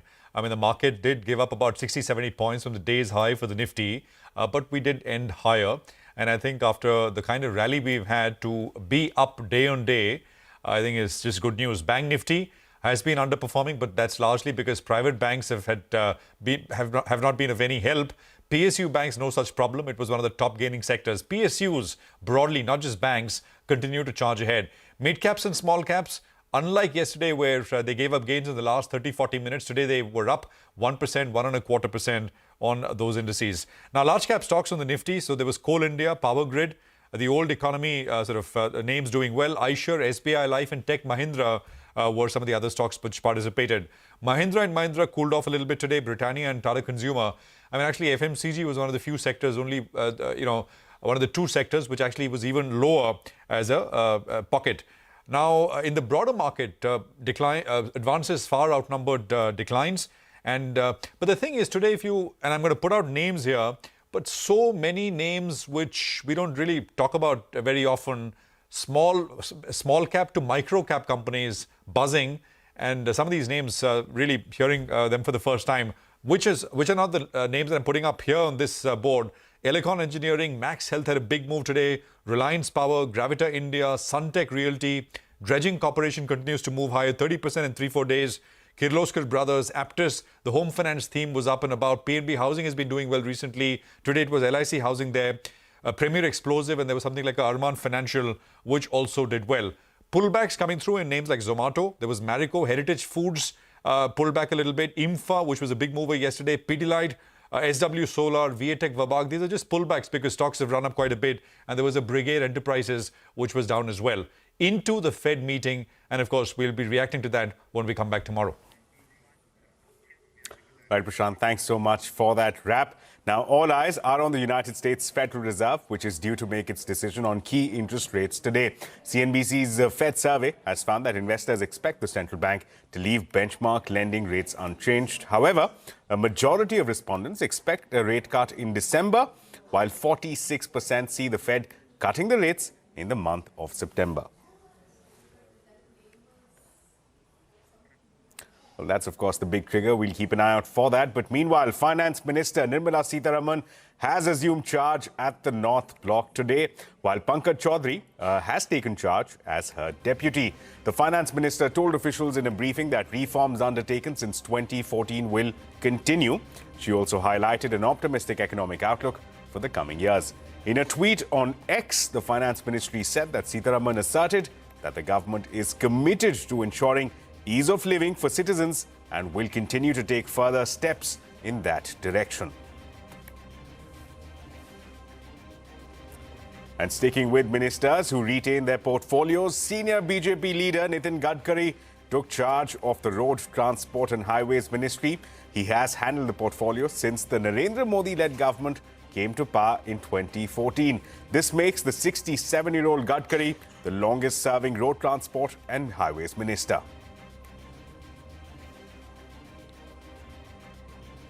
Well, some action now from the automobile space. The automobile industry has requested the new government to reduce GST on CNG and flex fuel powered two-wheelers. Parikshit Luthra joining us now with more details. Parikshit, give us a sense, what is the auto industry seeking, particularly the two-wheeler space?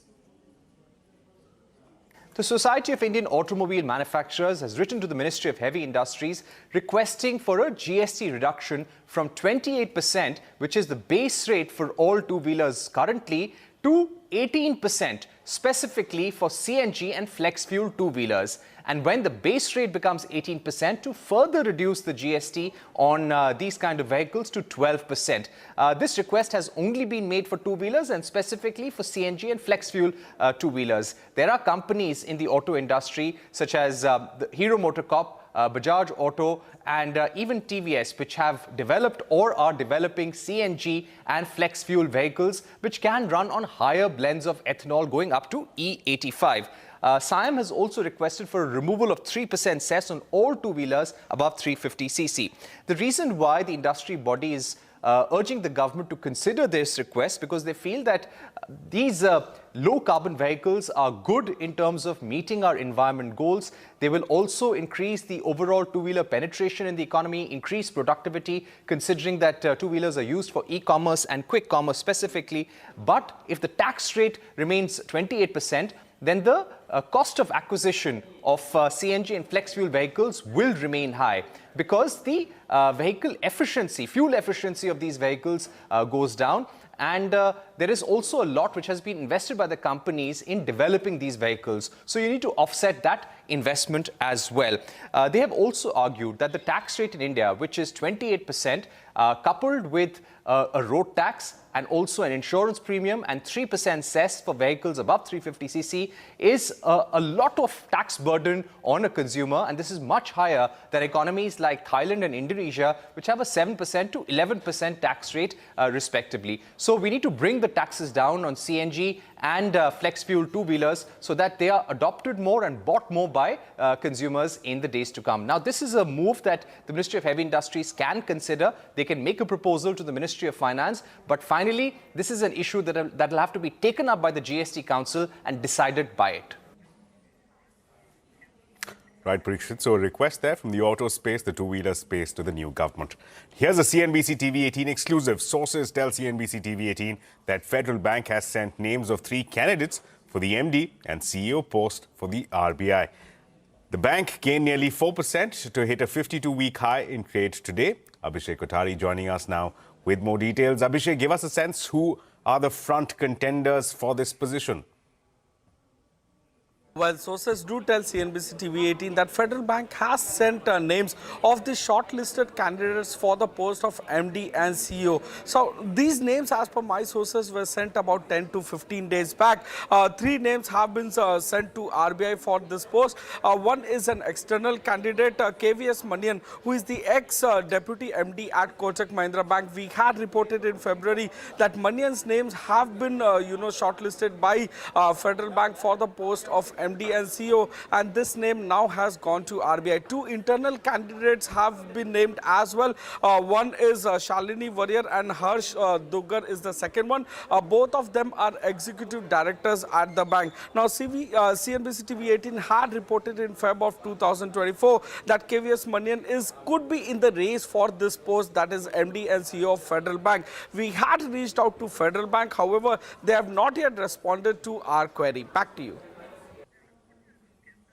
Right, Abhishek, thanks a lot for that. Now, the National Company Law Appellate Tribunal has refused to grant a stay on an NCLT order initiating insolvency proceedings against Jaiprakash Associates. The NCLAT has directed banks to respond to the appeal and asked them to consider the company's one-time settlement offer. The matter has been listed for hearing on the 24th of June. Remember, Jaiprakash Associates' suspended director Sunil Kumar Sharma had moved the NCLAT seeking a stay on the NCLT order. He argued that insolvency proceedings will put the company's infrastructure projects into jeopardy.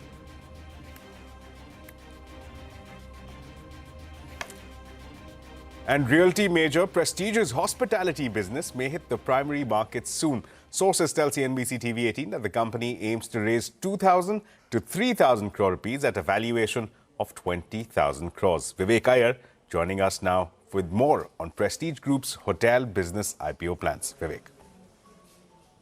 Well, South India-based Prestige Estates is in focus, largely along expected lines, something that the company had guided to at the end of Q4, where the company is looking to do a significant value unlocking exercise, where the company plans to demerge its hospitality business and go ahead and launch an IPO for the same. We understand from our sources that the company is now on track to go ahead and launch an IPO for the hospitality business. We understand that the company has already gone ahead and appointed bankers. The bankers appointed a JM Financial, JP Morgan, as well as CLSA. We understand that the company is looking at a valuation in the range of 17,000 to 20,000 crore for the hospitality business, and the company will look to raise close to 2,000 to 3,000 crore via this particular IPO process. The company is in talks with the investment banks in order to go ahead and gauge the interest for this particular IPO. This will be a significant development given the fact that the company has a lot of capex lined up as far as the hospitality space is concerned, and the company in the con call had said that it would most likely, number one, do the demerger of the hospitality business, number two, go ahead and raise funds via the IPO route in order to fund the large capex plans that the company has lined up. We reached out to the management of Prestige Estates. They still haven't responded to our queries. Now, the company said a huge pipeline of new assets under planning or under construction or under approval, which is why they need the funds. They're going in with an IPO. At this point of time, it will be interesting to see when the IPO hits the bourses, and number two, what kind of valuations is Prestige able to garner from this particular IPO itself. Thanks so much for that. On to politics now. TDP Supremo Chandrababu Naidu is back at the helm of Andhra Pradesh politics after 5 years. He took oath as the Chief Minister of the state for the 4th time today. Days after the TDP Janasena BJP alliance registered a thumping win in the assembly elections. Naidu, along with 24 cabinet ministers, took oath at Vijayawada today. Janasena chief and Telugu film superstar Pawan Kalyan took oath as the deputy chief minister. Naidu's return to power also gives a new lease of life to his dream project of building a capital city at Amravati, a plan that he had announced a decade back. Meanwhile, Prime Minister Narendra Modi, Home Minister Amit Shah, Health Minister Nadda and former Vice President Venkaiah Naidu attended the oath-taking ceremony. Senior leaders from BJP's ally parties in the NDA were also in attendance. Top actors like Rajinikanth, Chiranjeevi, Ramcharan, Allu Arjun and Nanda Murli Balakrishna attended this ceremony as well. Now, the first session of the 18th Lok Sabha will be held from June 24th to July 3rd. New Parliamentary Affairs Minister Kiren Rijiju said that oath-taking of newly elected members of the Parliament, election of the Speaker and an address by the President Draupadi Murmu will be the key highlights.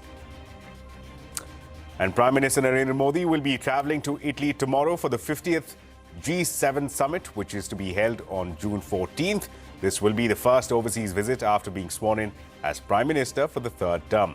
PM Modi is expected to hold bilateral meetings with Italian Prime Minister Giorgia Meloni and other leaders from G7 nations. The conflict in Russia, Ukraine and Middle East will be amongst the top talking points at the summit.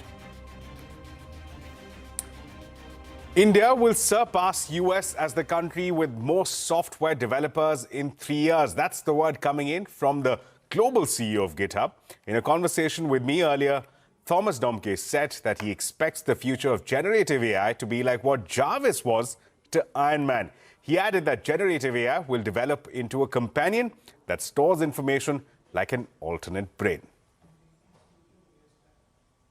Technology, the co-pilot will develop into a companion that's always with us. You know, you could think about it as the Jarvis to Iron Man in the Marvel movies, something that memorizes all the things that we can store in our brains because there's too much information in our lives. And today, you know, we already have something like that in our pockets. It's our mobile phone, our smartphone that stores a lot of the information. But then you still have to go into your mail app and search for that one email, you know, that has your frequent flyer number. And instead of finding that, you're finding all the marketing material from that airline. And so it will have that, you will have that companion that you can ask questions about things that happened to you, you know, last month, last year, maybe, you know, in the farther future, you know, what happened to you as a 6-year-old. And so you will have that second brain, that second memory that can reason over that information, that can advise you of what book is the right book to buy in a bookstore. And if you take that into the professional workforce, you know, today with the Microsoft Copilot,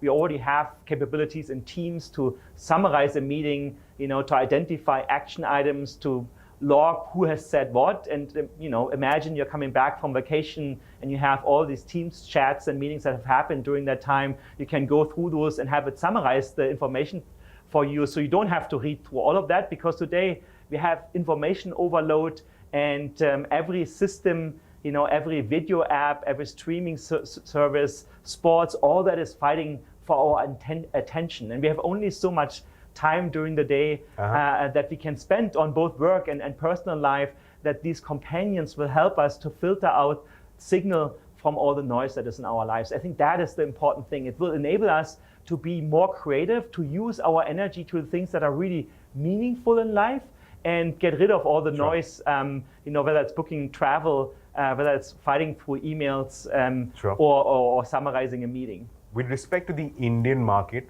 what is the kind of traction that you're hoping for? What is the kind of expectations that you have? Any numbers that you would like to drop on this journey forward? And what the next leg of growth in India for you looks like? Yeah.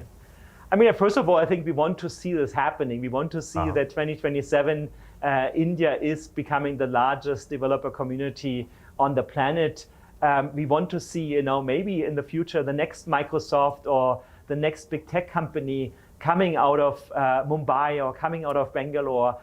Maybe they're coming out of Rio de Janeiro or out of Paris as well, right? I think we want to see that the democratization of software development is actually happening, that the human language empowers everyone who wants to build software to be able to do that. And specifically here in India, you know, we want to see, you know, more, we want to see more students learning coding. We want to see more startups, you know, building cool technology. We want to see that Indian large language model from happening. And of course, we want to see more engagement with the GitHub community.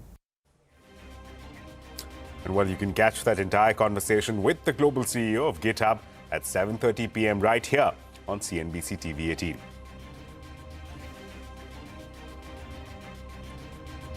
And with that, time now for a short break. But coming up, students using AI chatbots to cheat in exams. Beware, Coursera has a new tool to help universities verify your answers and catch plagiarism. Details when we come back.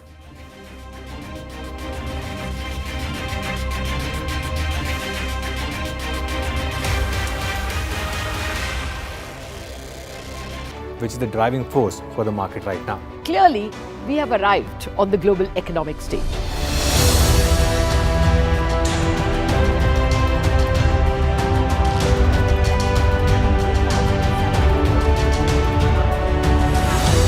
And what a great way to celebrate our own 25th year, with new milestones being achieved on the Lal Street. 21 years of the Nifty